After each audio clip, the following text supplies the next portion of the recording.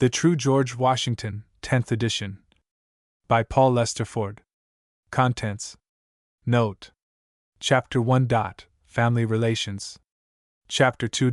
Physique. Chapter 3. Education. Chapter 4.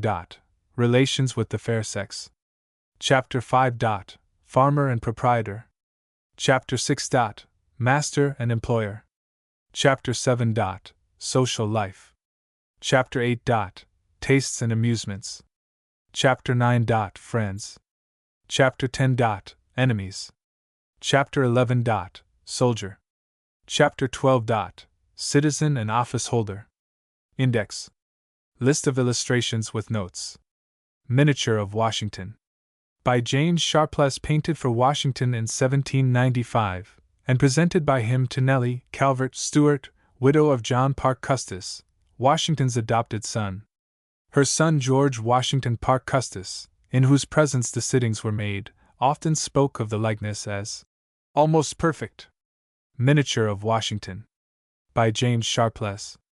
Memorial tablet of Lawrence and Amy Washington, in Sulgrave Church, Northamptonshire. The injury of the effigy of Lawrence Washington and the entire disappearance of the effigy of Amy antedate the early part of the present century, and probably were done in the Puritan period.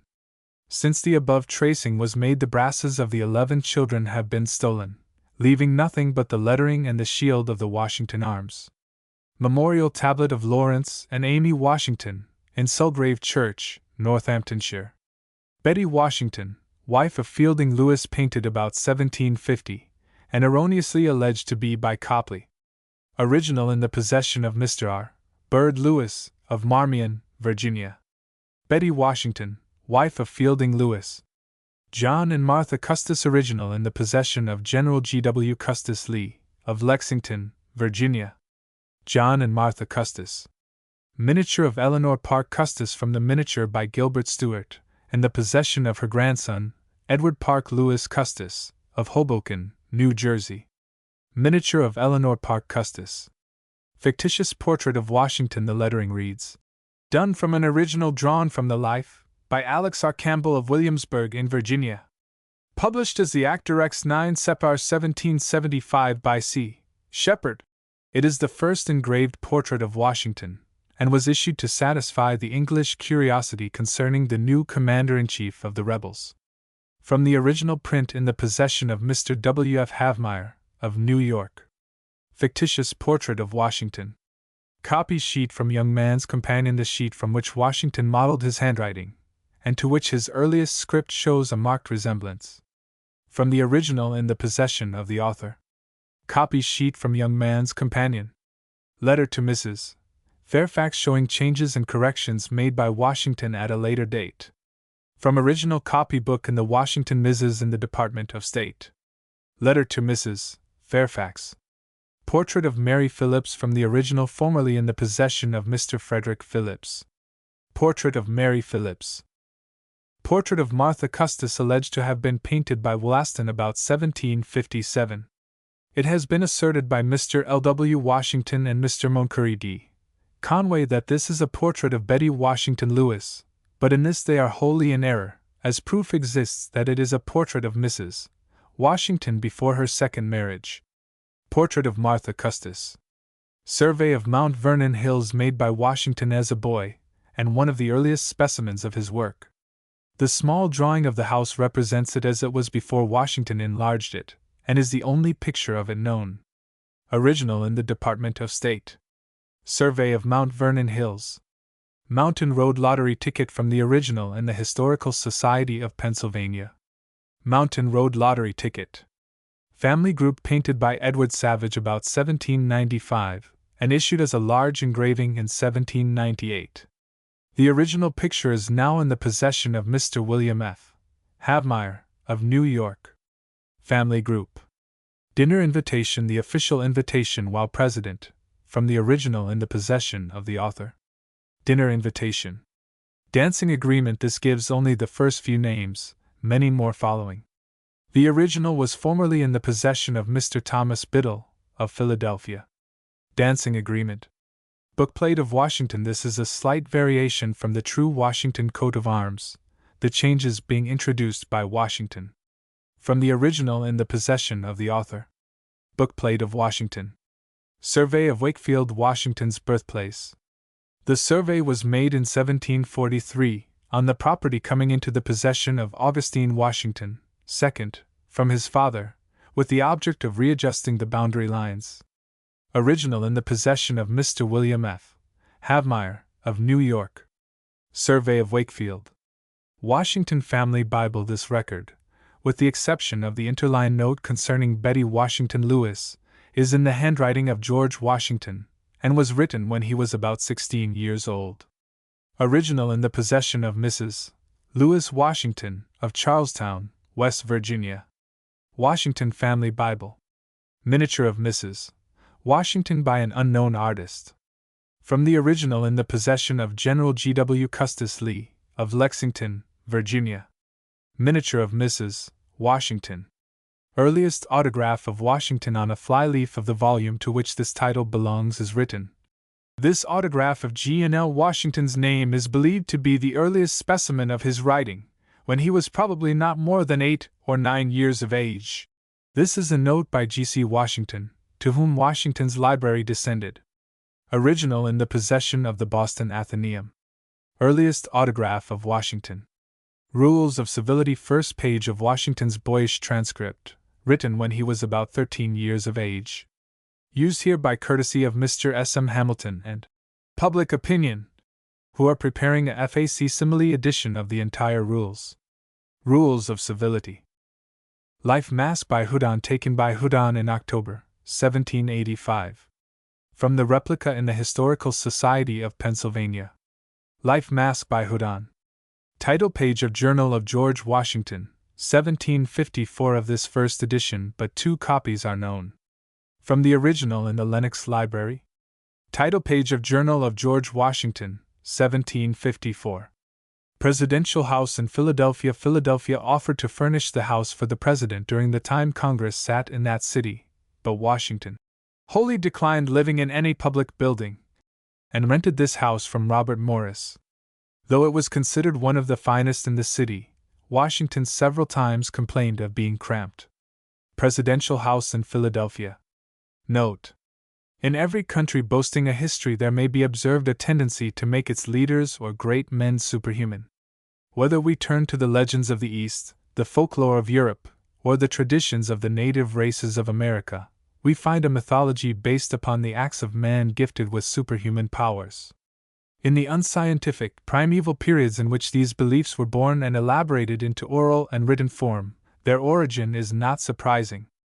But to all who have studied the creation of a mythology, no phase is a more curious one than that the keen, practical American of today should engage in the same process of hero building which has given us Jupiter, Wotan, King Arthur, and others. By a slow evolution we have well nigh discarded from the lives of our greatest men of the past all human faults and feelings, have enclosed their greatness in glass of the clearest crystal, and hung up a sign, "Do not touch." Indeed, with such characters as Washington, Franklin, and Lincoln we have practically adopted the English maxim that the king can do no wrong. In place of men, limited by human limits, and influenced by human passions, we have demigods, so stripped of human characteristics as to make us question even whether they deserve much credit for their sacrifices and deeds. But with this process of canonization have we not lost more than we have gained, both in example and in interest? Many, no doubt, with the greatest veneration for our first citizen, have sympathized with the view expressed by Mark Twain, when he said that he was a greater man than Washington, for the latter couldn't tell a lie, while he could, but wouldn't. We have endless biographies of Franklin, picturing him in all the public stations of life, but altogether they do not equal in popularity his own human autobiography, in which we see him walking down Market Street with a roll under each arm, and devouring a third. And so it seems as if the time had come to put the shadow boxes of humanity round our historic portraits, not because they are ornamental in themselves, but because they will make them examples, not mere idols. If the present work succeeds in humanizing Washington, and making him a man rather than a historical figure, its purpose will have been fulfilled. In the attempt to accomplish this, Washington has, so far as is possible, been made to speak for himself, even though at times it has compelled the sacrifice of literary form, in the hope that his own words would convey a greater sense of the personality of the man. So, too, liberal drafts have been made on the opinions and statements of his contemporaries. But unless the contrary is stated or is obvious, all quoted matter is from Washington's own pen. It is with pleasure that the author adds that the result of his study has only served to make Washington the greater to him. The writer is under the greatest obligation to his brother, Worthington Chauncey Ford, not merely for his numerous books on Washington, of which his Writings of George Washington is easily first in importance of all works relating to the great American, but also for much manuscript material which he has placed at the author's service. Hitherto unpublished facts have been drawn from many other sources, but notably from the rich collection of Mr. William F. Havemeyer of New York, from the Department of State in Washington, and from the Historical Society of Pennsylvania. To Mr. S. M. Hamilton, of the former institution, and to Mr. Frederick D. Stone, of the latter, the writer is particularly indebted for assistance. The True George Washington. I. Family Relations. Although Washington wrote that the history of his ancestors was, in his opinion, of very little moment, and a subject to which I confess I have paid very little attention, few Americans can prove a better pedigree. The earliest of his forebears yet discovered was described as gentlemen.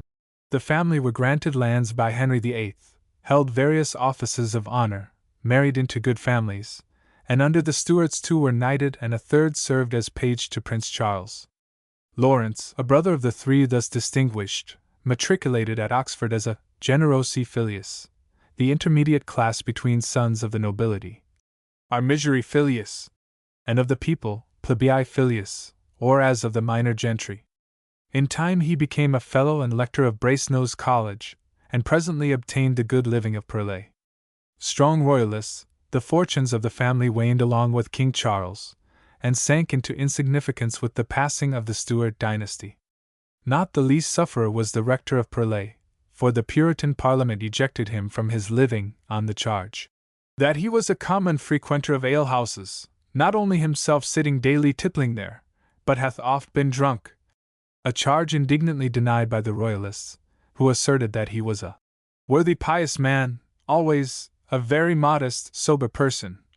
And this latter claim is supported by the fact that though the Puritans sequestered the rich living, they made no objection to his serving as rector at Brixton Parva, where the living was such a poor and miserable one that it was always with difficulty that any one was persuaded to accept of it. Poverty resulting, John, the eldest son of this rector, early took to the sea, and in 1656 assisted as second man in sailing ye vessel to Virginia. Here he settled, took up land, presently became a county officer, a burgess, and a colonel of militia. In this latter function he commanded the Virginia troops during the Indian War of 1675, and when his great-grandson, George, on his first arrival on the frontier, was called by the Indians Conatecarius, or devourer of villages. The formidable but inappropriate title for the newly fledged officer is supposed to have been due to the reputation that John Washington had won for his name among the Indians 80 years before. Both John's son, Lawrence, and Lawrence's son, Augustine, describe themselves in their wills as gentlemen, and both intermarried with the gentry families of Virginia. Augustine was educated at Appleby School, in England, like his grandfather followed the sea for a time, was interested in iron mines, and in other ways proved himself far more than the average Virginia planter of his day.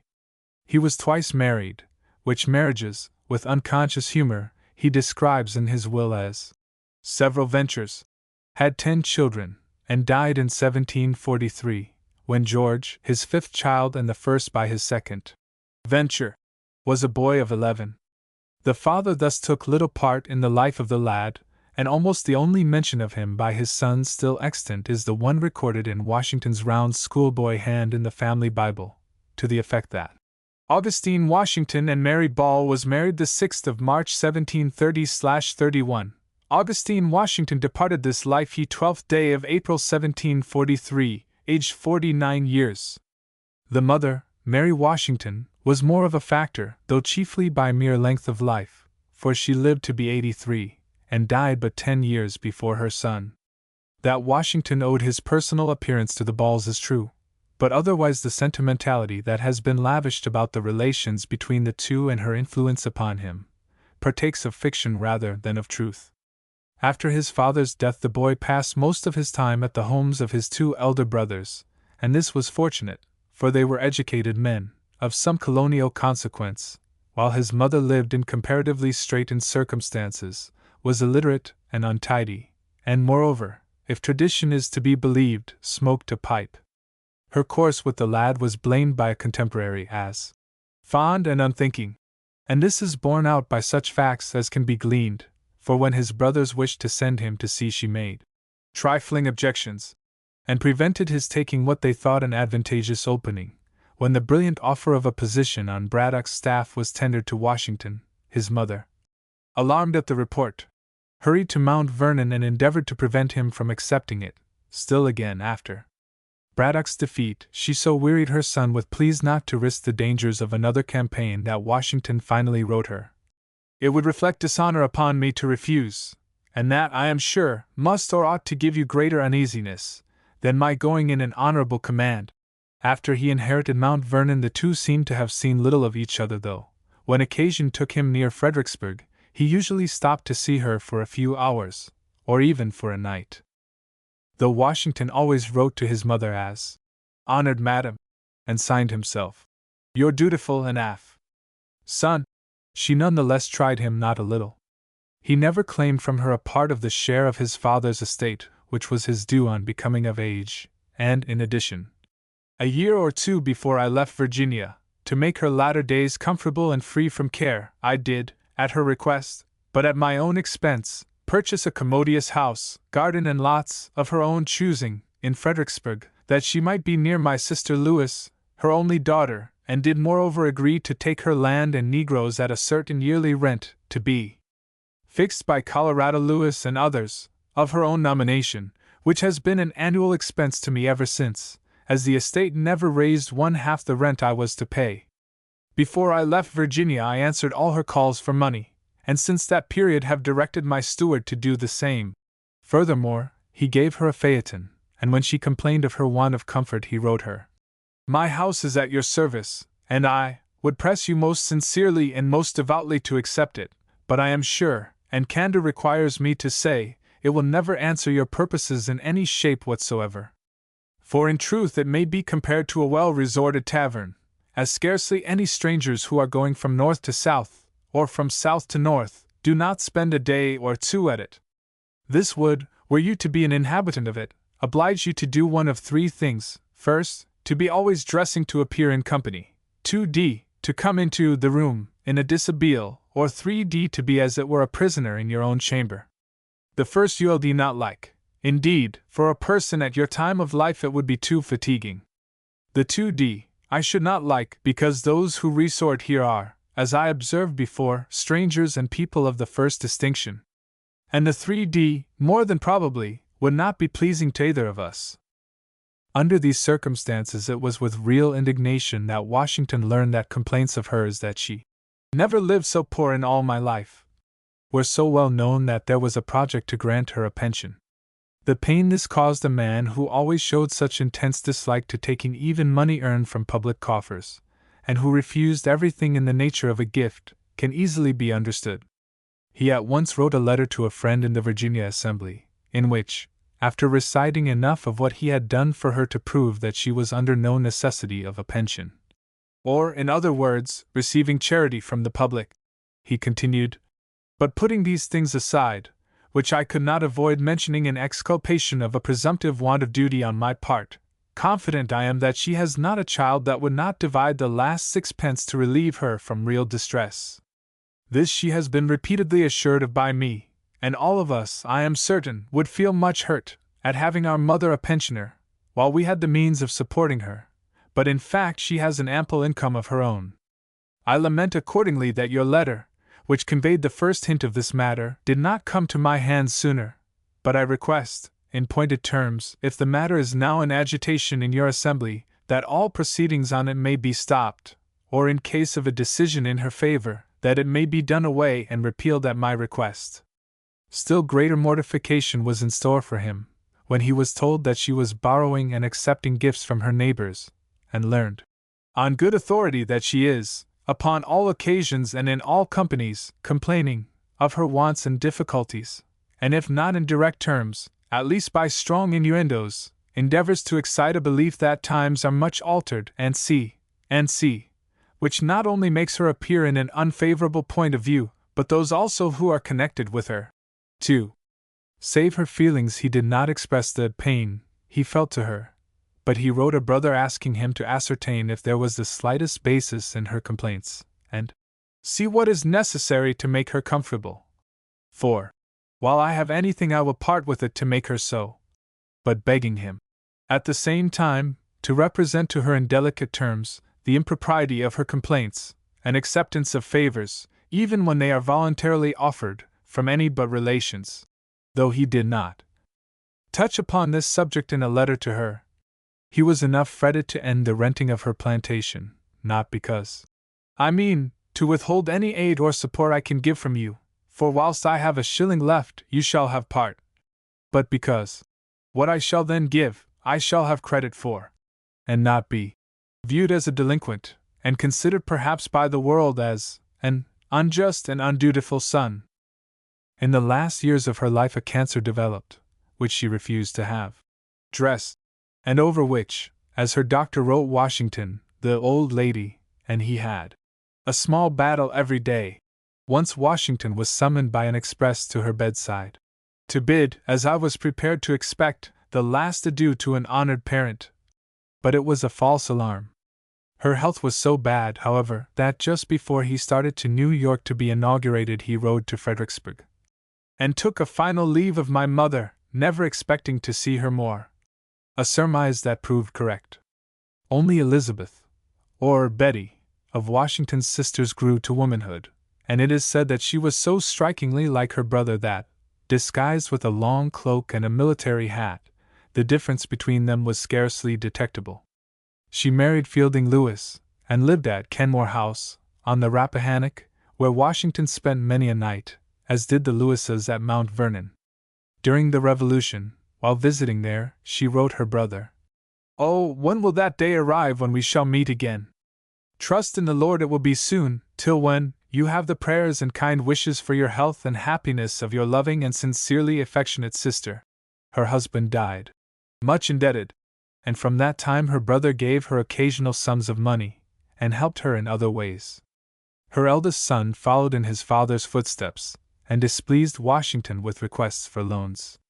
He angered him still more by conduct concerning which Washington wrote to him as follows: "Sir, your letter of the 11th of October never came to my hands till yesterday. Although your disrespectful conduct towards me, in coming into this country and spending weeks therein without ever coming near me, entitled you to very little notice or favor from me, yet I consent that you may get timber from off my land in Fauquier County to build a house on your lot in Rectortown.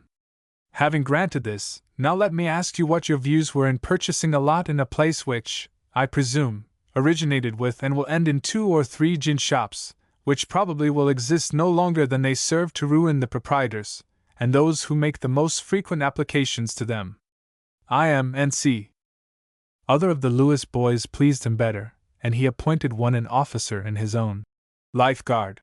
Of another he wrote, when president, to his sister: "If your son Howell is living with you, and not usefully employed in your own affairs, and should incline to spend a few months with me, as a writer in my office, if he is fit for it, I will allow him at the rate of $300 a year, provided he is diligent in discharging the duties of it from breakfast until dinner, Sundays excepted. This sum will be punctually paid him, and I am particular in declaring beforehand what I require, and what he may expect, that there may be no disappointment, or false expectations on either side.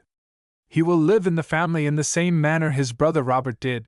This Robert had been for some time one of his secretaries, and at another time was employed as a rent collector. Still another son, Lawrence, also served him in these dual capacities, and Washington, on his retirement from the presidency, offered him a home at Mount Vernon. This led to a marriage with Mrs. Washington's grandchild, Eleanor Custis, a match which so pleased Washington that he made arrangements for Lawrence to build on the Mount Vernon estate. In his will named him an executor, and left the couple a part of this property, as well as a portion of the residuary estate. As already noted, much of Washington's early life was passed at the homes of his elder, half-brothers, Lawrence and Augustine, who lived respectively at Mount Vernon and Wakefield.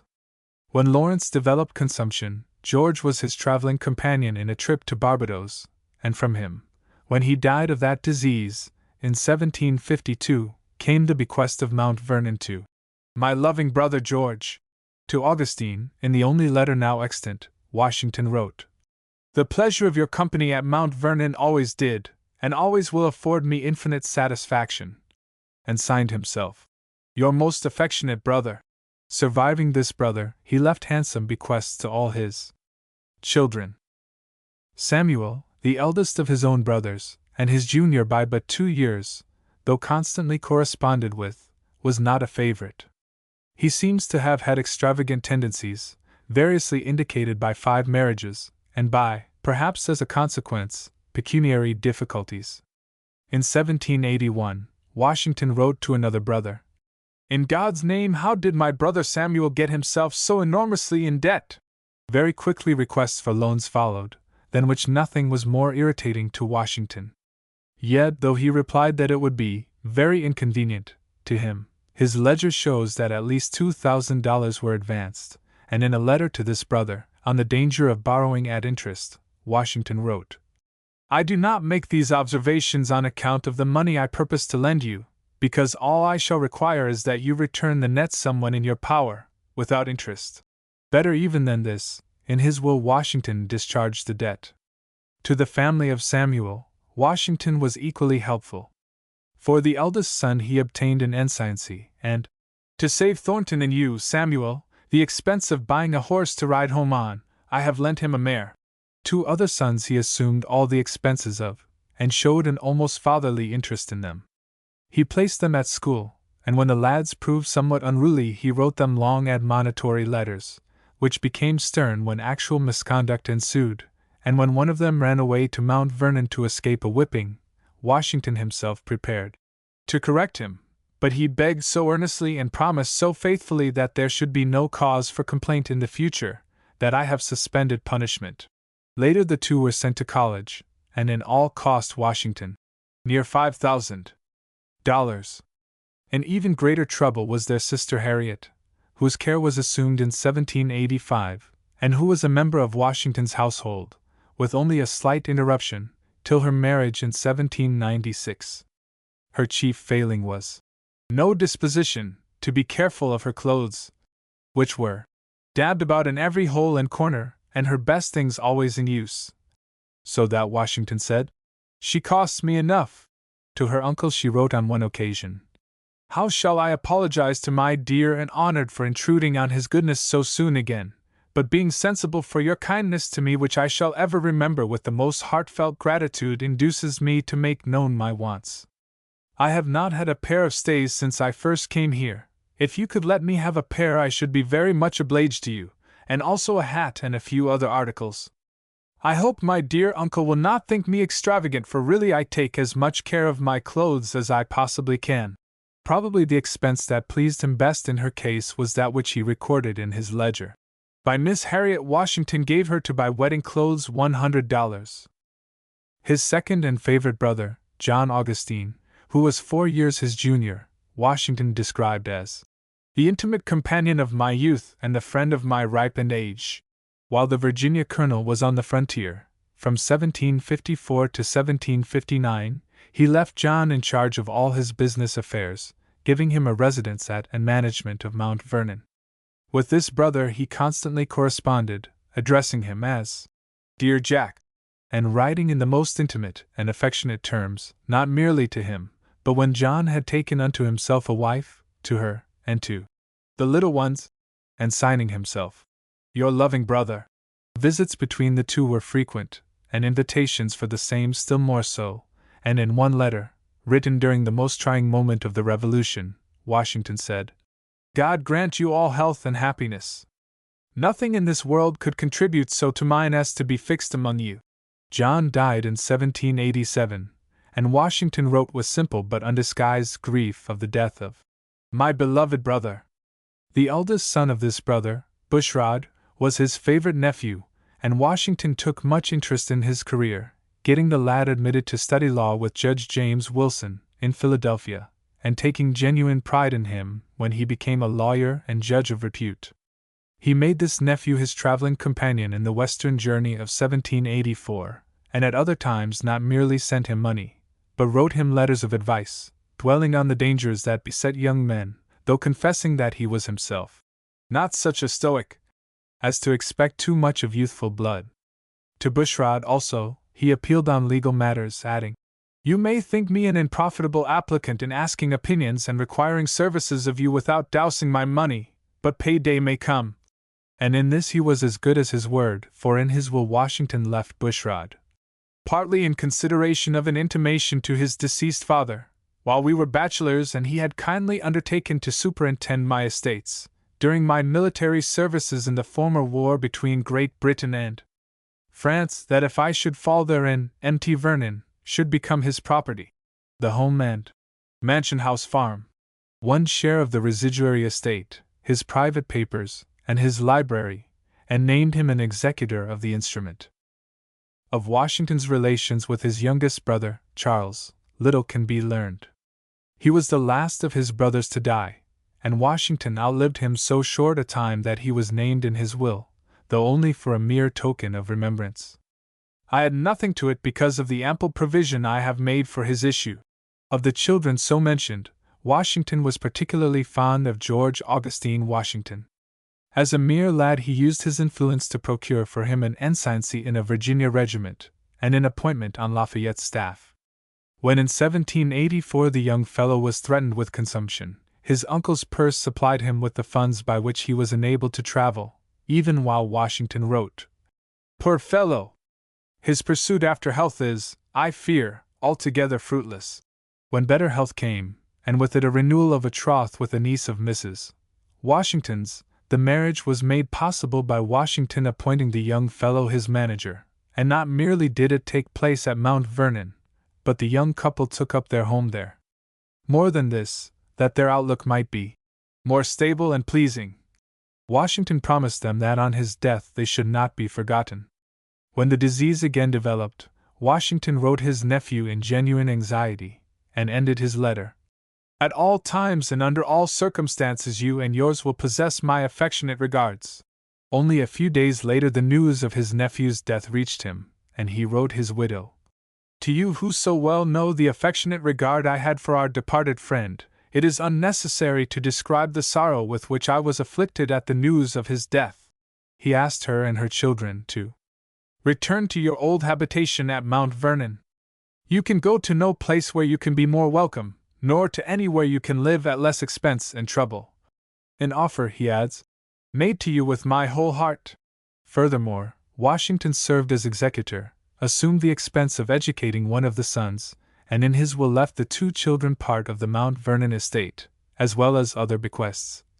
"On account of the affection I had for, and the obligation I was under to their father when living, who from his youth attached himself to my person, and followed my fortunes through the vicissitudes of the late Revolution, afterwards devoting his time for many years whilst my public employments rendered it impracticable for me to do it myself, thereby affording me essential services and always performing them in a manner the most filial and respectful."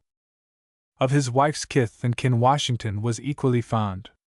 Both alone and with Mrs. Washington he often visited her mother, Mrs. Dandridge, and in 1773 he wrote to a brother-in-law that he wished, "I was master of arguments powerful enough to prevail upon Mrs.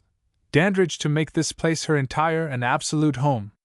I should think as she lives a lonesome life, Betsy being married, it might suit her well, and be agreeable, both to herself and my wife, to me most assuredly it would." Washington was also a frequent visitor at Eltham, the home of Colonel Bassett, who had married his wife's sister, and constantly corresponded with these relatives. He asked this whole family to be his guests at the warm springs, and, as this meant camping out in tents, he wrote, You will have occasion to provide nothing, if I can be advised of your intentions, so that I may provide accordingly. To another brother-in-law, Bartholomew Dandridge, he lent money, and forgave the debt to the widow in his will, also giving her the use during her life of the 33 Negroes he had bidden at the bankruptcy sale of her husband's property. The pleasantest glimpses of family feeling are gained, however, in his relations with his wife's children and grandchildren. John Park and Martha Park Custis, or Jack and Patsy, as he called them, were at the date of his marriage respectively 6 and 4 years of age, and in the first invoice of goods to be shipped to him from London after he had become their stepfather, Washington ordered 10 shillings worth of toys, 6 little books for children beginning to read, and 1 fashionable dressed baby to cost 10 shillings.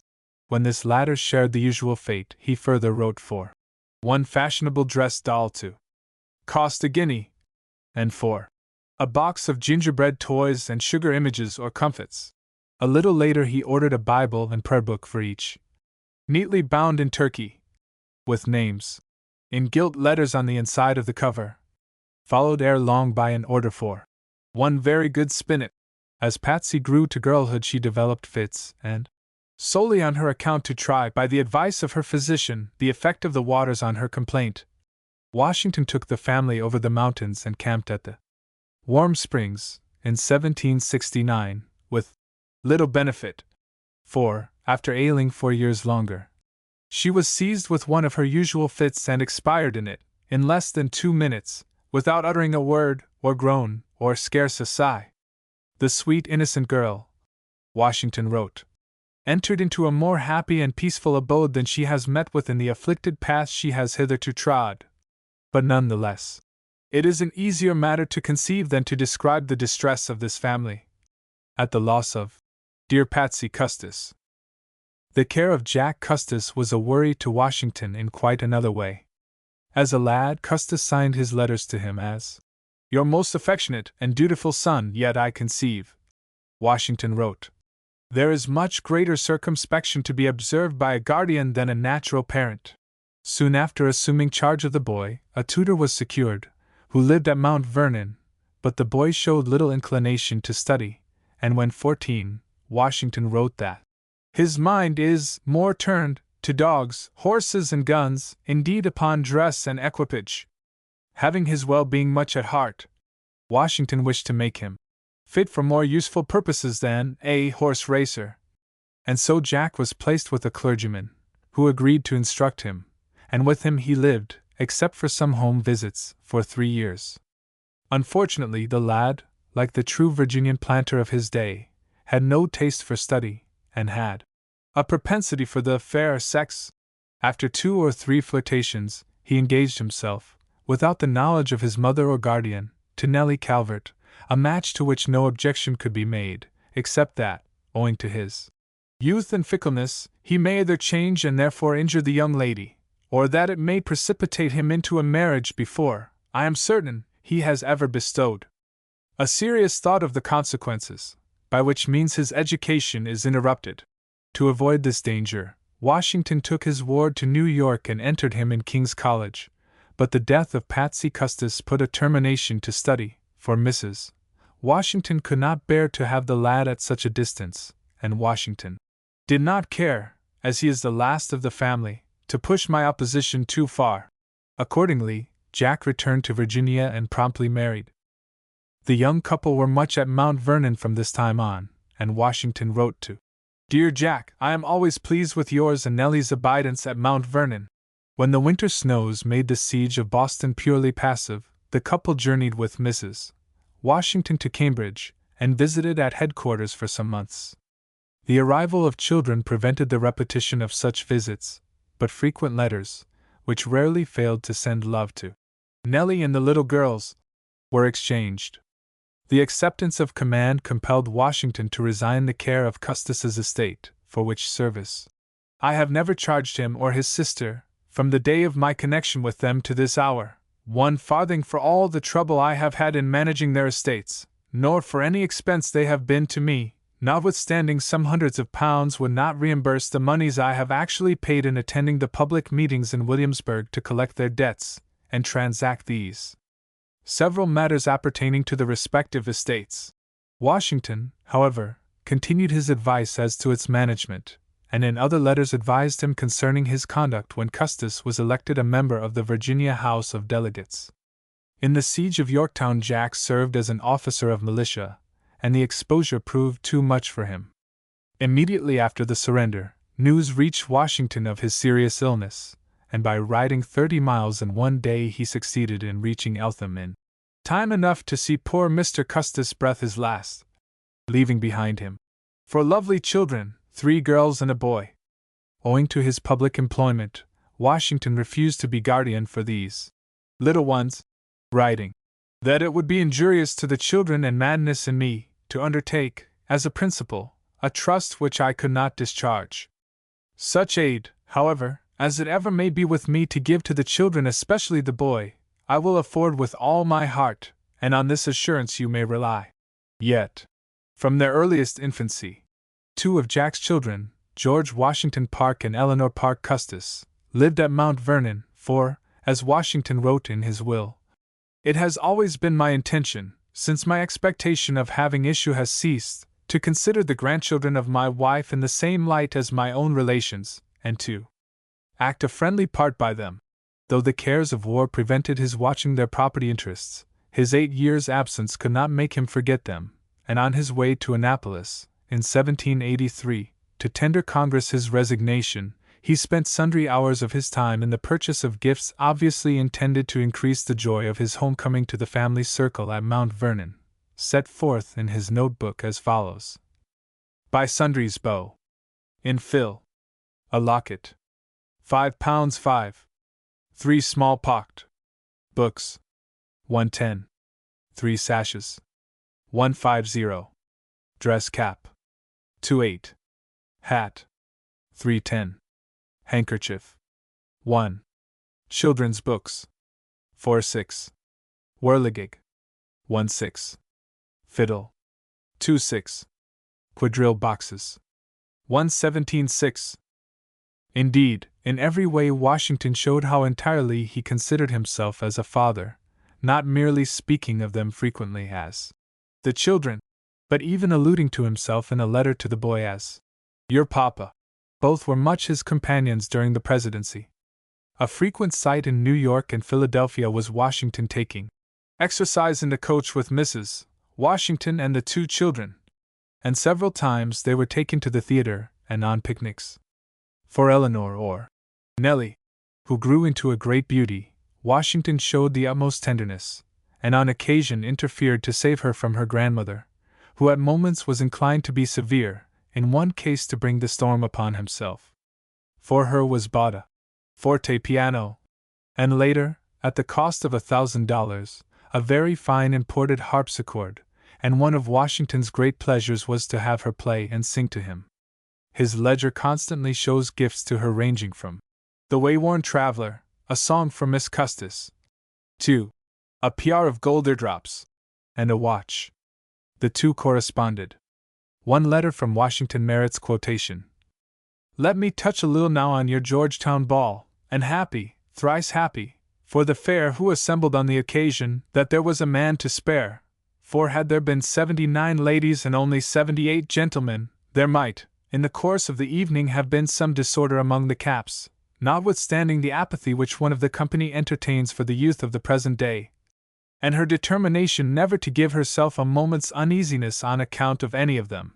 A hint here: men and women feel the same inclinations towards each other now that they always have done, and which they will continue to do until there is a new order of things, and you, as others have done, may find, perhaps, that the passions of your sex are easier raised than allayed. Do not therefore boast too soon or too strongly of your insensibility to, or resistance of, its powers. In the composition of the human frame there is a good deal of inflammable matter, however dormant it may lie for a time, and like an intimate acquaintance of yours, when the torch is put to it, that which is within you may burst into a blaze, for which reason, and especially too, as I have entered upon the chapter of advices, I will read you a lecture from this text. Not long after this was written, Nellie, as already mentioned, was married at Mount Vernon to Washington's nephew, Lawrence Lewis, and in time became joint owner with her husband of part of that place. As early as 1785 a tutor was wanted for Little Washington, as the lad was called, and Washington wrote to England to ask if some worthy man of the cloth could not be obtained, for the boy is a remarkably fine one, and my intention is to give him a liberal education. His training became part of the private secretary's duty, both at Mount Vernon and New York and Philadelphia, but the lad inherited his father's traits, and, from his infancy, discovered an almost unconquerable disposition to indolence. This led to failures which gave Washington extreme disquietude, and in vain he exhorted him in the most parental and friendly manner. Custis would express sorrow and repentance, and do no better. Successively he was sent to the College of Philadelphia, the College of New Jersey, and that at Annapolis, but from each he was expelled, or had to be withdrawn. Irritating as it must have been, his guardian never in his letters expressed anything but affection, shielded the lad from the anger of his stepfather, and saw that he was properly supplied with money, of which he asked him to keep a careful account, though this, as Washington wrote, was not because I want to know how you spend your money. After the last college failure a private tutor was once more engaged, but a very few weeks served to give Washington a thorough conviction that it was in vain to keep Washington Custis to any literary pursuits, either in a public seminary or at home. And as the next best thing, he procured him a cornetcy in the Provisional Army. Even here, balance was shown, for, out of compliment and friendship to Washington, the major generals were desirous of placing him as lieutenant in the first instance. But his age considered, I thought it more eligible that he should enter into the lowest grade. In this connection, one side of Washington's course with his relations deserves a special notice.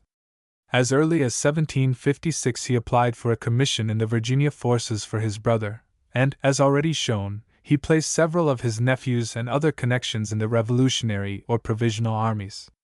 But he made clear distinction between military and civil appointments, and was very scrupulous about the latter. When his favorite nephew asked for a federal appointment, Washington answered, "You cannot doubt my wishes to see you appointed to any office of honor or emolument in the new government, to the duties of which you are competent.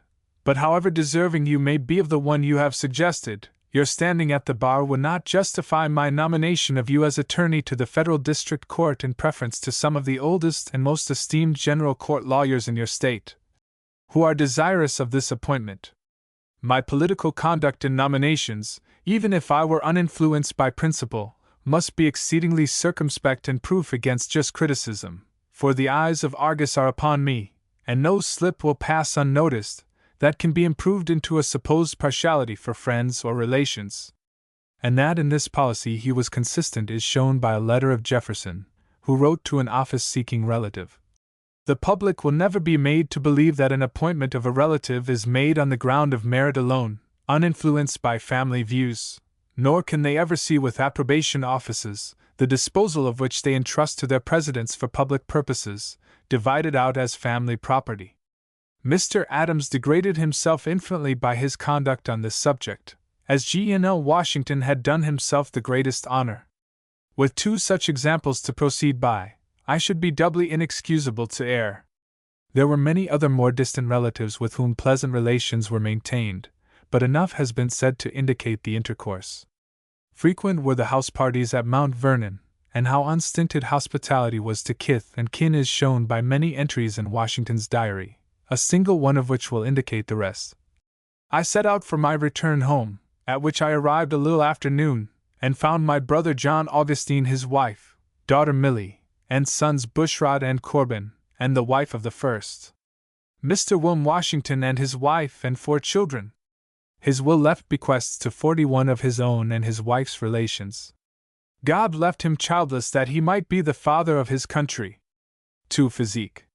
Writing to his London tailor for clothes, in 1763, Washington directed him to take measure of a gentleman who wears well-made clothes of the following size, to wit, 6 feet high and proportionably made, if anything rather slender than thick, for a person of that height, with pretty long arms and thighs. You will take care to make the breeches longer than those you sent me last, and I would have you keep the measure of the clothes you now make, by you, and if any alteration is required in my next it shall be pointed out. About this time, too, he ordered 6 man's riding gloves, rather large than the middle size, and several dozen pairs of stockings, to be long, and tolerably large. The earliest known description of Washington was written in 1760 by his companion in arms and friend George Mercer, who attempted a portraiture in the following words. He may be described as being as straight as an Indian, measuring 6 feet 2 inches in his stockings, and weighing 175 pounds when he took his seat in the House of Burgesses in 1759. His frame is padded with well-developed muscles, indicating great strength. His bones and joints are large, as are his feet and hands. He is wide-shouldered, but has not a deep or round chest, is neat-waisted, but is broad across the hips, and has rather long legs and arms. His head is well-shaped though not large, but is gracefully poised on a superb neck. A large and straight rather than prominent nose, blue-gray penetrating eyes, which are widely separated and overhung by a heavy brow. His face is long rather than broad, with high round cheekbones, and terminates in a good firm chin. He has a clear though rather a colorless pale skin, which burns with the sun, a pleasing, benevolent, though a commanding countenance, dark brown hair, which he wears in a queue. His mouth is large and generally firmly closed, but which from time to time discloses some defective teeth. His features are regular and placid, with all the muscles of his face under perfect control, though flexible and expressive of deep feeling when moved by emotion. In conversation he looks you full in the face, is deliberate, deferential, and engaging. His voice is agreeable rather than strong. His demeanor at all times composed and dignified. His movements and gestures are graceful, his walk majestic, and he is a splendid horseman. Dr. James Thatcher, writing in 1778, depicted him as remarkably tall, full 6 feet, erect and well proportioned. The strength and proportion of his joints and muscles appear to be commensurate with the preeminent powers of his mind. The serenity of his countenance, and majestic gracefulness of his deportment, impart a strong impression of that dignity and grandeur, which are his peculiar characteristics, and no one can stand in his presence without feeling the ascendancy of his mind, and associating with his countenance the idea of wisdom, philanthropy, magnanimity, and patriotism. There is a fine symmetry in the features of his face, indicative of a benign and dignified spirit. His nose is straight, and his eye inclined to blue. He wears his hair in a becoming queue, and from his forehead it is turned back and powdered in a manner which adds to the military air of his appearance. He displays a native gravity, but devoid of all appearance of ostentation.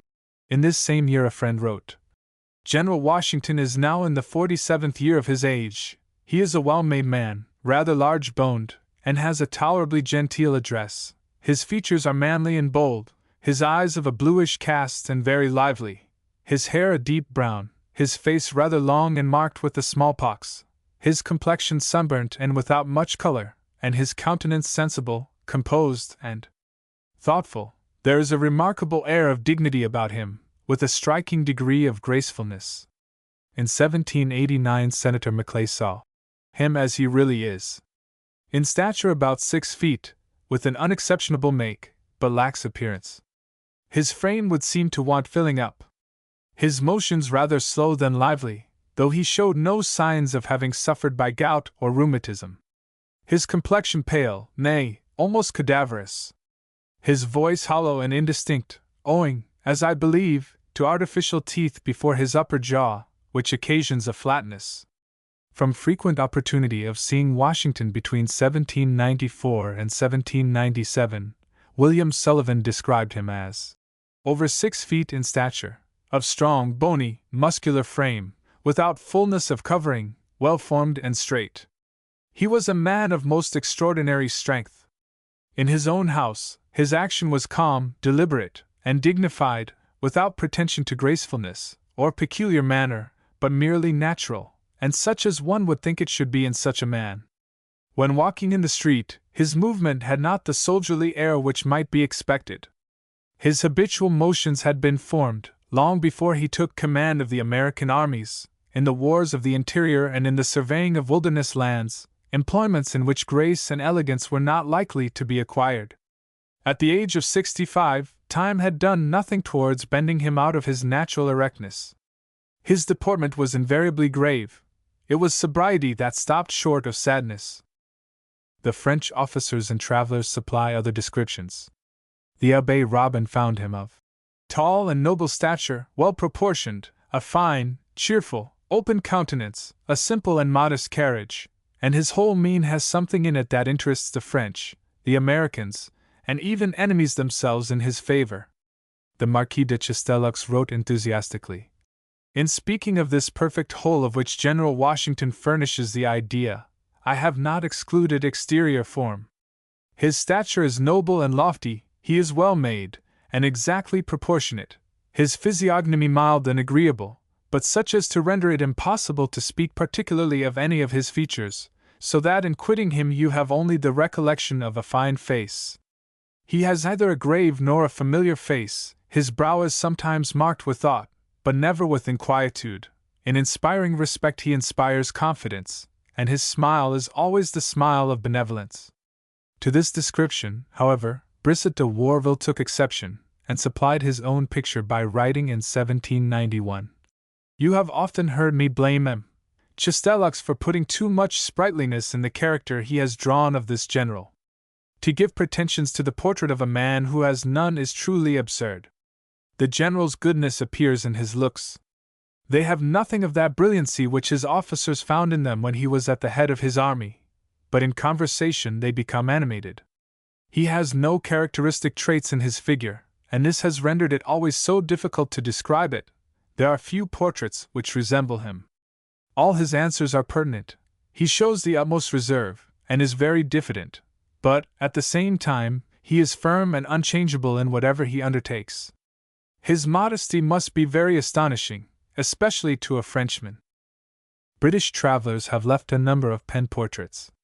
An anonymous writer in 1790 declared that in meeting him, it was not necessary to announce his name, for his peculiar appearance, his firm forehead, Roman nose, and a projection of the lower jaw, his height and figure, could not be mistaken by any one who had seen a full-length picture of him, and yet no picture accurately resembled him in the minute traits of his person.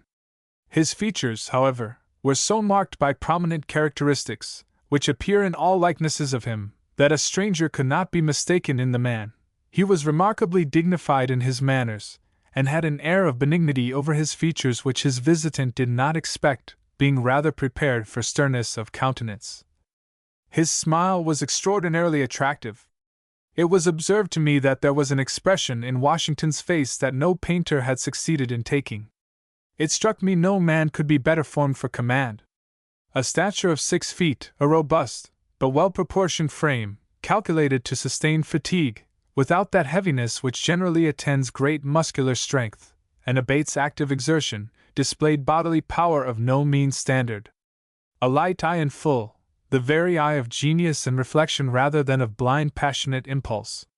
His nose appeared thick, and though it befitted his other features, was too coarsely and strongly formed to be the handsomest of its class. His mouth was like no other that I ever saw, the lips firm and the under jaw seeming to grasp the upper with force, as if its muscles were in full action when he sat still. 2 years later, an English diplomat wrote of him. His person is tall and sufficiently graceful, his face well formed, his complexion rather pale, with a mild philosophic gravity in the expression of it. In his air and manner he displays much natural dignity. In his address he is cold, reserved, and even phlegmatic, though without the least appearance of haughtiness or ill nature. It is the effect, I imagine, of constitutional diffidence. That caution and circumspection which forms so striking and well-known a feature in his military, and indeed, in his political character, is very strongly marked in his countenance, for his eyes retire inward, do you understand me, and have nothing of fire of animation or openness in their expression. Wannsey, who visited Mount Vernon in 1795, portrayed the President in his person as tall and thin but erect, rather of an engaging than a dignified presence. He appears very thoughtful, is slow in delivering himself, which occasions some to conclude him reserved, but it is rather, I apprehend, the effect of much thinking and reflection, for there is great appearance to me of affability and accommodation. He was at this time in his 63rd year, but he has very little the appearance of age, having been all his life long so exceeding temperate. In 1797, Weld wrote, "His chest is full, and his limbs, though rather slender, well shaped and muscular. His head is small, in which respect he resembles the make of a great number of his countrymen. His eyes are of a light grey color, and in proportion to the length of his face, his nose is long. Mr. Stuart, the eminent portrait painter, told me that there were features in his face totally different from what he ever observed in that of any other human being. The sockets for the eyes, for instance, are larger than what he ever met with before, and the upper part of the nose broader. All his features, he observed, were indicative of the strongest and most ungovernable passions, and had he been born in the forests, it was his opinion that he would have been the fiercest man among the savage tribes." Other and briefer descriptions contain a few phrases worth quoting. Samuel Stearns said, "His countenance commonly carries the impression of a serious cast." Maclay that the President seemed to bear in his countenance a settled aspect of melancholy. And the Prince de Broye wrote, "His pensive eyes seem more attentive than sparkling, but their expression is benevolent, noble, and self-possessed." Silas Deane in 1775 said he had a very young look and an easy soldier-like air and gesture. And in the same year Curwen mentioned his fine figure, and easy and agreeable address. Nathaniel Lawrence noted in 1783 that the general weighs commonly about 210 pounds. After death, Lear reports that Dr. Dick measured the body, which was as follows: in length 6 feet 3½ inches exact. Across the shoulders 1.9, across the elbows 2.1. The pleasantest description is Jefferson's. His person, you know, was fine, his stature exactly what one would wish, his deportment easy, erect, and noble. How far the portraits of Washington conveyed his expression is open to question. The quotation already given, which said that no picture accurately resembled him in the minute traits of his person, is worth noting. Furthermore, his expression varied much according to circumstances, and the painter saw it only in repose. The first time he was drawn, he wrote a friend, "Inclination having yielded to importunity, I am now contrary to all expectation under the hands of Mr. Peel, but in so grave, so sullen a mood, and now and then under the influence of Morphus, when some critical strokes are making, that I fancy the skill of this gentleman's pencil will be put to it, in describing to the world what manner of man I am." This passiveness seems to have seized him at other sittings, for in 1785 he wrote to a friend, who asked him to be painted, "In for a penny, in for a pound, is an old adage. I am so hackneyed to the touches of the painter's pencil that I am now altogether at their beck, and sit like Patience on a monument, whilst they are delineating the lines of my face. It is a proof, among many others, of what habit and custom can accomplish. At first I was as impatient at the request, and as restive under the operation, as a colt is of the saddle. The next time I submitted very reluctantly, but with less flouncing. Now no dray horse moves more readily to his stills than I to the painter's chair." His aide Lawrence bears this out by writing of a miniature. "The defects of this portrait are, that the visage is too long, and old age is too strongly marked in it. He is not altogether mistaken, with respect to the languor of the general's eye, for although his countenance, when affected either by joy or anger, is full of expression, yet when the muscles are in a state of repose, his eye certainly wants animation." One portrait which furnished Washington not a little amusement was an engraving issued in London in 1775, when interest in the rebel general was great. This likeness, it is needless to say, was entirely spurious, and when Reed sent a copy to headquarters, Washington wrote to him, "Mrs. Washington desires I will thank you for the picture sent her. Mr. Campbell, whom I never saw, to my knowledge, has made a very formidable figure of the Commander-in-Chief, giving him a sufficient portion of terror in his countenance." The physical strength mentioned by nearly every one who described Washington is so undoubted that the traditions of his climbing the walls of the Natural Bridge, throwing a stone across the Rappahannock at Fredericksburg, and another into the Hudson from the top of the Palisades, passed current more from the supposed muscular power of the man than from any direct evidence. In addition to this, Washington in 1755 claimed to have one of the best of constitutions, and again he wrote, "For my own part one can answer, I have a constitution hardy enough to encounter and undergo the most severe trials." This vigor was not the least reason of Washington's success. In the retreat from Brooklyn, for 48 hours preceding that I had hardly been off my horse, and between the 13th and the 19th of June of 1777, I was almost constantly on horseback. After the Battle of Monmouth, as told elsewhere, he passed the night on a blanket, the first night of the siege of York. He slept under a mulberry tree, the root serving for a pillow, and another time he lay all night in my great coat and boots, in a berth not long enough for me by the head, and much cramped. Besides the physical strain, there was a mental one. During the siege of Boston, he wrote that, "The reflection on my situation and that of this army produces many an uneasy hour when all around me are wrapped in sleep." Humphreys relates that at Newburgh in 1783 a revolt of the whole army seemed imminent, and, when General Washington rose from bed on the morning of the meeting, he told the writer his anxiety had prevented him from sleeping one moment the preceding night. Washington observed, in a letter written after the Revolution, strange as it may seem, it is nevertheless true, that it was not until lately I could get the better of my usual custom of ruminating as soon as I awoke in the morning, on the business of the ensuing day, and of my surprise at finding, after revolving many things in my mind, that I was no longer a public man, or had anything to do with public transactions. Despite his strength and constitution, Washington was frequently the victim of illness. What diseases of childhood he suffered are not known, but presumably measles was among them, for when his wife within the first year of married life had an attack he cared for her without catching the complaint. The first of his known illnesses was ague and fever, which I had to an extremity, about 1748, or when he was 16. In the sea voyage to Barbados in 1751, the seamen told Washington that they had never seen such weather before, and he says in his diary that the sea made the ship rowl much and me very sick. While in the island, he went to dine with a friend, with great reluctance, as the smallpox was in his family. A fortnight later Washington was strongly attacked with the smallpox, which confined him for nearly a month, and, as already noted, marked his face for life. Shortly after the return voyage he was taken with a violent pleurise which reduced me very low.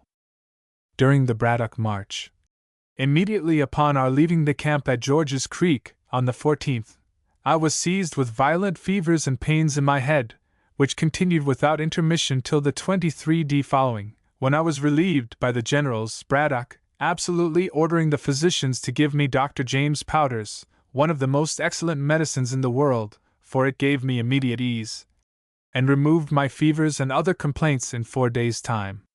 My illness was too violent to suffer me to ride, therefore I was indebted to a covered wagon for some part of my transportation, but even in this I could not continue far, for the jolting was so great. I was left upon the road with a guard and necessaries, to wait the arrival of Colonel Dunbar's detachment, which was 2 days' march behind us, the general giving me his word of honor that I should be brought up before he reached the French fort. This promise, and the doctor's threats that if I persevered in my attempts to get on, in the condition I was, my life would be endangered, determined me to halt for the above detachment.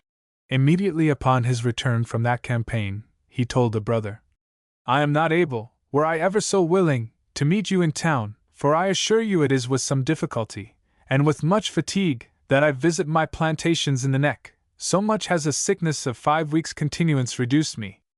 On the frontier, towards the end of 1757, he was seized with a violent attack of dysentery and fever, which compelled him to leave the army and retire to Mount Vernon.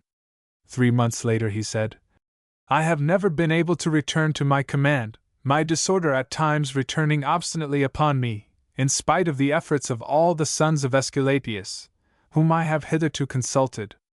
At certain periods I have been reduced to great extremity, and have too much reason to apprehend an approaching decay, being visited with several symptoms of such a disease. I am now under a strict regimen, and shall set out tomorrow for Williamsburg to receive the advice of the best physician there. My constitution is certainly greatly impaired, and nothing can retrieve it but the greatest care and the most circumspect conduct. It was in this journey that he met his future wife, and either she or the doctor cured him, for nothing more is heard of his approaching decay. In 1761 he was attacked with a disease which seems incidental to new settlements, known in Virginia at that time as the river fever, and 100 years later, farther west, as the breakbone fever, and which, in a far milder form, is today known as malaria. Hoping to cure it, he went over the mountains to the warm springs, being much overcome with the fatigue of the ride and weather together. However, I think my fevers are a good deal abated, although my pains grow rather worse, and my sleep equally disturbed. What effect the waters may have upon me I can't say at present, but I expect nothing from the air. This certainly must be unwholesome. I purpose staying here a fortnight and longer if benefited. After writing this, a relapse brought him very near my last gasp.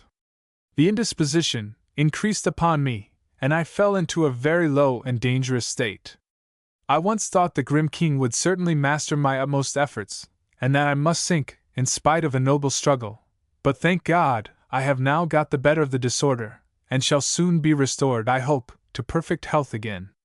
During the Revolution, fortunately, he seems to have been wonderfully exempt from illness, and not till his retirement to Mount Vernon did an old enemy, the ague, reappear. In 1786 he said in a letter, "I write to you with a very aching head and disordered frame. Saturday last, by an imprudent act, I brought on an ague and fever on Sunday, which returned with violence Tuesday and Thursday, and if Dr. Craik's efforts are ineffectual I shall have them again this day." His diary gives the treatment. Seized with an ague before 6 o'clock this morning after having labored under a fever all night, sent for Dr. Craik, who arrived just as we were setting down to dinner, who, when he thought my fever sufficiently abated, gave me cathartic and directed the bark to be applied in the morning. September 2nd, kept close to the house today, being my fit day in course lest any exposure might bring it on, happily missed it September 14th. At home all day repeating doses of bark, of which I took 4 with an interval of 2 hours between. With 1787 a new foe appeared in the form of a rheumatic complaint which has followed me more than 6 months, is frequently so bad that it is sometimes with difficulty I can raise my hand to my head or turn myself in bed. During the presidency Washington had several dangerous illnesses, but the earliest one had a comic side. In his tour through New England in 1789, so Sullivan states, owing to some mismanagement in the reception ceremonials at Cambridge, Washington was detained a long time, and the weather being inclement, he took cold. For several days afterward a severe influenza prevailed at Boston and its vicinity, and was called the Washington influenza. He himself writes of this attack, "Myself much disordered by a cold, and inflammation in the left eye." 6 months later, in New York, he was indisposed with a bad cold, and at home all day writing letters on private business. And this was the beginning of a severe illness, which, according to McVicker, was a case of anthrax so malignant as for several days to threaten mortification. During this period Dr. Bard never quitted him. On one occasion, being left alone with him, General Washington, looking steadily in his face, desired his candid opinion as to the probable termination of his disease, adding, with that placid firmness which marked his address, "Do not flatter me with vain hopes. I am not afraid to die, and therefore can bear the worst." Dr. Bard's answer, though it expressed hope, acknowledged his apprehensions. The President replied, "Whether tonight or 20 years hence, makes no difference." It was of this that Maclay wrote, "Called to see the President. Every eye full of tears. His life despaired of. Dr. McKnight told me he would trifle neither with his own character nor the public expectation. His danger was imminent, and every reason to expect that the event of his disorder would be unfortunate." During his convalescence the President wrote to a correspondent, "I have the pleasure to inform you that my health is restored, but a feebleness still hangs upon me, and I am much incommoded by the incision, which was made in a very large and painful tumor on the protuberance of my thigh.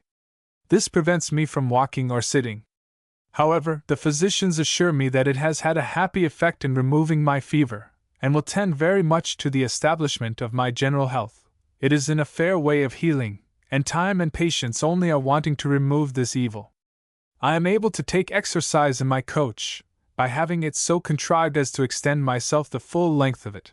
He himself seems to have thought this succession of illness due to the fatigues of office, for he said, "Public meetings, and a dinner once a week to as many as my table will hold, with the references to and from the different Department of State and other communications with all parts of the Union, are as much, if not more, than I am able to undergo, for I have already had within less than a year 2 severe attacks, the last worse than the first.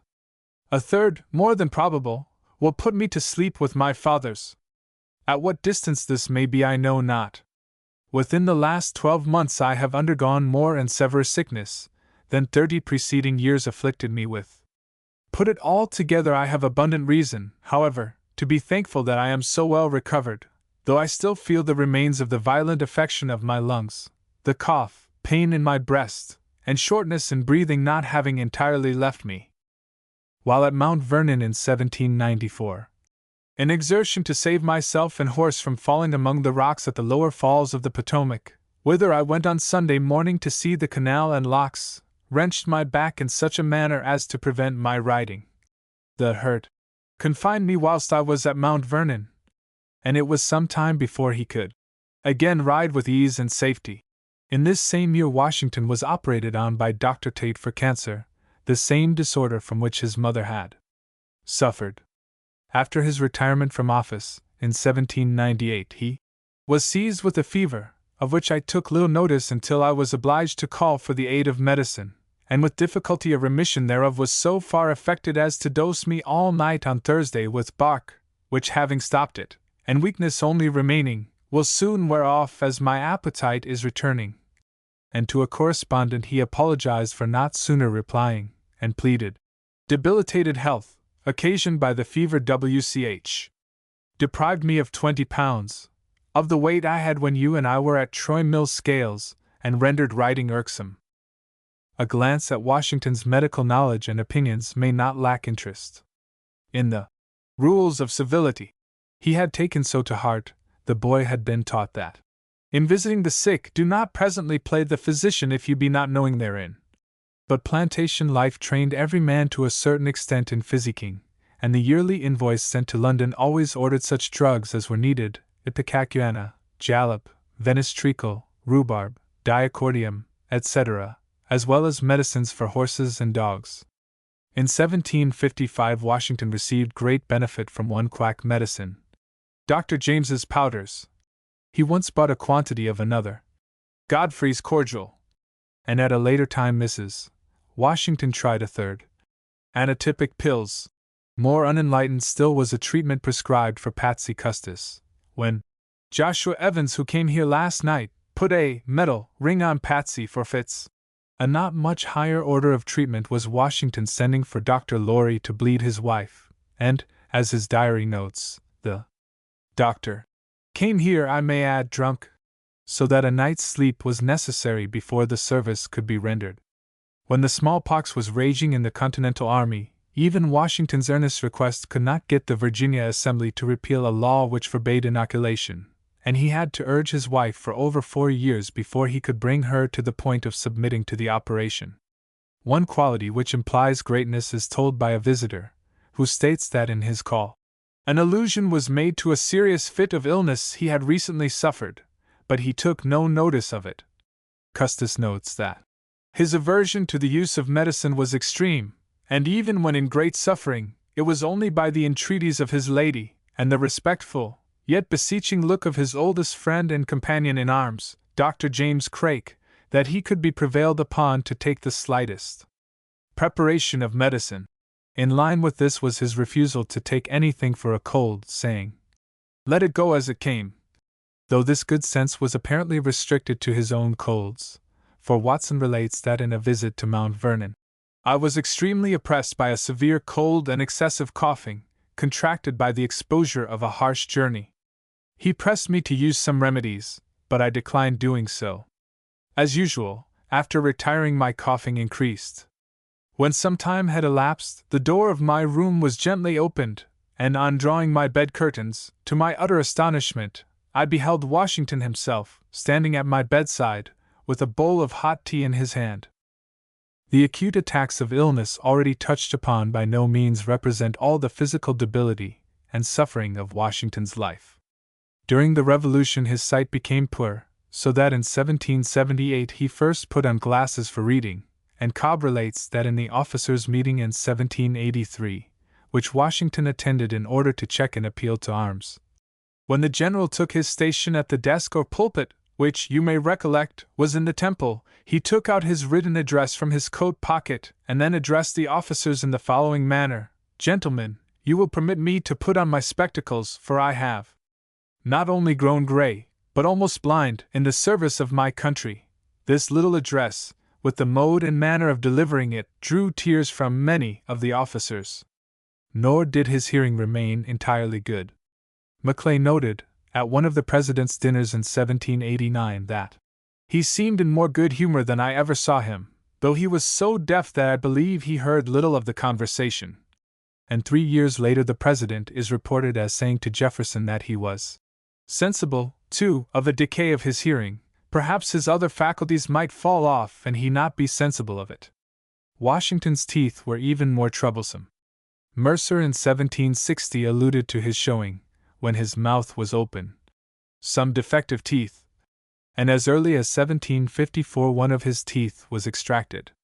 From this time toothache, usually followed by the extraction of the guilty member, became almost of yearly recurrence, and his diary reiterates, with verbal variations, "indisposed with an aching tooth, and swelled and inflamed gum," while his ledger contains many items typified by "To Dr. Watson drawing a tooth 5/." By 1789 he was using false teeth, and he lost his last tooth in 1795. At first these substitutes were very badly fitted, and when Stuart painted his famous picture he tried to remedy the malformation they gave the mouth by padding under the lips with cotton. The result was to make bad worse, and to give, in that otherwise fine portrait, a feature at once poor and unlike Washington, and for this reason alone the Sharpless miniature, which in all else approximates so closely to Stuart's masterpiece, is preferable. In 1796 Washington was furnished with 2 sets of seahorse, i.e., hippopotamus, ivory teeth, and they were so much better fitted that the distortion of the mouth ceased to be noticeable. Washington's final illness began December 12, 1799, in a severe cold taken by riding about his plantation while rain, hail, and snow were falling alternately, with a cold wind. When he came in late in the afternoon, Lear observed to him that I was afraid that he had got wet. He said no, his great coat had kept him dry, but his neck appeared to be wet and the snow was hanging on his hair. The next day he had a cold, and complained of having a sore throat. Yet, though it was snowing, none the less he went out in the afternoon to mark some trees which were to be cut down. He had a hoarseness which increased in the evening, but he made light of it as he would never take anything to carry off a cold, always observing, "Let it go as it came." At 2 o'clock the following morning he was seized with a severe ague, and as soon as the house was stirring he sent for an overseer and ordered the man to bleed him, and about half a pint of blood was taken from him. At this time he could swallow nothing, appeared to be distressed, convulsed, and almost suffocated. There can be scarcely a doubt that the treatment of his last illness by the doctors was little short of murder. Although he had been bled once already, after they took charge of the case they prescribed 2 pretty copious bleedings, and finally a third, when about 32 ounces of blood were drawn, or the equivalent of a quart. Of the 3 doctors, one disapproved of this treatment, and a second wrote, only a few days after Washington's death, to the third: "You must remember, Dr. Dick was averse to bleeding the general, and I have often thought that if we had acted according to his suggestion when he said, 'He needs all his strength, bleeding will diminish it,' and taken no more blood from him, our good friend might have been alive now. But we were governed by the best light we had. We thought we were right, and so we are justified." Shortly after this last bleeding Washington seemed to have resigned himself, for he gave some directions concerning his will, and said, "I find I am going," and, smiling, added that, as it was the debt which we must all pay, he looked to the event with perfect resignation. From this time on, he appeared to be in great pain and distress, and said, "Doctor, I die hard, but I am not afraid to go. I believed from my first attack that I should not survive it." A little later he said, "I feel myself going. I thank you for your attention. You had better not take any more trouble about me, but let me go off quietly." The last words he said were, "'Tis well." About 10 minutes before he expired, his breathing became much easier. He lay quietly, and felt his own pulse. The general's hand fell from his wrist, and he expired without a struggle or a sigh. 3. Education. The father of Washington received his education at Appleby School in England, and true to his alma mater, he sent his 2 elder sons to the same school. His death when George was 11 prevented this son from having the same advantage, and such education as he had was obtained in Virginia. His old friend, and later enemy, Rev. Jonathan Boucher, said that George, like most people thereabouts at that time, had no education than reading, writing, and accounts, which he was taught by a convict servant whom his father bought for a schoolmaster. But Boucher managed to include so many inaccuracies in his account of Washington, that even if this statement were not certainly untruthful in several respects, it could be dismissed as valueless. Born at Wakefield, in Washington Parish, Westmoreland, which had been the home of the Washingtons from their earliest arrival in Virginia, George was too young while the family continued there to attend the school which had been founded in that parish by the gift of 440 acres from some early patron of knowledge. When the boy was about 3 years old, the family removed to Washington, as Mount Vernon was called before it was renamed, and dwelt there from 1735 till 1739, when, owing to the burning of the homestead, another remove was made to an estate on the Rappahannock, nearly opposite Fredericksburg. Here it was that the earliest education of George was received, for in an old volume of the Bishop of Exeter's sermons his name is written, and on a flyleaf a note in the handwriting of a relative who inherited the library states that this autograph of George Washington's name is believed to be the earliest specimen of his handwriting, when he was probably not more than 8 or 9 years old. During this period, too, there came into his possession the Young Man's Companion, in English, vade mecum of then enormous popularity, written in a plain and easy style. The title states that a young man may attain the same, without a tutor. It would be easier to say what this little book did not teach than to catalogue what it did. How to read, write, and figure is but the introduction to the larger part of the work, which taught one to write letters, wills, deeds, and all legal forms, to measure, survey, and navigate, to build houses, to make ink and cider, and to plant and graft, how to address letters to people of quality, how to doctor the sick, and finally, how to conduct oneself in company.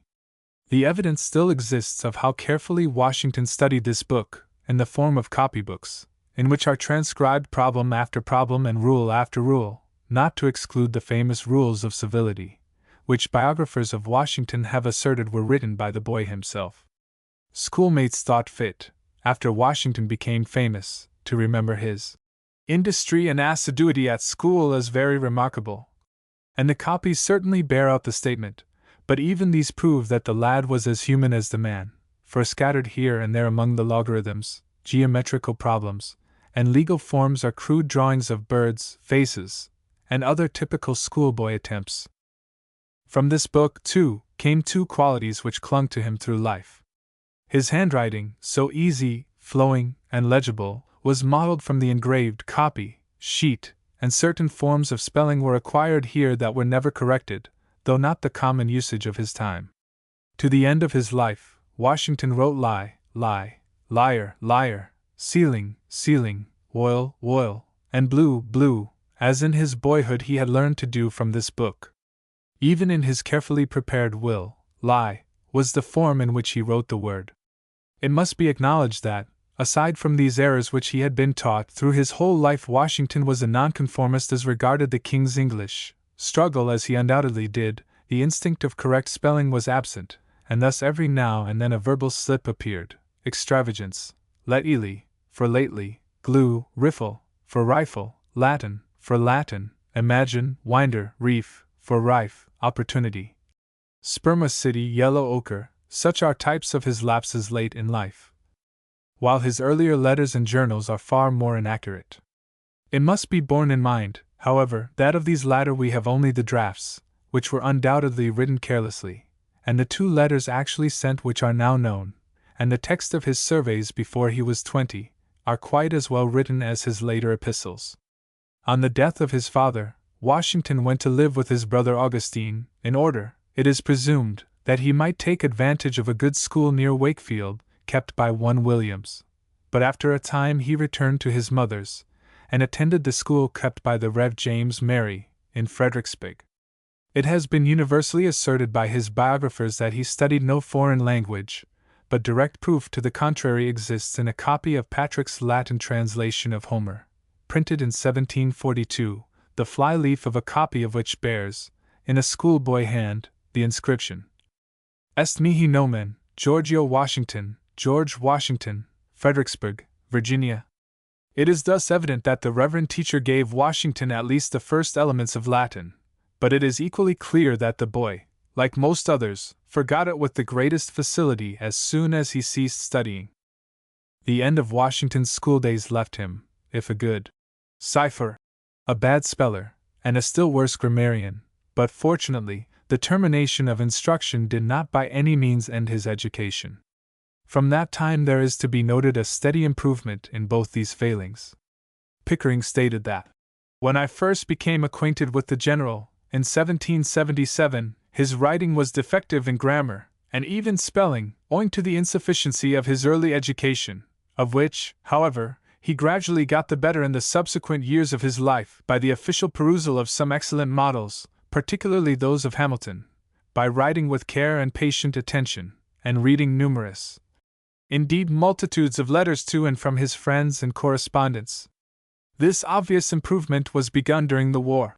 In 1785 a contemporary noted that, "The General is remarked for writing a most elegant letter," adding that, like the famous Addison, his writing excels his speaking, and Jefferson said that, "He wrote readily, rather diffusely, in an easy and correct style." This he had acquired by conversation with the world, for his education was merely reading, writing, and common arithmetic, to which he added surveying at a later day. There can be no doubt that Washington felt his lack of education very keenly as he came to act upon a larger sphere than as a Virginia planter. "I am sensible," he wrote a friend, of his letters, "that the narrations are just, and that truth and honesty will appear in my writings, of which, therefore, I shall not be ashamed, though criticism may censure my style." When his secretary suggested to him that he should write his own life, he replied, "In a former letter I informed you, my dear Humphreys, that if I had talents for it, I have not leisure to turn my thoughts to commentaries. A consciousness of a defective education, and a certainty of the want of time, unfit me for such an undertaking." On being pressed by a French comrade in arms to pay France a visit, he declined, saying, "Remember, my good friend, that I am unacquainted with your language, that I am too far advanced in years to acquire a knowledge of it, and that to converse through the medium of an interpreter upon common occasions, especially with the ladies, must appear so extremely awkward, insipid, and uncouth that I can scarce bear it in idea." In 1788, without previous warning, he was elected Chancellor of William and Mary College, a distinction by which he felt honored and greatly affected. But, not knowing particularly what duties, or whether any active services are immediately expected from the person holding the office of Chancellor, I have been greatly embarrassed in deciding upon the public answer proper to be given. My difficulties are briefly these. On the one hand, nothing in this world could be farther from my heart than a refusal of the appointment, provided its duties are not incompatible with the mode of life to which I have entirely addicted myself, and on the other hand, I would not for any consideration disappoint the just expectations of the Convocation by accepting an office, whose functions I previously knew I should be absolutely unable to perform. Perhaps the most touching proof of his own self-depreciation was something he did when he had become conscious that his career would be written about. Still in his possession were the letter books in which he had kept copies of his correspondence while in command of the Virginia Regiment between 1754 and 1759, and late in life he went through these volumes, and by interlining corrections, carefully built them into better literary form. How this was done is shown here by a single facsimile. With the appointment to command the Continental Army, a secretary was secured, and in an absence of this assistant he complained to him that my business increases very fast, and my distresses for want of you along with it. Mr. Harrison is the only gentleman of my family that can afford me the least assistance in writing. He and Mr. Moylan have heretofore afforded me their aid, and they have really had a great deal of trouble. Most of Washington's correspondence during the Revolution was written by his aides, Pickering said. As to the public letters bearing his signature, it is certain that he could not have maintained so extensive a correspondence with his own pen, even if he had possessed the ability and promptness of Hamilton. That he would, sometimes with propriety, observe upon, correct, and add to any draft submitted for his examination and signature, I have no doubt. And yet I doubt whether many, if any, of the letters are his own draft. I have even reason to believe that not only the composition, the clothing of the ideas, but the ideas themselves, originated generally with the writers, that Hamilton and Harrison, in particular, were scarcely in any degree his amanuenses. I remember, when at headquarters one day, at Valley Forge, Colonel Harrison came down from the general's chamber, with his brows knit, and thus accosted me, I wish to the Lord the General would give me the heads or some idea of what he would have me write. After the Revolution, a visitor at Mount Vernon said, It's astonishing the packet of letters that daily comes for him from all parts of the world, which employ him most of the morning to answer. A secretary was employed, but not so much to do the actual writing as the copying and filing, and at this time Washington complained that my numerous correspondencies are daily becoming irksome to me. Yet there can be little question that he richly enjoyed writing when it was not for the public eye. It is not the letters of my friends which give me trouble, he wrote to one correspondent. To another he said, I began with telling you that I should not write a lengthy letter, but the result has been to contradict it.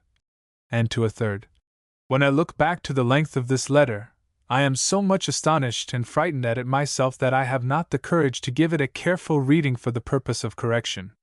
You must, therefore, receive it with all its imperfections, accompanied with this assurance, that, though there may be inaccuracies in the letter, there is not a single defect in the friendship. Occasionally there was, as here, an apology. I am persuaded you will excuse this scratched scrawl, when I assure you it is with difficulty I write at all. He ended a letter in 1777, and in 1792 of another said, You must receive it blotted and scratched as you find it, for I have not time to copy it. It is now 10 o'clock at night, after my usual hour for retiring to rest, and the mail will be closed early tomorrow morning. To his overseer, who neglected to reply to some of his questions, he told his method of writing, which is worth quoting.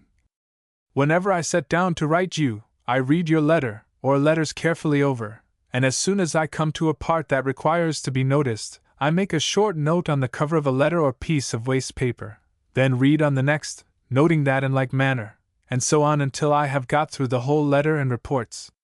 Then in writing my letter to you, as soon as I have finished what I have to say on one of these notes, I draw my pen through it and proceed to another and another until the whole is done, crossing each as I go on, by which means if I am called off 20 times whilst I am writing, I can never with these notes before me finished or unfinished, omit anything I wanted to say, and they serve me also, as I keep no copies of letters I wrote to you, as memorandums of what has been written if I should have occasion at any time to refer to them.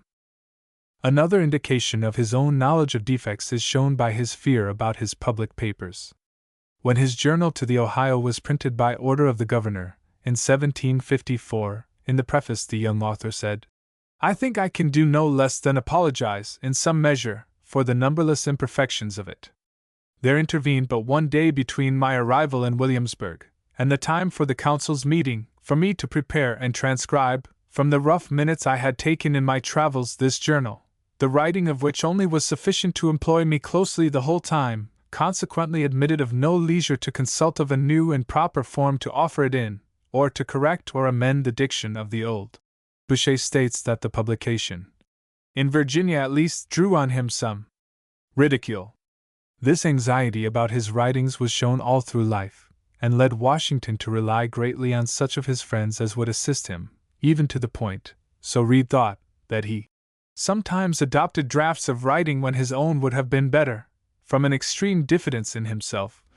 And Pickering said, in writing to an aide, although the General's private correspondence was doubtless, for the most part, his own, and extremely acceptable to the persons addressed, yet, in regard to whatever was destined to meet the public eye, he seems to have been fearful to exhibit his own compositions, relying too much on the judgment of his friends, and sometimes adopted drafts that were exceptionable. Some parts of his private correspondence must have essentially differed from other parts in the style of composition. You mention your own aids to the General in this line.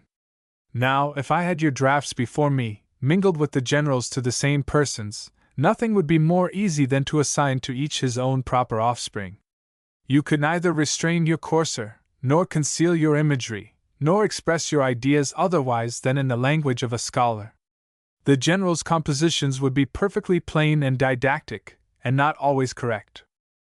During the presidency, scarcely anything of a public nature was penned by Washington, Hamilton, Jefferson, Madison, and Randolph acting as his draftsmen. We are approaching the first Monday in December by hasty strides, he wrote to Jefferson. I pray you, therefore, to revolve in your mind such matters as may be proper for me to lay before Congress, not only in your own department, if any there be, but such others of a general nature as may happen to occur to you, that I may be prepared to open the session with such communication as shall appear to merit attention. 2 years later he said to the same, I pray you to note down, or rather to frame into paragraphs or sections, such matters as may occur to you as fit and proper for general communication at the opening of the next session of Congress, not only in the Department of State, but on any other subject applicable to the occasion, that I may in due time have everything before me. To Hamilton he wrote in 1795, having desired the late Secretary of State to note down every matter as it occurred, proper either for the speech at the opening of the session, or for messages afterwards, the enclosed paper contains everything I could extract from that office. Aid me, I pray you, with your sentiments on these points, and such others as may have occurred to you relative to my communications to Congress. The best instance is furnished in the preparation of the farewell address. First Madison was asked to prepare a draft, and from this Washington drew up a paper, which he submitted to Hamilton and Jay, with the request that, even if you should think it best to throw the whole into a different form, let me request, notwithstanding, that my draft may be returned to me, along with yours, with such amendments and corrections as to render it as perfect as the formation is susceptible of, curtailed if too verbose, and relieved of all tautology not necessary to enforce the ideas in the original or quoted part. My wish is that the whole may appear in a plain style, and be handed to the public in an honest, unaffected, simple part. Accordingly, Hamilton prepared what was almost a new instrument in form, though not in substance, which, after several serious and attentive readings, Washington wrote that he preferred greatly to the other drafts, being more copious on material points, more dignified on the whole, and with less egotism, of course, less exposed to criticism, and better calculated to meet the eye of discerning readers, foreigners particularly, whose curiosity I have little doubt will lead them to inspect it attentively, and to pronounce their opinions on the performance. The paper was then, according to Pickering, put into the hands of Walcott, McHenry, and myself, with a request that we would examine it, and note any alterations and corrections which we should think best. We did so, but our notes, as well as I recollect, were very few, and regarded chiefly the grammar and composition. Finally, Washington revised the whole, and it was then made public. Confirmatory of this sense of imperfect cultivation are the pains he took that his adopted son and grandson should be well educated. As already noted, tutors for both were secured at the proper ages, and when Jack was placed with the Rev. Mr. Boucher, Washington wrote, in respect to the kinds and manner of his studying I leave it wholly to your better judgment. Had he begun, or rather pursued his study of the Greek language, I should have thought it no bad acquisition, But whether if he acquire this now, he may not forego some useful branches of learning, is a matter worthy of consideration. To be acquainted with the French tongue is become part of polite education, and to a man who has the prospect of mixing in a large circle absolutely necessary. Without arithmetic, the common affairs of life are not to be managed with success. The study of geometry and the mathematics, with due regard to the limites of it, is equally advantageous. The principles of philosophy moral, natural, and I should think a very desirable knowledge for a gentleman. So, too, he wrote to Washington Custis. I do not hear you mention anything of geography or mathematics as parts of your study. Both these are necessary branches of useful knowledge. Nor ought you to let your knowledge of the Latin language and grammatical rules escape you. And the French language is now so universal, and so necessary with foreigners, or in a foreign country, that I think you would be injudicious not to make yourself master of it. It is worth noting in connection with this last sentence that Washington used only a single French expression with any frequency, and that he always wrote "Foppas." Quite as indicative of the value he put on education was the aid he gave towards sending his young relatives and others to college, his annual contribution to an orphan school, his subscriptions to academies, and his wish for a national university. In 1795 he said, "It has always been a source of serious reflection and sincere regret with me, that the youth of the United States should be sent to foreign countries for the purpose of education.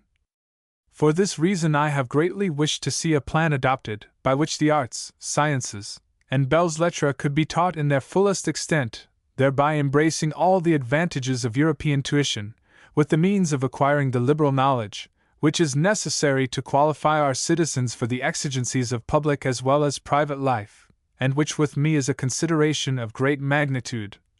By assembling the youth from the different parts of this rising republic, contributing from their intercourse and interchange of information to the removal of prejudices, which might perhaps sometimes arise from local circumstances."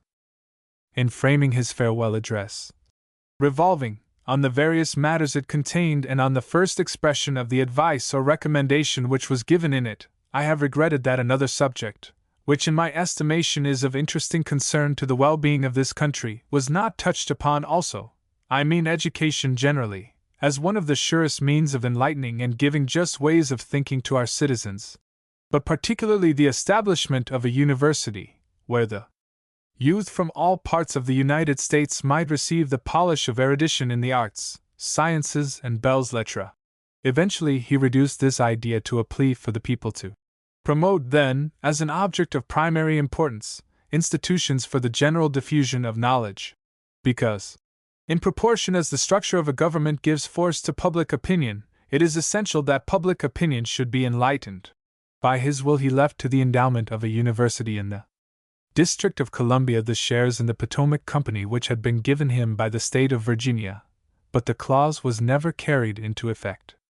It was in 1745 that Washington's schooldays came to an end.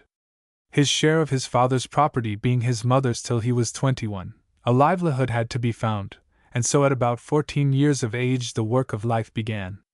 Like a true boy, the lad wanted to go to sea, despite his uncle's warning that I think he had better be put apprentice to a tinker, for a common sailor before the mast has by no means the liberty of the subject, for they will press him from a ship where he has 50 shillings a month, and make him take 23, and cut and slash, and use him like a negro, or rather like a dog.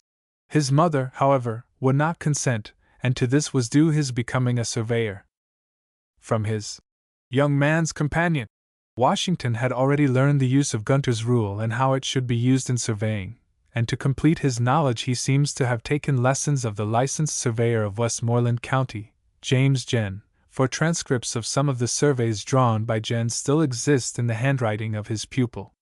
This implied a distinct and very valuable addition to his knowledge, and a large number of his surveys still extant are marvels of neatness and careful drawing. As a profession it was followed for only 4 years, 1747 to 1751, but all through life he often used his knowledge in measuring or platting his own property. Far more important is the service it was to him in public life. In 1755 he sent to Braddock's secretary a map of the back country, and to the governor of Virginia plans of 2 forts.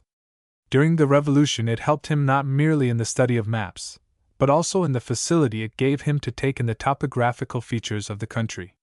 Very largely, too, was the selection of the admirable site for the capital due to his supervising. All the plans for the city were submitted to him, and nowhere do the good sense and balance of the man appear to better advantage than in his correspondence with the federal city commissioners. In Washington's earliest account book there is an item when he was 16 years old. To cash PDE music master for my entrance March 9th. It is commonly said that he played the flute, but this is as great a libel on him as any Tom Paine wrote, and though he often went to concerts, and though fond of hearing his granddaughter Nellie play and sing, he never was himself a performer, and the above entry probably refers to the singing master whom the boys and girls of that day made the excuse for evening frolics. Mention is made elsewhere of his taking lessons in the sword exercise from Van Bram in these earlier years, and in 1756 he paid to Sergeant Wood, fencing master, the sum of £1.1.6. When he received the offer of a position on Braddock's staff, he acknowledged, in accepting, that I must be ingenuous enough to confess that I am not a little biased by selfish considerations. To explain, sir, I wish earnestly to attain some knowledge in the military profession, and believing a more favorable opportunity cannot offer than to serve under a gentleman of General Braddock's abilities and experience, it does not a little contribute to influence my choice. Hamilton is quoted as saying that Washington never read any book upon the art of war but Sim's Military Guide, and an anonymous author asserted that he never read a book in the art of war of higher value than Bland's Exercises.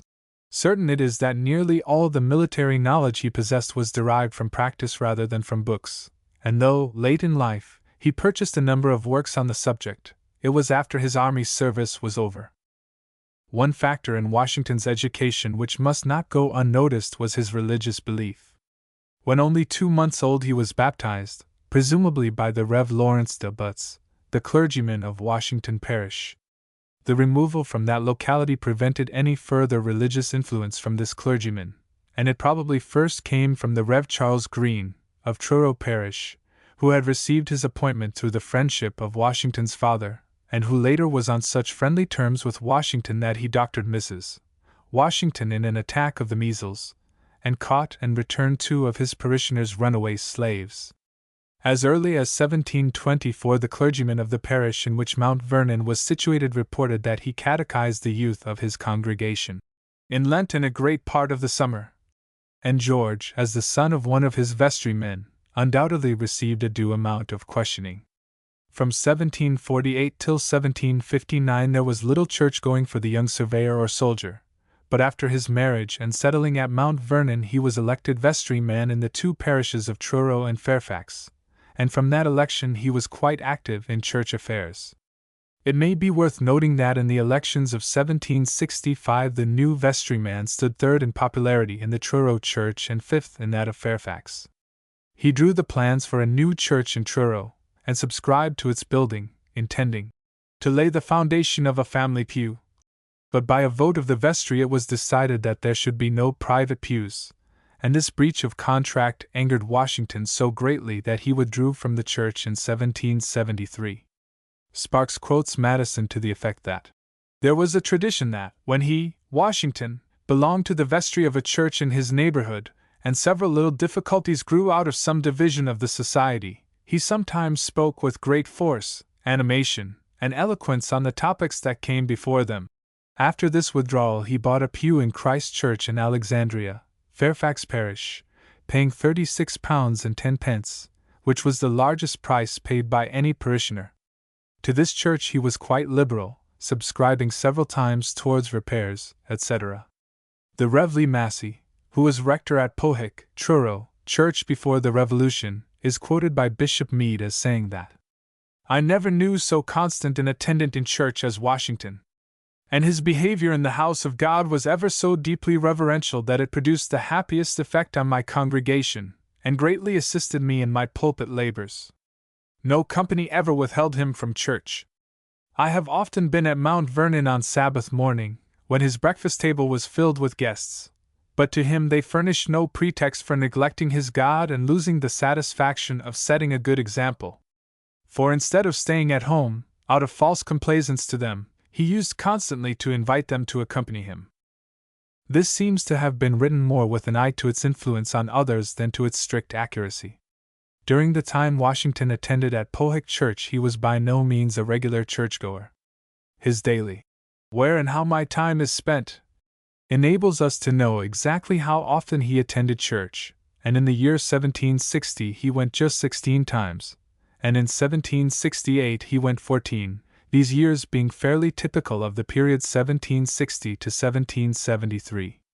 During the presidency, a sense of duty made him attend St. Paul's and Christ churches while in New York and Philadelphia, but at Mount Vernon, when the public eye was not upon him, he was no more regular than he had always been, and in the last year of his life he wrote, "6 days do I labor, or, in other words, take exercise and devote my time to various occupations in husbandry, and about my mansion.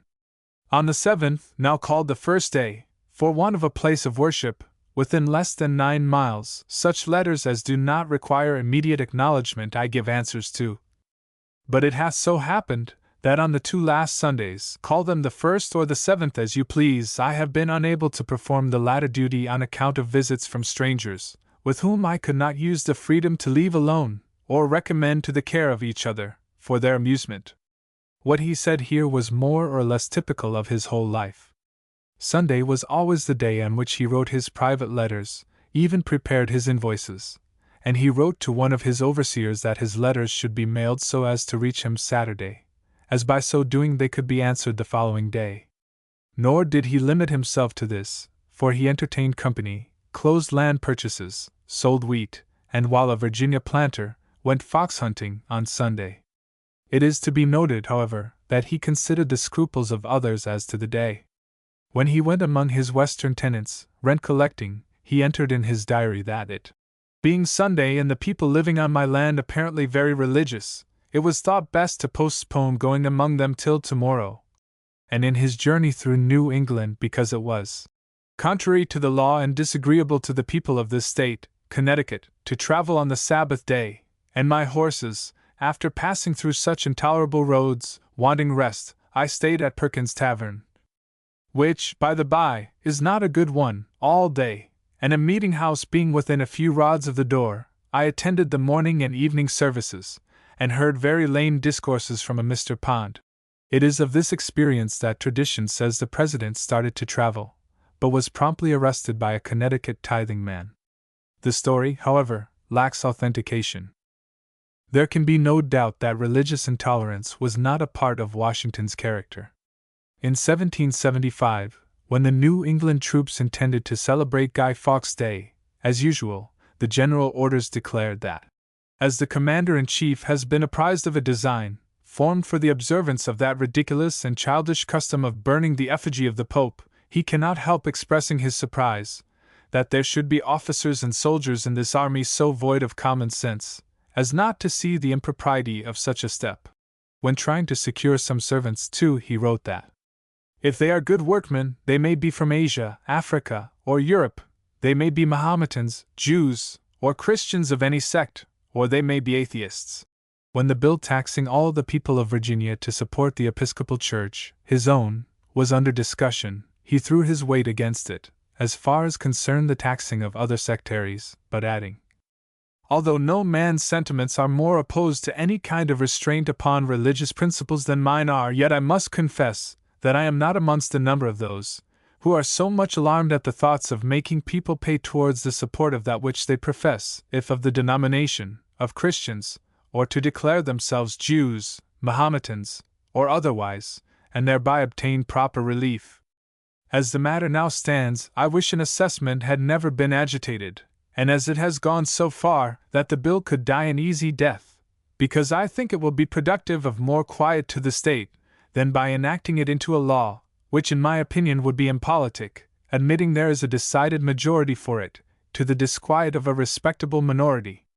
In the former case, the matter will soon subside; in the latter, it will rankle and perhaps convulse the state. Again in a letter he says, Of all the animosities which have existed among mankind, those which are caused by difference of sentiments in religion appear to be the most inveterate and distressing, and ought most to be deprecated. I was in hopes that the lightened and liberal policy, which has marked the present age, would at least have reconciled Christians of every denomination so far that we should never again see their religious disputes carried to such a pitch as to endanger the peace of society. And to Lafayette, alluding to the proceedings of the Assembly of Notables, he wrote, "I am not less ardent in my wish that you may succeed in your plan of toleration in religious matters. Being no bigot myself, I am disposed to indulge the professors of Christianity in the Church with that road to heaven, which to them shall seem the most direct, plainest, easiest, and least liable to exception." What Washington believed has been a source of much dispute. Jefferson states that Gouverneur Morris, who pretended to be in his secrets, and believed himself to be so, has often told me that General Washington believed no more of that system than he himself did. And Morris, it is scarcely necessary to state, was an atheist. The same authority quotes Rush to the effect that, when the clergy addressed General Washington on his departure from the government, it was observed in their consultation that he had never, on any occasion, said a word to the public which showed a belief in the Christian religion, and they thought they should so pen their address as to force him at length to declare publicly whether he was a Christian or not. They did so. But, he observed, the old fox was too cunning for them. He answered every article of their address particularly except that, which he passed over without notice. Whatever his belief, in all public ways Washington threw his influence in favor of religion, and kept what he really believed a secret, and in only one thing did he disclose his real thoughts. It is asserted that before the Revolution he partook of the sacrament, but this is only affirmed by hearsay, and better evidence contradicts it. After that war he did not, it is certain. Nellie Custis states that on Communion Sundays he left the church with me, after the blessing, and returned home, and we sent the carriage back for my grandmother. And the assistant minister of Christ Church in Philadelphia states that, observing that on Sacrament Sundays, General Washington, immediately after the desk and pulpit services, went out with the greater part of the congregation, always leaving Mrs. Washington with the communicants, she invariably being one, I considered it my duty, in a sermon on public worship, to state the unhappy tendency of example, particularly those in elevated stations, who invariably turn their backs upon the celebration of the Lord's Supper. I acknowledge the remark was intended for the President; as such, he received it. A few days after, in conversation with, I believe, a senator of the U.S., he told me he had dined the day before with the President, who in the course of the conversation at the table said that on the preceding Sunday he had received a very just reproof from the pulpit for always leaving the church before the administration of the sacrament, that he honored the preacher for his integrity and candor, that he had never considered the influence of his example, that he would never again give cause for the repetition of the reproof, and that, as he had never been a communicant, were he to become one then, it would be imputed to an ostentatious display of religious zeal arising altogether from his elevated station. Accordingly, he afterwards never came on the morning of Sacrament Sunday, though at other times, a constant attendant in the morning. Nellie Custis, too, tells us that Washington always stood during the devotional part of the service, and Bishop White states that his behavior was always serious and attentive, but, as your letter seems to intend an inquiry on the point of kneeling during the service, I owe it to the truth to declare that I never saw him in the said attitude. Probably his true position is described by Madison, who is quoted as saying that he did not suppose that Washington had ever attended to the arguments for Christianity, and for the different systems of religion, or in fact that he had formed definite opinions on the subject. But he took these things as he found them existing, and was constant in his observances of worship according to the received forms of the Episcopal Church, in which he was brought up.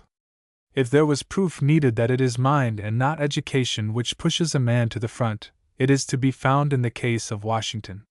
Despite his want of education, he had, so Bell states, an excellent understanding. Patrick Henry is quoted as saying of the members of the Congress of 1774, the body of which Adams claimed that Every man in it is a great man, an orator, a critic, a statesman. That, if you speak of solid information and sound judgment, Colonel Washington is unquestionably the greatest man on the floor. While Jefferson asserted that his mind was great and powerful, without being of the very first order, his penetration strong, though not so acute as that of a Newton, Bacon, or Locke, and as far as he saw, no judgment was ever sounder. It was slow in operation, being little aided by invention or imagination, but sure in conclusion. For Relations with the Fair Sex, the book from which Washington derived almost the whole of his education, warned its readers. But however carefully the lad studied the rest, this particular admonition took little root in his mind.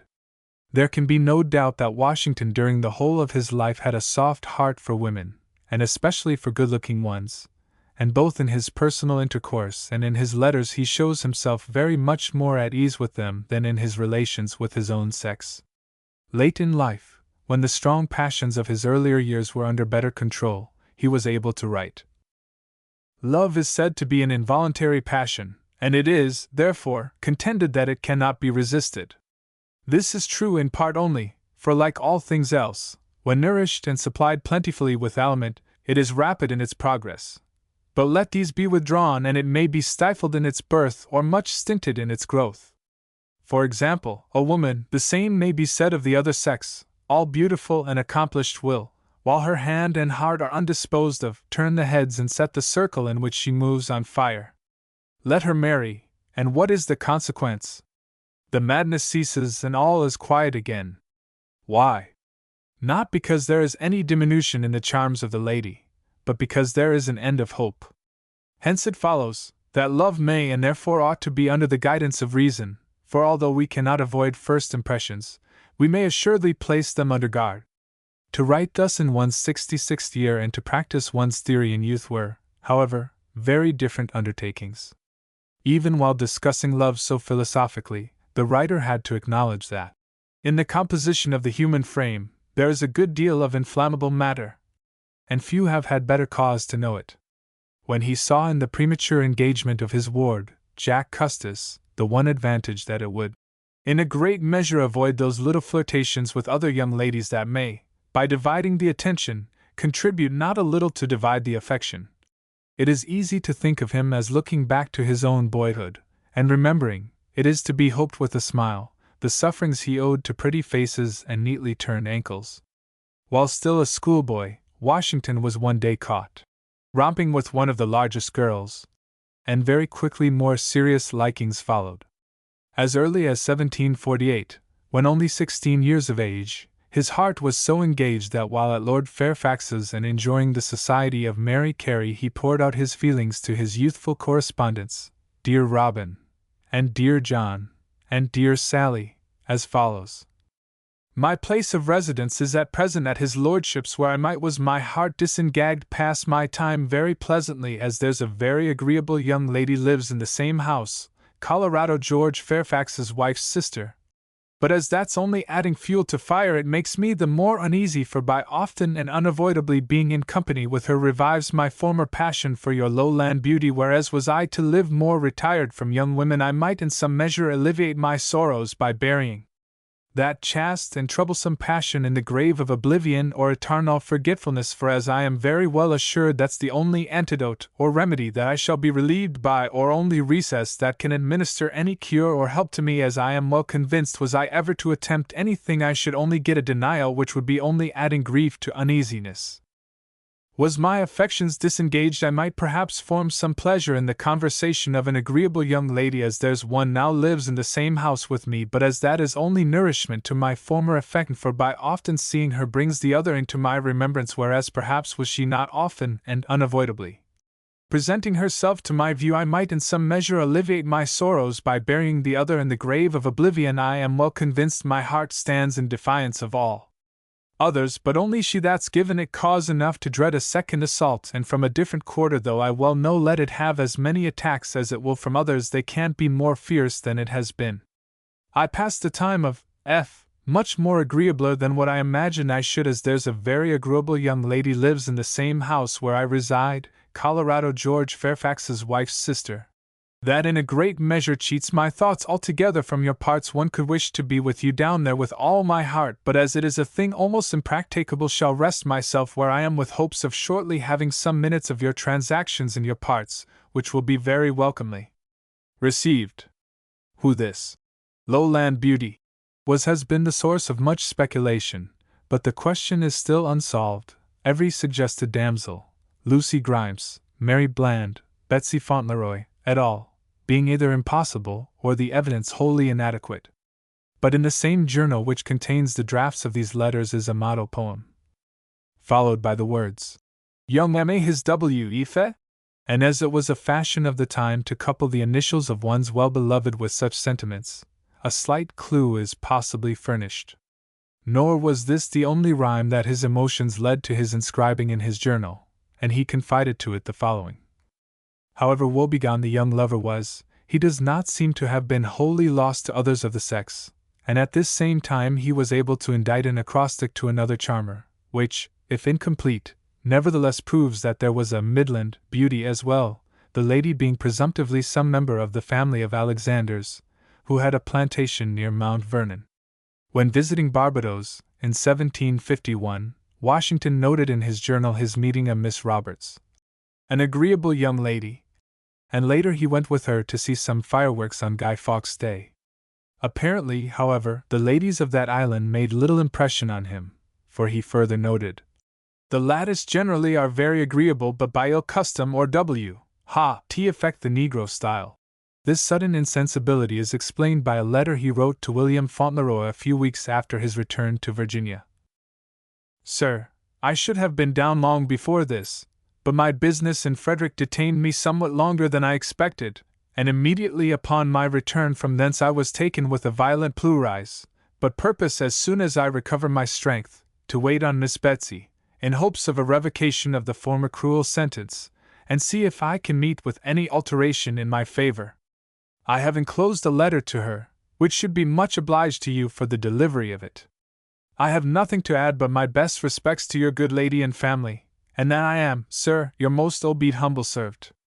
Because of this letter it has been positively asserted that Betsy Fauntleroy was the lowland beauty of the earlier time, but as Washington wrote of his love for the latter in 1748, when Betsy was only 11, the absurdity of the claim is obvious.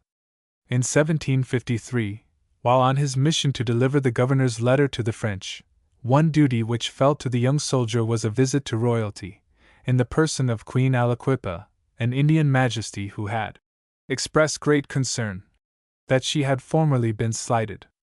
Washington records that, I made her a present of a match coat and a bottle of rum, which latter was thought much the best present of the two, and thus, externally and internally, restored warmth to Her Majesty's feelings.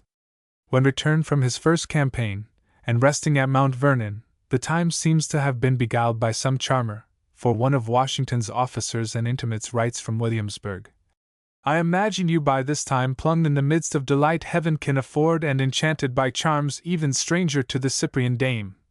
And a footnote by the same hand only excites further curiosity concerning this latter personage by indefinitely naming her as Mrs. Neal. With whatever heart affairs the winter was past, with the spring the young man's fancy turned not to love, but again to war, and only when the defeat of Braddock brought Washington back to Mount Vernon to recover from the fatigues of that campaign was his intercourse with the gentler sex resumed. Now, however, he was not merely a good-looking young fellow, but was a hero who had had horses shot from under him and had stood firm when scarlet-coated men had run away.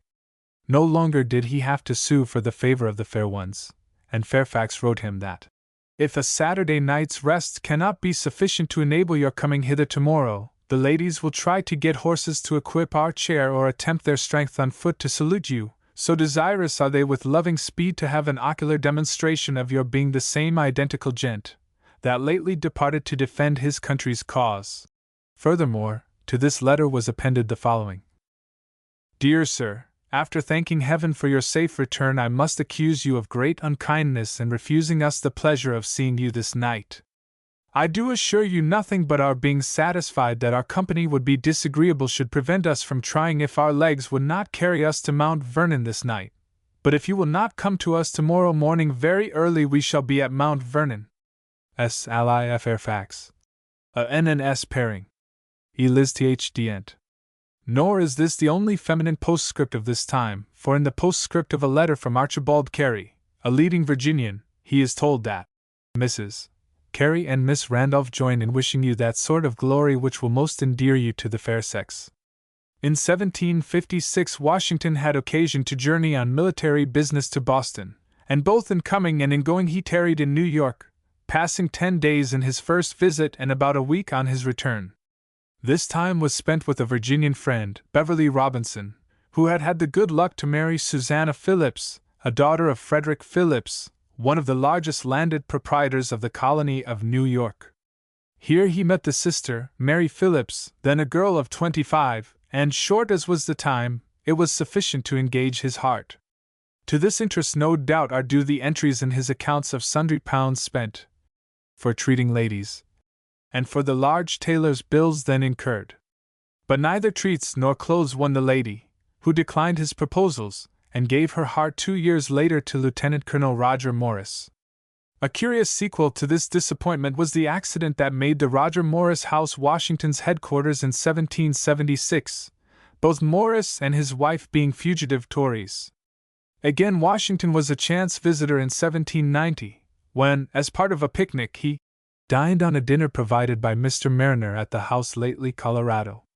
Roger Morris, but confiscated and in the occupation of a common farmer. It has been asserted that Washington loved the wife of his friend George William Fairfax, but the evidence has not been produced. On the contrary, though the two corresponded, it was in a purely platonic fashion, very different from the strain of lovers, and that the correspondence implied nothing is to be found in the fact that he and Sally Carlyle, another Fairfax daughter, also wrote each other quite as frequently and on the same friendly footing. Indeed, Washington evidently classed them in the same category, when he stated that, "I have wrote to my 2 female correspondents." Thus the claim seems due, like many another of Washington's mythical love affairs, rather to the desire of descendants to link their family to a star, than to more substantial basis. Washington did, indeed, write to Sally Fairfax from the frontier.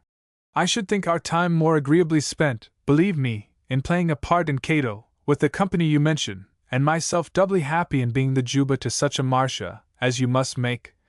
But private theatricals then no more than now implied passionate love. What is more, Mrs.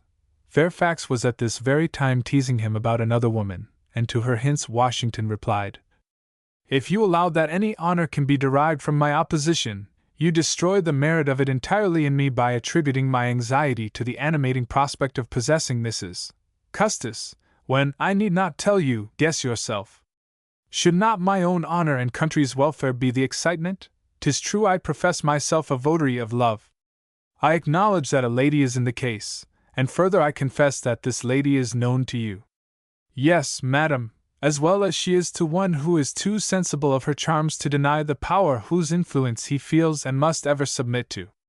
I feel the force of her amiable beauties in the recollection of 1,000 tender passages that I could wish to obliterate, till I am bid to revive them. But experience, alas!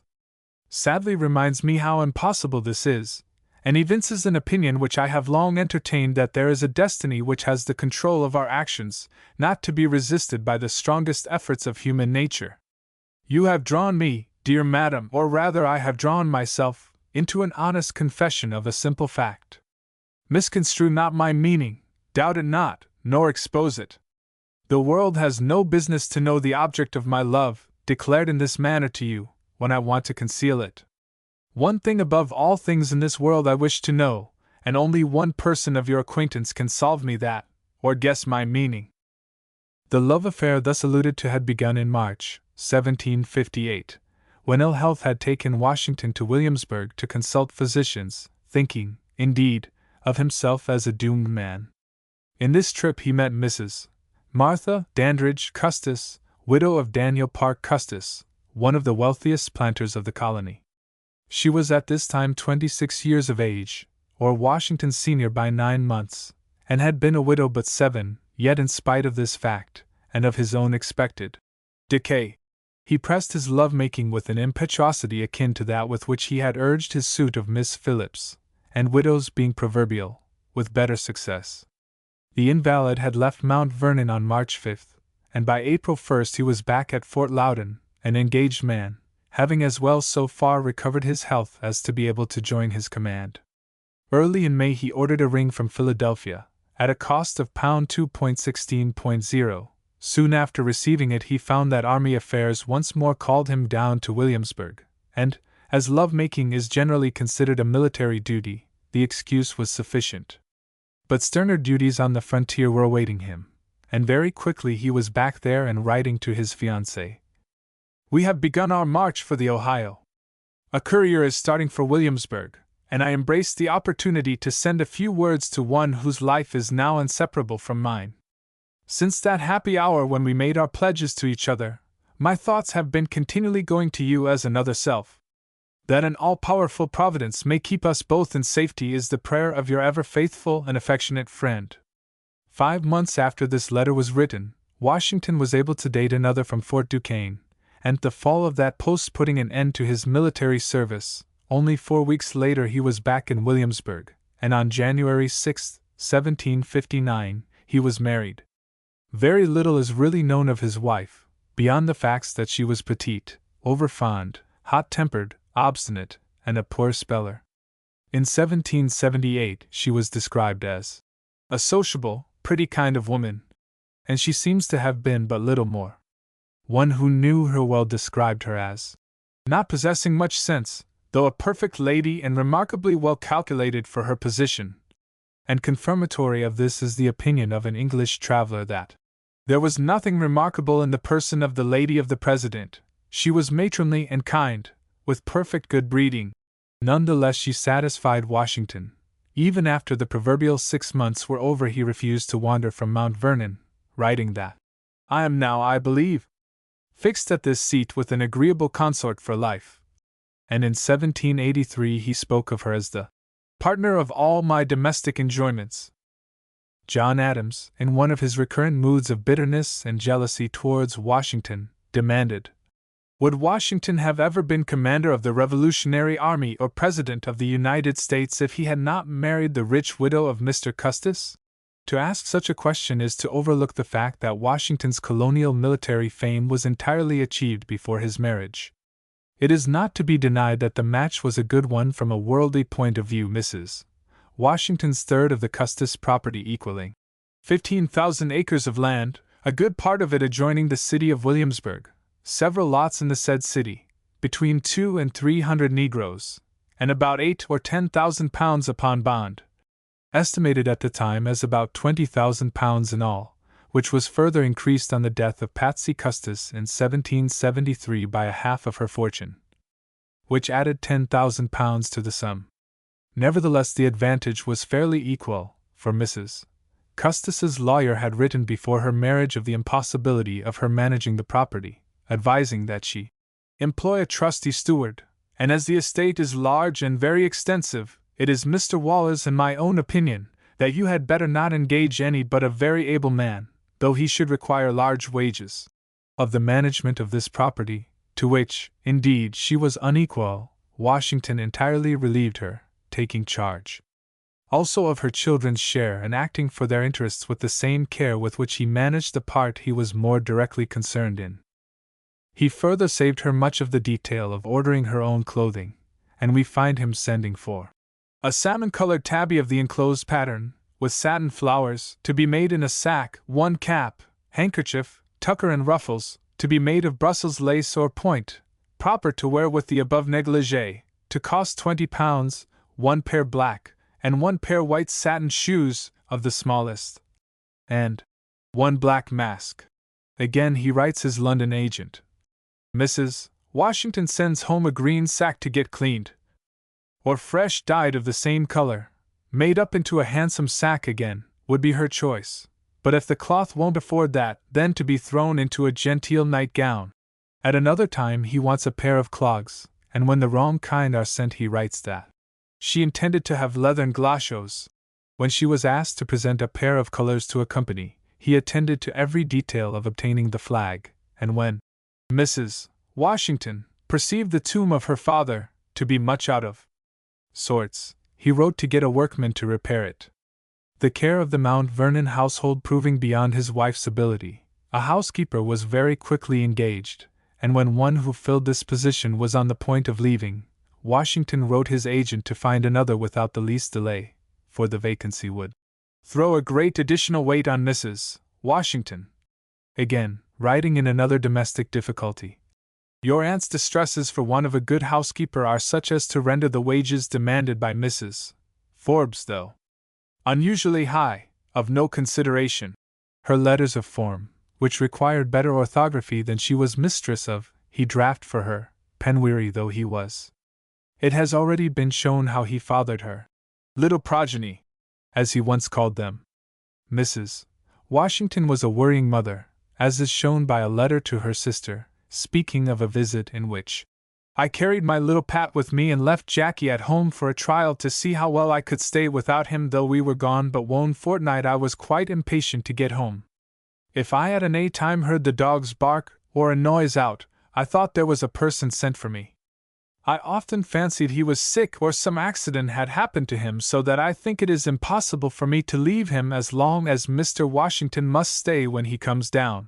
To spare her anxiety, therefore, when the time came for Jackie to be inoculated, Washington withheld from her the information, and purpose, if possible, to keep her in total ignorance, till I hear of his return, or perfect recovery, she having often wished that Jack would take and go through the disorder without her knowing of it, that she might escape those tortures which suspense would throw her into. And on the death of Patsy he wrote, "This sudden and unexpected blow, I scarce need add, has almost reduced my poor wife to the lowest ebb of misery, which is increased by the absence of her son." When Washington left Mount Vernon, in May, 1775, to attend the Continental Congress, he did not foresee his appointment as Commander-in-Chief, and as soon as it occurred he wrote his wife, "I am now set down to write to you on a subject which fills me with inexpressible concern, and this concern is greatly aggravated and increased when I reflect upon the uneasiness I know it will give you. It has been determined in Congress that the whole army raised for the defense of the American cause shall be put under my care, and that it is necessary for me to proceed immediately to Boston to take upon me the command of it. You may believe me, my dear Patsy, when I assure you, in the most solemn manner, that, so far from seeking this appointment, I have used every endeavor in my power to avoid it, not only from my unwillingness to part with you and the family, but from a consciousness of its being a trust too great for my capacity, and that I should enjoy more real happiness in 1 month with you at home than I have the most distant prospect of finding abroad, if my stay were to be 7 times 7 years. I shall feel no pain from the toil or danger of the campaign. My unhappiness will flow from the uneasiness I know you will feel from being left alone." To prevent this loneliness as far as possible, he wrote at the same time to different members of the two families as follows: "My great concern upon this occasion is the thought of leaving your mother under the uneasiness which I fear this affair will throw her into. I therefore hope, expect, and indeed have no doubt, of your using every means in your power to keep up her spirits, by doing everything in your power to promote her quiet. I have, I must confess, very uneasy feelings on her account, but as it has been a kind of unavoidable necessity which has led me into this appointment, I shall more readily hope that success will attend it, and crown our meetings with happiness. I entreat you and Mrs. Bassett if possible to visit at Mt. Vernon, as also my wife's other friends. I could wish you to take her down, as I have no expectation of returning till winter, and feel great uneasiness at her lonesome situation. I shall hope that my friends will visit and endeavor to keep up the spirits of my wife, as much as they can, as my departure will, I know, be a cutting stroke upon her, and on this account alone I have many very disagreeable sensations. I hope you and my sister, although the distance is great, will find as much leisure this summer as to spend a little time at Mount Vernon." When, 6 months later, the war at Boston settled into a mere siege, Washington wrote that, "Seeing no prospect of returning to my family and friends this winter, I have sent an invitation to Mrs. Washington to come to me," adding, "I have laid a state of difficulties, however, which must attend the journey before her, and left it to her own choice. His wife replied in the affirmative, and one of Washington's aides presently wrote concerning some prize goods to the effect that there are limes, lemons, and oranges on board, which, being perishable, you must sell immediately. The general will want some of each, as well of the sweetmeats and pickles that are on board, as his lady will be here today or tomorrow.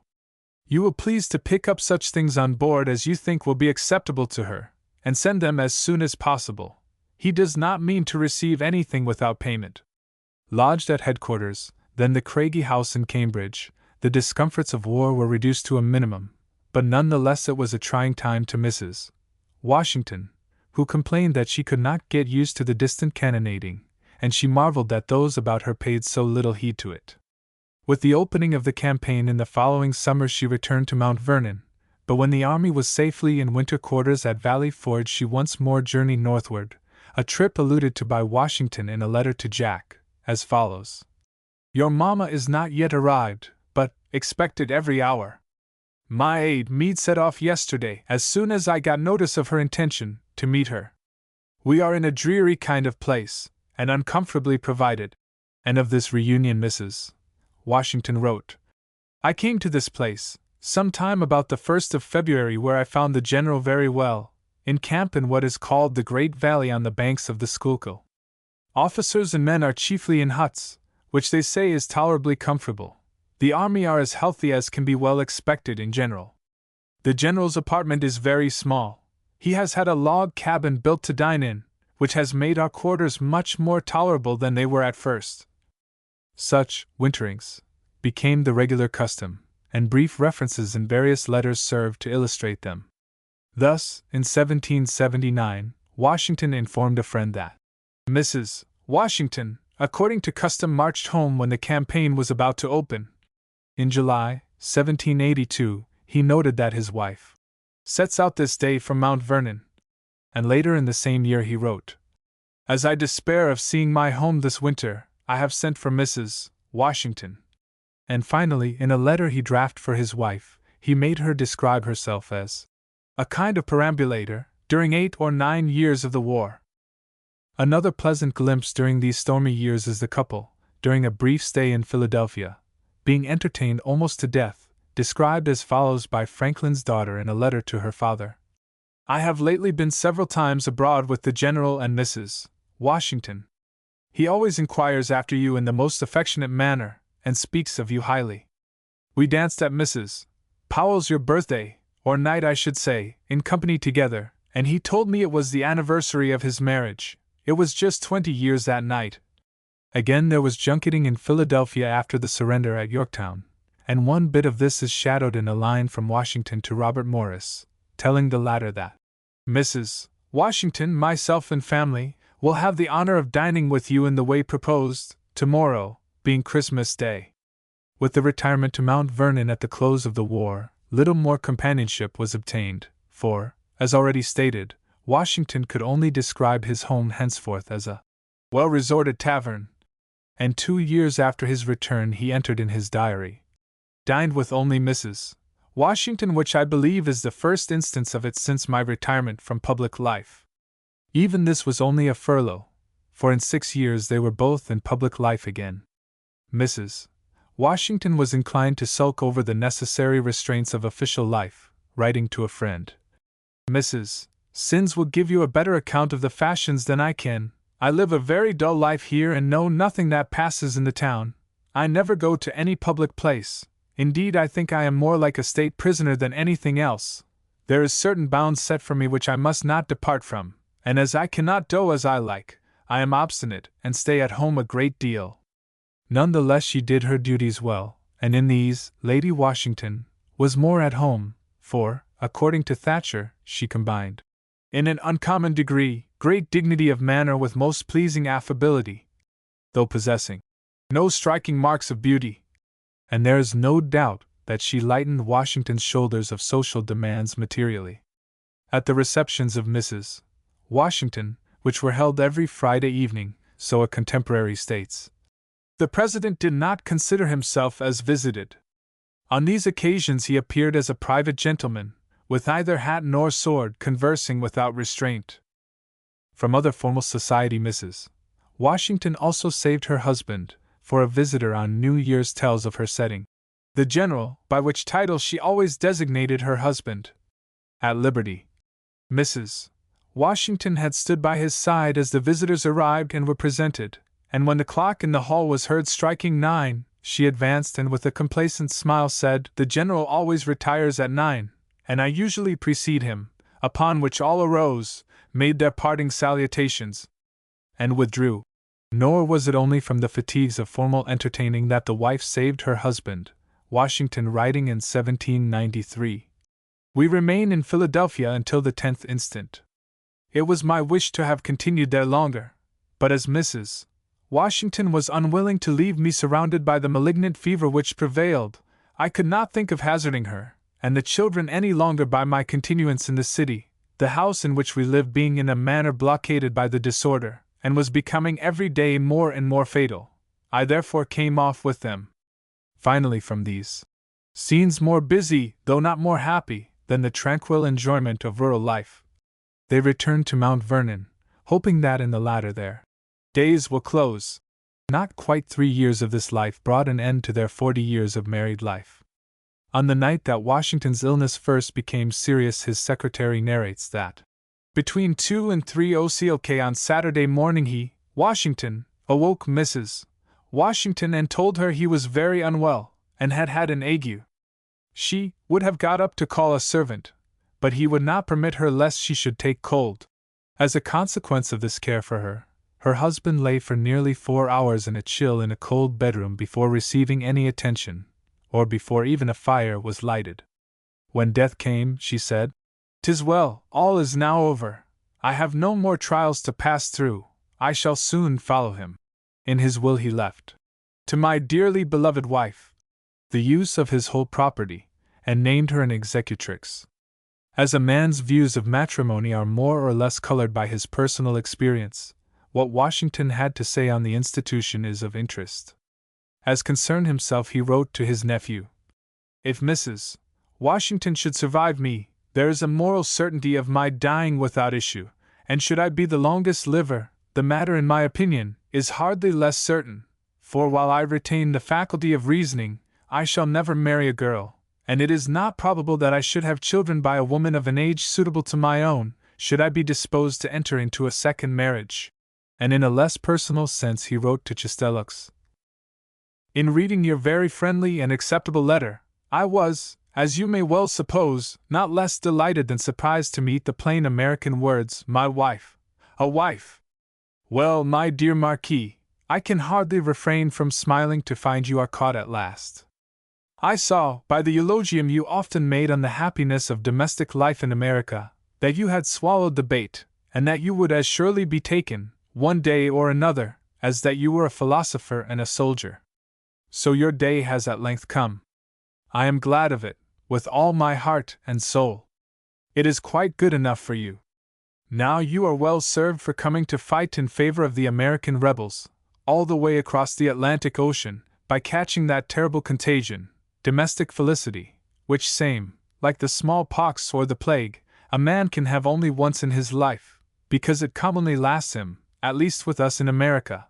I don't know how you manage these matters in France, for his whole lifetime. And yet, after all the maledictions you so richly merit on the subject, the worst wish which I can find in my heart to make against Madame de Chastellux and yourself is, that you may either of you ever get the better of this same domestic felicity during the entire course of your mortal existence." Furthermore, he wrote to an old friend, whose wife stubbornly refused to sign a deed, "I think any gentleman, possessed of but a very moderate degree of influence with his wife, might, in the course of 5 or 6 years, for I think it is at least that time, have prevailed upon her to do an act of justice, in fulfilling his bargains and complying with his wishes, if he had been really in earnest in requesting the matter of her, especially, as the inducement which you thought would have a powerful operation on Mrs. Alexander, namely the birth of a child, has been doubled and tripled." However well Washington thought of the honorable state, he was no matchmaker, and when asked to give advice to the widow of Jack Custis, replied, "I never did, nor do I believe I ever shall, give advice to a woman who is setting out on a matrimonial voyage. First, because I never could advise one to marry without her own consent, and secondly because I know it is to no purpose to advise her to refrain, when she has obtained it. A woman very rarely asks an opinion or requires advice on such an occasion, till her resolution is formed, and then it is with the hope and expectation of obtaining a sanction, not that she means to be governed by your disapprobation, that she applies. In a word, the plain English of the application may be summed up in these words: I wish you to think as I do. But if unhappily you differ from me in opinion, my heart, I must confess, is fixed, and I have gone too far now to retract. Again he wrote: It has ever been a maxim with me through life, either to promote nor to prevent a matrimonial connection, unless there should be something indispensably requiring interference in the latter. I have always considered marriage as the most interesting event of one's life, the foundation of happiness or misery. To be instrumental, therefore, in bringing two people together, who are indifferent to each other, and may soon become objects of disgust, or to prevent a union, which is prompted by the affections of the mind, is what I never could reconcile with reason, and therefore either directly nor indirectly have I ever said a word to Fanny or George upon the subject of their intended connection. The question whether Washington was a faithful husband might well be left to the facts already given, were it not that stories of his immorality are bandied about in clubs. A well-known clergyman has vouched for their truth, and a United States senator has given further currency to them by claiming special knowledge on the subject. Since such are the facts, it seems best to consider the question, and show what evidence there actually is for these stories, that at least the pretended letters, etc., which are always being cited, and are never produced, may no longer have credence put in them, and the true basis for all the stories may be known and valued at its worth. In the year 1776 there was printed in London a small pamphlet entitled Minutes of the Trial and Examination of Certain Persons in the Province of New York, which purported to be the records of the examination of the conspirators of the Hickey plot to murder Washington, before a committee of the Provincial Congress of New York. The manuscript of this was claimed in the preface to have been discovered on the late capture of New York by the British troops, among the papers of a person who appears to have been secretary to the committee. As part of the evidence the following was printed: William Cooper, soldier, sworn. Court. Inform us what conversation you heard at the Sergeant's Arms. Cooper. Being there the 21st of May, I heard John Clayford inform the company that Mary Gibbons was thoroughly in their interest, and that the whole would be safe. I learned from inquirer that Mary Gibbons was a girl from New Jersey, of whom General Washington was very fond, that he maintained her genteelly at a house near Mr. Skinner's, at the North River, that he came there very often late at night in disguise. He learned also that this woman was very intimate with Clayford, and made him presents, and told him of what General Washington said. Court. Did you hear Mr. Clayford say anything himself that night? Cooper. Yes, that he was the day before with Judith, so he called her, and that she told him Washington had often said he wished his hands were clear of the dirty New Englanders, and words to that effect. Court. Did you hear no mention made of any scheme to betray or seize him? Cooper. Mr. Clayford said he could easily be seized and put on board a boat, and carried off, as his female friend had promised she would assist, but all present thought it would be hazardous. William Savage, sworn. Court. Was you at the Sergeant's Arms on the 21st of May? Did you hear anything of this nature? Savage.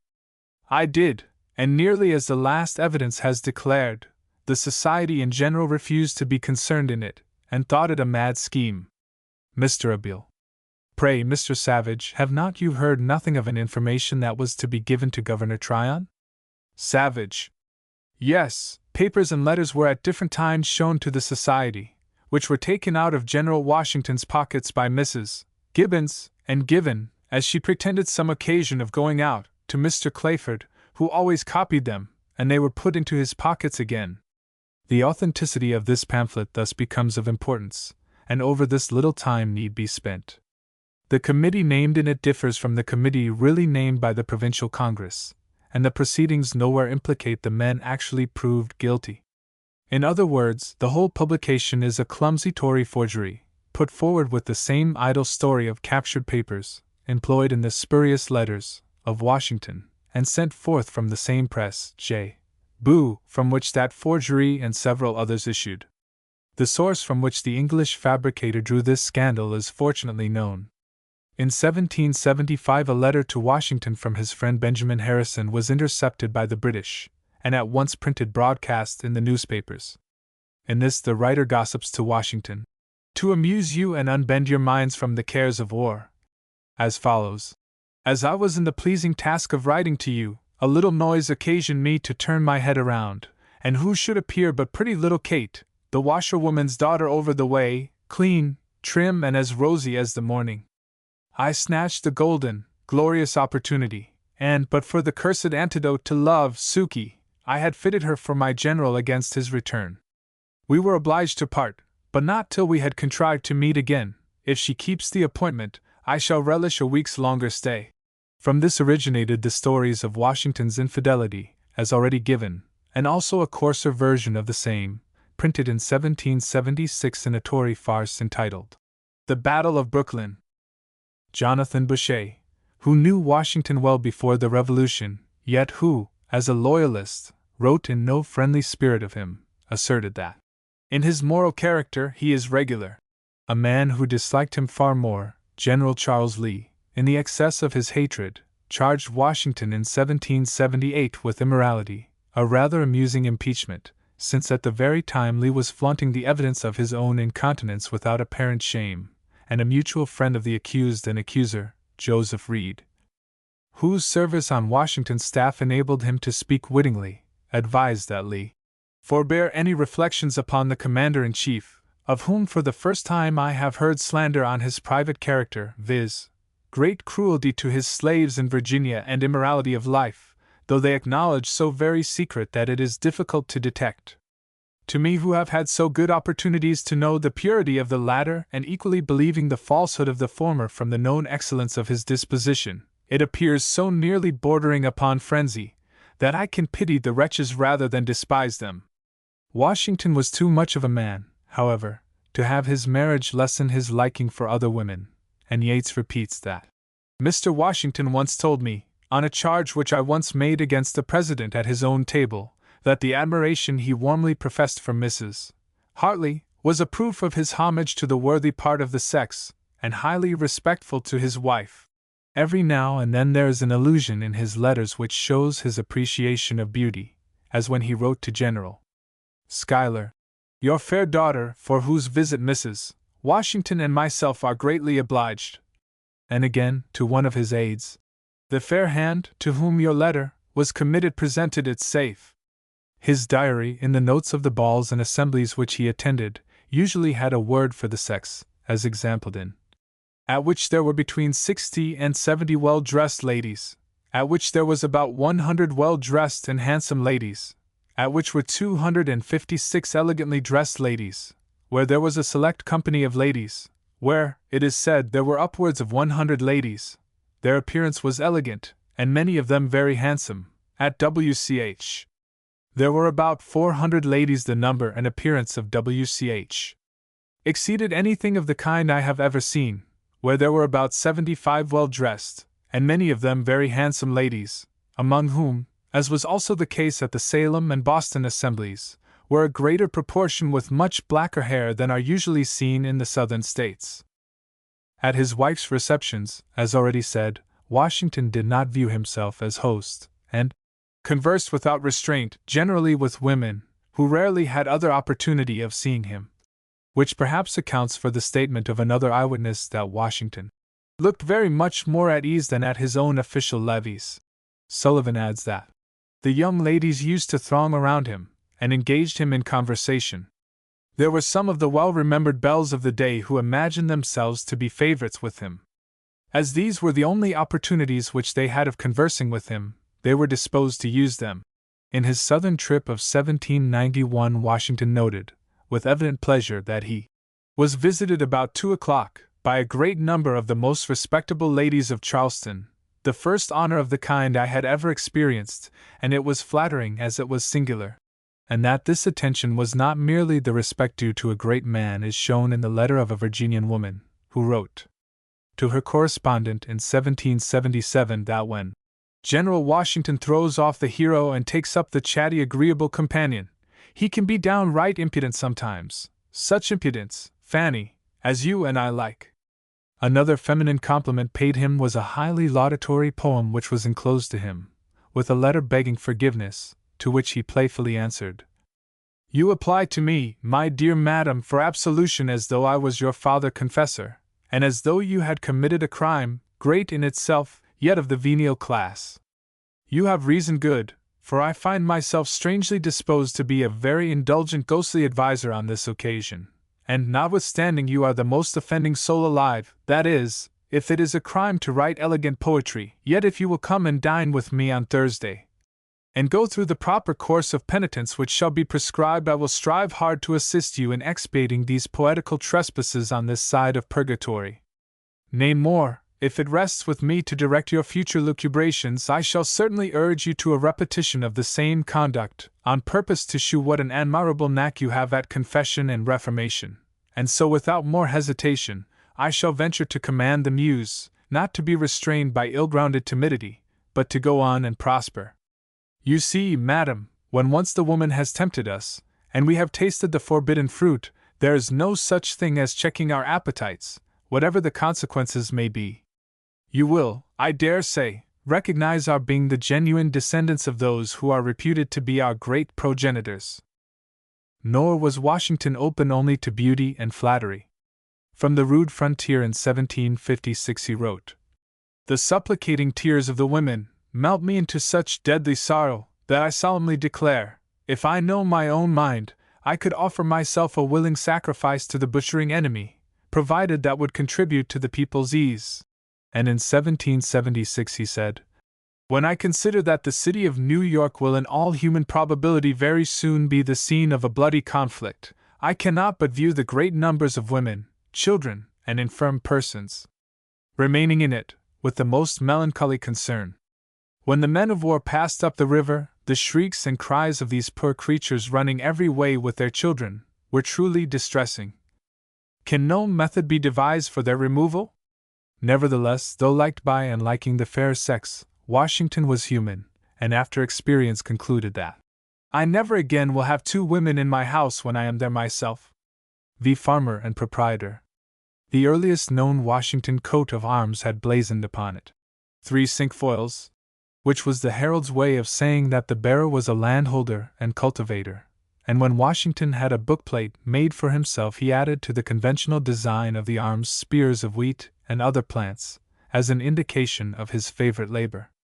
During his career he acted several parts, but in none did he find such pleasure as in farming, and late in life he said, "I think with you, that the life of a husbandman of all others is the most delectable. It is honorable, it is amusing, and with judicious management, it is profitable. To see plants rise from the earth and flourish by the superior skill and bounty of the laborer fills a contemplative mind with ideas which are more easy to be conceived than expressed. Agriculture has ever been the most favored amusement of my life." He wrote after the Revolution, and he informed another correspondent that, "The more I am acquainted with agricultural affairs, the better pleased I am with them, insomuch that I can nowhere find so great satisfaction as in those innocent and useful pursuits. In indulging these feelings, I am led to reflect how much more delightful to an undebauched mind is the task of making improvements on the earth, than all the vain glory which can be acquired from ravaging it, by the most uninterrupted career of conquests." A visitor to Mount Vernon in 1785 states that his host's greatest pride is, to be thought the first farmer in America.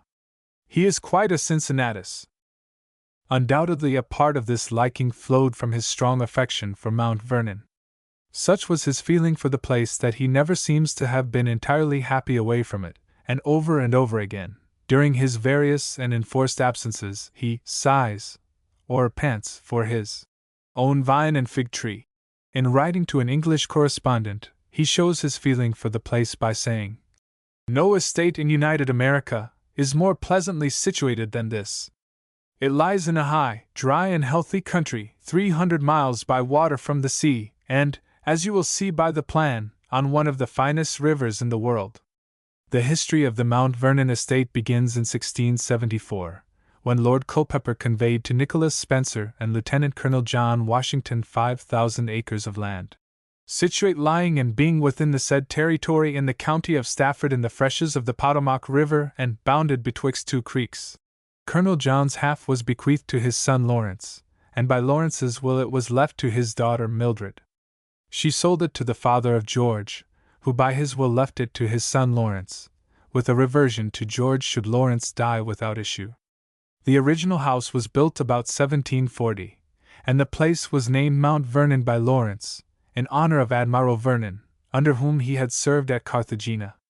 After the death of Lawrence, the estate of 2,500 acres came under Washington's management, and from 1754 it was his home, as it had been practically even in his brother's life. Twice Washington materially enlarged the house at Mount Vernon, the first time in 1760 and the second in 1785, and a visitor reports, what his host must have told him, that "It's a pity he did not build a new one at once, for it has cost him nearly as much to repair his old one."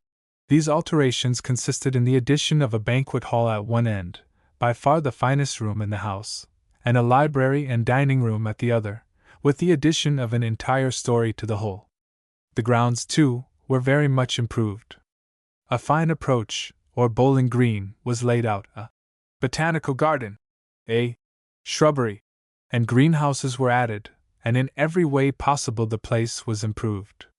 A deer paddock was laid out and stocked, gifts of Chinese pheasants and geese, French partridges, and guinea pigs were sent him, and were gratefully acknowledged, and from all the world over came curious, useful, or beautiful plants.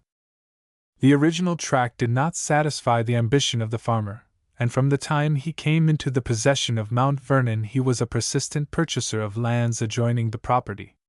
In 1760 he bargained with one Clifton for a tract called Brent's, of 1,806 acres, but after the agreement was closed the seller, under pretense of his wife not consenting to acknowledge her right of dower, wanted to disengage himself, and by his shuffling behavior convinced me of his being the trifling body represented. Presently Washington heard that Clifton had sold his lands to another for £1,200, which fully unravelled his conduct, and convinced me that he was nothing less than a thorough-pocked rascal. Meeting the rascal at a court, much discourse, Washington states, happened between him and I concerning his ungenerous treatment of me, the whole turning to little account, 'tis not worth reciting. After much more friction, the land was finally sold at public auction, and I bought it for £1,210 sterling, and under many threats and disadvantages paid the money. In 1778, when some other land was offered, Washington wrote to his agent, "I have premised these things to shew my inability, not my unwillingness to purchase the lands in my own neck at almost any price, and this I am very desirous of doing if it could be accomplished by any means in my power, in any way of barter for other land, for negroes, or in short, for anything else, but for money I cannot, I want the means." Again, in 1782 he wrote, "Inform Mr. Delaney that I look upon £2,000 to be a great price for his land, that my wishes to obtain it do not proceed from its intrinsic value, but from the motives I have candidly assigned in my other letter. That to indulge this fancy, for in truth there is more fancy than judgment in it, I have submitted, or am willing to submit, to the disadvantage of borrowing as large a sum as I think this land is worth, in order to come at it." By thus purchasing whenever an opportunity occurred, the property was increased from the 2,500 acres which had come into Washington's possession by inheritance to an estate exceeding 8,000 acres, of which over 3,200 were actually under cultivation during the latter part of its owner's life. To manage so vast a tract, the property was subdivided into several tracts called Mansion House Farm, River Farm, Union Farm, Muddy Hole Farm, and Dog Run Farm, each having an overseer to manage it, and each being operated as a separate plantation, though a general overseer controlled the whole, and each farm derived common benefit from the property as a whole.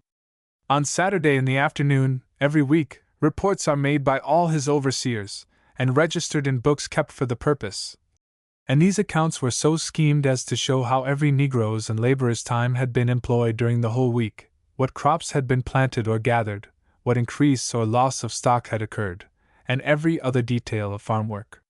During Washington's absences from Mount Vernon, his chief overseer sent him these reports, as well as wrote himself, and weekly the manager received in return long letters of instruction, sometimes to the length of 16 pages, which showed most wonderful familiarity with every acre of the estate and the character of every laborer, and are little short of marvelous when account is taken of the pressure of public affairs that rested upon their writer, as he framed them. When Washington became a farmer, but one system of agriculture, so far as Virginia was concerned, existed, which he described long after as follows. A piece of land is cut down, and kept under constant cultivation, first in tobacco, and then in Indian corn, two very exhausting plants, until it will yield scarcely anything. A second piece is cleared, and treated in the same manner, then a third, and so on, until probably there is but little more to clear.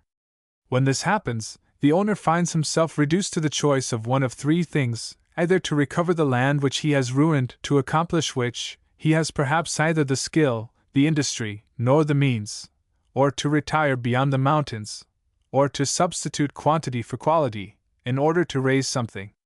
The latter has been generally adopted, and with the assistance of horses he scratches over much ground, and seeds it, to very little purpose. Knowing no better, Washington adopted this one-crop system, even to the extent of buying corn and hogs to feed his hands. Though following in the beaten track, he experimented in different kinds of tobacco, so that, by comparing then the loss of the one with the extra price of the other, I shall be able to determine which is the best to pursue. The largest crop he ever seems to have produced, being all sweet-scented and neatly managed, was 115 hogsheads, which averaged in sale 12 pounds each.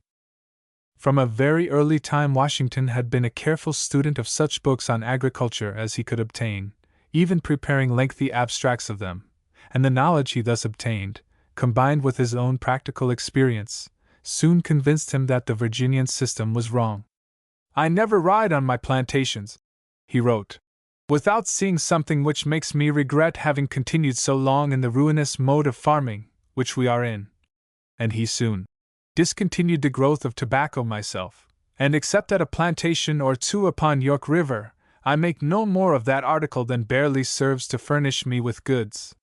From this time, 1765, the whole of my force was, in a manner, confined to the growth of wheat and manufacturing of it into flour, and before long he boasted that the wheat from some of my plantations, by one pair of steelyards, will weigh upwards of 60 pounds, and better wheat than I now have I do not expect to make. After the Revolution he claimed that no wheat that has ever yet fallen under my observation exceeds the wheat which some years ago I cultivated extensively, but which, from inattention during my absence of almost 9 years from home, has got so mixed or degenerated as scarcely to retain any of its original characteristics properly. In 1768 he was able to sell over 1,900 bushels, and how greatly his product was increased after this is shown by the fact that in this same year he sowed 490 bushels. Still further study and experimentation led him to conclude that my countrymen are too much used to corn blades and corn shucks, and have too little knowledge of the profit of grass lands. And after his final homecoming to Mount Vernon he said, "I have had it in contemplation ever since I returned home to turn my farms to grazing principally, as fast as I can cover the fields sufficiently with grass. Labor and of course expense will be considerably diminished by this change, the net profit as great and my attention less divided, whilst the fields will be improving." That this was only an abandonment of a one-crop system is shown by the fact that in 1792 he grew over 5,000 bushels of wheat, valued at 4 shillings the bushel, and in 1799 he said, "As a farmer, wheat and flour are my principal concerns." And though, in abandoning the growth of tobacco, Washington also tried to grow as little Indian corn as may be, yet in 1795 his crop was over 1,600 barrels, and the quantity needed for his own Negroes and stock is shown in a year when his crop failed, which obliged me to purchase upwards of 800 barrels of corn. In connection with this change of system, Washington became an early convert to the rotation of crops, and drew up elaborate tables sometimes covering periods of 5 years, so that the quantity of each crop should not vary, yet by which his fields should have constant change. This system naturally very much diversified the product of his estate, and flax, hay, clover, buckwheat, turnips, and potatoes became large crops. The scale on which this was done is shown by the facts that in 1 year he sowed 27 bushels of flaxseed and planted over 300 bushels of potatoes. Early and late Washington preached to his overseers the value of fertilization. In one case, when looking for a new overseer, he said the man must be, above all, Midas-like, one who can convert everything he touches into manure, as the first transmutation towards gold. In a word, one who can bring worn-out and gullied lands into good tilth in the shortest time. Equally emphatic was his urging of constant plowing and grubbing, and he even invented a deep soil plow, which he used till he found a better one in the English Rotherham plow, which he promptly imported, as he did all other improved farming tools and machinery of which he could learn. To save his woodlands, and for appearance's sake, he insisted on live fences, though he had to acknowledge that no hedge alone will, I am persuaded, do for an outer enclosure, where 2 or 4-footed hogs find it convenient to open passage. In all things he was an experimentalist, carefully trying different kinds of tobacco and wheat, various kinds of plants for hedges, and various kinds of manure for fertilizers. He had tests made to see whether he could sell his wheat to best advantage in the grain or when made into flour, and he bred from selected horses, cattle, and sheep. In short, I shall begrudge no reasonable expense that will contribute to the improvement and neatness of my farms, for nothing pleases me better than to see them in good order, and everything trim, handsome, and thriving about them. The magnitude of the charge of such an estate can be better understood when the condition of a Virginia plantation is realized. Before the Revolution, practically everything the plantation could not produce was ordered yearly from Great Britain, and after the annual delivery of the invoices the estate could look for little outside help. Nor did this change rapidly after the Revolution, and during the period of Washington's management almost everything was bought in yearly supplies. This system compelled each plantation to be a little world unto itself. Indeed, the 300 souls on the Mount Vernon estate went far to make it a distinct and self-supporting community, and one of Washington's standing orders to his overseers was to buy nothing you can make within yourselves. Thus the planting and gathering of the crops were but a small part of the work to be done. A corps of workmen, some Negroes, some indentured servants, and some hired laborers, were kept on the estate. A blacksmith shop occupied some, doing not merely the work of the plantation, but whatever business was brought to them from outside, and a wood burner kept them and the mansion house supplied with charcoal. A gang of carpenters were kept busy, and their spare time was utilized in framing houses to be put up in Alexandria, or in the Federal City, as Washington was called before the death of its namesake. A brickmaker, too, was kept constantly employed, and masons utilized the product of his labor. The gardener's gang had charge of the kitchen garden, and set out thousands of grapevines, fruit trees, and hedge plants. A watermill, with its staff, not merely ground meal for the hands, but produced a fine flour that commanded extra price in the market. In 1786 Washington asserted that his flour was equal, I believe, in quality to any made in this country, and the Mount Vernon brand was of such value that some money was made by buying outside wheat and grinding it into flour. The coopers of the estate made the barrels in which it was packed, and Washington's schooner carried it to market. The estate had its own shoemaker, and in time a staff of weavers was trained. Before this was obtained, in 1760, though with only a modicum of the force he presently had, Washington ordered from London 450 ells of osnabrück, 4 pieces of brown wools, 350 yards of Kendal cotton, and 100 yards of Dutch blanket. By 1768 he was manufacturing the chief part of his requirements, for in that year his weavers produced 815 3/4 yards of linen, 365 1/4 yards of woolen, 144 yards of linsey, and 40 yards of cotton, or a total of 1,365 1/2 yards, 1 man and 5 Negro girls having been employed.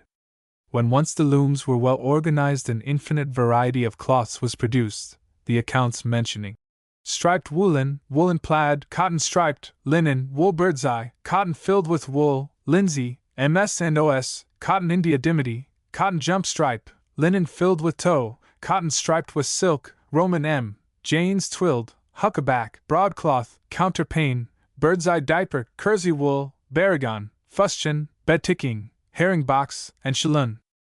One of the most important features of the estate was its fishery, for the catch, salted down, largely served in place of meat for the Negroes' food. Of this advantage Washington wrote, "This river is well supplied with various kinds of fish at all seasons of the year, and in the spring, with the greatest profusion of shad, herrings, bass, carp, perch, sturgeon, and sea. Several valuable fisheries appertain to the estate. The whole shore, in short, is one entire fishery.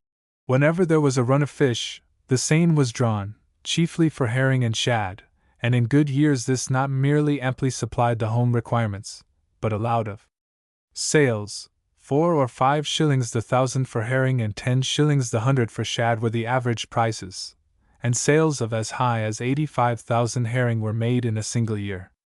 In 1795, when the United States passed an excise law, distilling became particularly profitable, and a still was set up on the plantation.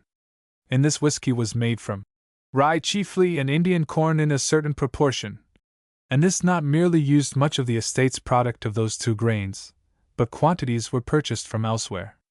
In 1798 the profit from the distillery was £344 12 shillings and 7 3/4 pence, with a stock carried over of 755 1/4 gallons, but this was the most successful year. Cider, too, was made in large quantities. A stud stable was from an early time maintained, and the Virginia papers regularly advertised that the stud horse, Samson, Magnolia, Leonidas, Traveler, or whatever the reigning stallion of the moment might be, would cover Mars at Mount Vernon, with pasturage and a guarantee of full, if their owners so elected. During the Revolution Washington bought 27 of the army Maras that had been worn down so as to render it beneficial to the public to have them sold, not even objecting to those low in flesh or even crippled, because I have many large farms and am improving a good deal of land into meadow and pasture, which cannot fail of being profited by a number of brood Maras. In addition to the stud, there were, in 1793, 54 draft horses on the estate. A unique feature of this stud was the possession of 2 jackasses, of which the history was curious.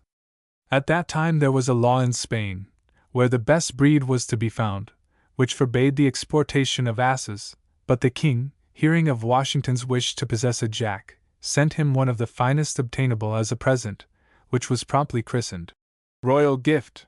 The sea voyage and the change of climate, however, so affected him that for a time he proved of little value to his owner, except as a source of amusement, for Washington wrote Lafayette, "The jack I have already received from Spain in appearance is fine, but his late royal master, though past his grand climacteric, cannot be less moved by female allurements than he is, or when prompted, can proceed with more deliberation and majestic solemnity to the work of procreation." This reluctance to play his part Washington concluded was a sign of aristocracy, and he wrote a nephew, "If Royal Gift will administer, he shall be at the service of your Maras, but at present he seems too full of royalty to have anything to do with a plebeian race." And to Fitzhugh he said, "Particular attention shall be paid to the Maras which your servant brought, and when my Jack is in the humor, they shall derive all the benefit of his labor, for labor it appears to be. At present, though young, he follows what may be supposed to be the example of his late royal master, who cannot, though past his grand climacteric, perform seldomer or with more majestic solemnity than he does. However, I am not without hope that when he becomes a little better acquainted with republican enjoyment, he will amend his manners, and fall into a better and more expeditious mode of doing business." This fortunately proved to be the case, and his master not merely secured such mules as he needed for his own use, but gained from him considerable profit by covering Maras in the neighborhood. He even sent him on a tour through the South, and Royal Gift passed a whole winter in Charleston, South Carolina, with a resulting profit of $678 to his owner. In 1799 there were on the estate 2 covering jacks and 3 young ones, 10 chiasses, 42 working mules and 15 younger ones. Of cattle there were in 1793 a total of 317 head, including a sufficiency of oxen broke to the yoke, and a dairy was operated separate from the farms, and some butter was made, but Washington had occasion to say, "It is hoped, and will be expected, that more effectual measures will be pursued to make butter another year, for it is almost beyond belief that from 101 cows actually reported on a late enumeration of the cattle, that I am obliged to buy butter for the use of my family." Sheep were an unusual adjunct of a Virginia plantation, and of his flock Washington wrote, "From the beginning of the year 1784, when I returned from the army, until shearing time of 1788, I improved the breed of my sheep so much by buying and selecting the best formed and most promising rams, and putting them to my best use, by keeping them always well culled and clean, and by other attentions, that they averaged me rather over than under 5 pounds of washed wool each." In another letter, he said, "I was proud in being able to produce perhaps the largest mutton and the greatest quantity of wool from my sheep that could be produced. But I was not satisfied with this, and contemplated further improvements both in the flesh and wool by the introduction of other breeds, which I should by this time have carried into effect, had I been permitted to pursue my favorite occupation." In 1789, however, I was again called from home, and have not had it in my power since to pay any attention to my farms. The consequence of which is, that my sheep at the last shearing yielded me not more than 2½ pounds. In 1793 he had 634 in his flock, from which he obtained 1,457 pounds of fleece. Of hogs he had many, but, as these run pretty much at large in the woodland, the number is uncertain. In 1799 his manager valued his entire livestock at 7,000 pounds. A separate account was kept of each farm, and of many of these separate departments, and whenever there was a surplus of any product an account was opened to cover it. Thus in various years there are accounts raised dealing with cattle, hay, flour, flax, cordwood, shoats, fish, whiskey, pork, etc., and his secretary, Shaw, told a visitor that the books were as regular as any merchant whatever. It is proper to note, however, that sometimes they would not balance, and twice at least Washington could only force one, by entering by cash supposed to be paid away and not credited pound 17.6.2, and by cash lost, stolen or paid away without charging pound 143.15.2. All these accounts were tabulated at the end of the year, and the net results obtained. Those for a single year are here given.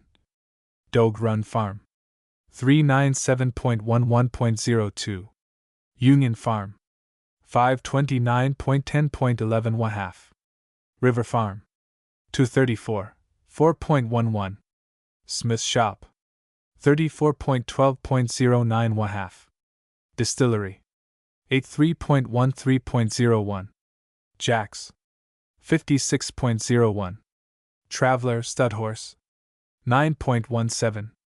Shoemaker 28.17.01. Fishery 165.12.034. Dairy December 30th, 03. Mansion House 466.18.02. Muddy Hole Farm 60.01.03. Spinning 51.02.0. Hire of Head Overseer 140.00.0. By clear gain on the estate pound 898.16.414. A pretty poor showing for an estate and Negroes which had certainly cost him over $50,000, and on which there was livestock which at the lowest estimation was worth $15,000 more. It is not strange that in 1793 Washington attempted to find tenants for all but the mansion farm. This he reserved for my own residence, occupation, and amusement, as Washington held that idleness is disreputable, and in 1798 he told his chief overseer he did not choose to discontinue my rides or become a cipher on my own estate. When at Mount Vernon, as this indicated, Washington rode daily about his estate, and he has left a pleasant description of his life immediately after retiring from the presidency. I begin my diurnal course with the sun. If my hirelings are not in their places at that time, I send them messages expressive of my sorrow for their indisposition. Having put these wheels in motion, I examine the state of things further, and the more they are probed, the deeper I find the wounds are which my buildings have sustained by my absence and neglect of 8 years. By the time I have accomplished these matters, breakfast, a little after 7 o'clock, is ready. This being over, I mount my horse and ride round my farms, which employs me until it is time to dress for dinner. A visitor at this time is authority for the statement that the master often works with his men himself, strips off his coat and labors like a common man.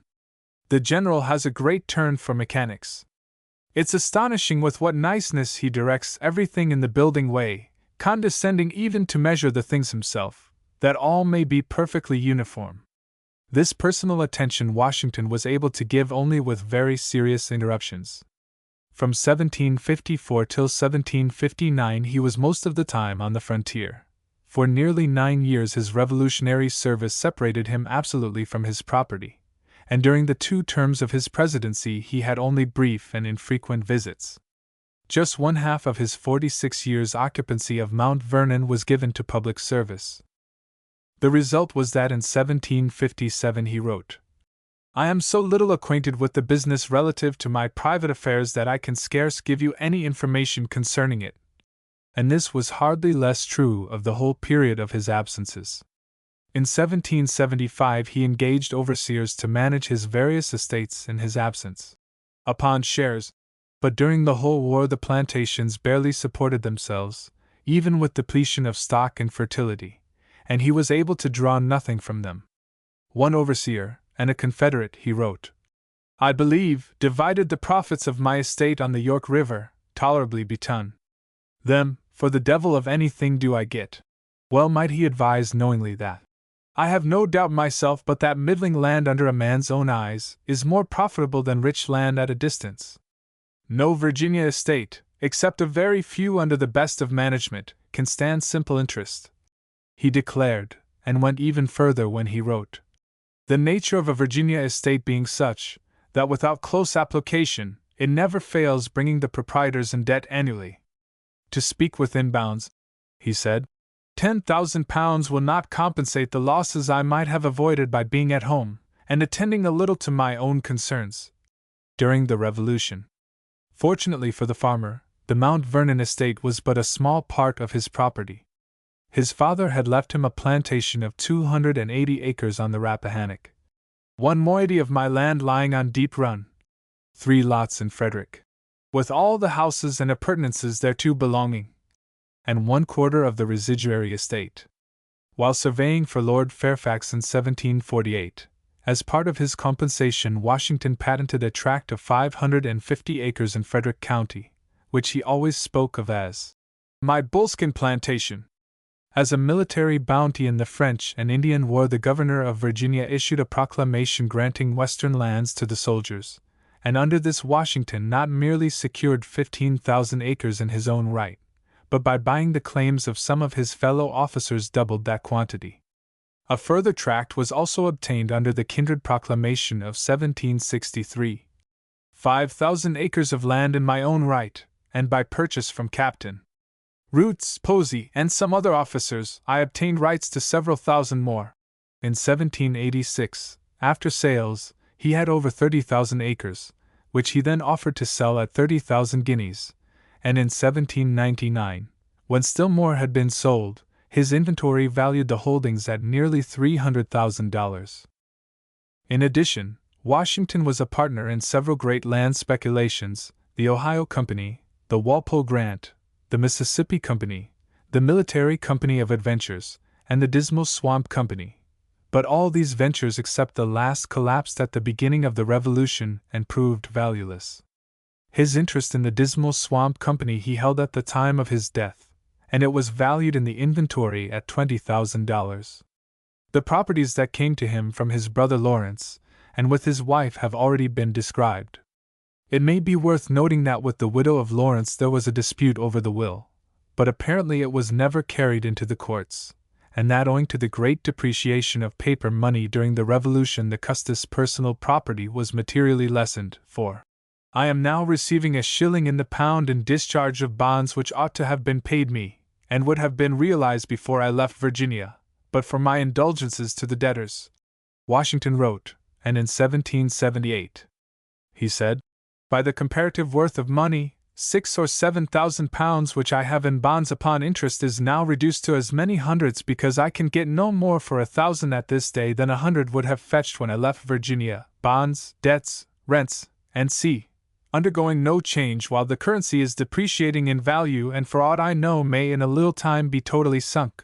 Indeed, in 1781 he complained that I have totally neglected all my private concerns, which are declining every day, and may, possibly, end in capital losses, if not absolute ruin, before I am at liberty to look after them. In 1784 he became partner with George Clinton in some land purchases in the state of New York with the expectation of buying the mineral springs at Saratoga, and the Oriskany tract, on which Fort Schuyler stands. In this they were disappointed, but 6,000 acres in the Mohawk Valley were obtained. Amazingly cheap. Washington's share cost him, including interest, £1,875, and in 1793 2/3 of the land had been sold for £3,400, and in his inventory of 1799 Washington valued what he still held of the property at $6,000. In 1790, having inside information that the capital was to be removed from New York to Philadelphia, Washington tried to purchase a farm near that city, foreseeing a speedy rise in value. In this apparently he did not succeed. Later he purchased lots in the new federal city, and built houses on 2 of them. He also had town lots in Williamsburg, Alexandria, Winchester, and Bath. In addition to all this property there were many smaller holdings. Much was sold or traded, yet when he died, besides his wife's real estate and the Mount Vernon property, he possessed 51,395 acres, exclusive of town property. A contemporary said that General Washington is, perhaps, the greatest landholder in America. All these lands, except Mount Vernon, were, so far as possible, rented, but the net income was not large. Rent agents were employed to look after the tenants, but low rents, war, paper money, a shifting population, and Washington's dislike of lawsuits all tended to reduce the receipts, and the landlord did not get simple interest on his investments. Thus, in 1799 he complains of slow payments from tenants in Washington and Lafayette counties, Pennsylvania. Instead of an expected $6,000, due June 1st, but $1,700 were received. Income, however, had not been his object in loading himself with such a vast property, as Washington believed that he was certain to become rich. For proof of the rise of land, he wrote in 1767, "Only look to Frederick County, and see what fortunes were made by the first taking up of those lands. Nay, how the greatest estates we have in this colony were made. Was it not by taking up and purchasing at very low rates the rich back lands, which were thought nothing of in those days, but are now the most valuable land we possess?" In this he was correct, but in the meantime he was more or less land poor. To a friend in 1763 he wrote that the stocking and repairing of his plantations, and other matters, swallowed up before I well knew where I was, all the moneys I got by marriage, nay more, brought me in debt. In 1775, replying to a request for a loan, he declared that, "So far am I from having £200 to lend, I would gladly borrow that sum myself for a few months." When offered land adjoining Mount Vernon for £3,000 in 1778, he could only reply that it was a sum I have little chance, if I had inclination, to pay, and therefore would not engage it, as I am resolved not to encumber myself with debt. In 1782, to secure a much desired tract he was forced to borrow £2,000 York currency at the rate of 7%. In 1788, "The total loss of my crop last year by the drought, with necessary demands for cash, have caused me much perplexity and given me more uneasiness than I ever experienced before from want of money." And a year later, just before setting out to be inaugurated, he tried to borrow £500 to discharge what I owe, and to pay the expenses of the journey to New York, but was unable to obtain more than half of it, though it was not much I required, and this at an advanced interest with other rigid conditions, though at this time could I get in 1/4 part of what is due me on bonds, without the intervention of suits, there would have been ample funds. In 1795 the President said, "My friends entertain a very erroneous idea of my particular resources, when they set me down for a money lender or one who, now, has a command of it. You may believe me when I assert that the bonds which were due to me before the Revolution were discharged during the progress of it, with a few exceptions in depreciated paper, in some instances as low as a shilling in the pound. That such has been the management of the estate, for many years past, especially since my absence from home, now 6 years, as scarcely to support itself. That my public allowance, whatever the world may think of it, is inadequate to the expense of living in this city. To such an extravagant height has the necessaries as well as the conveniences of life arisen. And moreover that to keep myself out of debt, I have found it expedient now and then to sell lands, or something else to effect this purpose." As these extensive land ventures bespoke a national characteristic, so a liking for other forms of speculation was innate in the great American. During the Revolution he tried to secure an interest in a privateer. One of his favorite flyers was chances and lotteries and raffles, which, if now found only in association with church fairs, were then not merely respectable, but even fashionable. In 1765 £5 and 10 shillings were invested in one lottery. £5 purchased 5 tickets in Strother's lottery in 1763. 3 years later £6 were risked in the York lottery, and produced prizes to the extent of £16. £50 were put into Colonel Bird's lottery in 1769, and drew a half-acre lot in the town of Manchester, but out of this Washington was defrauded. In 1791 John Potts was paid £4 and 4 shillings, in part for 20 lottery tickets in the Alexa Street lottery at 6/ each, $14. The BAL was discharged by 2.3 Lord Uthering's prizes. 20 tickets of Peregrine and Fitzhugh's lottery cost $188 in 1794. And these are but samples of innumerable instances. So, too, in raffles, the entries are constant. For glasses 20/ for a necklace £1, by profit and loss in 2 chances in raffling for Encyclopaedia Britannica, which I did not win £1.4. 2 tickets were taken in the raffle of Mrs. Dawson's coach, as were chances for a pair of silver buckles, for a watch, and for a gun. Such and many others were smaller ventures Washington took. There were other sources of income or loss besides. Before the Revolution he had a good-sized holding of Bank of England stock, and an annuity in the funds, besides considerable property on bond, the larger part of which, as already noted, was liquidated in depreciated paper money. This paper money was for the most part put into United States securities, and eventually the at least £10,000 Virginia money proved to be worth $6,246 in government 6% and 3%. A great believer in the Potomac Canal Company, Washington invested £2,400 sterling in the stock, which produced no income, and in time showed a heavy shrinkage. Another and smaller loss was an investment in the James River Canal Company. Stock holdings in the Bank of Columbia and in the Bank of Alexandria proved profitable investments. Nonetheless, Washington was a successful businessman.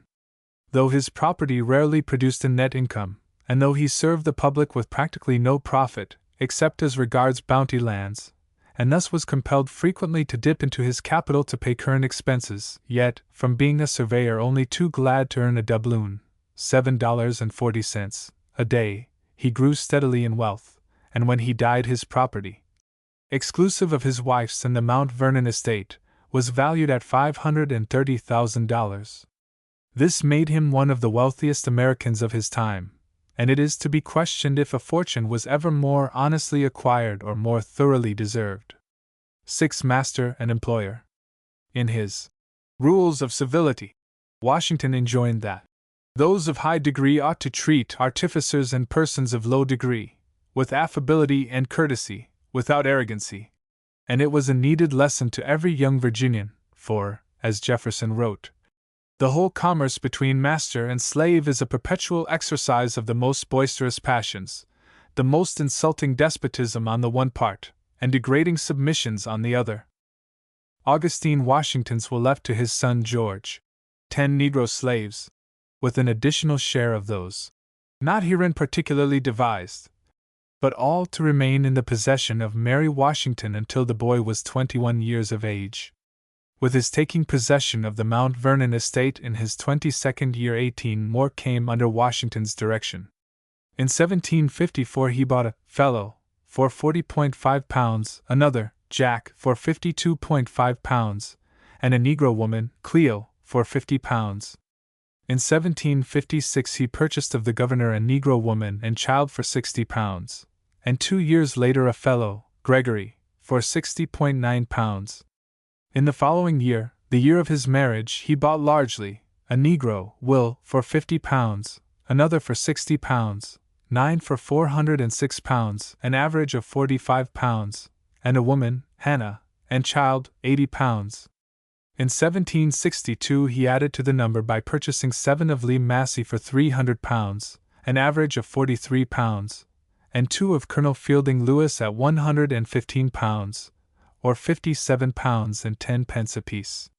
From the estate of Francis Hobbs he bought, in 1764, Ben, £72, Lewis £36 and 10 pence, and Sarah, £20.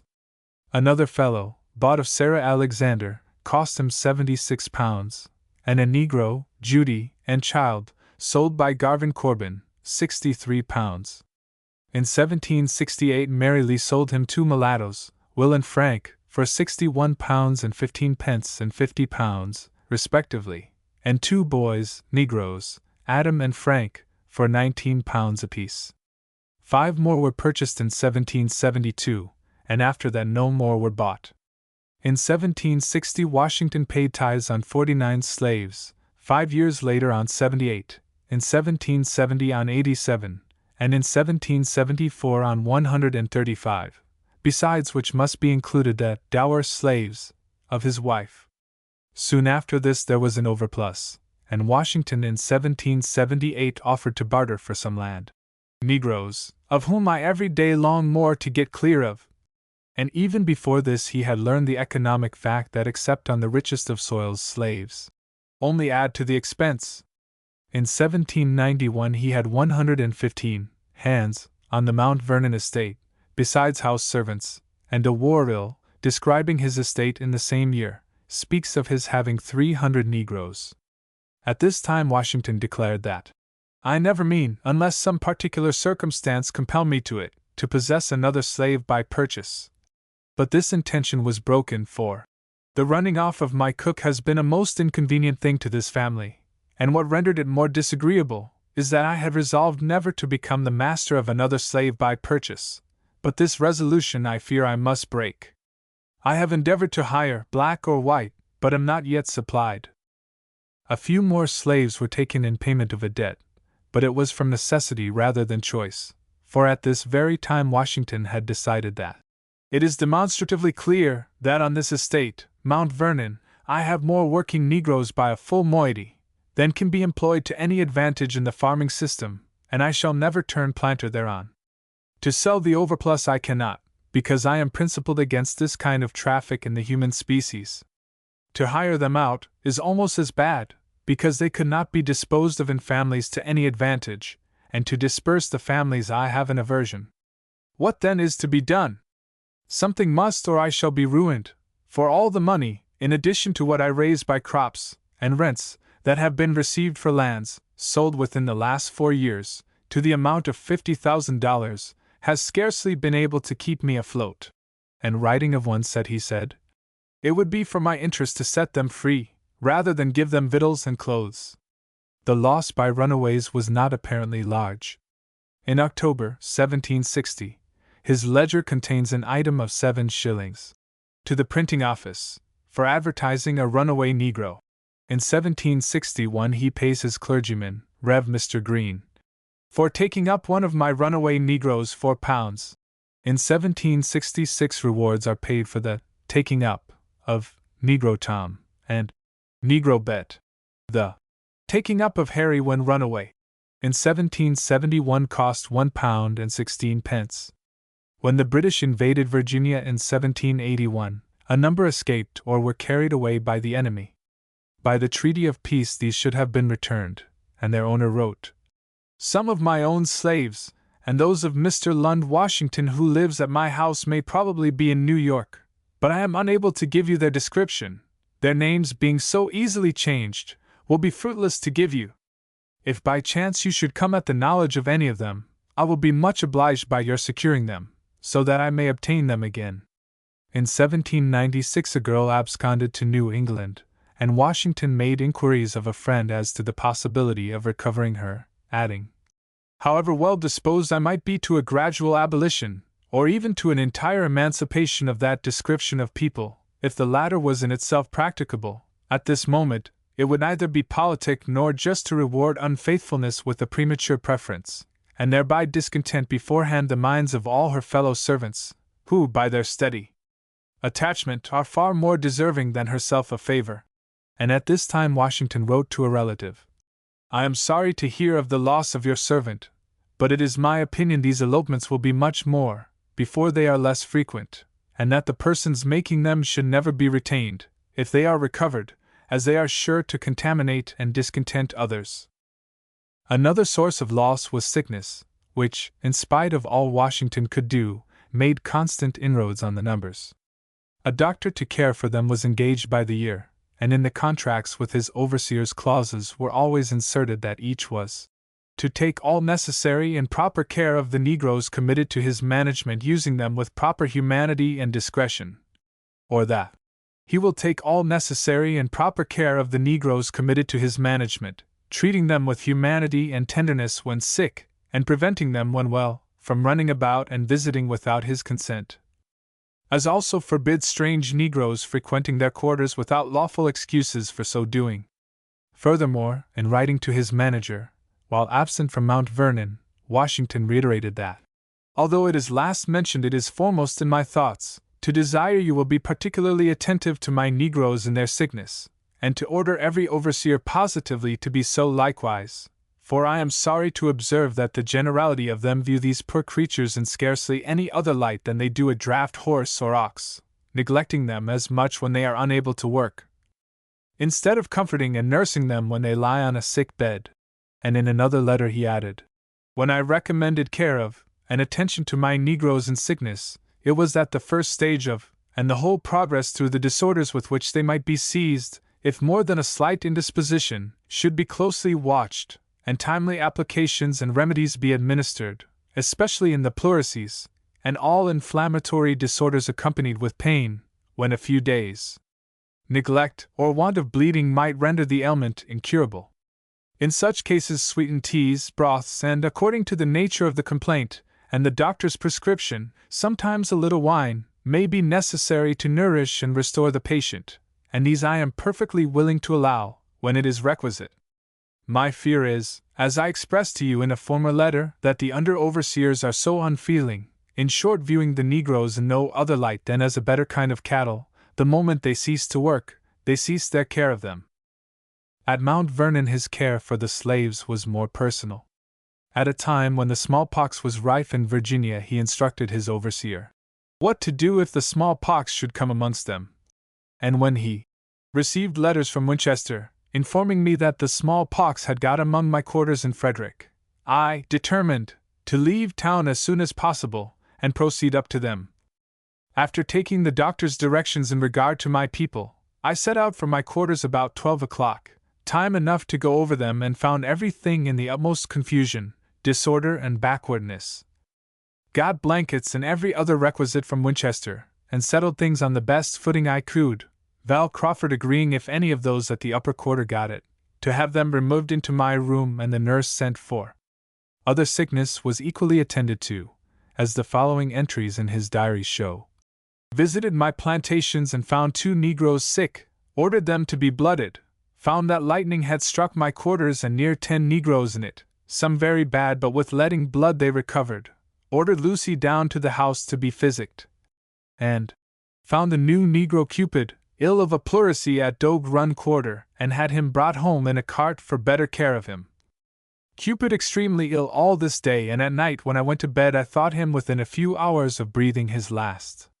This matter of sickness, however, had another phase, which caused Washington much irritation at times when he could not personally look into the cases, but heard of them through the reports of his overseers. Thus, he complained on one occasion, "I find by reports that Sam is, in a manner, always returned sick, dull at the ferry, and several of the spinners very frequently so, for a week at a stretch, and Ditcher Charles often laid up with lameness. I never wish my people to work when they are really sick, or unfit for it, on the contrary, that all necessary care should be taken of them when they are so, but if you do not examine into their complaints, they will lay by when no more ails them, than all those who stick to their business, and are not complaining from the fatigue and drowsiness which they feel as the effect of night walking and other practices which unfit them for the duties of the day." And again he asked, "Is there anything particular in the cases of Ruth, Hannah, and Peg, that they have been returned sick for several weeks together? Ruth, I know, is extremely deceitful. She has been aiming for some time past to get into the house, exempt from work. But if they are not made to do what their age and strength will enable them, it will be a bad example for others, none of whom would work if by pretexts they can avoid it." Other causes than running away and death depleted the stock. One Negro was taken by the state for some crime and executed, an allowance of £69 being made to his master. In 1766 an unruly Negro was shipped to the West Indies, as was then the custom, Washington writing the captain of the vessel, "With this letter comes a Negro, Tom, which I beg the favor of you to sell in any of the islands you may go to, for whatever he will fetch, and bring me in return for him. 1 HHD of best molasses, 1 ditto of best rum, 1 barrel of limes, if good and cheap, 1 pot of tamarinds, containing about 10 pounds, 2 small ditto of mixed sweetmeats, about 5 pounds each, and the residue, much or little, in good old spirits. That this fellow is both a rogue and a runaway, though he was by no means remarkable for the former, and never practiced the latter till of late, I shall not pretend to deny.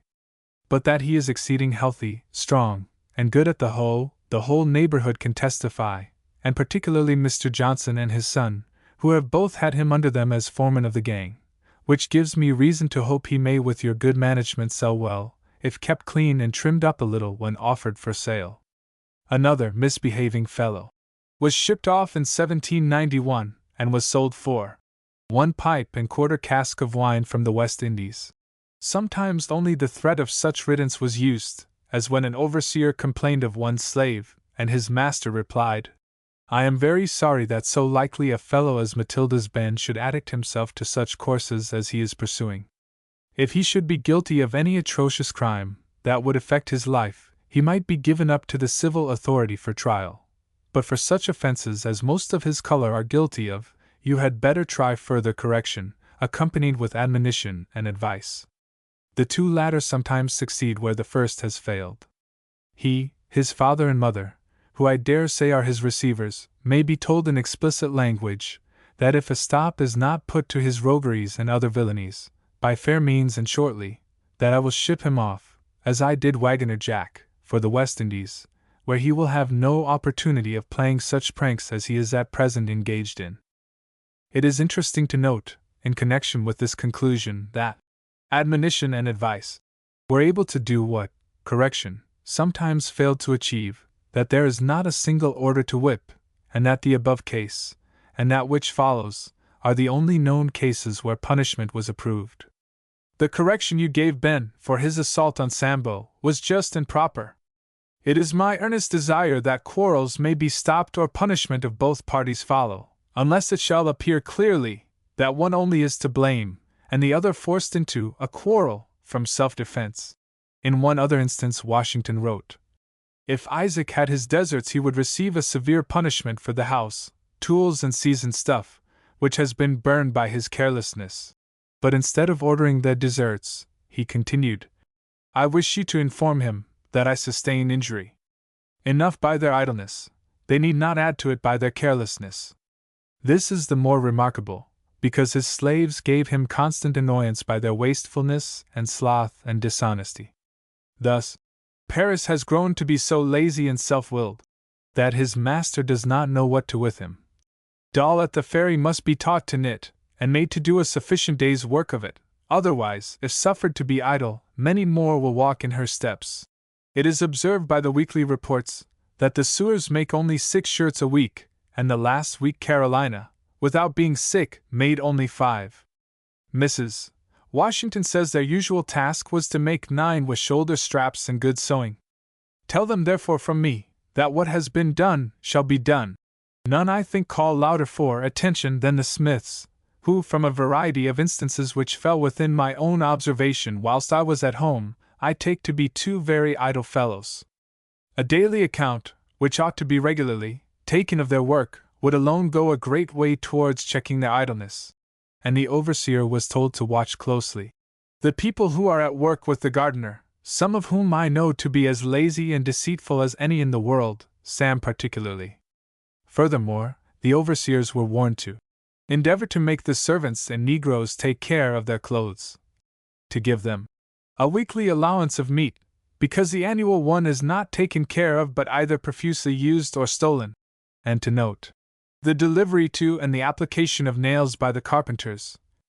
For I cannot conceive how it is possible that 6,012 nails could be used in the corn house at River Plantation.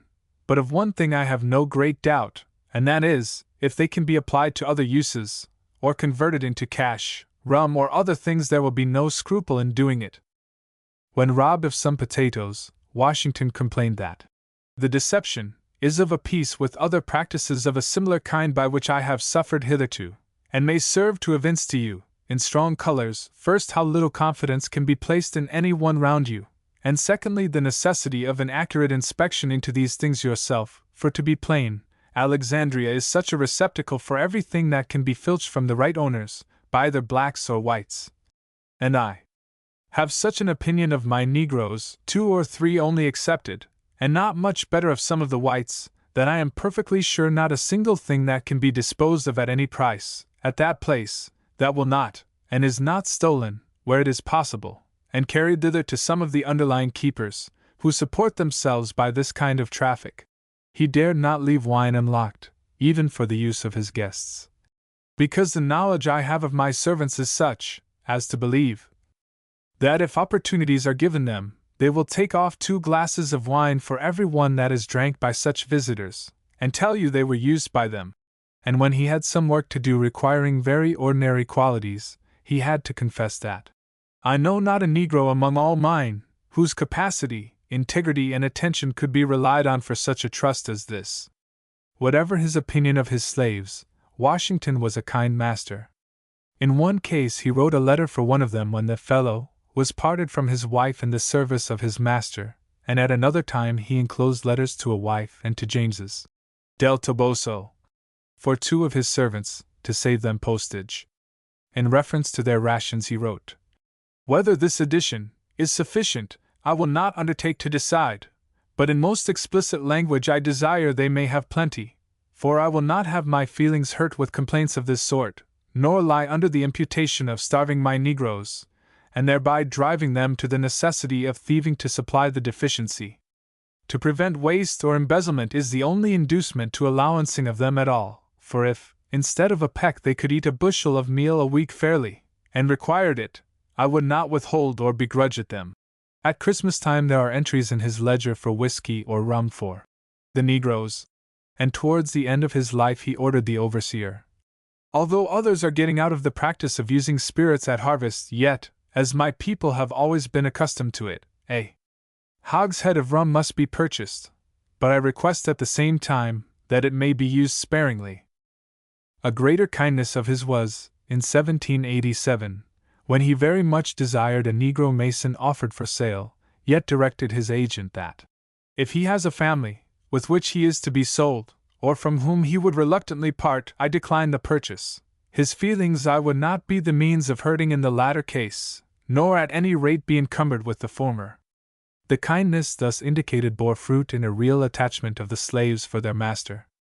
In Humphreys's poem on Washington, the poet alluded to the Negroes at Mount Vernon in the lines, and in a footnote the writer added, "The interesting scene of his return home, at which the author was present, is described exactly as it existed." A single one of these slaves deserves further notice. His body servant, Billy, was purchased by Washington in 1768 for £68 and 15 shillings, and was his constant companion during the war, even riding after his master at reviews. And this servant was so associated with the general that it was alleged in the preface to the forged letters that they had been captured by the British from Billy, an old servant of General Washington's. When Savage painted his well-known family group, this was the one slave included in the picture. In 1784, Washington told his Philadelphia agent that the mulatto fellow, William, who has been with me all the war, is attached, married, he says, to one of his own color, a free woman, who during the war was also of my family.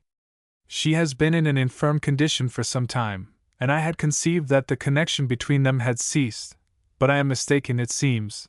They are both applying to get her here, and though I never wish to see her more, I cannot refuse his request, if it can be complied with on reasonable terms, as he has served me faithfully for many years. After premising this much, I have to beg the favor of you to procure her a passage to Alexandria. When acting as chain-bearer in 1785, while Washington was surveying a tract of land, William fell and broke his knee-pan, which put a stop to my surveying, and with much difficulty I was able to get him to Abington, being obliged to get a sled to carry him on, as he could neither walk, stand, or ride. From this injury Lee never quite recovered, yet he started to accompany his master to New York in 1789, only to give out on the road. He was left at Philadelphia, and Lear wrote to Washington's agent that the President will thank you to propose it to Will to return to Mount Vernon when he can be removed, for he cannot be of any service here, and perhaps will require a person to attend upon him constantly.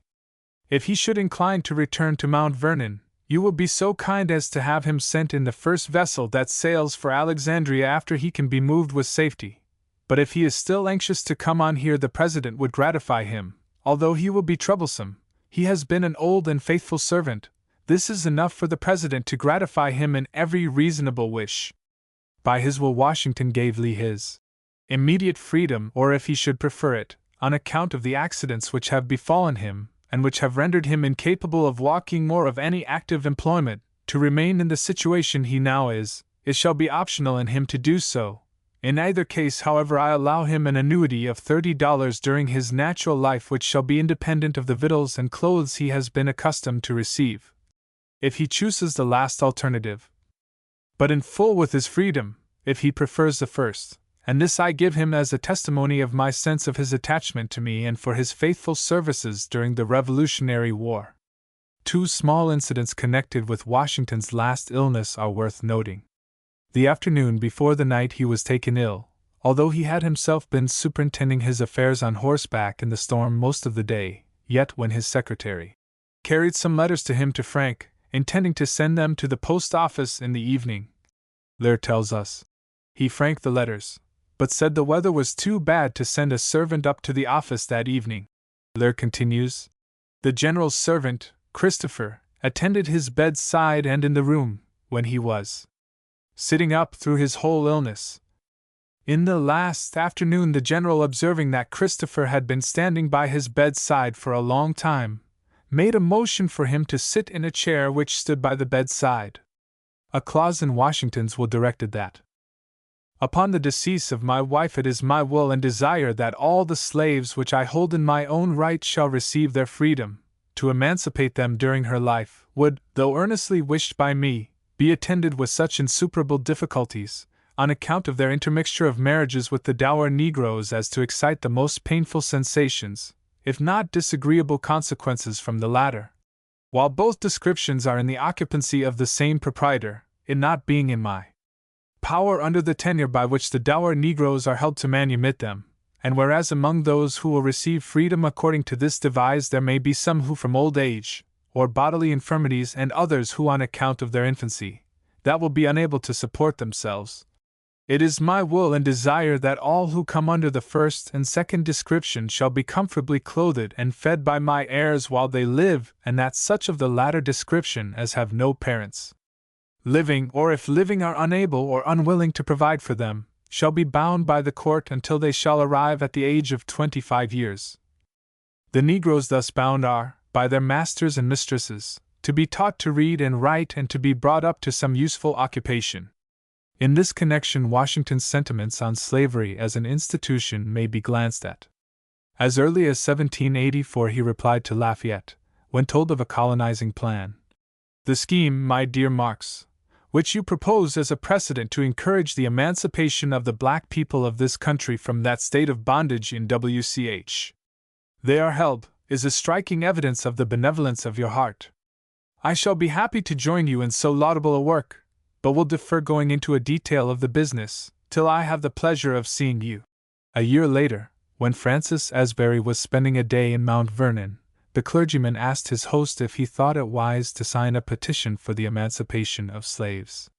Washington replied that it would not be proper for him, but added, "If the Maryland Assembly discusses the matter, I will address a letter to that body on the subject, as I have always approved of it."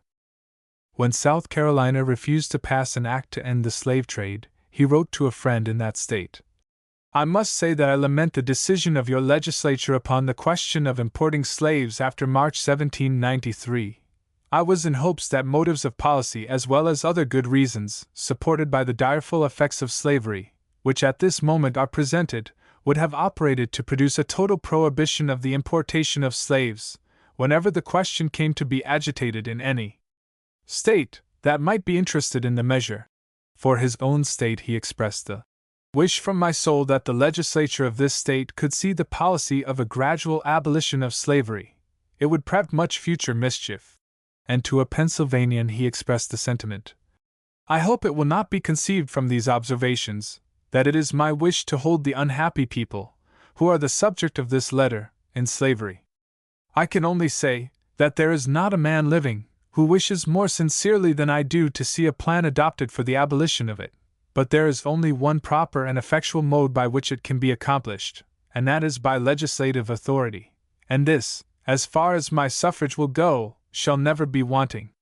Washington by no means restricted himself to slave servitors. Early in life he took into his service John Alton at £13 per annum, and this white man served as his body servant in the Braddock campaign, and Washington found in the march that a most serious inconvenience attended me in my sickness, and that was the losing the use of my servant, for poor John Alton was taken about the same time that I was, and with nearly the same disorder, and was confined as long, so that we did not see each other for several days." As elsewhere noticed, Washington succeeded to the services of Braddock's body servant, Thomas Bishop, on the death of the general, paying the man £10 a year. These two were his servants in his trip to Boston in 1756, and in preparation for that journey Washington ordered his English agent to send him 2 complete livery suits for servants, with a spare cloak and all other necessary trimmings for 2 suits more. "I would have you choose the livery by our arms, only as the field of the arms is white, I think the clothes had better not be quite so, but nearly like the enclosed. The trimmings and facings of scarlet, and a scarlet waistcoat. If livery lace is not quite disused, I should be glad to have the cloaks laced. I like that fashion best, and 2 silver-laced hats for the above servants." For some reason Bishop left his employment, but in 1760 Washington wrote to my old servant Bishop to return to me again if he was not otherwise engaged. And, the man being very desirous of returning, the old relation was reassumed. Alton in the meantime had been promoted to be overseer of one of the plantations. In 1785 their master noted in his diary, "Last night J.N.O. Alton, an overseer of mine in the neck, an old and faithful servant who has lived with me 30-odd years, died, and this evening the wife of Thos. Bishop, another old servant who had lived with me an equal number of years, also died. Both were remembered in his will by a clause giving to Sarah Green, daughter of the deceased Thomas Bishop, and to Ann Walker, daughter of John Alton, also deceased, I give each $100, in consideration of the attachment of their father, S. to me, each of whom having lived nearly 40 years in my family. Of Washington's general treatment of the serving class a few facts can be gleaned. He told one of his overseers, in reference to the sub-overseers, that to treat them civilly is no more than what all men are entitled to, but my advice to you is, to keep them at a proper distance, for they will grow upon familiarity, in proportion as you will sink in authority if you do not. To a housekeeper he promised a warm, decent, and comfortable room to herself, to lodge in, and will eat of the victuals of our table, but not set at it, or at any time with us be her appearance what it may, for if this was once admitted no line satisfactory to either party, perhaps could be drawn thereafter. In visiting he feed liberally, good examples of which are given in the cash account of the visit to Boston in 1756, when he gave to servants on Ye Road 10/ by cash Mr. Malbone's servants £4.0.0, the chambermaid £1.2.6. When the wife of his old steward, Frances, came to need, he gave her, for charity £1.17.6. The majority will sympathize rather than disapprove of his opinion when he wrote, "Workmen in most countries I believe are necessary plagues. In this where entreaties as well as money must be used to obtain their work and keep them to their duty, they baffle all calculation in the accomplishment of any plan or repairs they are engaged in, and require more attention to end looking after than can be well conceived."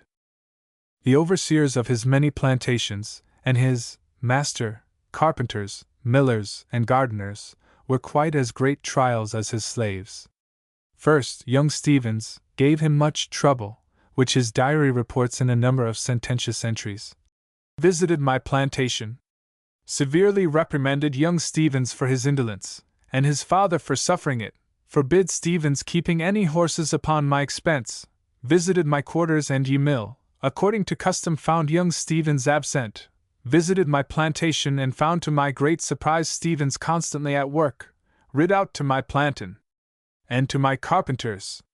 Found Richard Stevens hard at work with an axe. Very extraordinary this. Again he records, visited my plantations, found Foster had been absent from his charge since the 28th ulto. Left orders for him to come immediately to me upon his return, and reprimanded him severely. Of another Simpson, I never hear, without a degree of warmth and vexation at his extreme stupidity. And elsewhere he expresses his disgust at that confounded fellow Simpson. A third spent all the fall and half the winter in getting in his crop, and if there was any way of making such a rascal as Garner pay for such conduct, no punishment would be too great for him. I suppose he never turned out of mornings until the sun had warmed the earth, and if he did not, the negroes would not. His chief overseer was directed to let Mr. Crow know that I view with a very evil eye the frequent reports made by him of sheep dying. Frequent natural deaths is a very strong evidence to my mind of the want of care or something worse. Curious distinctions were made oftentimes. Thus, in the contract with an overseer, one clause was inserted to the effect, and whereas there are a number of whiskey stills very contiguous to the said plantations, and many idle, drunken, and dissolute people continually resorting to the same, priding themselves in debauching sober and well-inclined persons, the said Ed Voilet doth promise as well for his own sake as his employers to avoid them as he ought. To the contrary, in hiring a gardener, it was agreed as part of the compensation that the man should have $4 at Christmas, with which he may be drunk for 4 days and 4 nights, $2 at Easter to effect the same purpose, $2 at Whitsuntide to be drunk for 2 days, a dram in the morning, and a drink of grog at dinner at noon. With more true kindness Washington wrote to one of his underlings, I was very glad to receive your letter of the 31st ultimo, because I was afraid, from the accounts given me of your spitting blood, that you would hardly have been able to have written at all. And it is my request that you will not, by attempting more than you are able to undergo, with safety and convenience, injure yourself, and thereby render me a disservice. I had rather therefore hear that you had nursed than exposed yourself. And the things which I sent from this place, I mean the wine, tea, coffee, and sugar, and such other matters as you may lay in by the doctor's direction for the use of the sick, I desire you will make use of as your own personal occasions may require. Of one butler he had employed to overlook his gardeners, but who proved hopelessly unfit, Washington said, "Sure I am, there is no obligation upon me to retain him from charitable motives, when he ought rather to be punished as an impostor, for he well knew the services he had to perform, and which he promised to fulfill with zeal, activity, and intelligence. Yet when the man was discharged his employer gave him a character, if his activity, spirit, and ability in the management of Negroes were equal to his honesty, sobriety, and industry, there would not be the least occasion for a change. And Butler was paid his full wages, no deduction being made for lost time, as I can better afford to be without the money than he can." Another thoroughly incompetent man was one employed to take charge of the Negro carpenters, of whom his employer wrote, "I am apprehensive that Green never will overcome his propensity to drink, that it is this which occasions his frequent sickness, absences from work, and poverty. And I am convinced, moreover, that it answers no purpose to admonish him.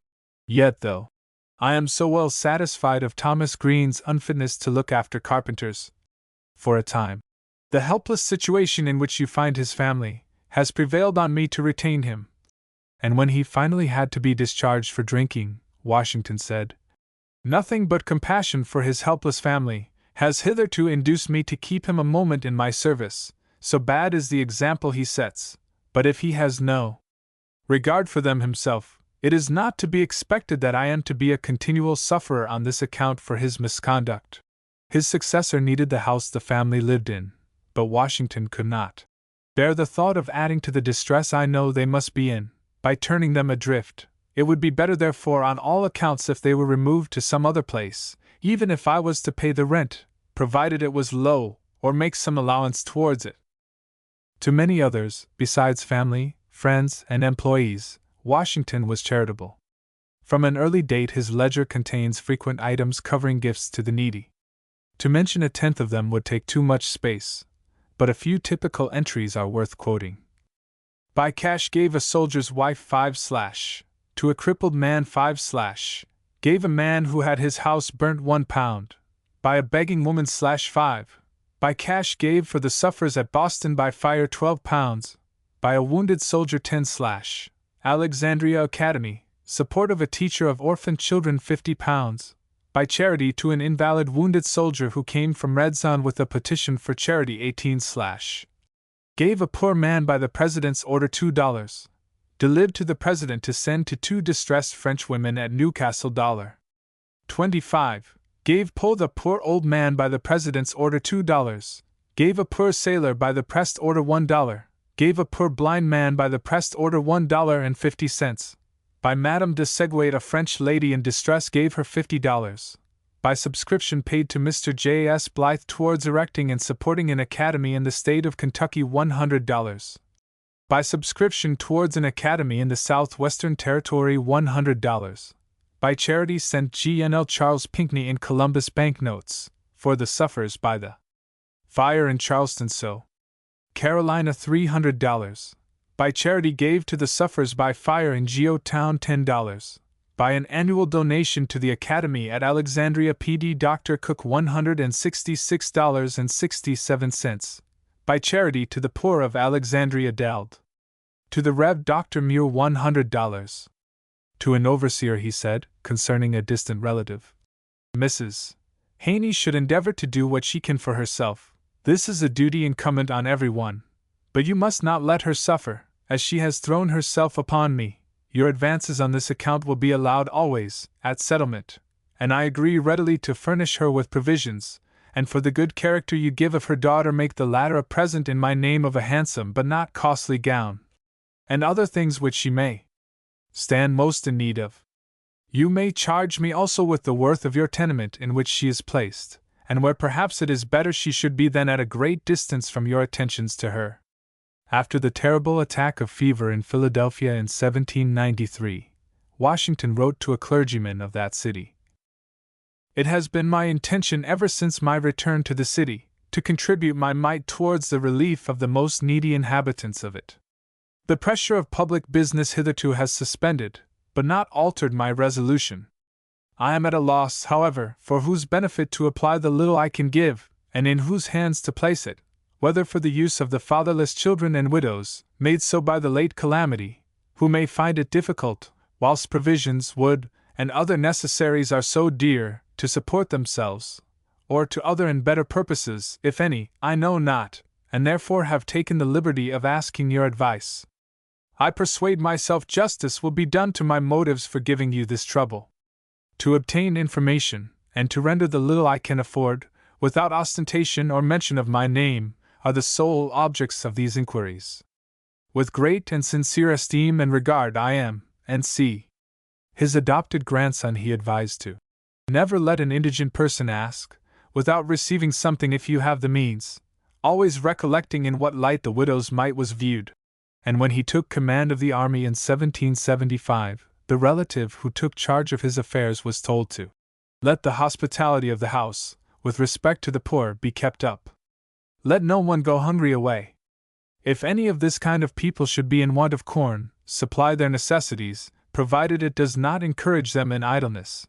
And I have no objection to your giving my money in charity, to the amount of 40 or 50 pounds a year, when you think it well bestowed. What I mean by having no objection is, that it is my desire that it should be done. You are to consider that neither myself nor wife is now in the way to do these good offices. 7. Social life. There can be no doubt that Washington, like the Virginian of his time, was preeminently social. It is true that late in life he complained, as already quoted, that his home had become a well-resorted tavern, and that at his own table I rarely miss seeing strange faces, come as they say out of respect for me. Pray, would not the word curiosity answer as well? But even in writing this he added, how different this from having a few social friends at a cheerful board. When a surveyor he said that the greatest pleasure he could have would be to hear from or be with my intimate friends and acquaintances. To one he wrote, I hope you in particular will not balk me of what I so ardently wish for. And he groaned over being amongst a parcel of barbarians. While in the Virginia regiment he complained of a system of rations which deprived me of the pleasure of inviting an officer or friend, which to me would be more agreeable than knickknacks I shall meet with. And when he was once refused leave of absence by the governor, he replied bitterly, It was not to enjoy a party of pleasure I wanted a leave of absence. I have been indulged with few of these, winter or summer. At Mount Vernon, if a day was spent without company, the fact was almost always noted in his diary, and in a visit, too, he noted that he had a very lonesome evening at Colorado Champs, not anybody favoring us with their company but himself. The plantation system, which prevented town life and put long distances between neighbors, developed two forms of society. One of these was house parties, and probably nowhere else in the world was that form of hospitality so unstinted as in this colony. Any one of a certain social standing was privileged, even welcomed, to ride up to the seat of a planter, dismount, and thus become a guest, ceasing to be such only when he himself chose. Sometimes one family would go en masse many miles to stay a week with friends, and when they set out to return, their hosts would journey with them, and in turn become guests for a week. The second form of social life was called clubs. At all the crossroads and courthouses there sprang up taverns or ordinaries, and in these the men of a neighborhood would gather, and over a bowl of punch or a bottle of wine, the expense of which they clubbed to share, would spend their evenings. Into this life Washington entered eagerly. As a mere lad his ledger records expenditures. Buy a club in Eric at Mr. Gordon's 2/6, club of a bottle of Rhenish at Mitchell's 1/3, to part of the club at Port Royal 1/, to cash in part for a bowl of fruit punch 1/7-1/2. So, too, he was a visitor at this time at some of the great Virginian houses, as elsewhere noted.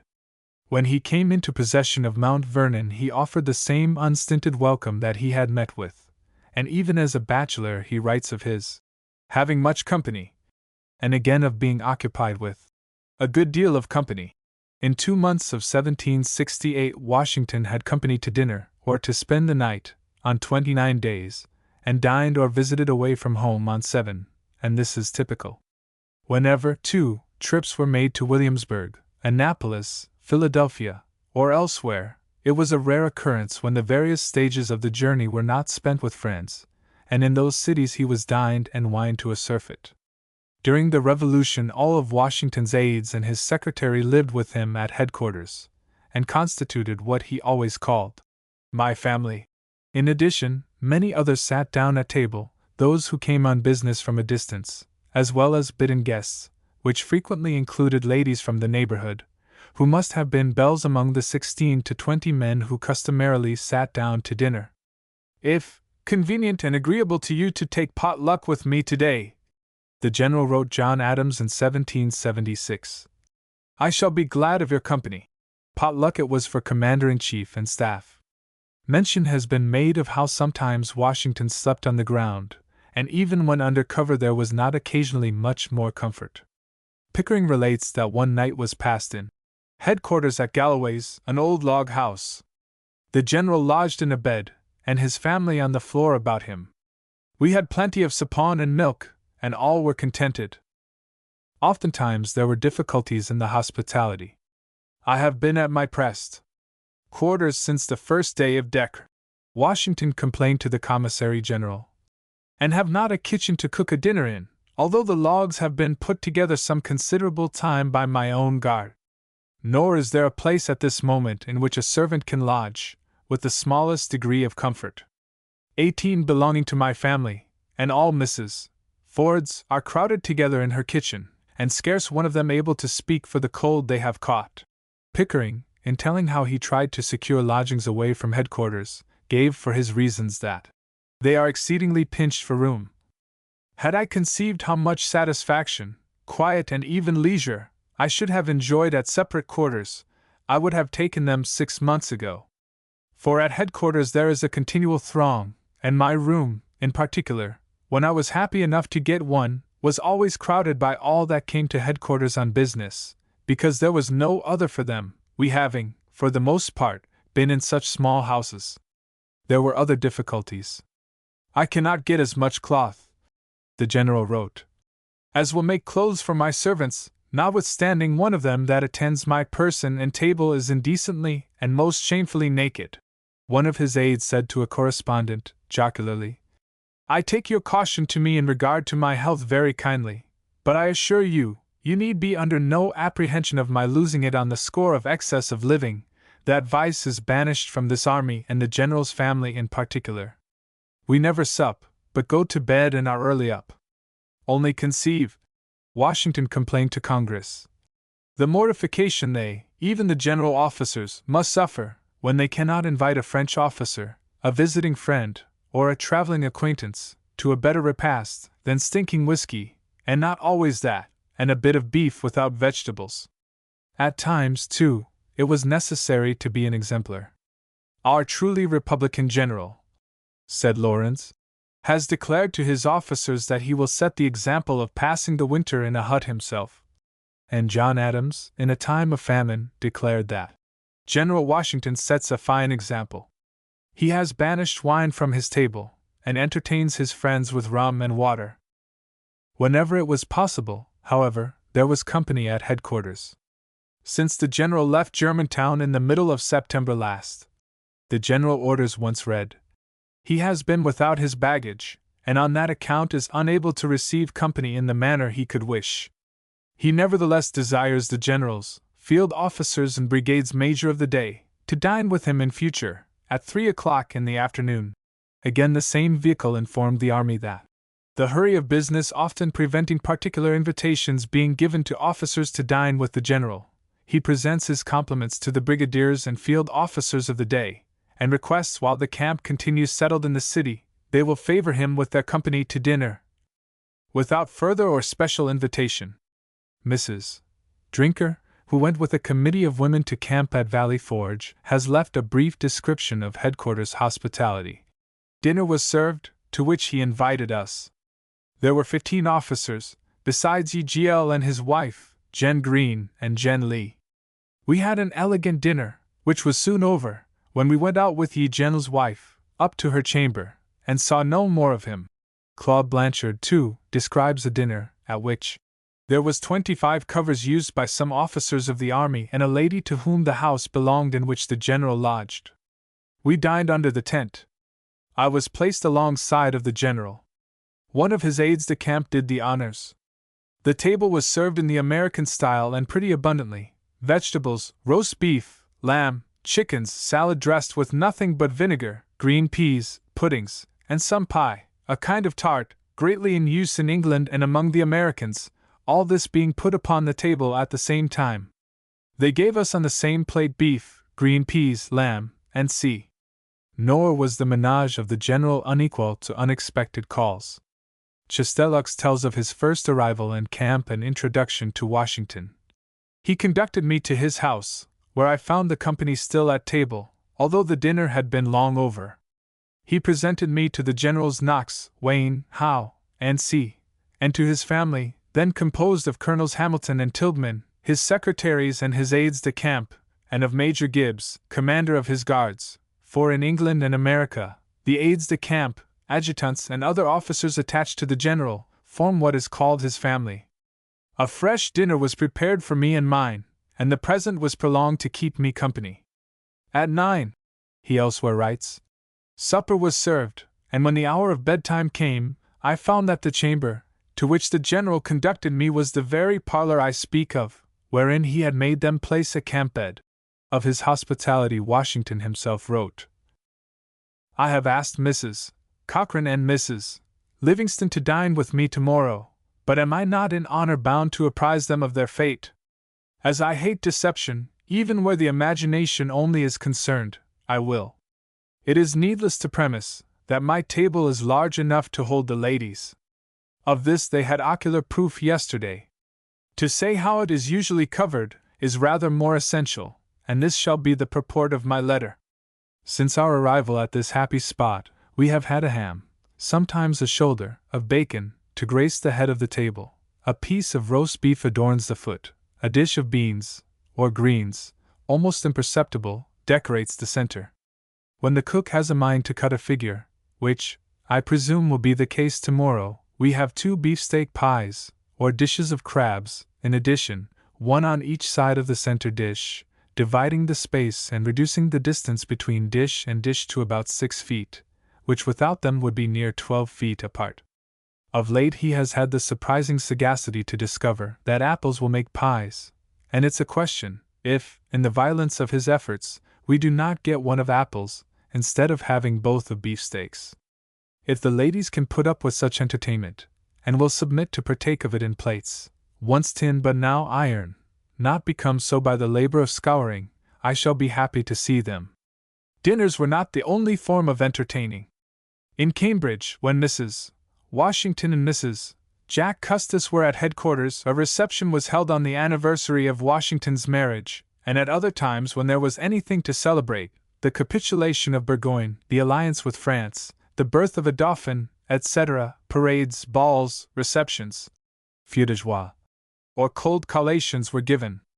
Perhaps the most ambitious attempt was a dinner given on September 21, 1782, in a large tent, to which 90 sat down, while a band of American music added to the gaiety of the company. Whenever occasion called the general to attend on Congress, there was much junketing. My time, he wrote, during my winter's residence in Philadelphia, was unusually, for me, divided between parties of pleasure and parties of business. When Reed pressed him to pass the period of winter quarters in visiting him in Philadelphia, he replied, were I to give in to private conveniency and amusement, I should not be able to resist the invitation of my friends to make Philadelphia, instead of a squeezed-up room or 2, my quarters for the winter. While President, a more elaborate hospitality was maintained. Both in New York and Philadelphia the best houses procurable were rented as the presidential home, for Washington wholly declined living in any public building, and a steward and 14 lower servants attended to all details, though a watchful supervision was kept by the president over them, and in the midst of his public duties he found time to keep a minute account of the daily use of all supplies, with their cost.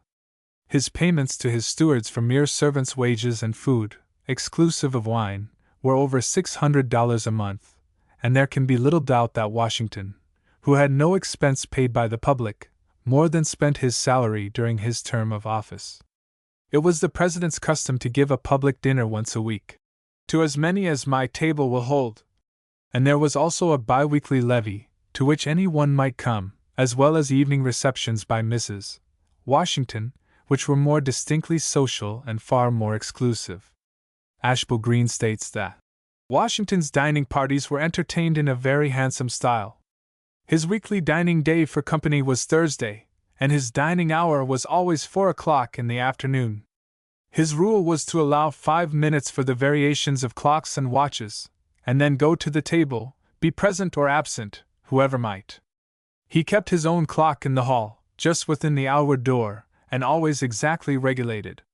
When lagging members of Congress came in, as they often did, after the guests had sat down to dinner, the President's only apology was, "Gentlemen, or sir, we are too punctual for you. I have a cook who never asks whether the company has come, but whether the hour has come." The company usually assembled in the drawing room, about 15 or 20 minutes before dinner, and the President spoke to every guest personally on entering the room.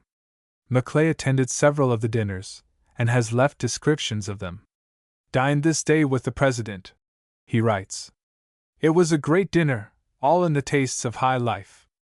I considered it as a part of my duty as a senator to submit to it, and am glad it is over. The President is a cold, formal man, but I must declare that he treated me with great attention. I was the first person with whom he drank a glass of wine. I was often spoken to by him." Again he says, "At dinner, after my second plate had been taken away, the President offered to help me to part of a dish which stood before him. Was ever anything so unlucky? I had just before declined being helped to anything more, with some expression that denoted my having made up my dinner. Had, of course, for the sake of consistency, to thank him negatively, but when the dessert came, and he was distributing a pudding, he gave me a look of interrogation, and I returned the thanks positive. He soon after asked me to drink a glass of wine with him. On another occasion he went to the President's to dinner. The President and Mrs. Washington sat opposite each other in the middle of the table, the two secretaries, one at each end. It was a great dinner, and the best of the kind I ever was at. The room, however, was disagreeably warm. First the soup, fish roasted and boiled, meats, salmon, fowls, etc. The middle of the table was garnished in the usual tasty way, with small images, flowers, artificial, etc. The dessert was apple pies, pudding, etc., then iced creams, jellies, etc., then watermelons, muskmelons, apples, peaches, nuts. It was the most solemn dinner I ever was at. Not a health drank, scarce a word was said until the cloth was taken away. Then the President, filling a glass of wine, with great formality drank to the health of every individual by name round the table. Everybody imitated him, charged glasses, and such a buzz of "Health, sir," and "Health, madam," and "Thank you, sir," and "Thank you, madam," never had I heard before. The ladies sat a good while, and the bottles passed about, but there was a dead silence almost. Mrs. Washington at last withdrew with the ladies. I expected the men would now begin, but the same stillness remained. The President told of a New England clergyman who had lost a hat and wig in passing a river called the Bronx. He smiled, and everybody else laughed. He now and then said a sentence or two on some common subject, and what he said was not amiss. The President played with the fork, striking on the edge of the table with it. We did not sit long after the ladies retired. The President rose, went upstairs to drink coffee, the company followed. Bradbury gives the menu of a dinner at which he was, where there was an elegant variety of roast beef, veal, turkey, ducks, fowls, hams, and puddings, jellies, oranges, apples, nuts, almonds, figs, raisins, and a variety of wines and punch. We took our leave at 6, more than an hour after the candles were introduced. No lady but Mrs. Washington dined with us. We were waited on by 4 or 5 men servants dressed in livery. At the last official dinner the President gave, Bishop White was present, and relates that to this dinner as many were invited as could be accommodated at the President's table. Much hilarity prevailed, but on the removal of the cloth that was put an end to by the President, certainly without design. Having filled his glass, he addressed the company, with a smile on his countenance, saying, Ladies and gentlemen, this is the last time I shall drink your health, as a public man. I do it with sincerity, and wishing you all possible happiness. There was an end of all pleasantry. A glance at Mrs. Washington's receptions has been given, but the levees of the President remain to be described. William Sullivan, who attended many, wrote, "At 3 o'clock or at any time within a quarter of an hour afterward, the visitor was conducted to this dining room, from which all seats had been removed for the time. On entering, he saw Washington, who stood always in front of the fireplace, with his face towards the door of entrance. The visitor was conducted to him, and he required to have the name so distinctly pronounced that he could hear it. He had the very uncommon faculty of associating a man's name and personal appearance so durably in his memory as to be able to call one by name who made him a second visit. He received his visitor with a dignified bow, while his hands were so disposed of as to indicate that the salutation was not to be accompanied with shaking hands. This ceremony never occurred in these visits, even with his most near friends, that no distinction might be made. As visitors came in, they formed a circle round the room. At 3:15, the door was closed, and the circle was formed for that day. He then began on the right, and spoke to each visitor, calling him by name, and exchanging a few words with him. When he had completed his circuit, he resumed his first position, and the visitors approached him in succession, bowed and retired. By 4 o'clock the ceremony was over. The ceremony of the dinners and levees and the liveried servants were favorite impeachments of the President among the early Democrats before they had better material, and Washington was charged with trying to constitute a court, and with conducting himself like a king. Even his bow was a source of criticism, and Washington wrote in no little irritation in regard to this. That I have not been able to make bows to the taste of poor Colonel Bland, who, by the by, I believe, never saw one of them, is to be regretted, especially too, as, upon those occasions, they were indiscriminately bestowed, and the best I was master of. Would it not have been better to throw the veil of charity over them, ascribing their stiffness to the effects of age or to the unskillfulness of my teacher than to pride and dignity of office, which God knows has no charms for me? For I can truly say, I had rather be at Mount Vernon with a friend or two about me, than to be attended at the seat of government by the officers of state, and the representatives of every power in Europe. There can be no doubt that Washington hated ceremony as much as the Democrats, and yielded to it only from his sense of fitness and the opinions of those about him. Jefferson and Madison both relate how such unnecessary form was used at the first levee by the master of ceremonies as to make it ridiculous, and Washington, appreciating this, is quoted as saying to the amateur chamberlain, "Well, you have taken me in once, but by God, you shall never take me in a second time."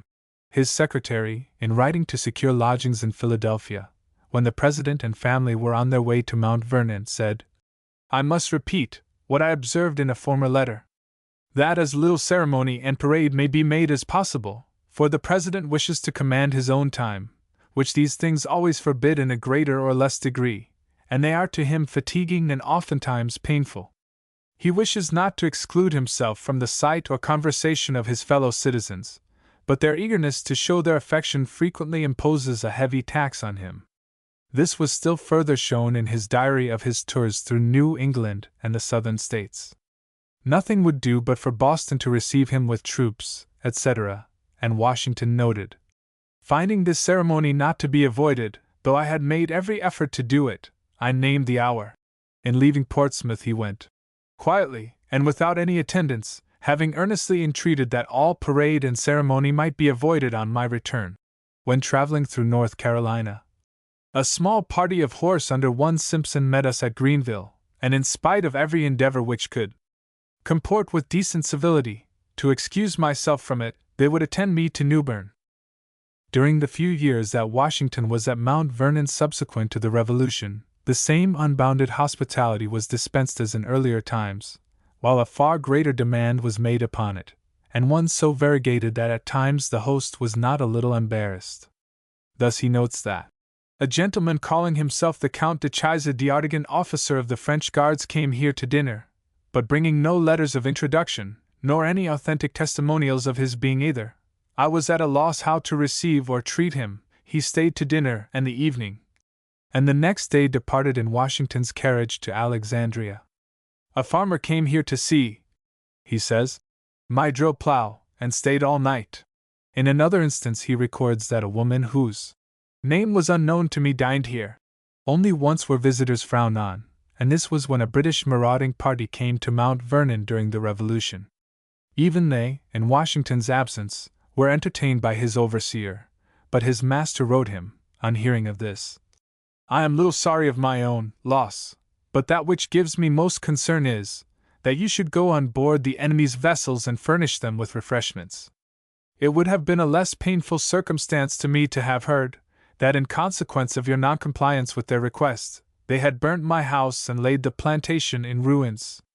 You ought to have considered yourself as my representative, and should have reflected on the bad example of communicating with the enemy, and making a voluntary offer of refreshments to them with a view to prevent a conflagration. The hospitality at Mount Vernon was perfectly simple. A traveler relates that he was taken there by a friend, and, as Washington was viewing his laborers, we were desired to tarry. When the President returned, he received us very politely. Dr. Croker introduced me to him as a gentleman from Massachusetts who wished to see the country and pay his respects. He thanked us, desired us to be seated, and to excuse him a few moments. The President came and desired us to walk into dinner and directed us where to sit. No grace was said.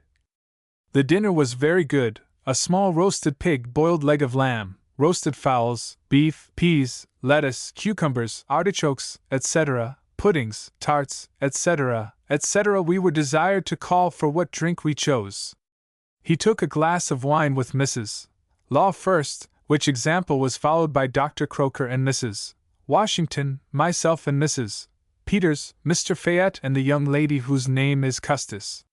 When the cloth was taken away, the President gave all our friends. Another visitor tells that he was received by Washington, and, after half an hour, the general came in again, with his hair neatly powdered, a clean shirt on, a new plain drab coat, white waistcoat, and white silk stockings. At 3, dinner was on the table, and we were shown by the general into another room, where everything was set off with a peculiar taste and at the same time neat and plain.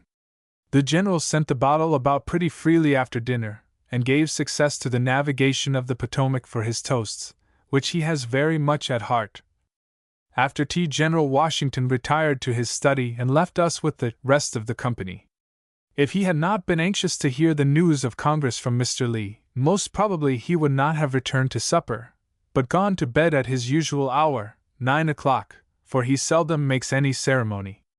We had a very elegant supper about that time. The general, with a few glasses of champagne, got quite merry, and being with his intimate friends, laughed and talked a good deal. Before strangers he is very reserved, and seldom says a word. I was fortunate in being in his company with his particular acquaintances. At 12 I had the honor of being lighted up to my bedroom by the general himself. This break on the evening hours was quite unusual, Washington himself saying in one place that 9 o'clock was his bedtime, and he wrote of his hours after dinner.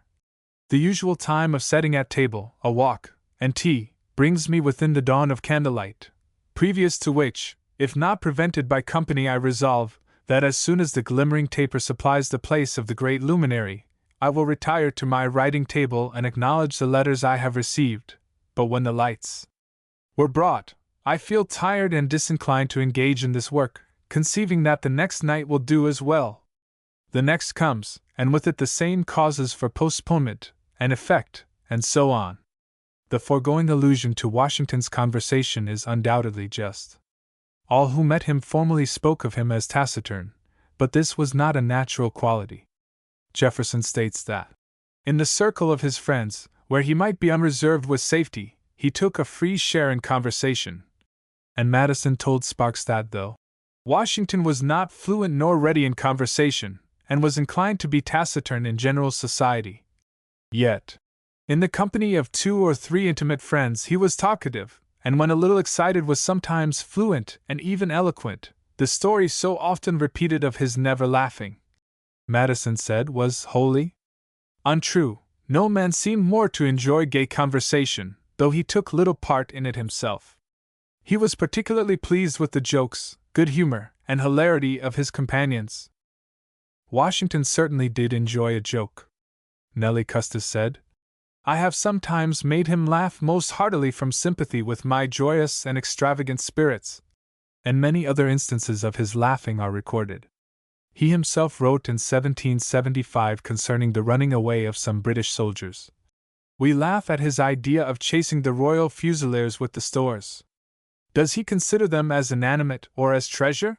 When the British in Boston sent out a bundle of the King's speech, farcical enough, we gave great joy to them, the red coats I mean, without knowing or intending it, for on that day, the day which gave being to the new army, but before the proclamation came to hand, we had hoisted the Union flag in compliment to the United Colonies. But behold, it was received in Boston as a token of the deep impression the speech had made upon us, and as a signal of submission. At times Washington would joke himself, though it was always somewhat labored, as in the case of the Jack already cited. Without a coinage, he wrote, or unless a stop can be put to the cutting and clipping of money, our dollars, pistareens, &c., will be converted, as Teague says, into 5 quarters. When the Democrats were charging the Federalists with having stolen from the Treasury, he wrote to a cabinet official, and pray, my good sir, what part of the $800,000 have come to your share? As you are high in office, I hope you did not disgrace yourself in the acceptance of a paltry bribe, a $100,000 perhaps.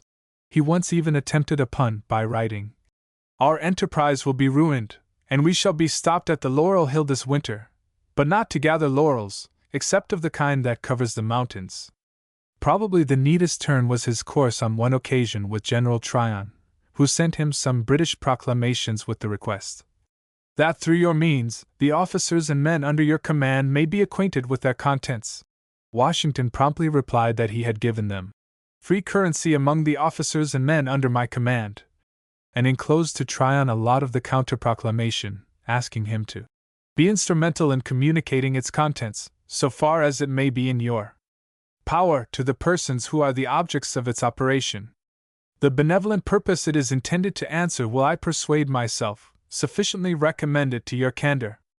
To a poetess who had sent him some laudatory verses about himself he expressed his thanks, and added, fiction is to be sure the very life and soul of poetry. All poets and poetesses have been indulged in the free and indisputable use of it, time out of mind.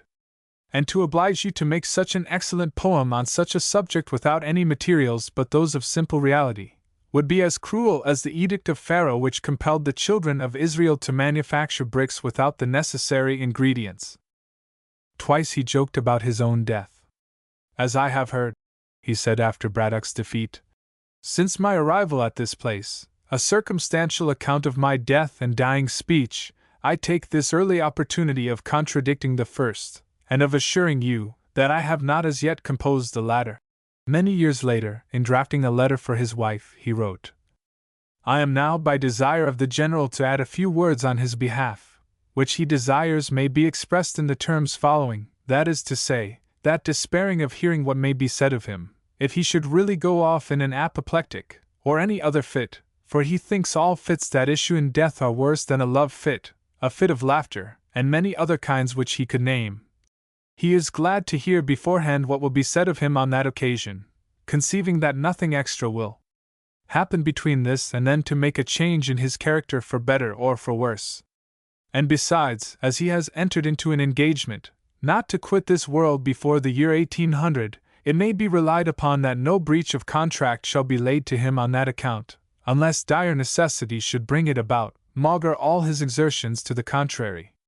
In that same, he shall hope they would do by him as he would do by them, excuse it. At present there seems to be no danger of his thus giving them the slip, as neither his health nor spirits were ever in greater flow, notwithstanding, he adds, he is descending, and has almost reached the bottom of the hill, or in other words, the shades below. For your particular good wishes on this occasion he charges me to say that he feels highly obliged, and that he reciprocates them with great cordiality. Other social qualities of the man cannot be passed over. A marked trait was his extreme fondness of afternoon tea. Dined at Mr. Langdon's, and drank tea there, with a large circle of ladies. In the afternoon drank tea, with about 20 ladies, who had been assembled for the occasion, exercised between 5 and 7 o'clock in the morning and drank tea with Mrs. Clinton, the governor's lady, in the afternoon, drank tea at the Chief Justice's of the U. States, dined with the citizens in public, and in the afternoon was introduced to upwards of 50 ladies who had assembled at a tea party on the occasion. Dined and drank tea at Mr. Bingham's in great splendor. Such are the entries in his diary whenever the kettle a-boiling bee was within reach.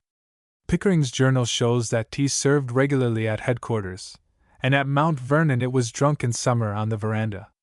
In writing to Knox of his visit to Boston, Washington mentioned his recollection of the chats over tea drinking, and of how social and gay they were. A fondness for picnics was another social liking.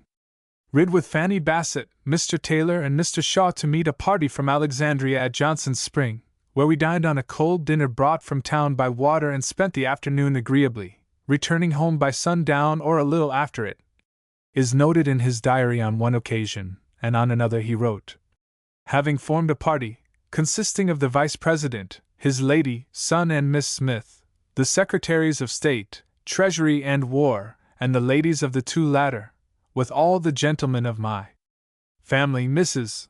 Lear, and the two children, we visited the old position of Fort Washington and afterwards dined on a dinner provided by Mr. Mariner. Launchings, barbecues, clambakes, and turtle dinners were other forms of social dissipations. A distinct weakness was dancing. When on the frontier he sighed, "The hours at present are melancholy dull. Neither the rugged toils of war, nor the gentler conflict of assembly balls is in my choice." His diary shows him at balls and routs, frequently.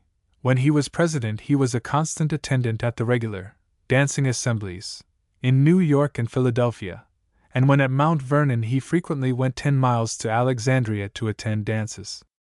Of one of these Alexandria balls he has left an amusing description.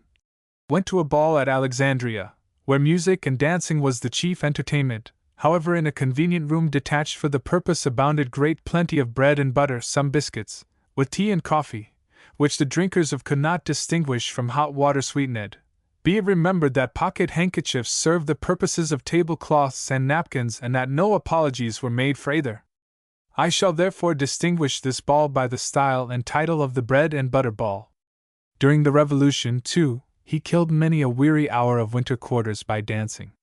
When the camp spent a day rejoicing over the French alliance, the celebration, according to Thatcher, was concluded by a splendid ball opened by His Excellency General Washington, having for his partner the lady of General Knox.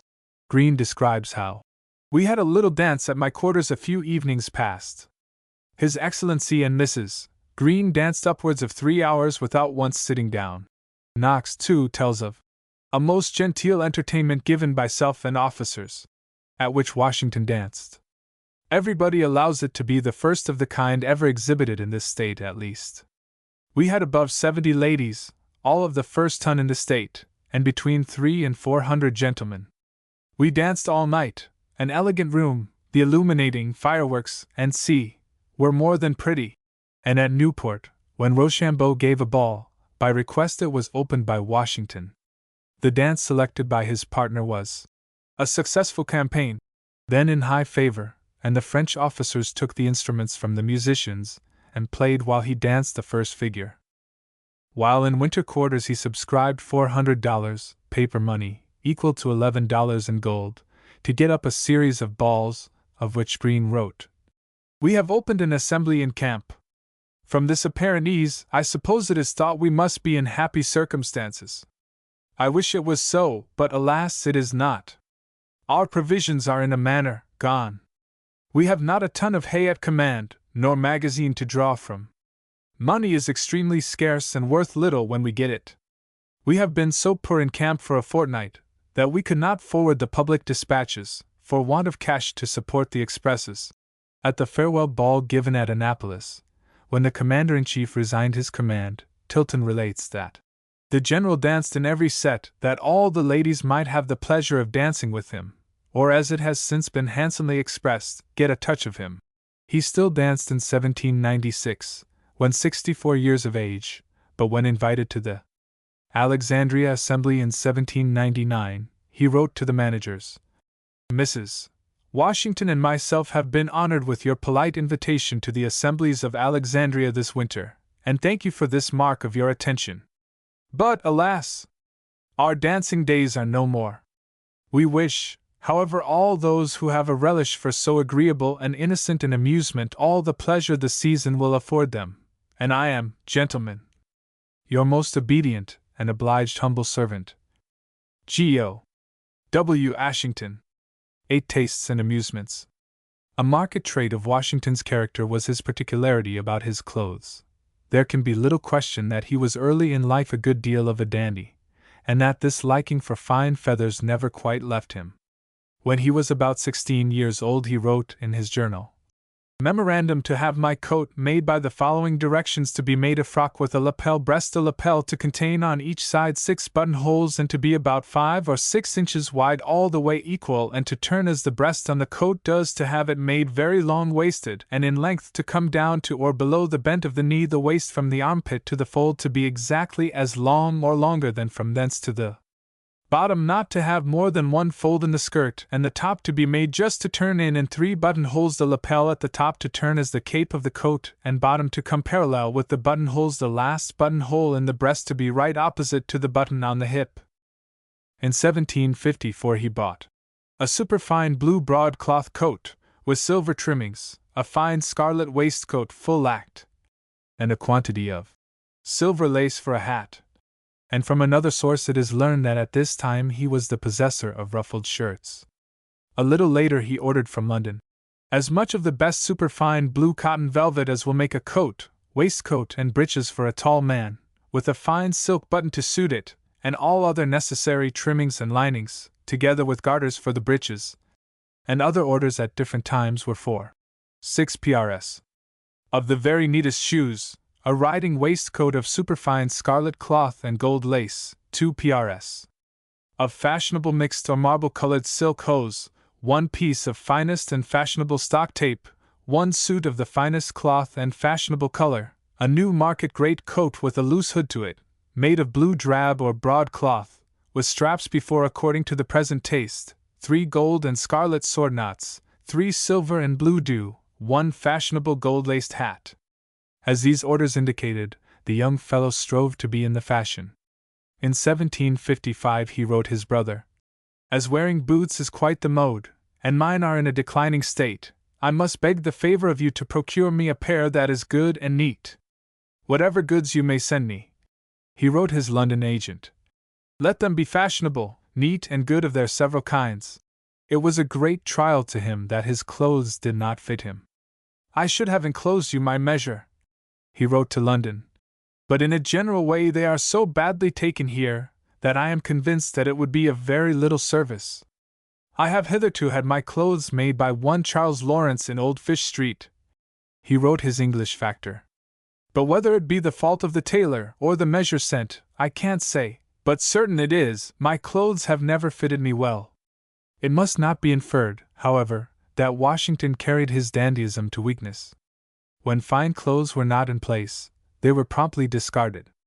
In his trip to the Ohio in 1753 he states that, I put myself in an Indian walking dress, and tied myself up in a match coat, that is, an Indian blanket.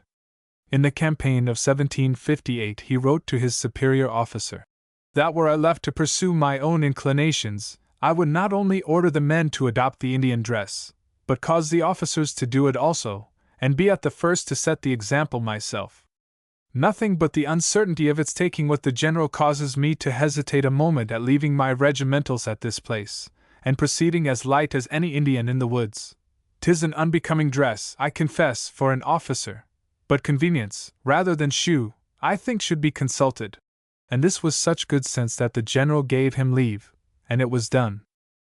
With increase of years his taste in clothes became softened and more sober.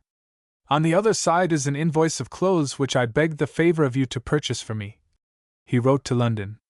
As they are designed for wearing apparel for myself, I have committed the choice of them to your fancy, having the best opinion of your taste. I want neither lace nor embroidery. Plain clothes, with a gold or silver button, if worn in genteel dress, are all I desire. Do not conceive, he told his nephew in 1783, that fine clothes make fine men more than fine feathers make fine birds. A plain genteel dress is more admired, and obtains more credit than lace and embroidery, in the eyes of the judicious and sensible.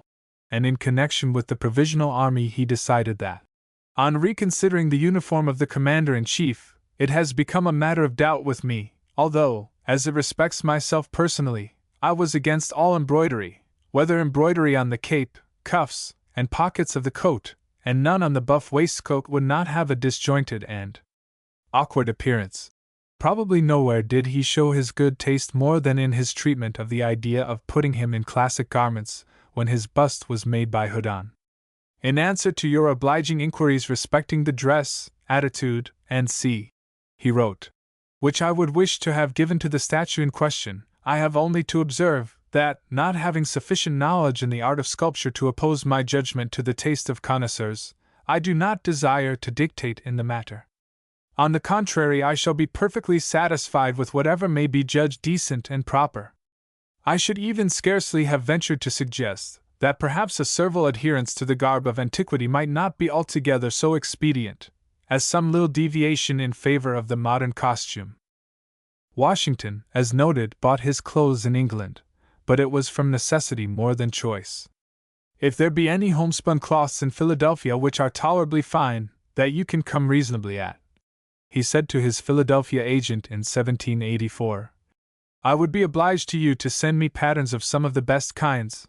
I should prefer that which is mixed in the grain, because it will not so readily discover its quality as a plain cloth.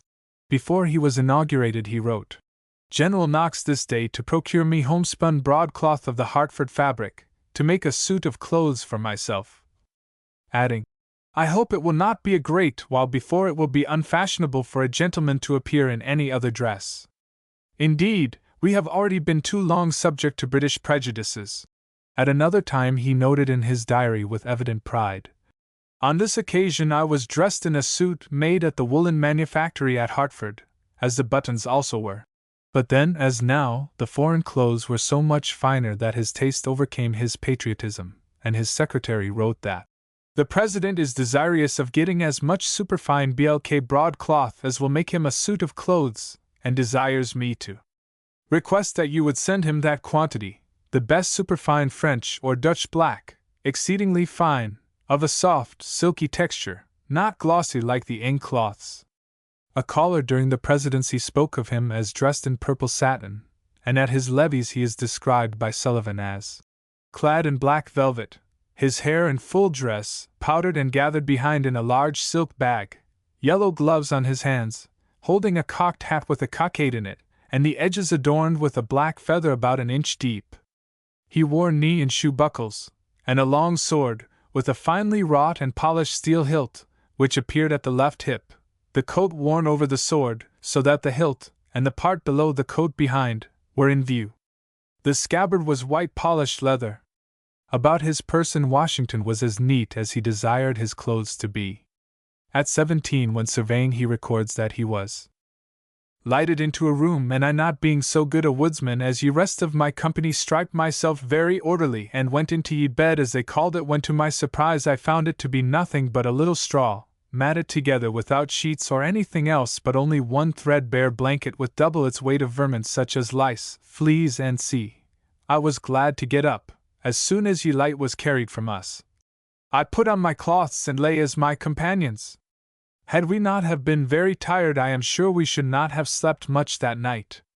I made a promise not to sleep, so from that time forward choosing rather to sleep in the open air before a fire, as will appear hereafter.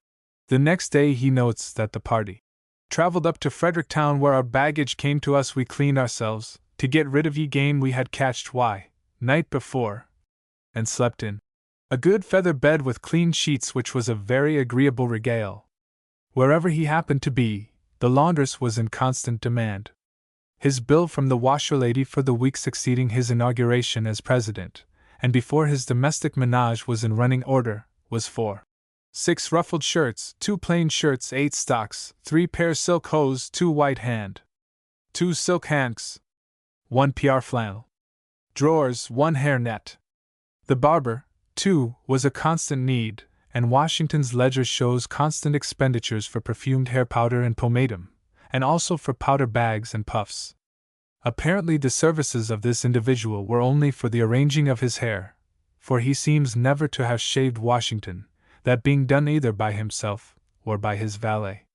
Of this latter individual Washington said, when the injury to William Lee unfitted him for the service, "I do not as yet know whether I shall get a substitute for William.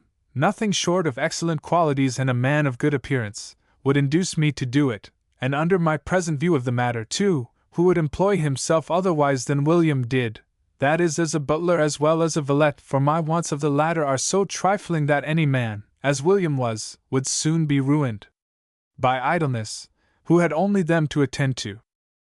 In food Washington took what came with philosophy. "If you meet with collegiate fare, it will be unmanly to complain," he told his grandson, though he once complained in camp that "we are debarred from the pleasure of good living, which, sir, I dare say with me you will concur, to one who has always been used to it, must go somewhat hard to be confined to a little salt provision and water." Usually, however, poor fare was taken as a matter of course. "When we came to supper," he said in his journal of 1748, "there was neither a cloth upon ye table nor a knife to eat with, but as good luck would have it we had knives of our own." And again he wrote, "We pulled out our knapsack in order to recruit ourselves, every one was his own cook, our spits was forked sticks, our plates was a large chip, as for dishes we had none." Nor was he squeamish about what he ate. In the voyage to Barbados he several times ate dolphin. He notes that the bread was almost eaten up by weevil and maggots, and became quite enthusiastic over some very fine Bristol tripe, and a fine Irish ling and potatoes. But all this may have been due to the proverbial sea appetite. Samuel Sterne states that Washington breakfasts about 7 o'clock on 3 small Indian hoe cakes, and as many dishes of tea, and Custis relates that Indian cakes, honey, and tea formed this temperate repast. These 2 writers tell us that at dinner he ate heartily, but was not particular in his diet, with the exception of fish, of which he was excessively fond. He partook sparingly of dessert, drank a home-made beverage, and from 4 to 5 glasses of Madeira wine. Custis, and that he dines, commonly on a single dish, and drinks from half a pint to a pint of Madeira wine. This, with 1 small glass of punch, a draught of beer, and 2 dishes of tea, which he takes half an hour before sunsetting, constitutes his whole sustenance till the next day. Stearns. Ashbel Green relates that at the state banquets during the presidency Washington generally dined on 1 single dish, and that of a very simple kind. If offered something either in the first or second course which was very rich, his usual reply was, "That is too good for me." It is worth noting that he religiously observed the fasts proclaimed in 1774 and 1777, going without food the entire day. A special liking is mentioned above. In 1782 Richard Varick wrote to a friend, "General Washington dines with me tomorrow. He is exceedingly fond of salt fish. I have some coming up, and though it will be here in a few days, it will not be here in time. If you could conveniently lend me as much fish as would serve a pretty large company tomorrow, at least for 1 dish, it will oblige me, and shall in a very few days be returned in as good done fish as ever you see. Excuse this freedom, and it will add to the favor. Could you not prevail upon somebody to catch some trout for me early tomorrow morning?" When procurable, salt codfish was Washington's regular Sunday dinner. A second liking was honey. His ledger several times mentions purchases of this, and in 1789 his sister wrote him, "When I last had the pleasure of seeing you I observed your fondness for honey. I have got a large pot of very fine in the comb, which I shall send by the first opportunity." Among his purchases, sugar candy is several times mentioned, but this may have been for children, and not for himself. He was a frequent buyer of fruit of all kinds and of melons. He was very fond of nuts, buying hazelnuts and shellbarks by the barrel, and he wrote his overseer in 1792 to Tell House Frank I expect he will lay up a more plenteous store of the black common walnuts than he usually does. The Prince de Broye states that at dessert he eats an enormous quantity of nuts, and when the conversation is entertaining he keeps eating through a couple of hours, from time to time giving sundry healths, according to the English and American custom. It is what they call toasting. Washington was from boyhood passionately fond of horsemanship, and when but 17 owned a horse. Humphrey states that all those who have seen General Washington on horseback, at the head of his army, will doubtless bear testimony with the author that they never saw a more graceful or dignified person. And Jefferson said of him that he was the best horseman of his age, and the most graceful figure that could be seen on horseback. His diary shows that he rode on various occasions as much as 60 miles in a day, and Lawrence reports that he usually rode from Rockingham to Princeton, which is 5 miles in 40 minutes. John Hunter, in a visit to Mount Vernon in 1785, writes that he went to see his famous racehorse Magnolia, a most beautiful creature. A whole length of his was taken a while ago, mounted on Magnolia, by a famous man from Europe on copper. I afterwards went to his stables, where among an amazing number of horses, I saw old Nelson, now 22 years of age, that carried the general almost always during the war. Blue Skin, another fine old horse next to him, now and then had that honor. Shaw also shewed me his old servant, that was reported to have been taken, with a number of the general's papers about him. They have heard the roaring of many a cannon in their time. Blueskin was not the favorite, on account of his not standing fire so well as venerable old Nelson. Chastellux relates, he was so attentive as to give me the horse he rode, the day of my arrival, which I had greatly commended. I found him as good as he is handsome, but above all, perfectly well broke, and well trained, having a good mouth, easy in hand and stopping short in a gallop without bearing the bit. I mention these minute particulars, because it is the general himself who breaks all his own horses. And he is a very excellent and bold horseman, leaping the highest fences, and going extremely quick, without standing upon his stirrups, bearing on the bridle, or letting his horse run wild. As a matter of course, this liking for horses made Washington fond of racing, and he not only subscribed liberally to most of the racing purses, but ran horses at them, attending in person, and betting moderately on the results. So, too, he was fond of riding to the hounds, and when at Mount Vernon it was a favorite pastime. From his diary excerpts of runs are: went a fox hunting with the gentleman who came here yesterday. After a very early breakfast, found a fox just back of Muddy Hole Plantation, and after a chase of 1 hour and a quarter with my dogs, and 8 couple of Dr. Smiths brought by Mr. Phil Alexander, we put him into a hollow tree, in which we fastened him, and in the pincushion put up another fox which, in 1 hour and 13 minutes was killed. We then, after allowing the fox in the hole half an hour, put the dogs upon his trail, and in half a mile he took to another hollow tree and was again put out of it. But he did not go 600 yards before he had recourse to the same shift. Finding therefore that he was a conquered fox, we took the dogs off, and came home to dinner. After an early breakfast, my nephew, George Washington, Mr. Shaw and myself went into the woods back of Muddy Hole Plantation a-hunting, and were joined by Mr. Lund Washington and Mr. William Peake.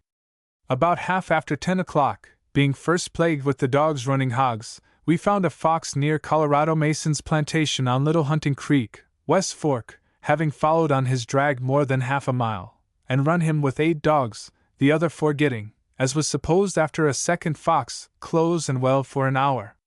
When the dogs came to a fault and to cold hunting until 20 minutes after, when being joined by the missing dogs they put him up afresh, and in about 50 minutes killed up in an open field of Colorado Masons every rider and every dog, being present at the death. During the Revolution, when opportunity offered, he rode to the hounds, for Hilsheimer wrote in 1781. My son Robert, having been on a hunt at Frankfort, says that his excelli Gen Washington was there. This liking made dogs an interest to him, and he took much pains to improve the breed of his hounds. On one occasion he anointed all my hounds, as well old dogs as puppies, which have the mange, with hog's lard and brimstone. Mopsy, Pilot, Tartar, Jupiter, Truman, Tippler, Truelove, Juno, Duchess, Ragman, Countess, Lady, Searcher, Rover, Sweetlips, Vulcan, Singer, Music, Tile, and Forester are some of the names he gave them. In 1794, in the fall of his horse, as already mentioned, he wrenched his back, and in consequence, when he returned to Mount Vernon, this pastime was never resumed, and his pack was given up. Kindred to this taste for riding to the hounds was one for gunning. A few entries in his diary tell the nature of his sport. Went a ducking between breakfast and dinner and killed 2 mallards and 5 bald faces. I went to the creek but not across it. Killed 2 ducks, viz. a sprig-tail and a teal. Rid out with my gun but killed nothing. In 1787 a man asked for permission to shoot over Mount Vernon, and Washington refused it because my fixed determination is, that no person whatever shall hunt upon my grounds or waters. To grant leave to one and refuse another would not only be drawing a line of discrimination which would be offensive, but would subject one to great inconvenience. For my strict and positive orders to all my people are if they hear a gun fired upon my land to go immediately in pursuit of it. Besides, as I have not lost my relish for this sport when I find time to indulge myself in it, and gentlemen who come to the house are pleased with it, it is my wish not to have game within my jurisdiction disturbed. Fishing was another pastime. He went a dragging for sturgeon, frequently, and sometimes catched one, and sometimes catched none. While in Philadelphia in 1787 he went up to the old camp at Valley Forge and spent a day fishing, and in 1789 at Portsmouth.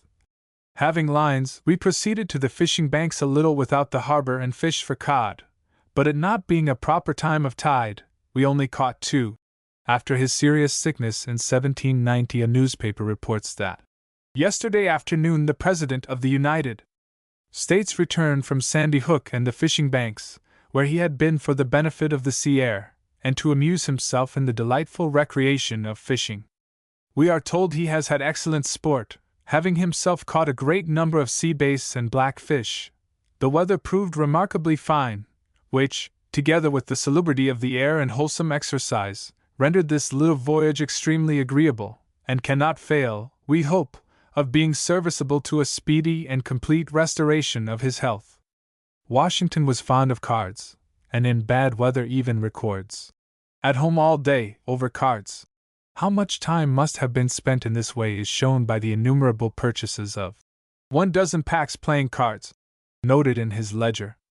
In 1748, when he was 16 years old, he won 2 shillings and threepence from his sister-in-law at whist and 5 shillings at loo, or, as he sometimes spells it, loo, from his brother, and he seems always to have played for small stakes, which sometimes mounted into fairly sizable sums. The largest gain found is £3, and the largest loss £9 14 shillings and 9 pence. He seems to have lost oftener than he won. Billiards was a rival of cards, and a game of which he seems to have been fond. In his 17th year he won 1 shilling and threepence by the cue, and from that time won and lost more or less money in this way. Here, too, he seems to have been out of pocket, though not for so much money, his largest winning noted being only 7 shillings and 6 pence, and his largest loss being £1 and 10 shillings. In 1751, at Barbados, Washington was treated with a play ticket to see the tragedy of George Barnwell acted. The character of Barnwell and several others was said to be well performed. There was music adapted and regularly conducted. This presumptively was the lad's first visit to the playhouse, but from that time it was one of his favorite amusements. At first his ledger shows expenditures of cash at the playhouse 1/3, which proves that his purse would bear the cost of only the cheapest seats. But later he became more extravagant in this respect, and during the presidency he used the drama for entertaining, his ledger giving many items of tickets bought. A type entry in Washington's diary is, "Went to the play in the evening, sent tickets to the following ladies and gentlemen and invited them to seats in my box, viz. Mrs.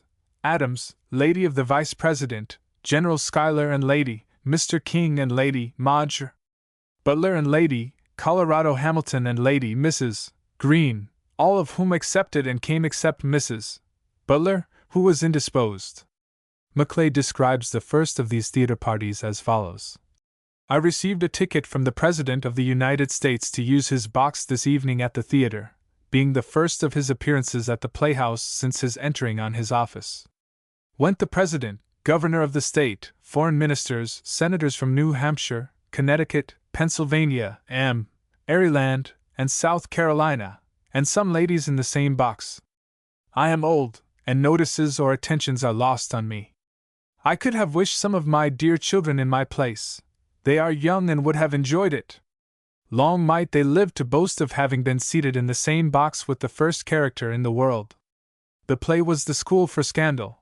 I never liked it. Indeed, I think it an indecent representation before ladies of character and virtue. Farce, The Old Soldier. The house greatly crowded, and I thought the players acted well, but I wish we had seen The Conscious Lovers, or someone that inculcated more prudential manners. Of the play, or rather interlude, of The Old Soldier, its author, Dunlap, gives an amusing story. It turned on the homecoming of an old soldier, and, like the topical song of today, touched on local affairs. When Wing Nell, as Darby, recounts what had befallen him in America, in New York, at the adoption of the federal Constitution, and the inauguration of the President, the interest expressed by the audience in the looks and the changes of countenance of this great man, Washington, became intense. He smiled at these lines, alluding to the change in the government. But at the lines, the President looked serious, and when Kathleen asked, his countenance showed embarrassment, from the expectation or one of those eulogiums which he had been obliged to hear on many public occasions, and which must doubtless have been a severe trial to his feelings. But Darby's answer that he had not seen him, because he had mistaken a man all lace and glitter, bother and shine, for him, until all the show had passed, relieved the hero from apprehension of farther personality. And he indulged in that which was with him extremely rare, a hearty laugh. Washington did not even despise amateur performances. As already mentioned, he expressed a wish to take part in Cato himself in 1758, and a year before he had subscribed to the regimental players at Fort Cumberland.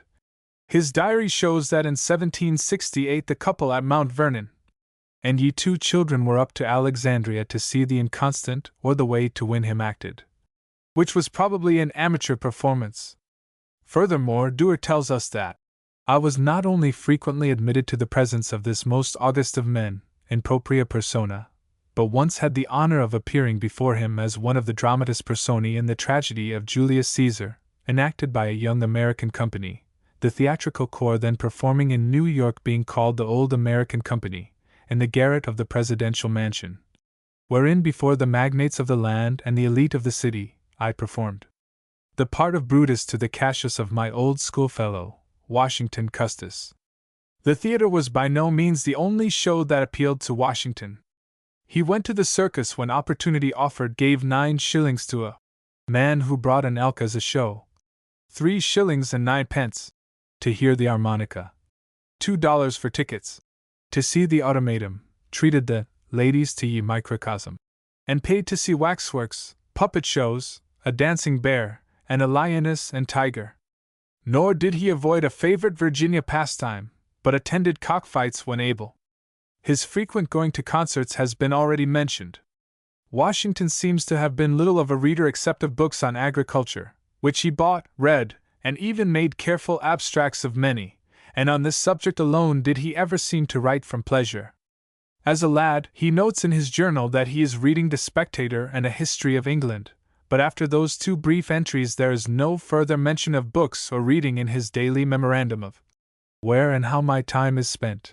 In his ledger, too, almost the least common expenditure entered is one for books. Nor do his London invoices, so far as extant, order any books but those which treated of farming and horses. In the settlement of the Custis estate, I had no particular reason for keeping and handing down to his son the books of the late Colorado Custis, saving that I thought it would be taking the advantage of a low appraisement to make them my own property at it, and that to sell them was not an object. With the broadening that resulted from the command of the army, more attention was paid to books, and immediately upon the close of the Revolution Washington ordered the following works: Life of Charles XII, Life of Louis XV, Life and Reign of Peter the Great, Robertson's History of America, Voltaire's Letters, Verdicts, Revolution of Rome, and Revolution of Portugal, Life of Gustavus Adolphus, Sully's Memoirs, Goldsmith's Natural History, Campaigns of Marshal Turin, Chambaud's French and English Dictionary, Locke, On the Human Understanding, and Robertson's Charles V. From this time on he was a fairly constant book buyer, and subscribed as a patron to a good many forthcoming works, while many were sent him as gifts. On politics he seems to have now read with interest, yet in 1797, after his retirement from the presidency, in writing of the manner in which he spent his hours, he said, "It may strike you that in this detail no mention is made of any portion of time allotted to reading. The remark would be just, for I have not looked into a book since I came home, nor shall I be able to do it until I have discharged my workmen. Probably not before the nights grow long, when possibly I may be looking into Doomsday Book." There can be no doubt that through all his life Washington gave to reading only the time he could not use on more practical affairs. His library was a curious medley of books, if those on military science and agriculture are omitted. There is a fair amount of the standard history of the day, a little theology, so ill assorted as to suggest gifts rather than purchases, a miscellany of contemporary politics, and a very little belles lettres. In political science the only works in the slightest degree noticeable are Smith's Wealth of Nations, The Federalist, and Rousseau's Social Compact, and, as the latter was in French, it could not have been read.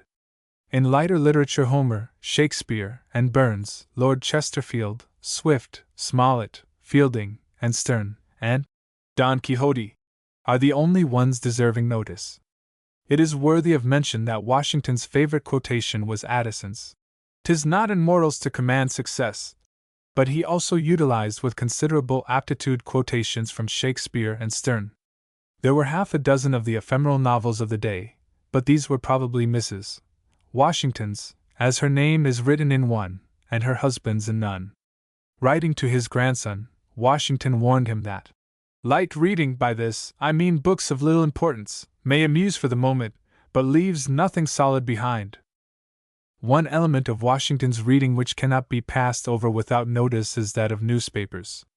In his early life he presumably read the only local paper of the time, the Virginia Gazette, for when an anonymous writer, Sentinel, in 1756, charged that Washington's regiment was given over to drunkenness and other misbehavior, he drew up a reply, which he sent with 10 shillings to the newspaper, but the printer apparently declined to print it, for it never appeared. After the Revolution he complained to his Philadelphia agent, "I have such a number of gazettes crowded upon me, many without orders, that they are not only expensive, but really useless, as my other avocations will not afford me time to read them oftentimes, and when I do attempt it, find them more troublesome than profitable. I have therefore to beg, if you should get money into your hands on ACCT of the enclosed certificate, that you would be so good as to pay what I am owing to Messrs. Dunlap and Claypool, Mr. Oswald and Mr. Humphreys.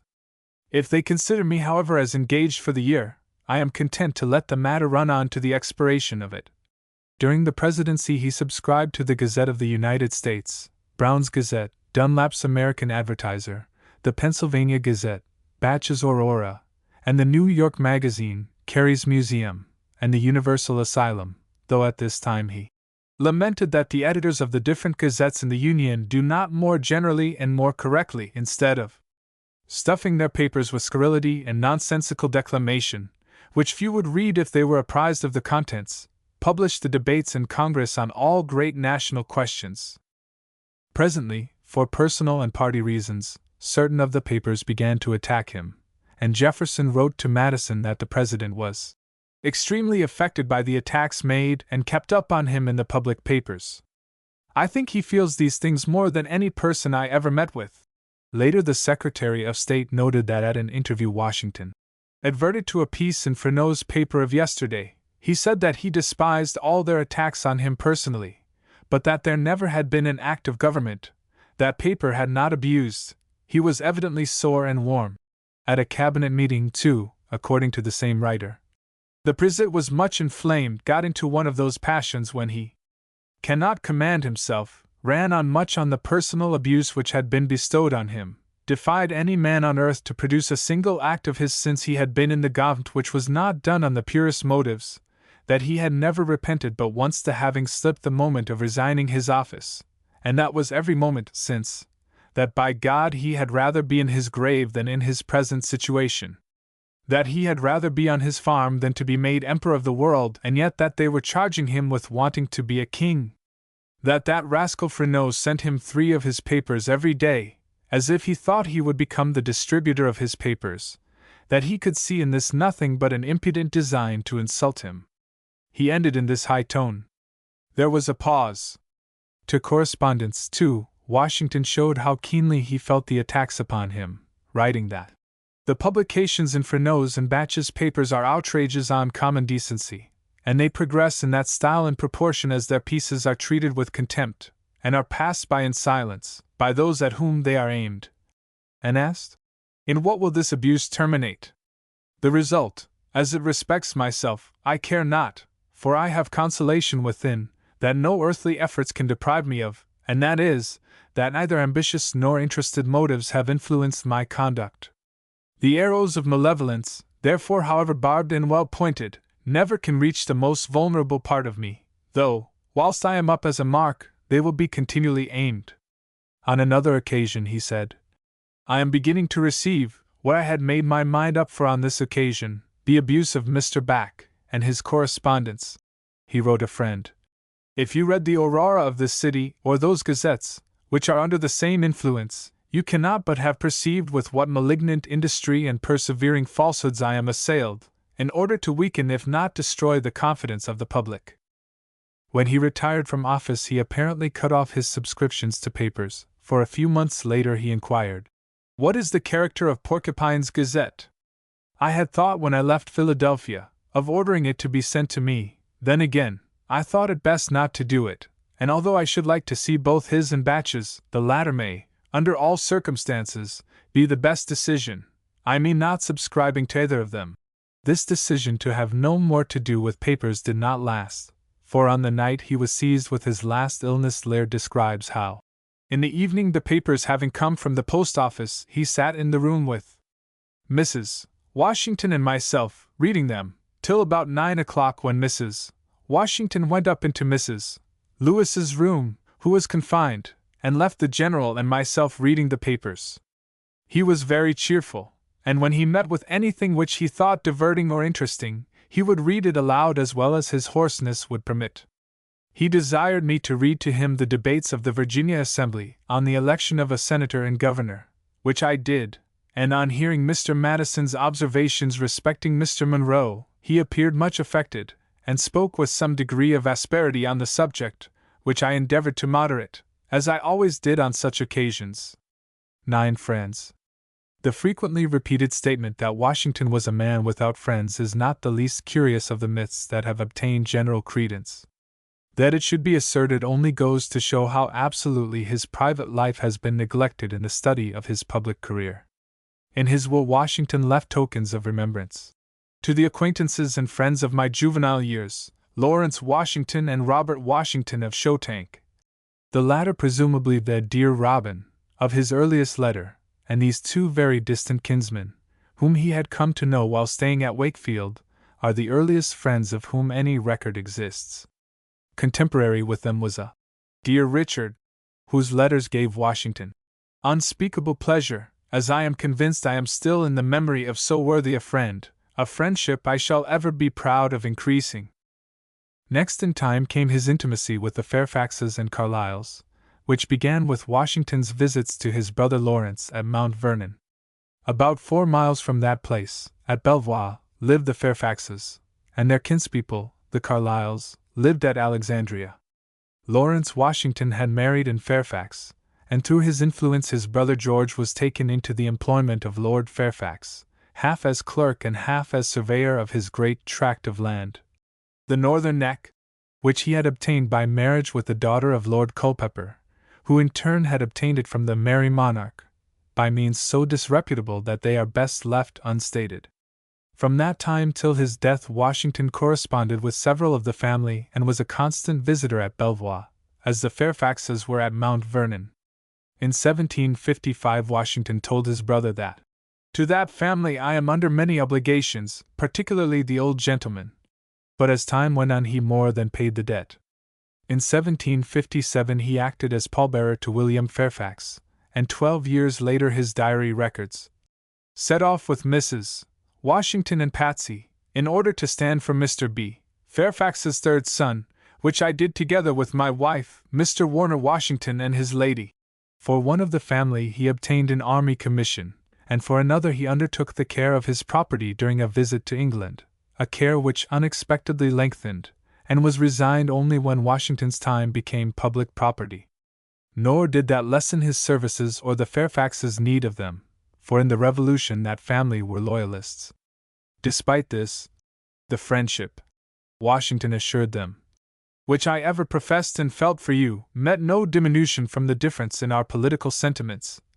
And in 1778 he was able to secure the safety of Lord Fairfax from persecution at the hands of the Whigs, a service acknowledged by his lordship in the following words: "There are times when favors conferred make a greater impression than at others, for though I have received many, I hope I have not been unmindful of them, yet that, at a time your popularity was at the highest and mine at the lowest, and when it is so common for men's resentments to run up high against those who differ from them in opinion, you should act with your wonted kindness towards me, has affected me more than any favor I have received, and could not be believed by some in New York, it being above the run of common minds."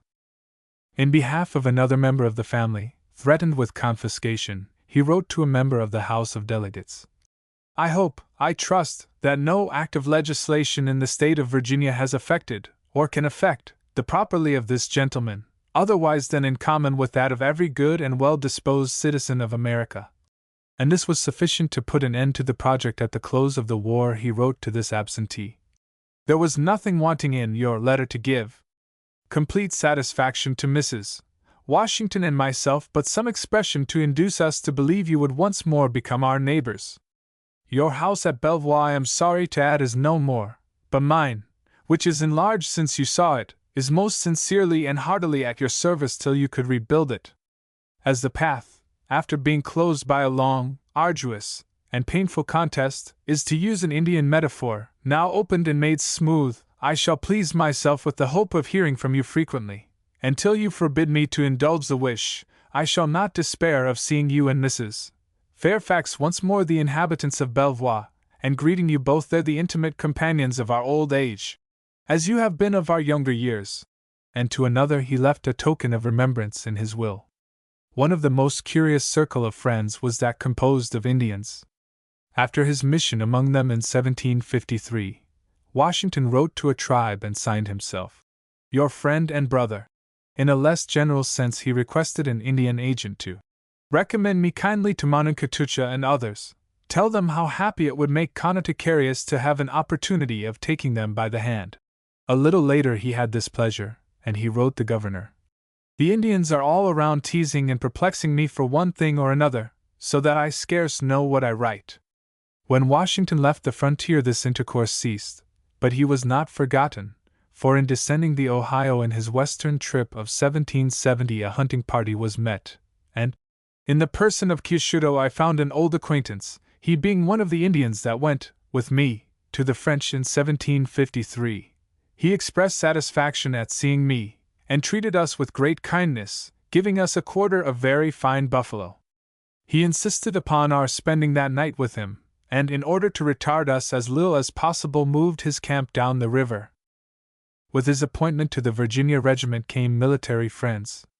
From the earliest of these, Van Bram, who had served under Lawrence Washington in the Carthagena expedition of 1742, and who had come to live at Mount Vernon, Washington had previously taken lessons in fencing, and when appointed the bearer of a letter to the French commander on the Ohio he took Van Bram with him as interpreter. A little later, on receiving his majority, Washington appointed Van Bram his recruiting lieutenant, and recommended him to the governor for a captain's commission on the grounds that he was an experienced good officer. To Van Bram fell the duty of translating the capitulation to the French at Fort Necessity, and to his reading was laid the blunder by which Washington signed a statement acknowledging himself as an assassin. In consequence, he became the scapegoat of the expedition, was charged by the governor with being a poltroon and traitor, and was omitted from the Assembly's vote of thanks and extra pay to the regiment. But Washington stood by him, and when himself Burgess succeeded in getting this latter vote rescinded. Another friend of the same period was the Chevalier Peyronie, whom Washington first made an ensign, and then urged the governor to advance him, promising that if the governor should be pleased to indulge me in this request, I shall look upon it in a very particular light. Peyronie was badly wounded at Fort Necessity and was furloughed, during which he wrote his commander, I have made my particular business to try if any had some bad intention against you here below, but thank God I meet allies with a good wish for you from every mouth, each one entertaining such character of you as I have the honor to do myself. He served again in the Braddock March, and in that fiasco, Washington wrote, Captain Peyronie and all his officers down to a corporal, was killed. With Captain Stewart, a gentleman whose assiduity and military capacity are second to none in our service. Washington was intimate enough to have Stewart apply in 1763 for £400 to aid him to purchase a commission, a sum Washington did not have at his disposal. But because of a regard of that high nature that I could never see you uneasy without feeling a part and wishing to remove the cause, Washington lent him £300 towards it, apparently without much return. For some years later he wrote to a friend that he was very glad to learn that my friend Stewart was well when you left London. I have not had a letter from him these 5 years. At the close of the Revolution he received a letter from Stewart containing affectionate and flattering expressions, which gave Washington much pleasure, as it removed an apprehension I had long labored under, of your having taken your departure for the land of spirits. How else could I account for a silence of 15 years? I shall always be happy to see you at Mt. Vernon. His friend William Ramsay, well known, well esteemed, and of unblemished character, he appointed commissary, and long after, in 1769, wrote, Having once or twice of late heard you speak highly in praise of the Jersey College, as if you had a desire of sending your son William there, I should be glad, if you have no other objection to it than what may arise from the expense, if you would send him there as soon as it is convenient, and depend on me for £25 this currency a year for his support, so long as it may be necessary for the completion of his education. If I live to see the accomplishment of this term, the sum here stipulated shall he annually paid, and if I die in the meanwhile, this letter shall be obligatory upon my heirs, or executors, to do it according to the true intent and meaning hereof. No other return is expected, or wished for this offer than that you will accept it with the same freedom and goodwill, with which it is made, and that you may not even consider it in the light of an obligation or mention it as such, for, be assured, that from me it will never be known. The dearest friendship formed in these years was with the doctor of the regiment, James Craik, who in the course of his duties attended Washington in 2 serious illnesses, and when the war was ended settled near Mount Vernon. He was frequently a visitor there, and soon became the family medical attendant. When appointed general, Washington wrote, Tell Dr. Craik that I should be very glad to see him here if there was anything worth his acceptance, but the Massachusetts people suffer nothing to go by them that they lay hands upon. In 1777 the general secured his appointment as Deputy Surgeon General of the Middle Department, and 3 years later, when the hospital service was being reformed, he used his influence to have him retained. Craik was one of those instrumental in warning the Commander-in-Chief of the existence of the Conway cabal, because, My attachment to your person is such, my friendship is so sincere, that every hint which has a tendency to hurt your honor, wounds me most sensibly. The doctor was Washington's companion, by invitation, in both his later trips to the Ohio, and his trust in him was so strong that he put under his care the 2 nephews whose charge he had assumed. In Washington's ledger an entry tells of another piece of friendliness, to the effect, Dr. James Craik paid him, being a donation to his son, Geo. Washington Craik, for his education £30, and after graduating the young man for a time served as one of his private secretaries. After a serious illness in 1789, Washington wrote to the doctor: "Persuaded as I am that the case has been treated with skill and with as much tenderness as the nature of the complaint would admit, yet I confess I often wish for your inspection of it." And later he wrote: "If I should ever have occasion for a physician or surgeon, I should prefer my old surgeon, Dr. Craik, who, from 40 years' experience, is better qualified than a dozen of them put together." Craik was the first of the doctors to reach Washington's bedside in his last illness, and when the dying man predicted his own death, the doctor pressed his hand but could not utter a word. He retired from the bedside and sat by the fire absorbed in grief. In Washington's will he left: "To my compatriot in arms and old and intimate friend, Dr. Craik, I give my bureau, or as the cabinet makers called it, timbre secretary, and the circular chair, an appendage of my study." The arrival of Braddock and his army at Alexandria brought a new circle of military friends. Washington was very particularly noticed by that general, was taken into his family as an extra aide, offered a captain's commission by brevet, which was the highest grade he had it in his power to bestow, and had the compliment of several blank ensigncies given him to dispose of to the young gentlemen of his acquaintance. In this position he was treated with much complaisance, especially from the general, which meant much, as Braddock seems to have had nothing but curses for nearly every one else, and the more as Washington and he had frequent disputes, which were maintained with warmth on both sides, especially on his. But the general, though his enmities were strong, in his attachments was warm, and grew to like and trust the young volunteer, and had he survived his unfortunate defeat, I should have met with preferment, having his promise to that effect. Washington was by the general when he was wounded in the lungs, lifted him into a covered cart, and brought him over the first ford of the Monongahela into temporary safety. 3 days later Braddock died of his wounds, bequeathing to Washington his favorite horse and his body servant as tokens of his gratitude. Over him Washington read the funeral service, and it was left to him to see that the poor general was interred with the honors of war. Even before public service had made him known, Washington was a friend and guest of many of the leading Virginians.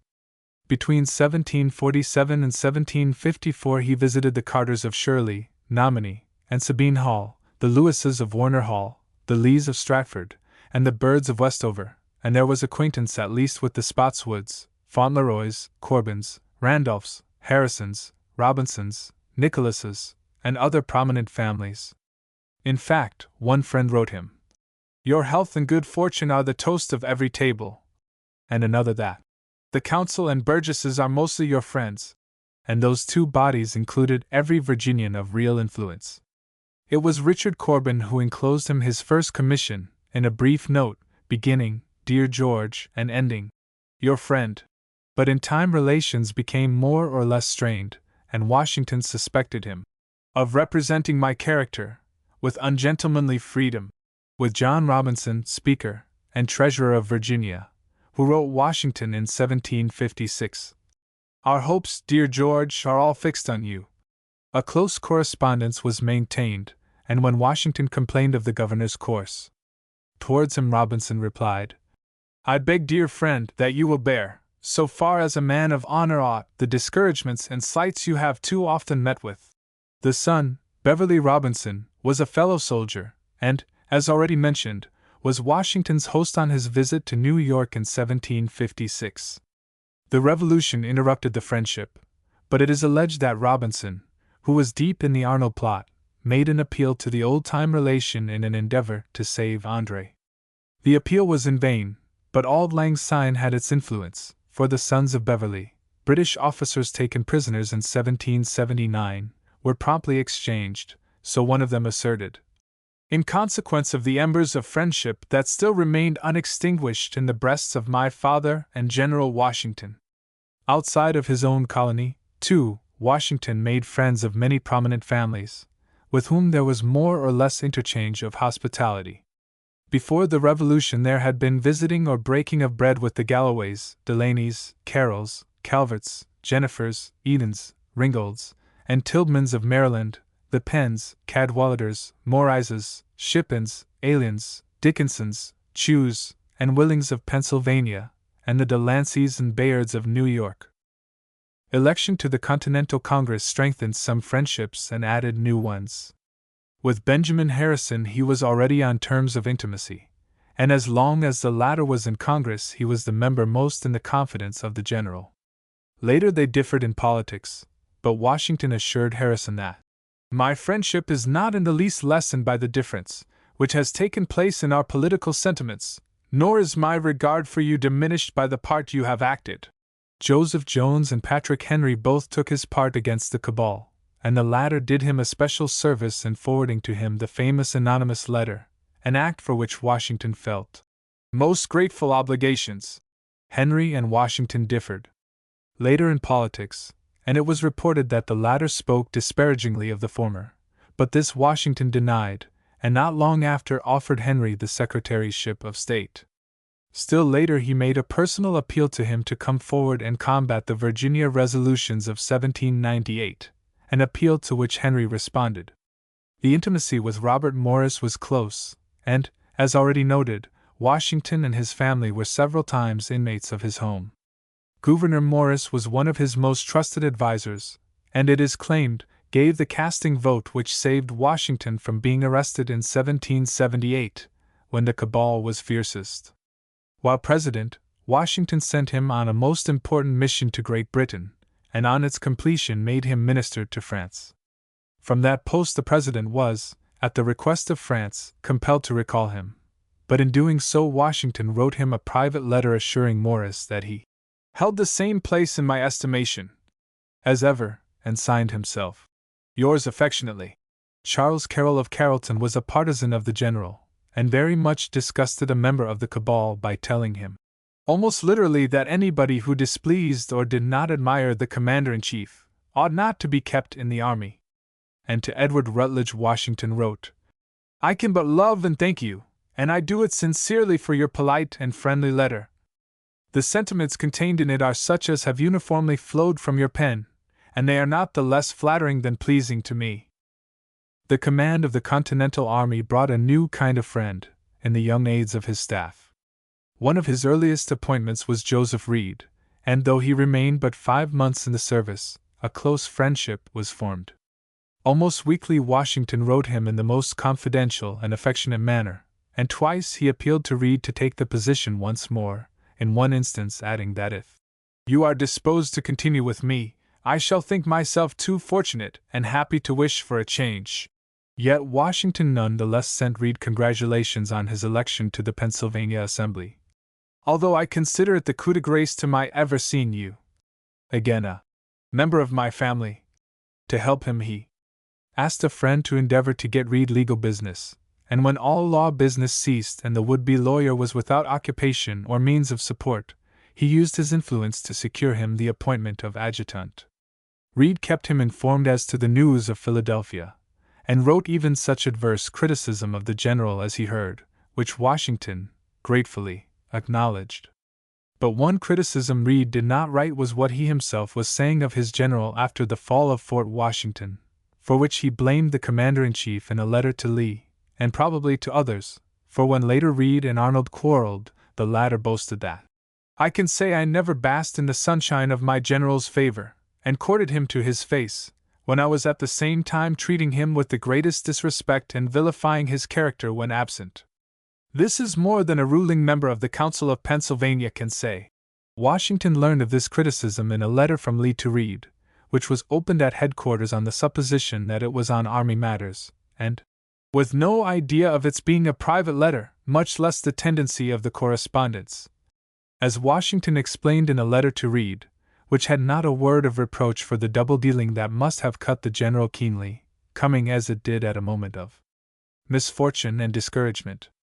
Reed wrote a lame explanation and apology, and later sought to regain the lost friendship by an earnest appeal to Washington's generosity. Nor did he appeal in vain, for the general replied that though I felt myself hurt by a certain letter, I was hurt because the same sentiments were not communicated immediately to myself. The old-time intimacy was renewed, and how little his personal feeling had influenced Washington is shown in the fact that even previous to this peacemaking he had secured for Reed the appointment to command one of the choicest brigades in the army. Perhaps the friendship was never quite as close, but in writing him Washington still signed himself, "Yours affectionately." John Laurens, appointed an aide in 1777, quickly endeared himself to Washington, and conceived the most ardent affection for his chief. The young officer of 24 used all his influence with his father, then President of Congress, against the cabal, and in 1778, when Charles Lee was abusing the commander-in-chief, Laurens thought himself bound to resent it, as well on account of the relation he bore to General Washington, as from motives of personal friendship and respect for his character, and he challenged the defamer and put a bullet into him. To his commander he signed himself, "With the greatest veneration and attachment, Your Excellency's faithful aide," and Washington in his letters always addressed him as, "My dear Laurens." After his death in battle, Washington wrote, in reply to an inquiry, "You ask if the character of Colonel John Laurens, as drawn in the Independent Chronicle of 2d of December last, is just. I answer that such parts of the drawing as have fallen under my observation is literally so, and that it is my firm belief his merits and worth richly entitle him to the whole picture. No man possessed more of the amour patrie.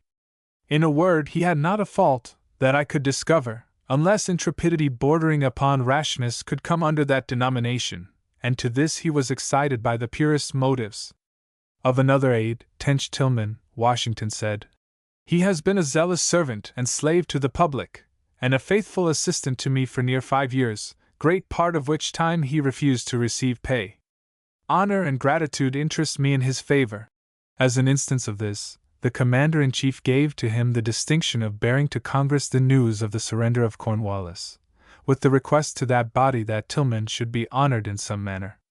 And in acknowledging a letter, Washington said, "I receive with great sensibility and pleasure your assurances of affection and regard. It would be but a renewal of what I have often repeated to you, that there are few men in the world to whom I am more attached by inclination than I am to you. With the cause, I hope, most devoutly hope, there will be an end to my military service, when as our places of residence will not be far apart, I shall never be more happy than in your company at Mt. Vernon. I shall always be glad to hear from, and keep up a correspondence with you." When Tillman died, Washington asserted that he had left as fair a reputation as ever belonged to a human character. And to his father he wrote, "Of all the numerous acquaintances of your lately deceased son, and midst all the sorrowings that are mingled on that melancholy occasion, I may venture to assert that, excepting those of his nearest relatives, none could have felt his death with more regret than I did, because no one entertained a higher opinion of his worth, or had imbibed sentiments of greater friendship for him, than I had done. Midst all your grief, there is this consolation to be drawn, that while living, no man could be more esteemed, and since dead, none more lamented than Colorado." Tillman. To David Humphreys, a member of the staff, Washington gave the honor of carrying to Congress the standards captured at Yorktown, recommending him to the notice of that body for his attention, fidelity, and good services. This aide escorted Washington to Mount Vernon at the close of the Revolution, and was the last officer belonging to the army who parted from the commander-in-chief. Shortly after, Humphreys returned to Mount Vernon, half as secretary and half as visitor and companion, and he alluded to this time in his poem of Mount Vernon, when he said, "When Washington was accused of cruelty in the Eskill case, Humphreys published an account of the affair, completely vindicating his friend, for which he was warmly thanked. He was frequently urged to come to Mount Vernon, and Washington on one occasion lamented the cause which has deprived us of your aid in the attack of Christmas pies, and on another assured Humphreys of his great pleasure when I received the intimation of your spending the winter under this roof. The invitation was not less sincere than the reception will be cordial. The only stipulations I shall contend for are, that in all things you shall do as you please, I will do the same, and that no ceremony may be used or any restraint be imposed on anyone." Humphreys was visiting him when the notification of his election as president was received, and was the only person, except servants, who accompanied Washington to New York. Here he continued for a time to give his assistance, and was successively appointed Indian Commissioner, informal agent to Spain, and finally Minister to Portugal. While holding this latter position, Washington wrote to him, "When you shall think with the poet that the post of honor is a private station, and may be inclined to enjoy yourself in my shades, I can only tell you that you will meet with the same cordial reception at Mount Vernon that you have always experienced at that place." And when Humphreys answered that his coming marriage made the visit impossible, Washington replied, "The desire of a companion in my latter days, in whom I could confide, induced me to express too strongly the hope of having you as an inmate." On the death of Washington, Humphreys published a poem expressing the deepest affection and admiration for "my friend." The longest and closest connection was that with Hamilton. This very young and obscure officer attracted Washington's attention in the campaign of 1776. Early in the next year was appointed to the staff, and quickly became so much a favorite that Washington spoke of him as "my boy." Whatever friendliness this implied was not, however, reciprocated by Hamilton. After 4 years of service he resigned under circumstances to which he pledged Washington to secrecy, and then himself, in evident irritation, wrote as follows: "2 days ago, the General and I passed each other on the stairs. He told me he wanted to speak to me. I answered that I would wait upon him immediately. I went below, and delivered Mr. Tillman a letter to be sent to the commissary, containing an order of a pressing and interesting nature. Returning to the General, I was stopped on the way by the Marquis de Lafayette, and we conversed together about a minute on a matter of business. He can testify how impatient I was to get back, and that I left him in a manner which, but for our intimacy, would have been more than abrupt. Instead of finding the General, as is usual, in his room, I met him at the head of the stairs, where, accosting me in an angry tone, 'Colonel Hamilton,' said he, 'you have kept me waiting at the head of the stairs these 10 minutes. I must tell you, sir, you treat me with disrespect.' I replied without petulancy, but with decision, 'I am not conscious of it, sir. But since you have thought it necessary to tell me so, we part.' 'Very well, sir,' said he, 'if it be your choice,' or something to this effect, and we separated. I sincerely believe my absence, which gave so much umbrage, did not last 2 minutes. In less than an hour after, Tillman came to me in the General's name, assuring me of his great confidence in my abilities, integrity, usefulness, etc., and of his desire, in a candid conversation, to heal a difference which could not have happened but in a moment of passion. I requested Mr. Tillman to tell him, first, that I had taken my resolution in a manner not to be revoked. Thus we stand. Perhaps you may think I was precipitate in rejecting the overture made by the General to an accommodation. I assure you, my dear sir, it was not the effect of resentment, it was the deliberate result of maxims I had long formed for the government of my own conduct.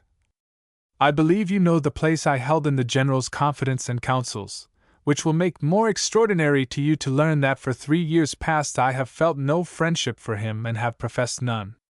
The truth is, our dispositions are the opposites of each other, and the pride of my temper would not suffer me to profess what I did not feel. Indeed, when advances of this kind have been made to me on his part, they were received in a manner that showed at least that I had no desire to court them, and that I desired to stand rather upon a footing of military confidence than of private attachment."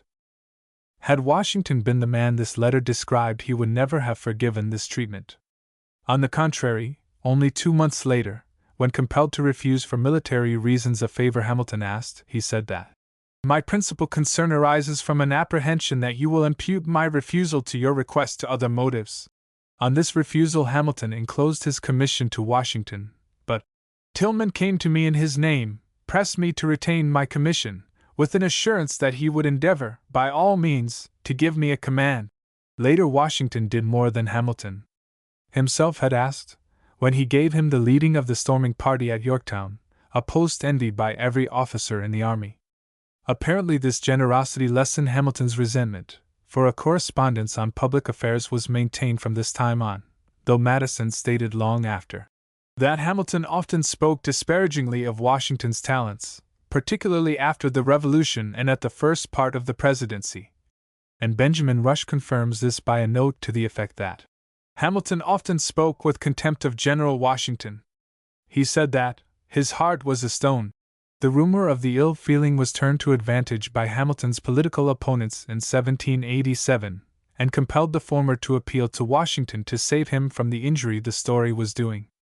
In response, Washington wrote a letter intended for public use, in which he said, "As you say, it is insinuated by some of your political adversaries, and may obtain credit, that you palmed yourself upon me, and was dismissed from my family, and call upon me to do you justice by a recital of the facts. I do therefore explicitly declare that both charges are entirely unfounded.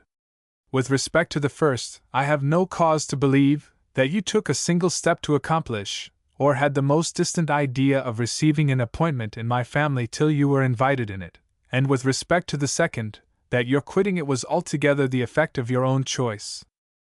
With the appointment as Secretary of the Treasury, warmer feelings were developed.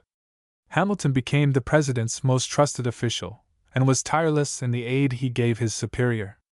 Even after he left office, he performed many services equivalent to official ones, for which Washington did not know how to thank him sufficiently, and the President leaned on his judgment to an otherwise unexampled extent. This service produced affection and respect, and in 1792 Washington wrote from Mount Vernon, "We have learnt that you have some thoughts of taking a trip this way. I felt pleasure at hearing it, and hope it is unnecessary to add that it would be considerably increased by seeing you under this roof, for you may be assured of the sincere and affectionate regard of yours, and signed other letters. Always and affectionately yours, or very affectionately," while Hamilton reciprocated by sending affectionate attachment. On being appointed Lieutenant General in 1798, Washington at once sought the aid of Hamilton for the highest position under him, assuring the Secretary of War that, "Of the abilities and fitness of the gentleman you have named for a high command in the Provisional Army, I think as you do, and that his services ought to be secured at almost any price." To this the President, who hated Hamilton, objected, but Washington refused to take the command unless this wish was granted, and Adams had to give way.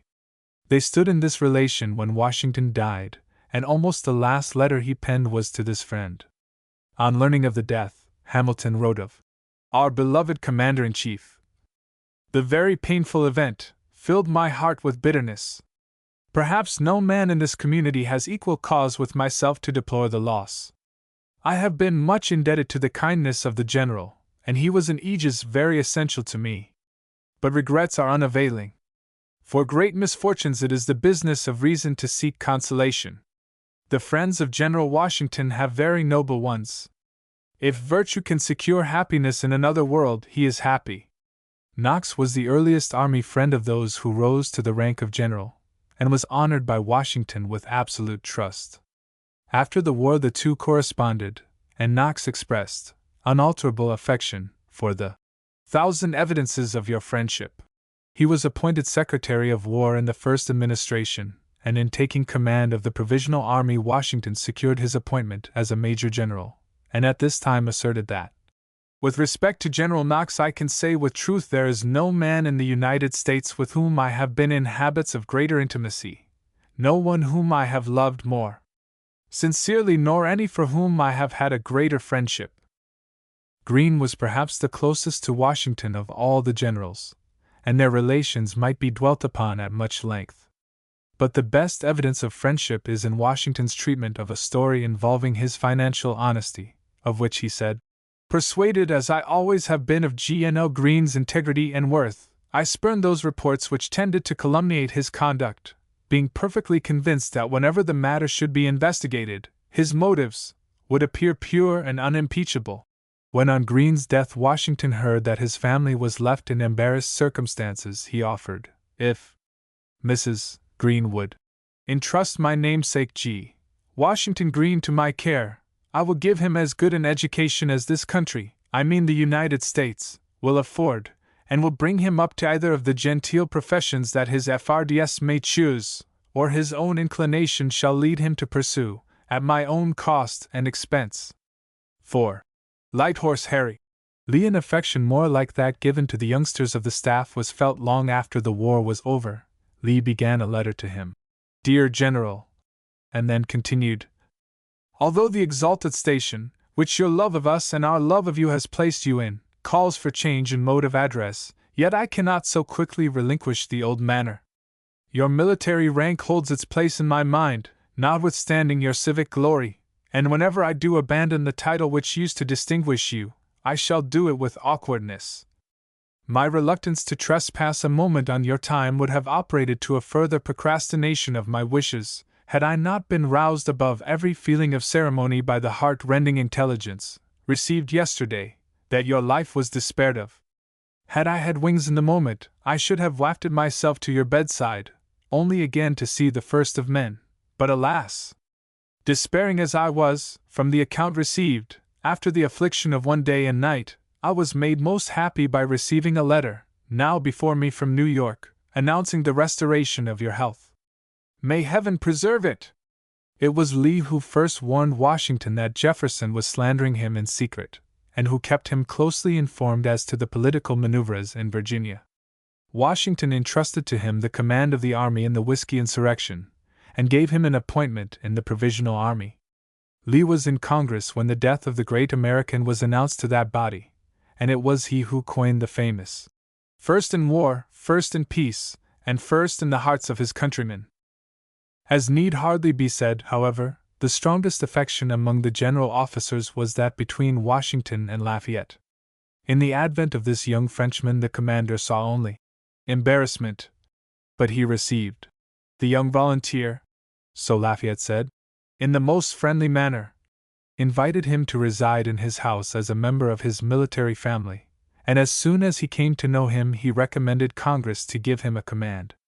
As Lafayette became popular with the army, an endeavor was made by the cabal to win him to their faction by bribing him with an appointment to lead an expedition against Canada, independent of control by Washington. Lafayette promptly declined the command, unless subject to the general, and furthermore he braved the whole party, cabal, and threw them into confusion by making them drink the health of their general. At the Battle of Monmouth Washington gave the command of the attacking party to Lafayette, and after the conflict the two, according to the latter, passed the night lying on the same mantle, talking. In the same way Washington distinguished him by giving him the command of the expedition to rescue Virginia from Cornwallis, and to his division was given the most honorable position at Yorktown. When the siege of that place was completed, Lafayette applied for leave of absence to spend the winter in France, and as he was on the point of sailing he received a personal letter from Washington, for I owe it to friendship and to my affectionate regard for you, my dear Marquis, not to let you leave this country without carrying fresh marks of my attachment to you. And in his absence Washington wrote that a mutual friend who bore a letter can tell you more forcibly than I can express how much we all love and wish to embrace you. A reunion came in 1784, looked forward to by Lafayette with an eagerness of which he wrote, by Sunday or Monday, I hope at last to be blessed with a sight of my dear general. There is no rest for me till I go to Mount Vernon. I long for the pleasure to embrace you, my dear general, and the happiness of being once more with you will be so great that no words can ever express it. Adieu, my dear general. In a few days I shall be at Mount Vernon, and I do already feel delighted with so charming a prospect. After this visit was over Washington wrote, in the moment of our separation, upon the road as I traveled, and every hour since, I have felt all that love, respect and attachment for you, with which length of years, close connection, and your merits have inspired me. I often asked myself, as our carriages separated, whether that was the last sight I ever should have of you? And to this letter Lafayette replied, No, my beloved general, our late parting was not by any means a last interview. My whole soul revolts at the idea, and could I harbor it an instant, indeed, my dear general, it would make me miserable. I well see you will never go to France. The inexpressible pleasure of embracing you in my own house, of welcoming you in a family where your name is adored, I do not much expect to experience, but to you I shall return, and within the walls of Mount Vernon we shall yet speak of olden times. My firm plan is to visit now and then my friend on this side of the Atlantic, and the most beloved of all friends I ever had, or ever shall have anywhere, is too strong an inducement for me to return to him, not to think that whenever it is possible I shall renew my so pleasing visits to Mount Vernon. Adieu, adieu, my dear General. It is with inexpressible pain that I feel I am going to be severed from you by the Atlantic. Everything that admiration, respect, gratitude, friendship, and filial love can inspire is combined in my affectionate heart to devote me most tenderly to you. In your friendship I find a delight which words cannot express. Adieu, my dear General. It is not without emotion that I write this word, although I know I shall soon visit you again. Be attentive to your health. Let me hear from you every month. Adieu, adieu. The correspondence begged was maintained, but Lafayette complained that, to one who so tenderly loves you, who so happily enjoyed the times we have passed together, and who never, on any part of the globe, even in his own house, could feel himself so perfectly at home as in your family, it must be confessed that an irregular, lengthy correspondence is quite insufficient. I beseech you, in the name of our friendship, of that paternal concern of yours for my happiness, not to miss any opportunity to let me hear from my dear General. One letter from Washington told Lafayette of his recovery from a serious illness, and Lafayette responded, "What could have been my feelings, had the news of your illness reached me before I knew my beloved General, my adopted father, was out of danger? I was struck at the idea of the situation you have been in, while I, uninformed and so distant from you, was anticipating the long-waited-for pleasure to hear from you, and the still more endearing prospect of visiting you and presenting you the tribute of a revolution, one of your first offsprings. For God's sake, my dear General, take care of your health." Presently, as the French Revolution gathered force, the anxiety was reversed, Washington writing that, "The lively interest which I take in your welfare, my dear sir, keeps my mind in constant anxiety for your personal safety." This fear was only too well founded, for shortly after Lafayette was a captive in an Austrian prison and his wife was appealing to her husband's friend for help. Our ministers were told to do all they could to secure his liberty, and Washington wrote a personal letter to the Emperor of Austria. Before receiving her letter, on the first news of the truly affecting condition of poor Madame Lafayette, he had written to her his sympathy, and supposing that money was needed, had deposited at Amsterdam 200 guineas, subject to your orders. When she and her daughters joined her husband in prison, Lafayette's son, and Washington's godson, came to America, an arrival of which the godfather wrote that, "To express all the sensibility which has been excited in my breast by the receipt of young Lafayette's letter, from the recollection of his father's merits, services, and sufferings, from my friendship for him, and from my wishes to become a friend and father to his son is unnecessary." The lad became a member of the family, and a visitor at this time records that, "I was particularly struck with the marks of affection which the general showed his pupil, his adopted son of Marquis de Lafayette. Seated opposite to him, he looked at him with pleasure, and listened to him with manifest interest." With Washington he continued till the final release of his father, and a simple business note in Washington's ledger serves to show both his delicacy and his generosity to the boy. By G.O.W. Fayette gave for the purpose of his getting himself such small articles of clothing as he might not choose to ask for $100. Another item in the accounts was $300. To defray his exp's to France, and by him Washington sent a line to his old friend, saying, "This letter I hope and expect will be presented to you by your son, who is highly deserving of such parents as you and your amiable lady." Long previous to this, too, a letter had been sent to Virginia Lafayette, couched in the following terms: "Permit me to thank my dear little correspondent for the favor of her letter of the 18th of June last, and to impress her with the idea of the pleasure I shall derive from a continuance of them. Her papa is restored to her with all the good health, paternal affection, and honors which her tender heart could wish. He will carry a kiss to her from me, which might be more agreeable from a pretty boy, and give her assurances of the affectionate regard with which I have the pleasure of being her well-wisher. George Washington." In this connection it is worth glancing at Washington's relations with children, the more that it has been frequently asserted that he had no liking for them. As already shown, at different times he adopted or assumed the expenses and charge of not less than 9 of the children of his kith and kin, and to his relations with children he seldom wrote a letter without a line about the Little ones, his kindnesses to the sons of Ramsay, Craig, Greene, and Lafayette have already been noticed. Furthermore, whenever death or illness came among the children of his friends, there was sympathy expressed. Dumas relates of his visit to Providence with Washington that, "We arrived there at night. The whole of the population had assembled from the suburbs. We were surrounded by a crowd of children carrying torches, reiterating the acclamations of the citizens. All were eager to approach the person of him whom they called their father, and pressed so closely around us that they hindered us from proceeding. General Washington was much affected, stopped a few moments, and pressing my hand said, 'We may be beaten by the English, it is the chance of war, but behold an army which they can never conquer.'" In his journey through New England, not being able to get lodgings at an inn, Washington spent a night in a private house, and when all payment was refused, he wrote his host from his next stopping place. "Being informed that you have given my name to one of your sons, and called another after Mrs. Washington's family, and being moreover very much pleased with the modest and innocent looks of your two daughters, Patty and Polly, I do for these reasons send each of these girls a piece of chintz, and to Patty, who bears the name of Mrs. Washington, and who waited upon us more than Polly did, I send 5 guineas, with which she may buy herself any little ornaments she may want, or she may dispose of them in any other manner more agreeable to herself.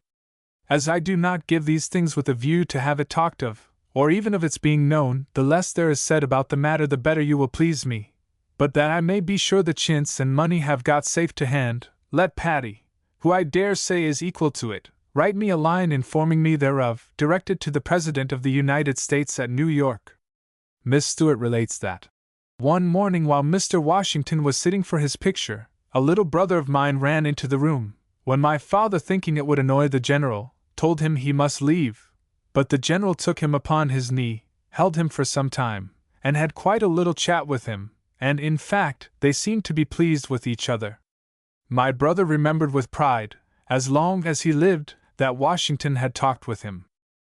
For the son of his secretary, Lear, there seems to have been great fondness, and in one instance the father was told that "It gave Mrs. Washington, myself, and all who know him, sincere pleasure to hear that our little favorite had arrived safe, and was in good health at Portsmouth. We sincerely wish him a long continuance of the latter, that he may always be as charming and promising as he now is, and that he may live to be a comfort and blessing to you, and an ornament to his country. As a testimony of my affection for him, I send him a ticket in the lottery which is now drawing in the Federal City, and if it should be his fortune to draw the hotel, it will add to the pleasure I have in giving it." A second letter condoled with little Lincoln, because owing to the collapse of the lottery the poor little fellow will not even get enough to build him a baby house. For the father, Tobias Lear, who came into his employment in 1786 and remained with him till his death, Washington felt the greatest affection and trust. It was he who sent for the doctor in the beginning of the last illness, and he was in the sick room most of the time. Holding Washington's hand, he received from him his last orders, and later, when Washington appeared to be in great pain and distress from the difficulty of breathing, I lay upon the bed and endeavored to raise him, and turn him with as much ease as possible. He appeared penetrated with gratitude for my attentions, and often said, "I am afraid I shall fatigue you too much." Still later, Lear aided him all in my power, and was gratified in believing he felt it, for he would look upon me with eyes speaking gratitude, but unable to utter a word without great distress. At the final moment Lear took his hand, and laid it upon his breast. When all was over, I kissed the cold hand, laid it down, and was lost in profound grief. Ex-enemies. Any man of force is to be known quite as much by the character of his enemies as by that of his friends, and this is true of Washington. The subject offers some difficulties, for most of his enemies later in life went out of their way to deny all antagonism, and took pains to destroy such proof as they could come out of ill feeling towards him. Yet enough remains to show who were in opposition to him, and on what grounds. The first of those now known to be opposed to him was George Muse, lieutenant colonel in 1754 under Washington. At Fort Necessity he was guilty of cowardice, he was discharged in disgrace, and his name was omitted from the Assembly's vote of thanks to the regiment. Stung by this action, he took his revenge in a manner related by Peyronie, who wrote Washington.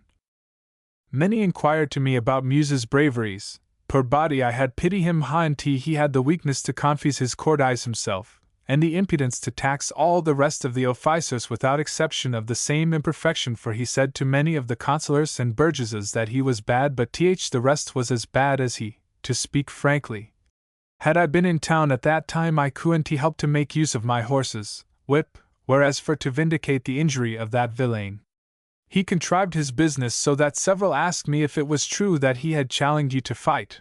My answer was no other but that he should rather choose to go to hell than doing of it, for he had such thing declared. That was his sure road. Washington seems to have cherished no personal ill will for Muse's conduct, and when the division of the bounty lands was being pushed, he used his influence that the broken officer should receive a quotum. Not knowing this, or else being ungrateful, Muse seems to have written a letter to Washington which angered him, for he replied, "Sir, your impertinent letter was delivered to me yesterday. As I am not accustomed to receive such from any man, nor would have taken the same language from you personally, without letting you feel some marks of my resentment, I would advise you to be cautious in writing me a second of the same tenor. But for your stupidity and sottishness you might have known, by attending to the public gazette, that you had your full quantity of 10,000 acres of land allowed you, that is, 9,073 acres in the great tract, and the remainder in the small tract. But suppose you had really fallen short, do you think your superlative merit entitles you to greater indulgence than others? Or if it did, that I was to make it good to you, when it was at the option of the governor and council to allow but 500 acres in the whole, if they had been so inclined? If either of these should happen to be your opinion, I am very well convinced that you will be singular in it, and all my concern is, that I ever engaged in behalf of so ungrateful a fellow as you are. But you may still be in need of my assistance, as I can inform you that your affairs, in respect to these lands, do not stand upon so solid a basis as you imagine, and this you may take by way of hint. I wrote to you a few days ago concerning the other distribution, proposing an easy method of dividing our lands, but since I find in what temper you are, I am sorry I took the trouble of mentioning the land or your name in a letter, as I do not think you merit the least assistance from me. The Braddock campaign brought acquaintance with one which did not end in friendship, however amicable the beginning. There can be little doubt that there was camaraderie with the then Lieutenant Colonel Gage, for in 1773, when in New York for 4 days, Washington dined with Gen. Gage, and also dined at the entertainment given by the citizens of New York to G.N.L. Gage. When next intercourse was resumed, it was by formal correspondence between the commanders-in-chief of 2 hostile armies, Washington inquiring as to the treatment of prisoners, and as a satisfactory reply was not obtained, he wrote again, threatening retaliation and closing my correspondence with you, perhaps forever. A letter which Charles Lee thought a very good one, but Gage certainly deserved a stronger one, such as it was before it was softened. One cannot but wonder what part the old friendship played in this softening. Relations with the Howes began badly by a letter from Lord Howe addressed George Washington Esq., which Washington declined to receive as not recognizing his official position. A second one to George Washington Esq. N.C., met with the same fate, and brought the British officer to change my superscription. A little after this brief war of forms, a letter from Washington to his wife was intercepted with others by the enemy, and General Howe enclosed it, happy to return it without the least attempt being made to discover any part of the contents. This courtesy the American commander presently was able to reciprocate by sending General Washington's compliments to General Howe, does himself the pleasure to return to him a dog, which accidentally fell into his hands and, by the inscription on the collar, appears to belong to General Howe. Even politeness had its objections, however, at moments, and Washington once had to write Sir William, "There is one passage of your letter, which I cannot forbear taking particular notice of.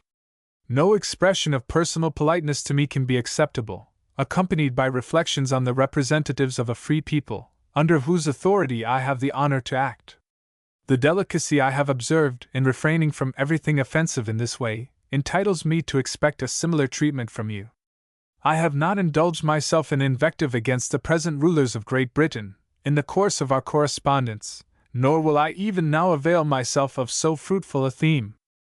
Apparently, when Sir Henry Clinton succeeded to the command of the British Army, the same old device to insult the general was again tried, for Dumas states that Washington received a dispatch from Sir Henry Clinton, addressed to Mr. Washington. Taking it from the hands of the flag of truce, and seeing the direction, this letter, said he, is directed to a planter of the state of Virginia. I shall have it delivered to him after the end of the war. Till that time it shall not be opened. A second dispatch was addressed to His Excellency General Washington. A better lesson in courtesy was contained in a letter from Washington to him, complaining of wanton, unprecedented, and inhuman murder, which closed with the following: I beg your Excellency to be persuaded that it cannot be more disagreeable to you to be addressed in this language than it is to me to offer it, but the subject requires frankness and decision. Quite as firm was one addressed to Cornwallis, which read: It is with infinite regret I am again compelled to remonstrate against that spirit of wanton cruelty that has in several instances influenced the conduct of your soldiery. A recent exercise of it towards an unhappy officer of ours, Lieutenant Harris, convinces me that my former representations on this subject have been unavailing. That gentleman, by the fortunes of war, on Saturday last was thrown into the hands of a party of your horse, and unnecessarily murdered with the most aggravated circumstances of barbarity. I wish not to wound your lordship's feelings by commenting on this event, but I think it my duty to send his mangled body to your lines as an undeniable testimony of the fact, should it be doubted, and as the best appeal to your humanity for the justice of our complaint. A pleasanter intercourse came with the surrender of Yorktown, after which not merely were Cornwallis and his officers saved the mortification of surrendering their swords, but the chief among them were entertained at dinner by Washington. At this meal, so a contemporary account states, Rochambeau, being asked for a toast, gave the United States. Washington gave the King of France. Lord Cornwallis simply the King, but Washington, putting that toast, added, of England, and facetiously confine him there, I'll drink him a full bumper, filling his glass till it ran over. Rochambeau, with great politeness, was still so French that he would every now and then be touching on points that were improper, and a breach of real politeness. Washington often checked him, and showed in a more saturnine manner the infinite esteem he had for his gallant prisoner, whose private qualities the Americans admired even in a foe that had so often filled them with the most cruel alarms. Many years later, when Cornwallis was Governor-General of India, he sent a verbal message to his old foe, wishing General Washington a long enjoyment of tranquility and happiness, adding that for himself he continued in troubled waters. Turning from these public rather than personal foes, a very different type of enemies is encountered in those inimical to Washington in his own army. Chief of these was Horatio Gates, with whom Washington had become acquainted in the Braddock campaign, and with whom there was friendly intercourse from that time until the Revolution. In 1775, at Washington's express solicitation, Gates was appointed adjutant and brigadier general, and in a letter thanking Washington for the favor he professed to have the greatest respect for your character and the sincerest attachment to your person. Nevertheless, he very early in the war suggested that a committee of Congress be sent to camp to keep watch on Washington, and as soon as he was in a separate command he began to curry favor with Congress and scheme against his commander. This was not unknown to Washington, who afterwards wrote, I discovered very early in the war symptoms of coldness and constraint in General Gates' behavior to me. These increased as he rose into greater consequence. When Burgoyne capitulated to Gates, he sent the news to Congress and not to Washington, and though he had no further need for troops the commander-in-chief had sent him, he endeavored to prevent their return at a moment when every man was needed in the main army. His attitude towards Washington was so notorious that his friends curried favor with him by letters criticizing the commander, and when, by chance, the general learned of the contents of one of these letters, and news to that effect reached the ears of Gates, he practically charged Washington with having obtained his knowledge by dishonorable means. but Washington more than repaid the insult, in telling Gates how he had learned of the affair, by adding that he had considered the information as coming from yourself, and given with a friendly view to forewarn and consequently forearm me against a secret enemy, but in this, as in other matters of late, I have found myself mistaken. Driven to the wall, Gates wrote to Washington a denial that the letter contained the passage in question, which was an absolute lie, and this untruth typifies his character. Without expressing either belief or disbelief in this denial, Washington replied, I am as averse to controversy as any man, and had I not been forced into it, you never would have had occasion to impute to me even the shadow of disposition towards it. Your repeatedly and solemnly disclaiming any offensive views in those matters, which have been the subject of our past correspondence, makes me willing to close with the desire you express of burying them hereafter in silence, and, as far as future events will permit, oblivion. My temper leads me to peace and harmony with all men, and it is peculiarly my wish to avoid any personal feuds or dissensions with those who are embarked in the same great national interest with myself, as every difference of this kind must in its consequence be very injurious. After this affair subsided, Washington said, I made a point of treating Jen Gates with all the attention and cordiality in my power, as well from a sincere desire of harmony, as from an unwillingness to give any cause of triumph among ourselves. I can appeal to the world, and to the whole army, whether I have not cautiously avoided offending Jen Gates in any way. I am sorry his conduct to me has not been equally generous, and that he is continually giving me fresh proofs of malevolence and opposition. It will not be doing him injustice to say that, besides the little underhand intrigues which he is frequently practicing, there has hardly been any great military question, in which his advice has been asked, that it has not been given in an equivocal and designing manner, apparently calculated to afford him an opportunity of censuring me on the failure of whatever measures might be adopted. After the defeat of Gates at Camden, the Prince de Broye wrote that, I saw General Gates at the house of General Washington, with whom he had had a misunderstanding. This interview excited the curiosity of both armies. It passed with a most perfect propriety on the part of both gentlemen.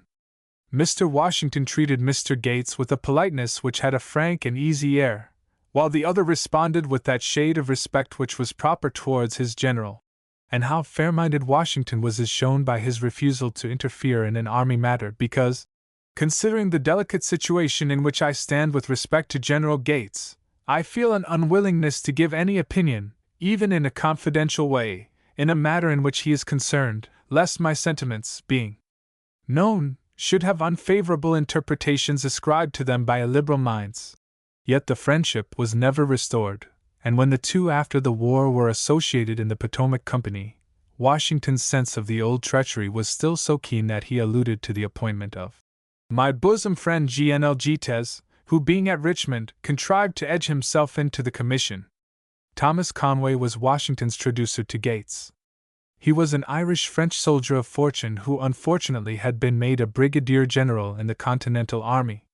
Having made friends of the New England delegates in Congress, it was then proposed by them to advance him to the rank of Major General, which Washington opposed, on the grounds that his merit and importance exist more in his imagination than in reality. For the moment this was sufficient to prevent Conway's promotion, and even if he had not before been opposed to his commander, he now became his bitter enemy. To more than Gates he said or wrote, A great and good God has decreed that America shall be free, or Washington and weak counselors would have ruined her long ago. Upon word of this reaching Washington, so Lawrence tells, the G.N.L. immediately copied the contents of the paper, introducing them with Sir, and concluding with, I am your humble servant, and sent this copy in the form of a letter to G.N.L. Conway. This drew an answer, in which he first attempts to deny the fact, and then in a most shameless manner, to explain away the matter. The perplexity of his style, and evident insincerity of his compliments, betray his weak sentiments, and expose his guilt. Yet, though detected, Conway complained to the Continental Congress that Washington was not treating him properly, and in reply to an inquiry from a member the general acknowledged that, if General Conway means by cool receptions mentioned in the last paragraph of his letter of the 31st ultimo, That I did not receive him in the language of a warm and cordial friend, I readily confess the charge. I did not, nor shall I ever, till I am capable of the arts of dissimulation. These I despise, and my feelings will not permit me to make professions of friendship to the man I deem my enemy, and whose system of conduct forbids it. At the same time, truth authorizes me to say that he was received and treated with proper respect to his official character, and that he has had no cause to justify the assertion that he could not expect any support for fulfilling the duties of his appointment. In spite of Washington's opposition, Conway's friends were numerous enough in the Congress finally to elect him Major General, at the same time appointing him Inspector General. Elated with this evident partiality of the majority of that body for him, he went even further, and Lawrence states that he was guilty of a base insult to Washington, which affects the general very sensibly. And he continues, "It is such an affront as Conway would never have dared to offer, if the general's situation had not assured him of the impossibility of its being revenged in a private way.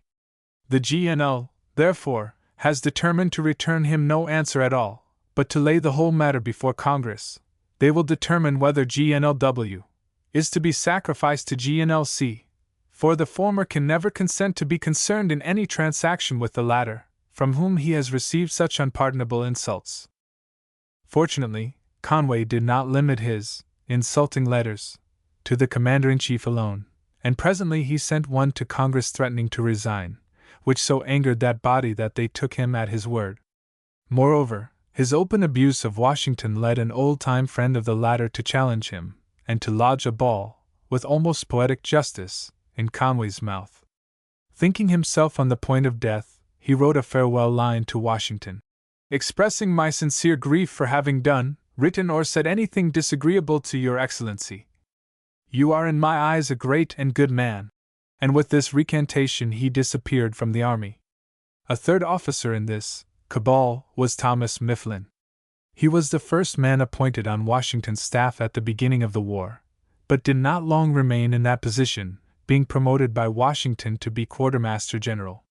In this position the rumor reached the general that Mifflin was concerned in trade, and Washington took occasion to hint the suspicion to him, only to get a denial from the officer.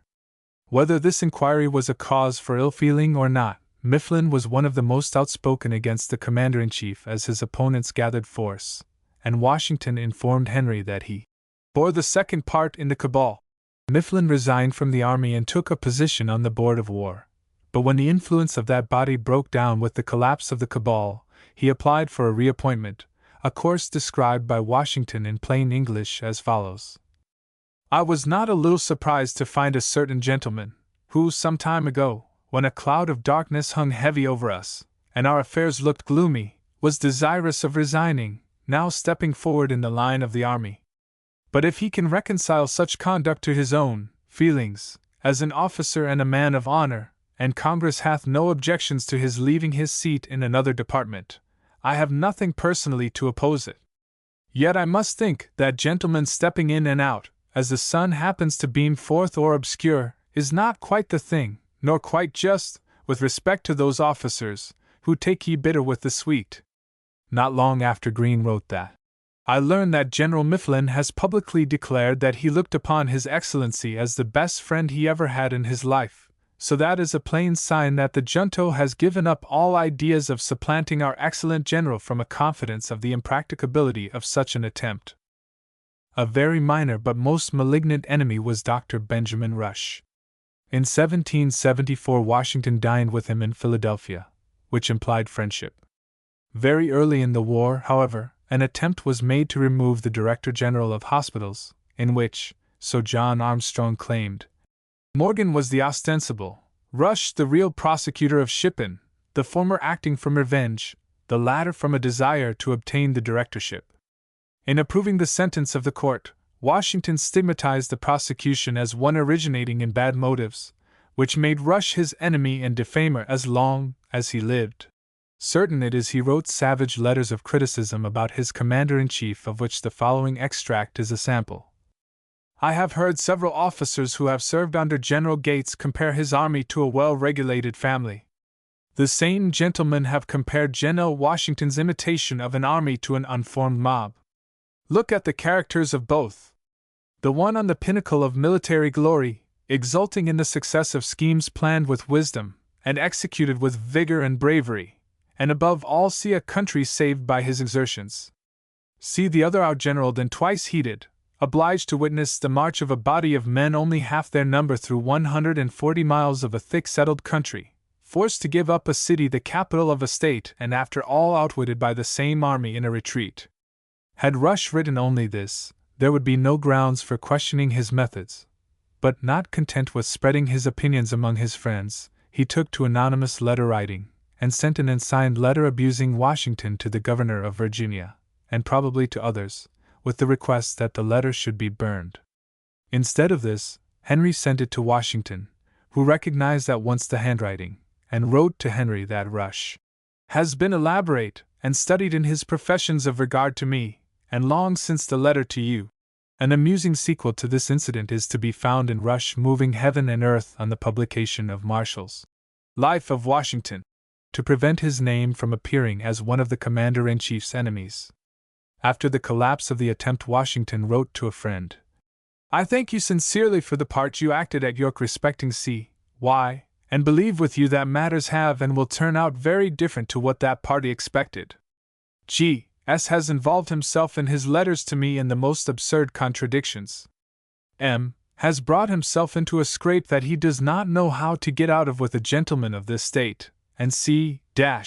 as you know, is sent upon an expedition which all the world knew, and the event has proved, was not practicable. In a word, I have a good deal of reason to believe that the machination of this junta will recoil upon their own heads, and be a means of bringing some matters to light which, by getting me out of the way, some of them thought to conceal." Undoubtedly the most serious army antagonist was General Charles Lee, and, but for what seem almost fatalistic chances, he would have been a dangerous rival. He was second in command very early in the war, and at this time he asserted that no man loves, respects, and reverences another more than I do General Washington. I esteem his virtues, private and public. I know him to be a man of sense, courage, and firmness. But 4 months later he was lamenting Washington's fatal indecision, and by inference was calling him a blunderer. In another month he wrote, "Entre nous, a certain great man is most damnably deficient." At this point, fortunately, Lee was captured by the British, so that his influence for the time being was destroyed. While a prisoner, he drew up a plan for the English general, showing how America could be conquered. When he had been exchanged, and led the American advance at the Battle of Monmouth, he seems to have endeavored to aid the British in another way, for after barely engaging, he ordered a retreat, which quickly developed into a rout, and would have ended in a serious defeat had not, as Lawrence wrote, "Fortunately for the honor of the army, and the welfare of America, General Washington met the troops retreating in disorder, and without any plan to make an opposition. He ordered some pieces of artillery to be brought up to defend the pass, and some troops to form and defend the pieces. The artillery was too distant to be brought up readily, so that there was but little opposition given here. A few shot, though, and a little skirmishing in the wood checked the enemy's career. The GNO expressed his astonishment at this unaccountable retreat. Mr. Lee indecently replied that the attack was contrary to his advice and opinion in council. In a fit of temper, Lee wrote Washington 2 imprudent letters expressed in terms so highly improper that he was ordered under arrest and tried by a court-martial, which promptly found him guilty of disobedience and disrespect, as well as of making a disorderly and unnecessary retreat. To this Lee retorted, "I aver that His Excellency's letter was from beginning to the end a most abominable lie. I aver that my conduct will stand the strictest scrutiny of every military judge. I aver that my court-martial was a court of inquisition, that there was not a single member with a military idea, at least if I may pronounce from the different questions they put to the evidences." In this connection it is of interest to note a letter from Washington's friend Mason, which said, "You express a fear that General Lee will challenge our friend. Indulge in no such apprehensions, for he too well knows the sentiments of General Washington on the subject of dueling. From his earliest manhood I have heard him express his contempt of the man who sends and the man who accepts a challenge, for he regards such acts as no proof of moral courage, and the practice he abhors as a relic of old barbarisms, repugnant alike to sound morality and Christian enlightenment.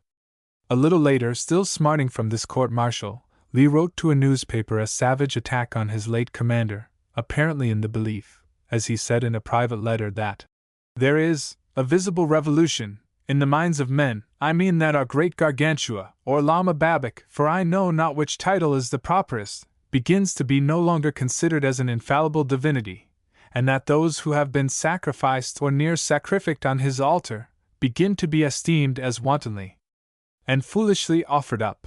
Lee very quickly found his mistake, for the editor of the paper which contained his attack was compelled by a committee of citizens to publish an acknowledgment that in printing it, I have transgressed against truth, justice, and my duty as a good citizen. And, as Washington wrote to a friend, the author of the queries, political and military, has had no cause to exult in the favorable reception of them by the public. With Lee's disappearance, the last army rival dropped from the ranks, and from that time there was no question as to who should command the armies of America.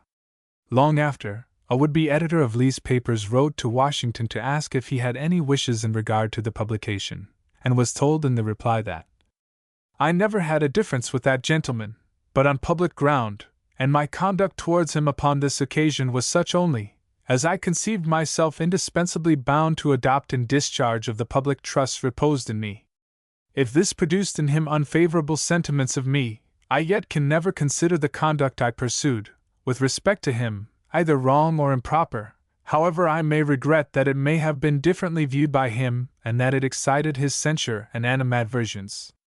Should there appear in General Lee's writings anything injurious or unfriendly to me, the impartial and dispassionate world must decide how far I deserved it from the general tenor of my conduct. These attempts to undermine Washington owed their real vitality to the Continental Congress, and it is safe to say that but for Washington's political enemies no army rival would have ventured to push forward. In what the opposition in that body consisted, and to what length it went, are discussed elsewhere, but a glance at the reasons of hostility to him is proper here. John Adams declared himself sick of the Fabian systems, and in writing of the Thanksgiving for the Saratoga Convention, he said that one cause of it ought to be that the glory of turning the tide of arms is not immediately due to the commander-in-chief. If it had, idolatry and adulation would have been unbounded. James Lovell asserted that our affairs are Fabiused into a very disagreeable posture, and wrote that, depend upon it, for every 10 soldiers placed under the command of our Fabius, 5 recruits will be wanted annually during the war. William Williams agreed with Jonathan Trumbull that the time had come when a much exalted character should make way for a general, and suggested if this was not done voluntarily, those to whom the public looked should see to it. Abraham Clark thought, we may talk of the enemy's cruelty as we will, but we have no greater cruelty to complain of than the management of our army. Jonathan D. Sargent asserted that we want a general. Thousands of lives and millions of property are yearly sacrificed to the insufficiency of our commander-in-chief. 2 battles he has lost for us by 2 such blunders as might have disgraced a soldier of 3 months' standing, and yet we are so attached to this man that I fear we shall rather sink with him than throw him off our shoulders. And sink we must under his management. Such feebleness, and want of authority, such confusion and want of discipline, such waste, such destruction would exhaust the wealth of both the Indies and annihilate the armies of all Europe and Asia. Richard Henry Lee agreed with Mifflin that Gates was needed to procure the indispensable changes in our army. Other congressmen who were inimical to Washington, either by openly expressed opinion or by vote, were Elbridge Gerry, Samuel Adams, William Ellery, Eliphalet Dyer, Roger Sherman, Samuel Chase, and F. L. Lee. Later, when Washington's position was more secure, Gerry and R. H. Lee wrote to him affirming their friendship, and to both the general replied without a suggestion of ill feeling, nor does he seem, in later life, to have felt a trace of personal animosity towards any one of the men who had been in opposition to him in Congress.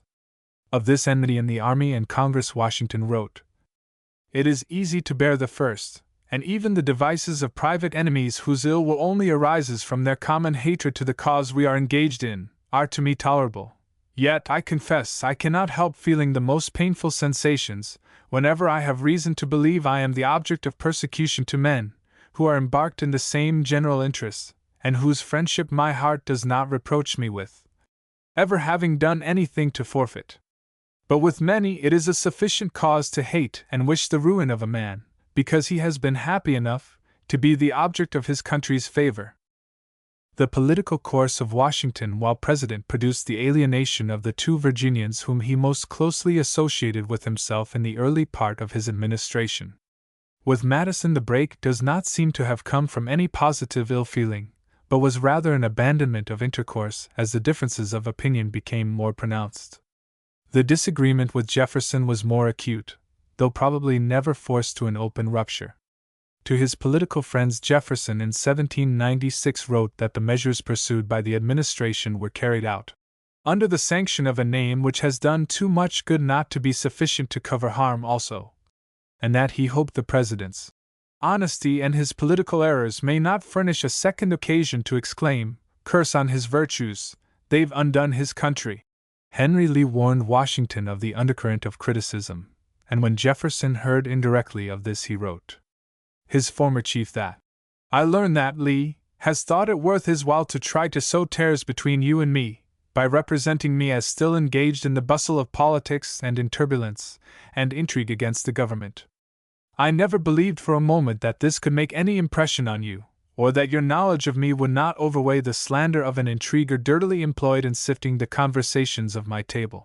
To this Washington replied, "As you have mentioned the subject yourself, it would not be frank, candid, or friendly to conceal that your conduct has been represented as derogating from that opinion I had conceived you entertained of me, that, to your particular friends and connections you have described, and they have denounced me as a person under a dangerous influence, and that, if I would listen more to some other opinions, all would be well. My answer invariably has been, that I had never discovered anything in the conduct of Mr. Jefferson to raise suspicions in my mind of his insincerity, that, if he would retrace my public conduct while he was in the administration, abundant proofs would occur to him that truth and right decisions were the sole objects of my pursuit, that there was as many instances within his own knowledge of my having decided against as in favor of the opinions of the person evidently alluded to, and I was no believer in the infallibility of the politics or measures of any man living. In short, that I was no party man myself, and the first wish of my heart was, if parties did exist, to reconcile them." As proof upon proof of Jefferson's secret enmity accumulated, Washington ceased to trust his disclaimers, and finally wrote to one of his informants, "Nothing short of the evidence you have adduced, corroborative of intimations which I had received long before through another channel, could have shaken my belief in the sincerity of a friendship, which I had conceived as possessed for me by the person to whom you allude. But attempts to injure those who are supposed to stand well in the estimation of the people, and are stumbling blocks in the way, by misrepresenting their political tenets, thereby to destroy all confidence in them, are among the means by which the government is to be assailed, and the Constitution destroyed." Once convinced, all relations with Jefferson were terminated. It is interesting in this connection to note something repeated by Madison, to the effect that General Lafayette related to me the following anecdote, which I shall repeat as nearly as I can in his own words. "When I last saw Mr. Jefferson," he observed, "we conversed a good deal about General Washington, and Mr. Jefferson expressed high admiration of his character. He remarked particularly that he and Hamilton often disagreed when they were members of the cabinet, and that General Washington would sometimes favor the opinion of one and sometimes the other, with an apparent strict impartiality. And Mr. Jefferson added that, so sound was Washington's judgment, that he was commonly convinced afterwards of the accuracy of his decision, whether it accorded with the opinion he had himself first advanced or not." A third Virginian who was almost as closely associated was Edmund Randolph. There had been a friendship with his father, until he turned Tory and went to England, when, according to Washington's belief, he wrote the forged letters, which gave Washington so much trouble. For the sake of the old friendship, however, he gave the son a position on his staff, and from that time was his friend and correspondent. In the first administration he was made Attorney General, and when Jefferson retired from office he became Secretary of State. In this position he was charged with political dishonesty. Washington gave him a chance to explain, but instead he resigned from office and published what he called a vindication, in which he charged the president with prejudging, concealment, and want of generosity. Continuing, he said, "Never could I have believed that in addressing you, I should use any other language than that of a friend. From my early period of life, I was taught to esteem you. As I advanced in years, I was habituated to revere you. You strengthened my prepossessions by marks of attention." And in another place he acknowledged the weakness of his attack by saying, "Still, however, those very objections, the very reputation which you have acquired, will cause it to be asked, why you should be suspected of acting towards me in any other manner than deliberately, justly, and even kindly?"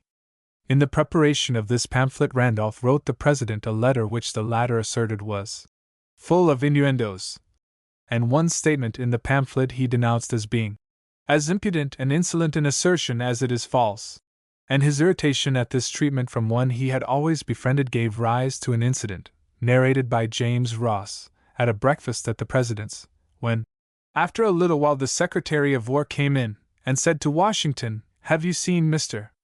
Randolph's pamphlet?" "I have," said Washington, "and, by the eternal God, he is the damnedest liar on the face of the earth." And as he spoke he brought his fist down upon the table with all his strength, and with a violence which made the cups and plates start from their places.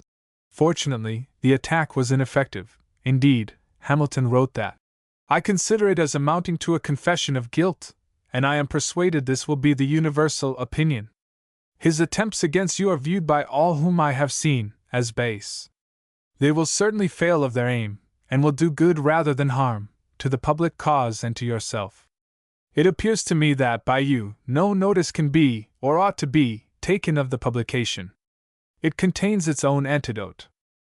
Not content with this double giving up of what to any man of honor was confidential, Randolph, a little later, rested under Washington's suspicions of a third time breaking the seal of official secrecy by sending a cabinet paper to the newspapers for no other purpose than to stir up feeling against Washington. But after his former patron's death regret came, and Randolph wrote to Bushrod Washington, "If I could now present myself before your venerated uncle, it would be my pride to confess my contrition that I suffered my irritation, be the cause what it might, to use some of those expressions respecting him which, at this moment, I wish to recall as being inconsistent with my subsequent convictions." Another type of enemy, more or less the result of this differing with Jefferson, Madison, Monroe, and Randolph, was sundry editors and writers who gathered under their patronage and received aids of money or of secret information.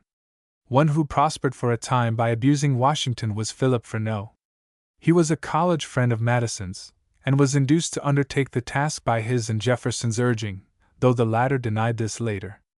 As aid to the undertaking, Jefferson, then Secretary of State, gave Freneau an office, and thus produced the curious condition of a clerk in the government writing and printing savage attacks on the president. Washington was much irritated at the abuse, and Jefferson in his Honest said that he was evidently sore and warm, and I took his intention to be that I should interpose in some way with Freneau, perhaps withdraw his appointment of translating clerk to my office. But I will not do it. According to the French minister, some of the worst of these articles were written by Jefferson himself, and Freneau is reported to have said, late in life, that many of them were written by the Secretary of State. Far more indecent was the paper conducted by Benjamin Franklin Back, who, early in the presidency, applied for a place in the government, which for some reason not now known was refused. According to Cobbett, who hated him, this scoundrel spent several years in hunting offices under the federal government, and being constantly rejected, he at last became its most bitter foe. Hence his abuse of General Washington, whom at the time he was soliciting a place he panegyrized up to the third heaven. Certain it is that under his editorship the General Advertiser and Aurora took the lead in all criticisms of Washington, and not content with these opportunities for daily and weekly abuse, Back, though the fact that they were forgeries was notorious, reprinted the spurious letters which issued from a certain press in New York during the war, with a view to destroy the confidence which the army and community might have had in my political principles, and which have lately been republished with greater avidity and perseverance than ever, by Mr. Back to answer the same nefarious purpose with the latter. And Washington added that immense pains has been taken by this said Mr. Back, who is no more than the agent or tool of those who are endeavoring to destroy the confidence of the people, in the officers of government, chosen by themselves, to disseminate these counterfeit letters. In addition, Back wrote a pamphlet, with the avowal that the design of these remarks is to prove the want of claim in Mr. Washington either to the gratitude or confidence of his country. Our chief object is to destroy undue impressions in favor of Mr. Washington. Accordingly, it charged that Washington was treacherous, mischievous, inefficient, dwelt upon his farce of disinterestedness, his stately journeyings through the American continent in search of personal incense, his ostentatious professions of piety, his pusillanimous neglect, his little passions, his ingratitude, his want of merit, his insignificance, and his spurious fame. The successor of Back as editor of these two journals, William Duane, came to the office with an equal hatred of Washington, having already written a savage pamphlet against him. In this the president was charged with treacherous mazes of passion, and with having discharged the loathings of a sick mind.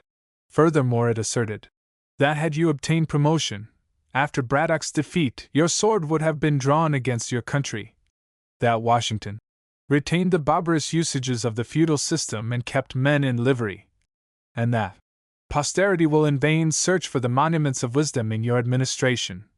The purpose of the pamphlet, by the author's own statement, being to expose the personal idolatry into which we have been heedlessly running, and to show the people the fallibility of the most favored of men.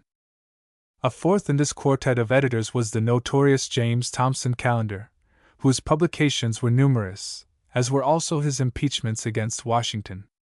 By his own account, this writer maintained, Mr. Washington has been twice a traitor, has authorized the robbery and ruin of the remnants of his own army, has broke the Constitution, and Callender fumes over the vileness of the adulation which has been paid to him, claiming that the extravagant popularity possessed by this citizen reflects the utmost ridicule on the discernment of America. The bitterest attack, however, was penned by Thomas Paine. For many years there was good feeling between the two, and in 1782, when Paine was in financial distress, Washington used his influence to secure him a position, out of friendship for me, as Paine acknowledged. Furthermore, Washington tried to get the Virginia legislature to pension Paine or give him a grant of land, an endeavor for which the latter was exceedingly obliged. When Paine published his Rights of Man, he dedicated it to Washington, with an inscription dwelling on his exemplary virtue and his benevolence, while in the body of the work he asserted that no monarch of Europe had a character to compare with Washington's, which was such as to put all those men called kings to shame. Shortly after this, however, Washington refused to appoint him Postmaster General, and still later, when Paine had involved himself with the French, the President, after consideration, decided that governmental interference was not proper. Enraged by these two acts, Paine published a pamphlet in which he charged Washington with encouraging and swallowing the greatest adulation, with being the patron of fraud, with a mean and servile submission to the insults of one nation, treachery and ingratitude to another, with falsehood, ingratitude, and pusillanimity, and finally, after alleging that the general had not served America with more disinterestedness or greater zeal than myself, and I know not if with better effect, Paine closed his attack by the assertion, and as to you, sir, treacherous in private friendship, and a hypocrite in public life, the world will be puzzled to decide whether you are an apostate or an impostor, whether you have abandoned good principles, or whether you ever had any. Washington never, in any situation, took public notice of these attacks, and he wrote of a possible one. I am gliding down the stream of life, and wish, as is natural, that my remaining days may be undisturbed and tranquil, and conscious of my integrity, I would willingly hope that nothing would occur tending to give me anxiety. But should anything present itself in this or any other publication, I shall never undertake the painful task of recrimination, nor do I know that I should even enter upon my justification. To a friend he said, "My temper leads me to peace and harmony with all men, and it is peculiarly my wish to avoid any feuds or dissensions with those who are embarked in the same great national interest with myself, as every difference of this kind must in its consequence be very injurious." 11 Soldier. My inclinations, wrote Washington at 23, are strongly bent to arms, and the tendency was a natural one, coming not merely from his Indian fighting great-grandfather, but from his elder brother Lawrence, who had held a king's commission in the Carthagena expedition, and was one of the few officers who gained repute in that ill-fated attempt. At Mount Vernon George must have heard much of fighting as a lad, and when the ill health of Lawrence compelled resignation of command of the district militia, the younger brother succeeded to the adjutancy. This quickly led to the command of the 1st Virginia Regiment when the French and Indian War was brewing. Twice Washington resigned in disgust during the course of the war, but each time his natural bent, or glowing zeal, as he phrased it, drew him back into the service. The moment the news of Lexington reached Virginia, he took the lead in organizing an armed force, and in the Virginia Convention of 1775, according to Lynch, he made the most eloquent speech that ever was made. Says he, "I will raise 1,000 men, enlist them at my own expense, and march myself at their head for the relief of Boston." At 53, in speaking of war, Washington said, "My first wish is to see this plague to mankind banished from off the earth." But during his whole life, when there was fighting to be done, he was among those who volunteered for the service. The personal courage of the man was very great. Jefferson, indeed, said, "He was incapable of fear, meeting personal dangers with the calmest unconcern." Before he had ever been in action, he noted of a certain position that it was a charming field for an encounter, and his first engagement he described as follows: "I fortunately escaped without any wound, for the right wing, where I stood, was exposed to and received all the enemy's fire, and it was the part where the man was killed, and the rest wounded. I heard the bullets whistle, and believe me, there is something charming in the sound." In his second battle, though he knew that he was to be attacked and by unequal numbers, he promised beforehand to withstand them, if there are 5 to 1, adding, "I doubt not, but if you hear I am beaten, but you will, at the same time, hear that we have done our duty, in fighting as long as there was a possibility of hope." And in this he was as good as his word. When sickness detained him in the Braddock March, he halted only on condition that he should receive timely notice of when the fighting was to begin, and in that engagement he exposed himself so that I had 4 bullets through my coat, and 2 horses shot under me, yet escaped unhurt, although death was leveling my companions on every side of me. Not content with such an experience, in the second march on Fort Duquesne he prayed the interest of a friend to have his regiment part of the light troops that were to push forward in advance of the main army. The same carelessness of personal danger was shown all through the Revolution. At the Battle of Brooklyn, on New York Island, at Trenton, Germantown, and Monmouth, he exposed himself to the enemy's fire, and at the siege of Yorktown an eyewitness relates that during the assault, the British kept up an incessant firing of cannon and musketry from their whole line. His Excellency General Washington, Generals Lincoln and Knox with their aides, having dismounted, were standing in an exposed situation waiting the result. Colonel Cobb, one of General Washington's aides, solicitous for his safety, said to His Excellency, "Sir, you are too much exposed here. Had you not better step back a little?" "Colonel Cobb," replied His Excellency, "if you are afraid, you have liberty to step back." It is no cause for wonder that an officer wrote, "Our army loved their general very much, but they have one thing against him, which is the little care he takes of himself in any action. His personal bravery, and the desire he has of animating his troops by example, make him fearless of danger. This occasions us much uneasiness." This fearlessness was equally shown by his hatred and, indeed, non-comprehension of cowardice.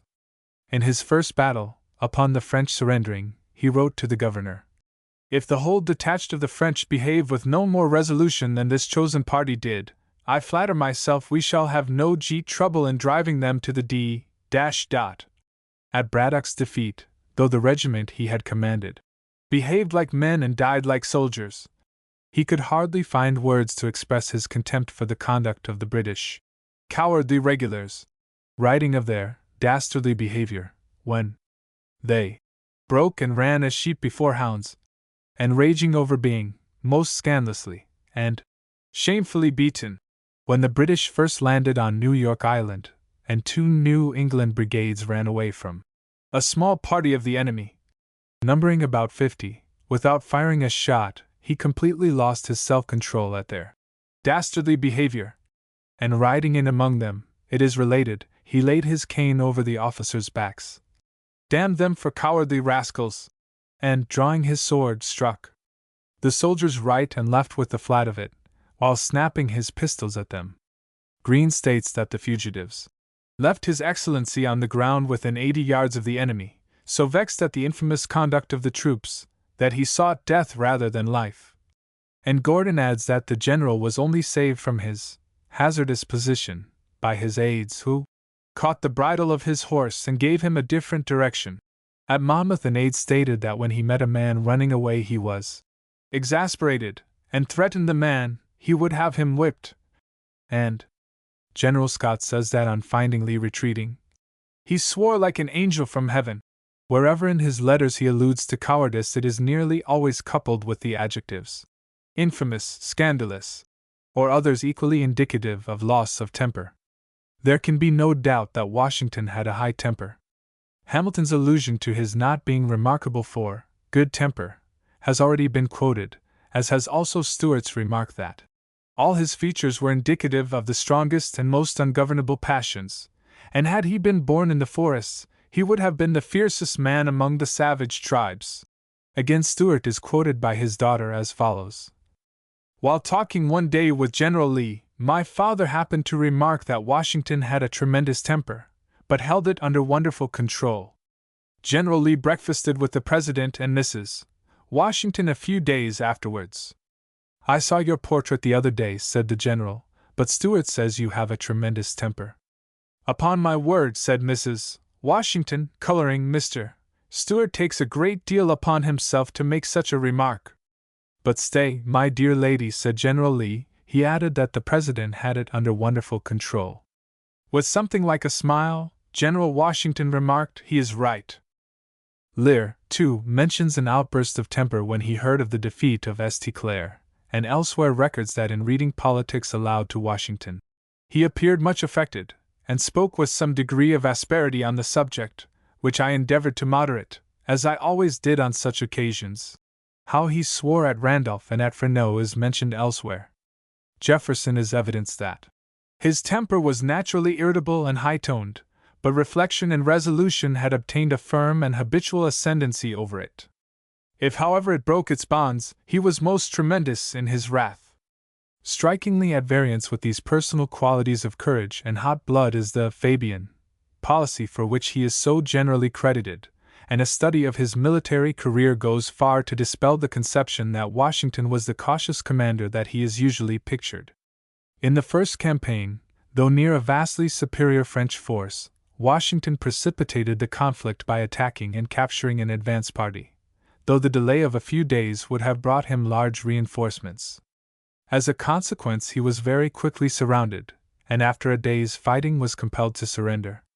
In what light his conduct was viewed at the time is shown in 2 letters, Dr. William Smith writing, "The British cause has received a fatal blow by the entire defeat of Washington, whom I cannot but accuse of foolhardiness to have ventured so near a vigilant enemy without being certain of their numbers, or waiting for junction of some hundreds of our best forces, who are within a few days' march of him." And Unwilling echoed this by saying, "The melancholy news has just arrived of the loss of 60 men belonging to Colonel Washington's company, who were killed on the spot, and of the Colonel and Half-King being taken prisoners, all owing to the obstinacy of Washington, who would not wait for the arrival of reinforcements.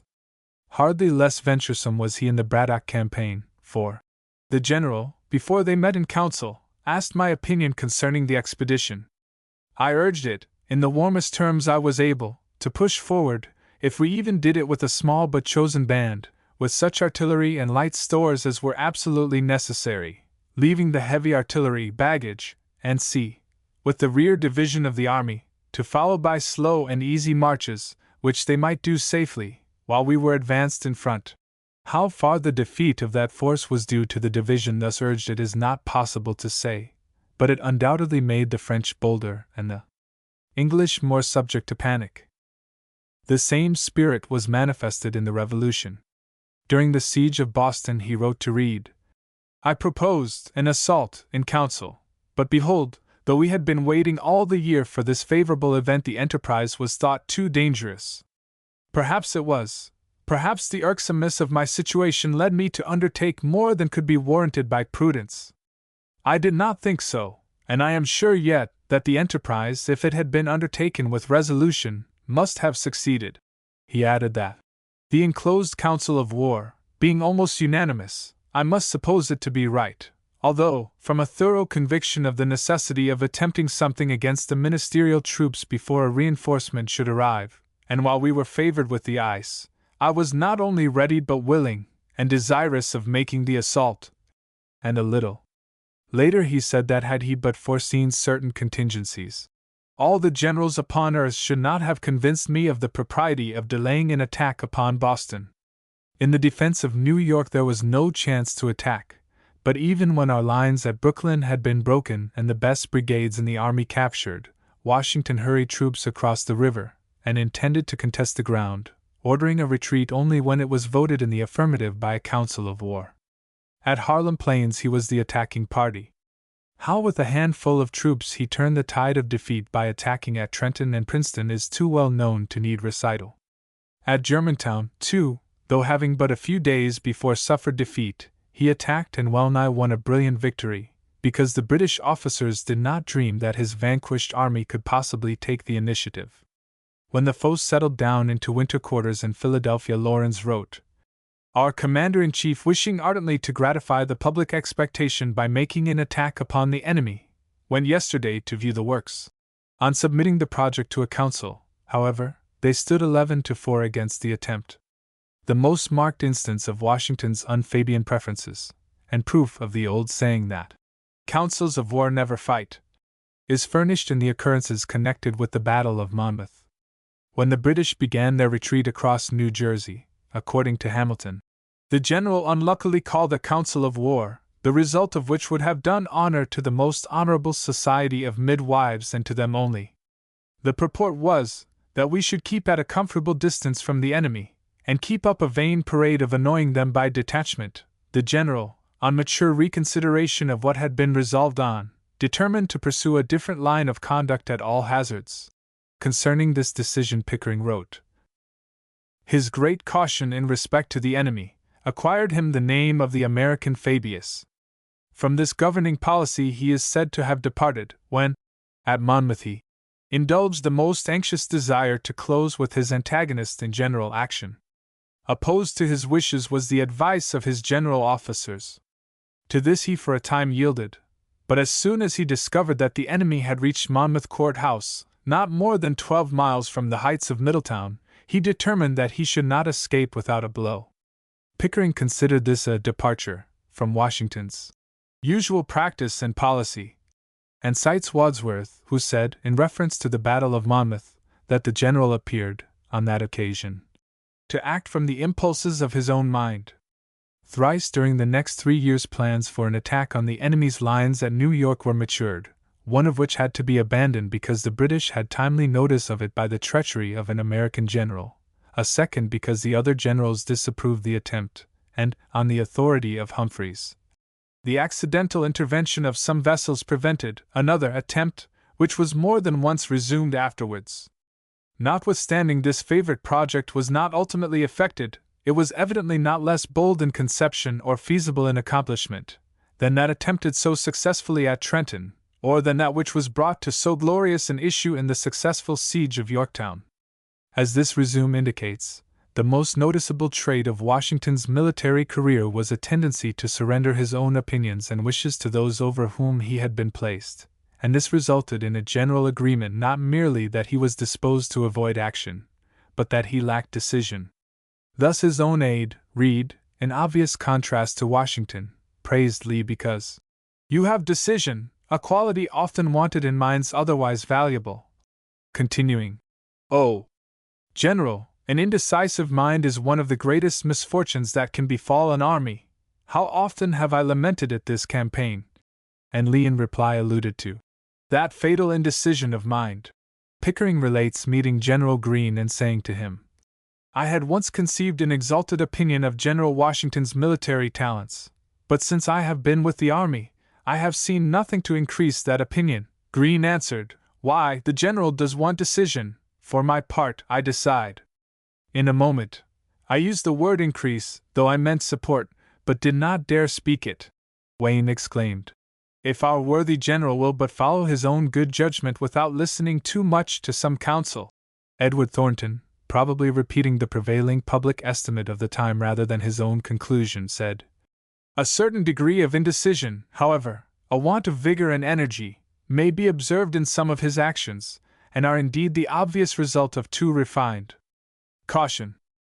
Undoubtedly, this leaning on others and the want of decision were not merely due to a constitutional mistrust of his own ability, but also in a measure to real lack of knowledge. The French and Indian War, being almost wholly bush fighting, was not of a kind to teach strategic warfare, and in his speech accepting the command Washington requested that "It may be remembered by every gentleman in the room, that I this day declare with the utmost sincerity I do not think myself equal to the command I am honored with." Indeed, he very well described himself and his generals when he wrote of one officer, "His wants are common to us all, the want of experience to move upon a large scale, for the limited and contracted knowledge which any of us have in military matters stands in very little stead."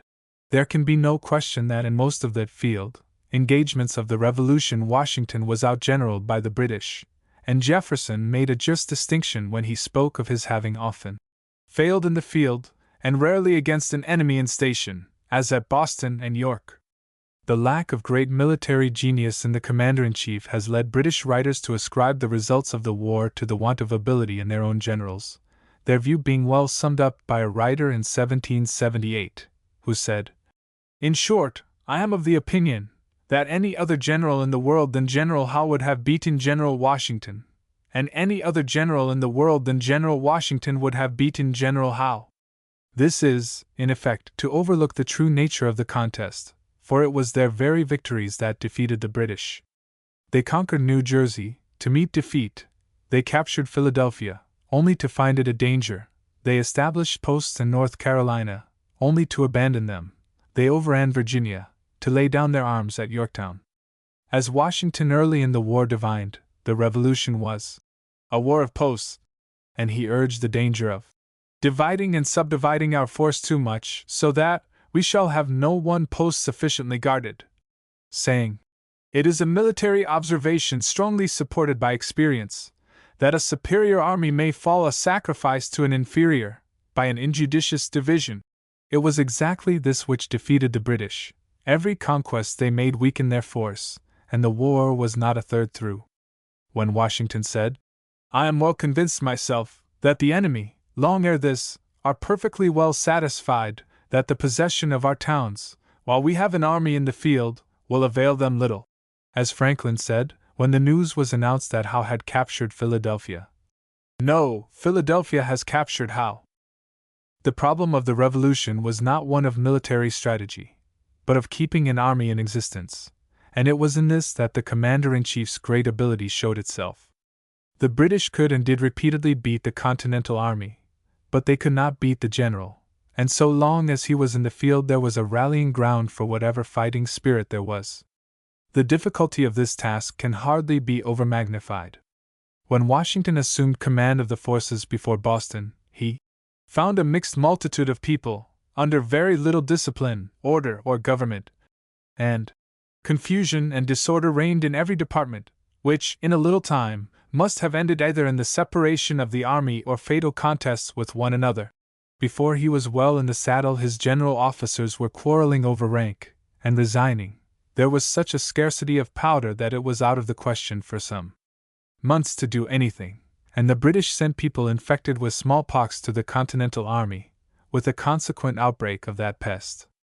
Hardly had he brought order out of chaos when the army he had taken such pains to discipline began to melt away, having been by political folly recruited for short terms, and the work was to be all done over. Again and again during the war, regiments which had been enlisted for short periods left him at the most critical moment.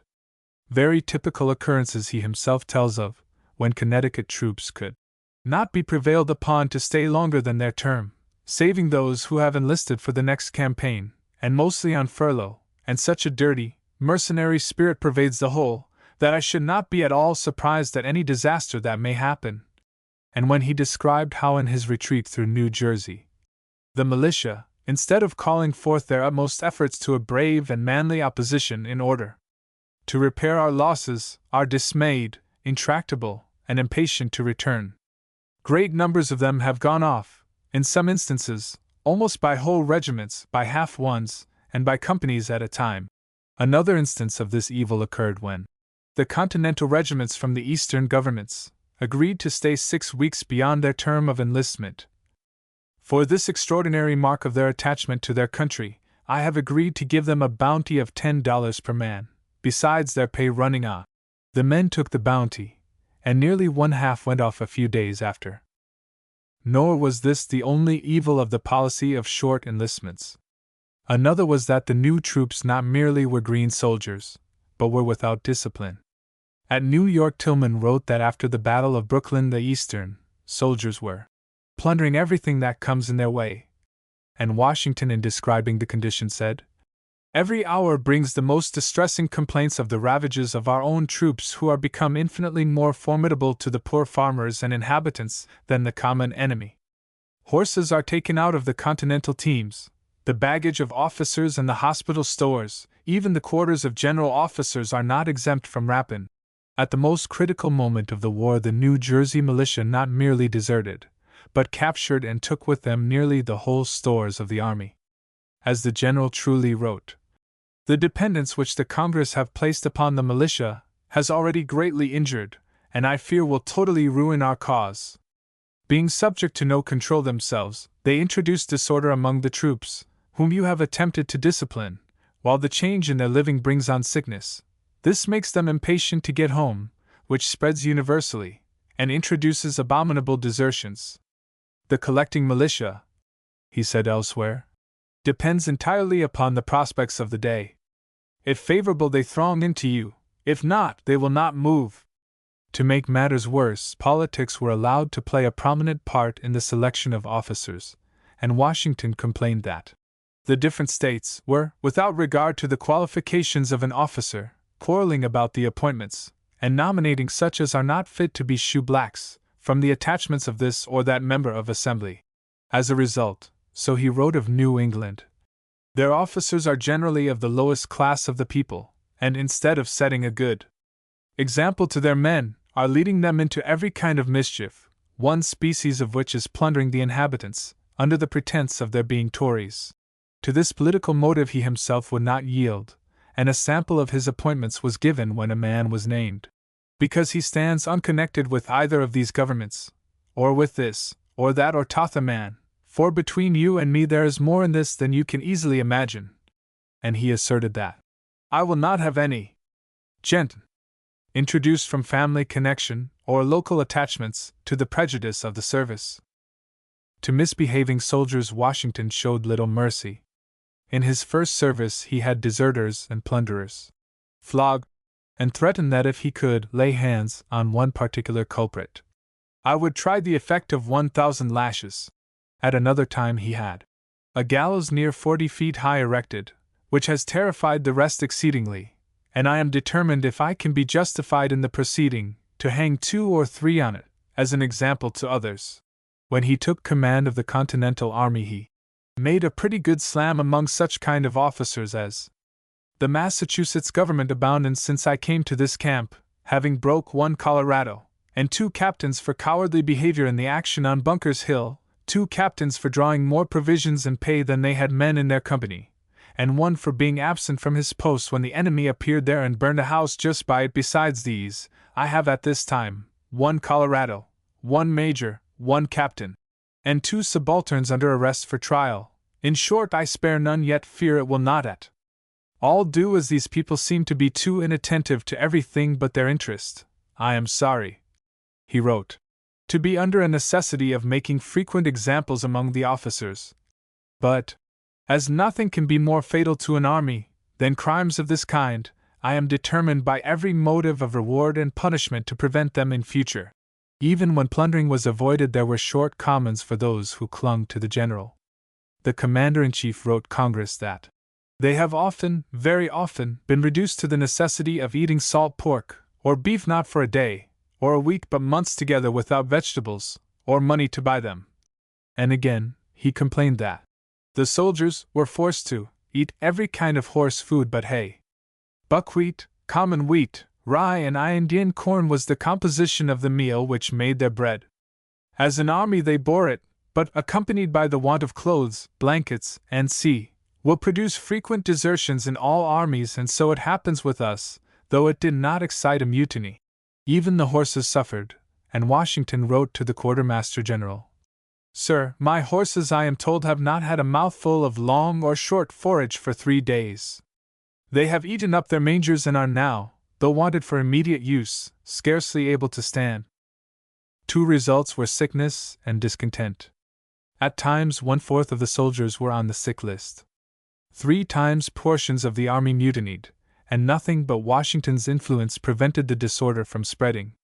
At the end of the war, when, according to Hamilton, the army had secretly determined not to lay down their arms until due provision and a satisfactory prospect should be offered on the subject of their pay, the Commander-in-Chief urged Congress to do them justice, writing, "The fortitude, the long and great suffering of this army is unexampled in history. But there is an end to all things, and I fear we are very near to this, which more than probably will oblige me to stick very close to my flock this winter, and try like a careful physician to prevent, if possible, the disorders getting to an incurable height."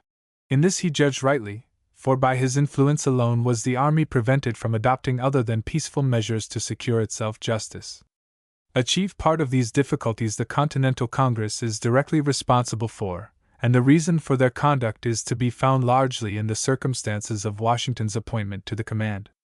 When the Second Congress met, in May, 1775, the Battle of Lexington had been fought, and 20,000 Minutemen were assembled about Boston. To pay and feed such a horde was wholly beyond the ability of New England, and her delegates came to the Congress bent upon getting that body to assume the expense, or, as the Provincial Congress of Massachusetts naively put it, "We have the greatest confidence in the wisdom and ability of the continent to support us." The other colonies saw this in a different light. "Massachusetts, without our advice, has begun a war and embodied an army. Let Massachusetts pay her own bills," was their point of view. "I have found this Congress like the last," wrote John Adams. "When we first came together, I found a strong jealousy of us from New England, and the Massachusetts in particular, suspicions entertained of designs of independency, an American republic, Presbyterian principles, and 20 other things. Our sentiments were heard in Congress with great caution, and seemed to make but little impression. Yet, every post brought me letters from my friends, urging in pathetic terms the impossibility of keeping their men together without the assistance of Congress. I was daily urging all these things, but we were embarrassed with more than one difficulty, not only with the party in favor of the petition to the king, and the party who were zealous of independence, but a third party, which was a Southern party against a Northern, and a jealousy against a New England army under the command of a New England general. Under these circumstances a political deal was resorted to, and Virginia was offered by John and Samuel Adams, as the price of an adoption and support of the New England army, the appointment of Commander-in-Chief, though the offer was not made with overgood grace, and only because we could carry nothing without conceding it. There was some dissension among the Virginia delegates as to who should receive the appointment, Washington himself recommending an old companion in arms, General Andrew Lewis, and more than one, Adams says of the Virginia delegates, were very cool about the appointment of Washington, and particularly Mr. Pendleton was very clear and full against it. Washington himself said the appointment was due to partiality of the Congress, joined to a political motive. And, hard as it is to realize, it was only the grinding political necessity of the New England colonies which secured to Washington the place for which in the light of today he seems to have been created. As a matter of course, there was not the strongest liking felt for the general thus chosen by the New England delegates, and this was steadily lessened by Washington's frank criticism of the New England soldiers and officers already noticed. Equally bitter to the New England delegates and their allies were certain army measures that Washington pressed upon the attention of Congress. He urged that the troops should be enlisted for the war, that promotion should be made from the army as a whole, and not from the colony or state line alone, and most unpopular of all, that since Continental soldiers could not otherwise be obtained, a bounty should be given to secure them, and that as compensation for their inadequate pay half pay should be given them after the war. He eventually carried these points, but at the price of an entire alienation of the Democratic Party in the Congress, who wished to have the war fought with militia, to have all the officers elected annually, and to whom the very suggestion of pensions was like a red rag to a bull. A part of their motive in this was unquestionably to prevent the danger of a standing army, and of allowing the commander-in-chief to become popular with the soldiers. Very early in the war Washington noted the jealousy which Congress unhappily entertained of the army, and which, if reports are right, some members labor to establish, and he complained that, "I see a distrust and jealousy of military power, that the commander-in-chief has not an opportunity, even by recommendation, to give the least assurance of reward for the most essential services." The French minister told his government that when a committee was appointed to institute certain army reforms, delegates in Congress insisted on the danger of associating the commander-in-chief with it, whose influence, it was stated, was already too great. And when France sent money to aid the American cause, with the provision that it should be subject to the order of the general, it aroused, a writer states, the jealousy of Congress, the members of which were not satisfied that the head of the army should possess such an agency in addition to his military power. His enemies in the Congress took various means to lessen his influence and mortify him. Burke states that in the discussion of one question, Jersey, Pennsylvania, North Carolina, and South Carolina voted for expunging it, the 4 eastern states, Virginia and Georgia, for retaining it. There appeared through this whole debate a great desire, in some of the delegates from the eastern states, and in one from New Jersey, to insult the general. And a little later the Congress passed a resolve which, according to James Lovell, was meant to rap a demi-G over the knuckles. Nor was it by commission, but as well by omission, that they showed their ill feeling. John Lawrence told his father that there is a conduct observed towards the general by certain great men, which as it is humiliating, must abate his happiness. The commander-in-chief of this army is not sufficiently informed of all that is known by Congress of European affairs. Is it not a galling circumstance for him to collect the most important intelligence piecemeal, and as they choose to give it, from gentlemen who come from York? Apart from the chagrin which he must necessarily feel at such an appearance of slight, it should be considered that in order to settle his plan of operations for the ensuing campaign, he should take into view the present state of European affairs, and Congress should not leave him in the dark. Furthermore, as already noted, Washington was criticized for his Fabian policy, and in his indignation he wrote to Congress, "I am informed that it is a matter of amazement, and that reflections have been thrown out against this army, for not being more active and enterprising than, in the opinion of some, they ought to have been. If the charge is just, the best way to account for it will be to refer you to the returns of our strength, and those which I can produce of the enemy, and to the enclosed abstract of the clothing now actually wanting for the army. I can assure those gentlemen," he said in reply to political criticism, "that it is a much easier and less distressing thing to draw remonstrances in a comfortable room by a good fireside, than to occupy a cold, bleak hill, and sleep under frost and snow, without clothes or blankets. The ill feeling did not end with insults. With the defeats of the years 1776 and 1777 it gathered force, and towards the end of the latter year it crystallized in what has been known in history as the Conway Cabal.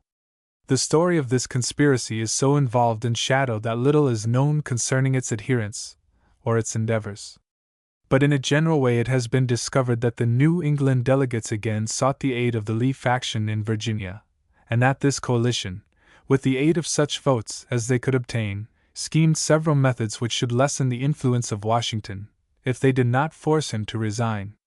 Separate and detached commands were created, which were made independent of the commander-in-chief, and for this purpose even a scheme which the general called a child of folly was undertaken.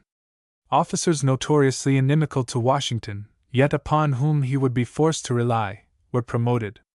A board of war made up of his enemies, with powers, in effect paramount, Hamilton says, to those of the commander-in-chief, was created. It is even asserted that it was moved in Congress that a committee should be appointed to arrest Washington, which was defeated only by the timely arrival of a new delegate, by which the balance of power was lost to the cabal. Even with the collapse of the army cabal, the opposition in Congress was maintained. "I am very confident," wrote General Greene, "that there is party business going on again, and as Mifflin is connected with it, I doubt not its being a revival of the old scheme." Again writing, "General Schuyler and others consider it a plan of Mifflin's to injure your Excellency's operations.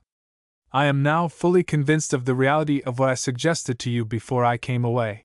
In 1779 John Sullivan, then a member of Congress, wrote, "Permit me to inform your Excellency that the faction raised against you in 1777 is not yet destroyed.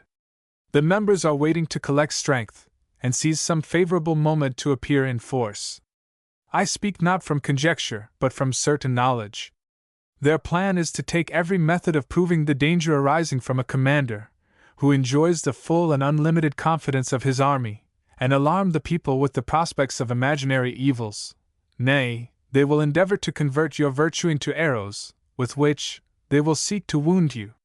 But Washington could not be forced into a resignation, ill-treat and slight him as they would, and at no time were they strong enough to vote him out of office. For once a congressional deal between New England and Virginia did not succeed, and as Washington himself wrote, "I have a good deal of reason to believe that the machination of this junto will recoil on their own heads, and be a means of bringing some matters to light which by getting me out of the way, some of them thought to conceal." In this he was right, for the re-elections of both Samuel Adams and Richard Henry Lee were put in danger, and for some time they were discredited even in their own colonies.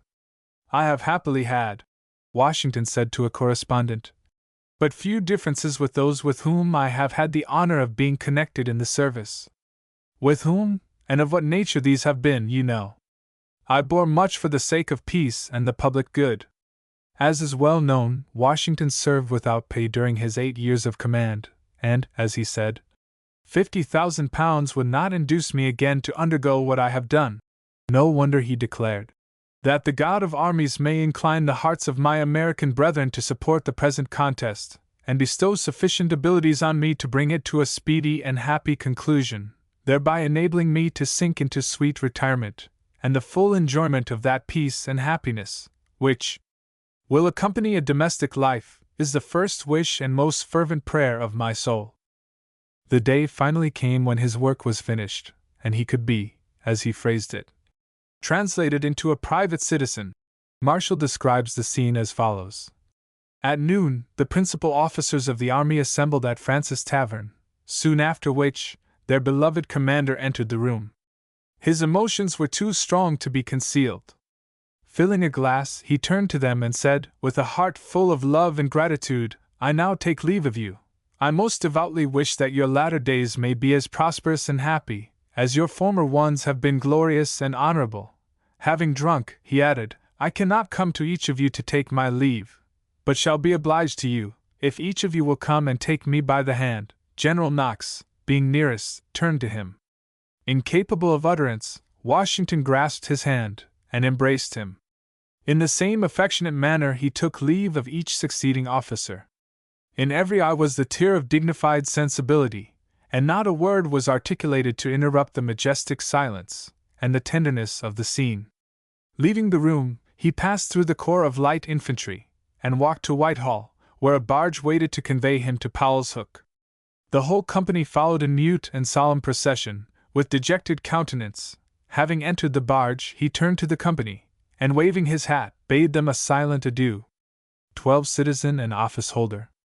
Washington became a government servant before he became a voter, by receiving in 1749, or when he was 17 years of age, the appointment of official surveyor of Culpeper County, the salary of which, according to Boucher, was about £50 Virginia currency a year.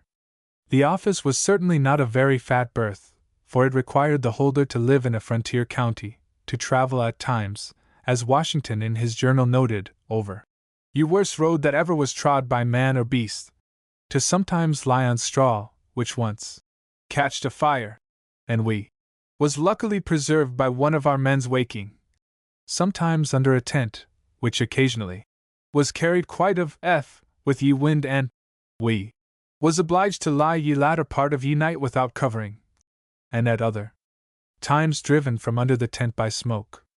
Indeed, one period of surveying Washington described to a friend by writing: "Since October last I have not slept above 3 nights or 4 in a bed, but after walking a good deal all the day lay down before the fire upon a little hay straw fodder or bearskin, whichever is to be had, with man, wife, and children, like a parcel of dogs or cats, and happy's he that gets the berth nearest the fire. There's nothing would make it pass of tolerably, but a good reward, a double is my constant gain every day that the weather will permit my going out, and sometimes 6 pistoles. The coldness of the weather will not allow my making a long stay, as the lodging is rather too cold for the time of year. I have never had my cloths of, but lay and sleep in them like a negro, except the few nights I have lain in Fredericktown." In 1751, when he was 19, Washington bettered his lot by becoming adjutant of one of the 4 military districts of Virginia, with a salary of £100 and a far less toilsome occupation. This in turn led up to his military appointment in 1754, which he held almost continuously till 1759, when he resigned from the service. Next to a position on the Virginia Council, a seat in the House of Burgesses, or lower branch of the legislature, was most sought, and this position had been held by Washington's great-grandfather, father, and elder brother. It was only natural, therefore, that in becoming the head of the family George should desire the position. As early as 1755, while on the frontier, he wrote to his brother in charge of Mount Vernon inquiring about the election to be held in the county, and asking him to come at Colorado Fairfax's intentions, and let me know whether he purposes to offer himself as a candidate. If he does not, I should be glad to take a poll, if I thought my chance tolerably good.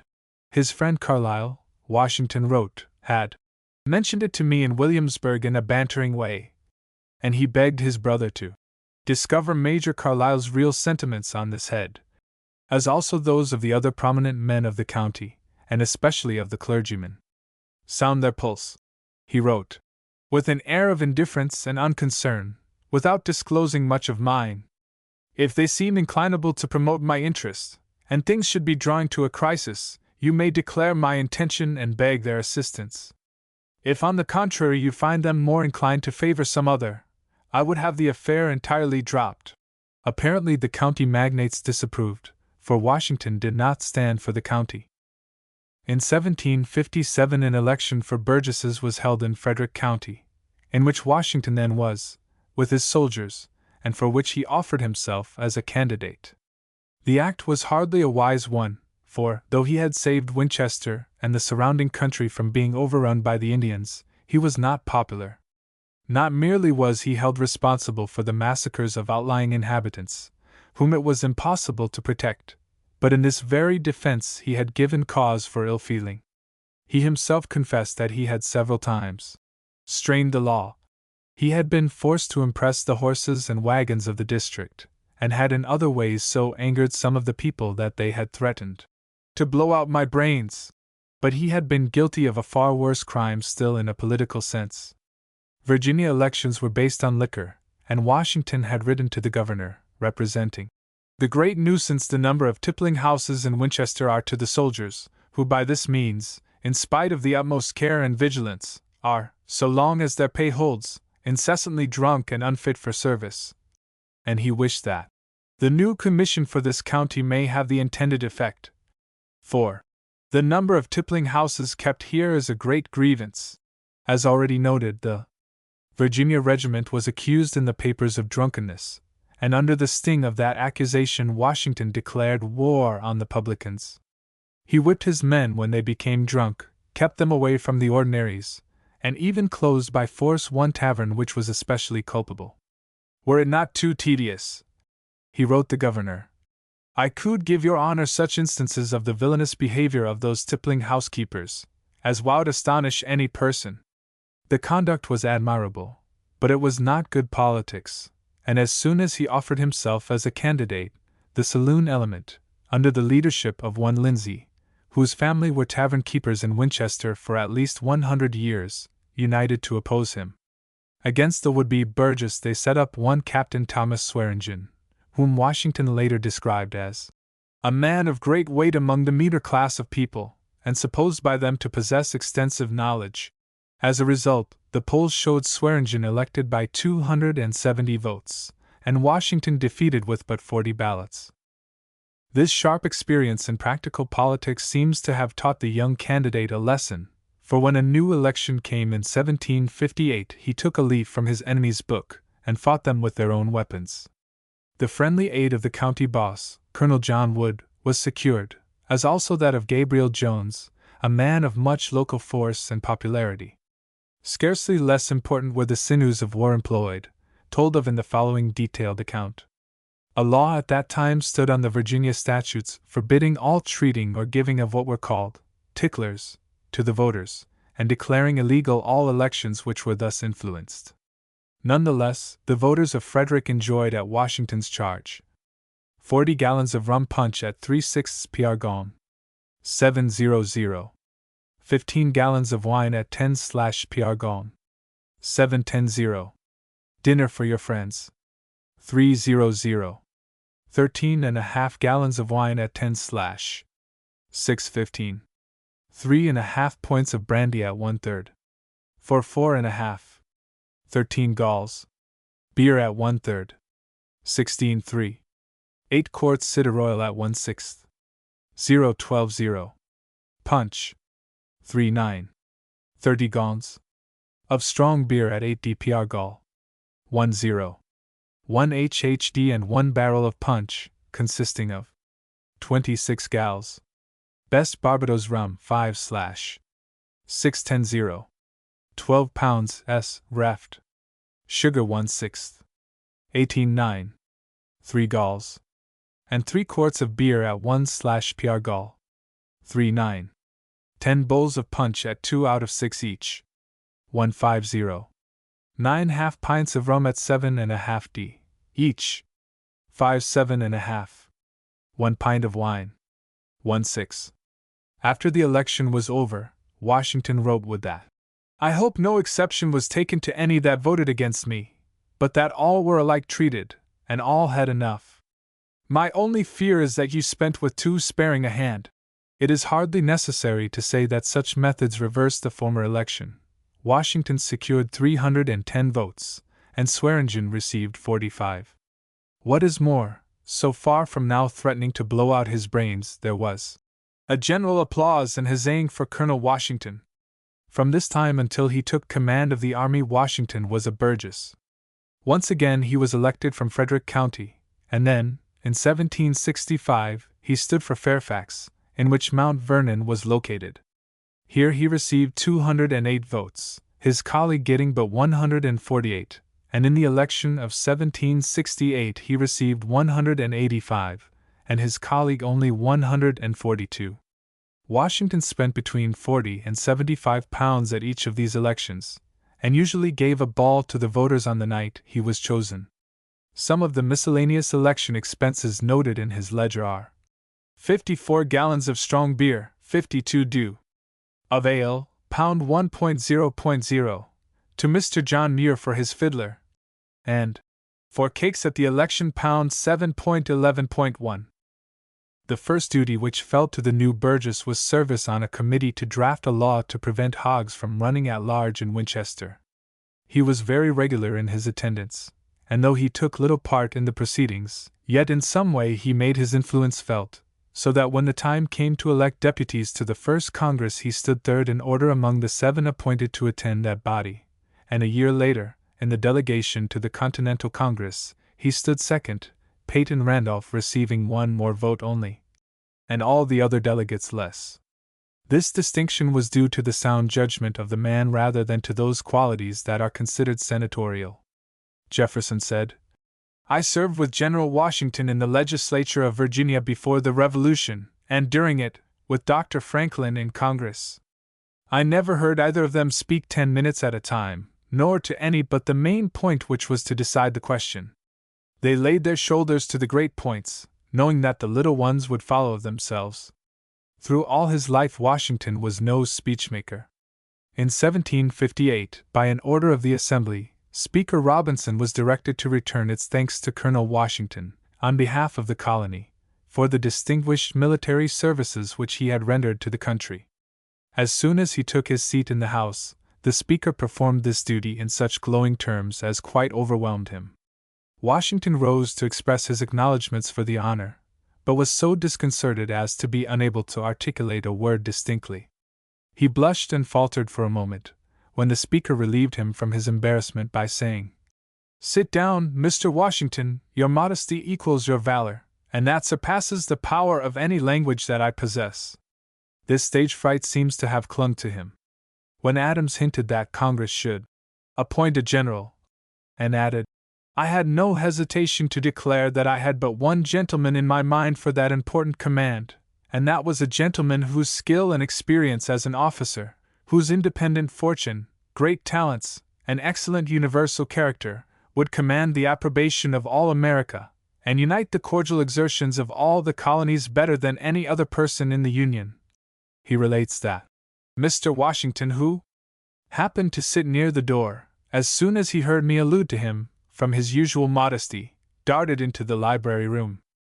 So, too, at his inauguration as president, Maclay noted that this great man was agitated and embarrassed more than ever he was by the leveled cannon or pointed musket. He trembled, and several times could scarce make out to read his speech, though it must be supposed he had often read it before. And Fisher Ames wrote, "He addressed the 2 houses in the Senate chamber. It was a very touching scene and quite of a solemn kind. His aspect grave, almost to sadness, his modesty actually shaking, his voice deep, a little tremulous, and so low as to call for close attention." There can be little doubt that this non-speech making ability was not merely the result of an aptitude, but was also a principle, for when his favorite nephew was elected a Burgess, and made a well-thought-of speech in his first attempt, his uncle wrote him, "You have, I find, broke the ice. The only advice I will offer to you on the occasion, if you have a mind to command the attention of the House, is to speak seldom, but to important subjects, except such as particularly relate to your constituents, and in the former case, make yourself perfectly master of the subject. Never exceed a decent warmth, and submit your sentiments with diffidence. A dictatorial style, though it may carry conviction, is always accompanied with disgust." To a friend writing of this same speech he said, "With great pleasure I received the information respecting the commencement of my nephew's political course. I hope he will not be so buoyed by the favorable impression it has made, as to become a babbler." Even more indicative of his own conceptions of senatorial conduct is advice given in a letter to Jack Custis, when the latter, too, achieved an election to the Assembly. "I do not suppose," he wrote, "that so young a senator as you are, little versed in political disquisitions, can yet have much influence in a populous assembly, composed of gentlemen of various talents and of different views. But it is in your power to be punctual in your attendance, and duty to the trust reposed in you exacts it of you, to hear dispassionately and determine coolly all great questions. To be disgusted at the decision of questions, because they are not consonant to your own ideas, and to withdraw ourselves from public assemblies, or to neglect our attendance at them, upon suspicion that there is a party formed, who are inimical to our cause, and to the true interest of our country, is wrong, because these things may originate in a difference of opinion. But supposing the fact is otherwise, and that our suspicions are well founded, it is the indispensable duty of every patriot to counteract them by the most steady and uniform opposition. In the Continental Congress, Randolph states, Washington was prominent, though silent. His looks bespoke a mind absorbed in meditation on his country's fate, but a positive concert between him and Henry could not more effectually have exhibited him to view than when Henry ridiculed the idea of peace when there was no peace, and enlarged on the duty of preparing for war. Very quickly his attendance on that body was ended by its appointing him general. His political relations to the Congress have been touched upon elsewhere, but his attitude towards Great Britain is worth attention. Very early he had said, "At a time when our lordly masters in Great Britain will be satisfied with nothing less than the deprivation of American freedom, it seems highly necessary that something should be done to avert the stroke, and maintain the liberty, which we have derived from our ancestors. But the manner of doing it, to answer the purpose effectually, is the point in question. That no man should scruple, or hesitate a moment, to use a s in defense of so valuable a blessing, on which all the good and evil of life depends, is clearly my opinion." When actual war ensued, he was among the first to begin to collect and drill a force, even while he wrote. Unhappy it is, though, to reflect that a brother's sword has been sheathed in a brother's breast, and that the once happy and peaceful plains of America are either to be drenched with blood or inhabited by slaves. Sad alternative! But can a virtuous man hesitate in his choice? Not till early in 1776 did he become a convert to independence, and then only by such flaming arguments as were exhibited at Falmouth and Norfolk, which had been burned by the British. At one time, in 1776, he thought, "The game will be pretty well up.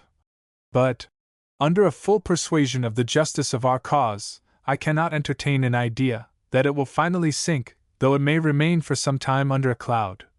And even in this time of terrible discouragement he maintained that nothing short of independence, it appears to me, can possibly do. A peace on other terms would, if I may be allowed the expression, be a piece of war. Pickering, who placed a low estimate on his military ability, said that, "Upon the whole, I have no hesitation in saying that General Washington's talents were much better adapted to the presidency of the United States than to the command of the armies." And this is probably true. The diplomatist Thornton said of the president that if his circumspection is accompanied by discernment and penetration, as I am informed it is, and as I should be inclined to believe from the judicious choice he has generally made of persons to fill public stations, he possesses the two great requisites of a statesman, the faculty of concealing his own sentiments and of discovering those of other men. To follow his course while president is outside of the scope of this work, but a few facts are worth noting. Allusion has already been made to his use of the appointing power, but how clearly he held it as a public trust is shown in a letter to his longtime friend Benjamin Harrison, who asked him for an office. "I will go to the chair," he replied, "under no pre-engagement of any kind or nature whatsoever.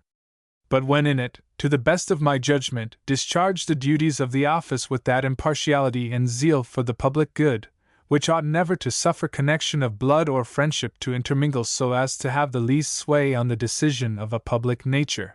This position was held to firmly.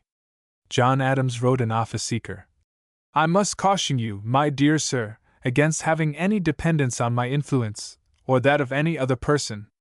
No man, I believe, has influence with the President. He seeks information from all quarters, and judges more independently than any man I ever knew. It is of so much importance to the public that he should preserve this superiority, that I hope I shall never see the time that any man will have influence with him beyond the powers of reason and argument." Long after, when political strife was running high, Adams said, "Washington appointed a multitude of Democrats and Jacobins of the deepest dye. I have been more cautious in this respect, but there is danger of proscribing under imputations of democracy some of the ablest, most influential, and best characters in the Union." In this he was quite correct, for the first president's appointments were made with a view to destroy party and not create it, his object being to gather all the talent of the country in support of the national government, and he bore many things which personally were disagreeable in an endeavor to do this. Twice during Washington's terms he was forced to act counter to the public sentiment. The first time was when a strenuous attempt was made by the French minister to break through the neutrality that had been proclaimed, when, according to John Adams, 10,000 people in the streets of Philadelphia, day after day, threatened to drag Washington out of his house and effect a revolution in the government, or compel it to declare in favor of the French Revolution and against England. The second time was when he signed the Treaty of 1795 with Great Britain, which produced a popular outburst from one end of the country to the other. In neither case did Washington swerve an iota from what he thought right, writing, "These are unpleasant things, but they must be met with firmness." Eventually the people always came back to their leader, and Jefferson sighed over the fact that such is the popularity of the president that the people will support him in whatever he will do or will not do, without appealing to their own reason or to anything but their feelings towards him. It is not to be supposed from this that Washington was above considering the popular bent, or was lacking in political astuteness. John Adams asserted that General Washington, one of the most attentive men in the world to the manner of doing things, owed a great proportion of his celebrity to this circumstance. And frequently he is to be found considering the popularity or expediency of courses. In 1776 he said, "I have found it of importance and highly expedient to yield to many points in fact, without seeming to have done it, and this to avoid bringing on a too frequent discussion of matters which in a political view ought to be kept a little behind the curtain, and not to be made too much the subjects of disquisition. Time only can eradicate and overcome customs and prejudices of long standing, they must be got the better of by slow and gradual advances." Elsewhere he wrote, "In a word, if a man cannot act in all respects as he would wish, he must do what appears best, under the circumstances he is in. This I aim at, however short I may fall of the end. Of a certain measure," he thought. "It has, however, like many other things in which I have been involved, two edges, either of which can be avoided without falling on the other." And that even in small things he tried to be politic is shown in his journey through New England, when he accepted an invitation to a large public dinner at Portsmouth, and the next day, being at Exeter, he wrote in his diary, "A jealousy subsists between this town, where the legislature alternately sits, and Portsmouth, which, had I known it in time, would have made it necessary to have accepted an invitation to a public dinner, but my arrangements having been otherwise made, I could not." Nor was Washington entirely lacking in finesse. He offered Patrick Henry a position after having first ascertained in a roundabout manner that it would be refused, and in many other ways showed that he understood good politics. Perhaps the neatest of his dodges was made when the French revolutionist Volney asked him for a general letter of introduction to the American people. This was not, for political and personal reasons, a thing Washington cared to give, yet he did not choose to refuse, so he wrote on a sheet of paper, "See, Volney needs no recommendation from Geo. Washington." There is a very general belief that success in politics and truthfulness are incompatible, yet, as already shown, Washington prospered in politics, and the Rev. Mason L. Weems is authority for the popular statement that at 6 years of age George could not tell a lie. Whether this was so, or whether Mr. Weems was drawing on his imagination for his facts, it seems probable that Washington partially outgrew the disability in his more mature years. When trying to win the Indians to the English cause in 1754, Washington in his journal states that he let the young Indians who were in our camp know that the French wanted to kill the half-king. A diplomatic statement he hardly believed, which the writer says, had its desired effect, and which the French editor declared to be an imposture. In this same campaign he was forced to sign a capitulation which acknowledged that he had been guilty of assassination, and this raised such a storm in Virginia when it became known that Washington hastened to deny all knowledge of the charge having been contained among the articles, and alleged that it had not been made clear to him when the paper had been translated and read. On the contrary, another officer present at the reading states that he refused to sign the capitulation because they charged us with assassination in it. In writing to an Indian agent in 1755, Washington was greatly enraptured, at hearing of his approach, dwelt upon the man's hearty attachment to our glorious cause, and his courage, of which I have had very great proofs. Enclosing a copy of the letter to the governor, Washington said, "The letter savors a little of flattery and but this, I hope, is justifiable on such an occasion." With his London agent there was a little difficulty in 1771, and Washington objected to a letter received, because there is one paragraph in particular in it, which appears to me to contain an implication of my having deviated from the truth. A more general charge was Charles Lee's.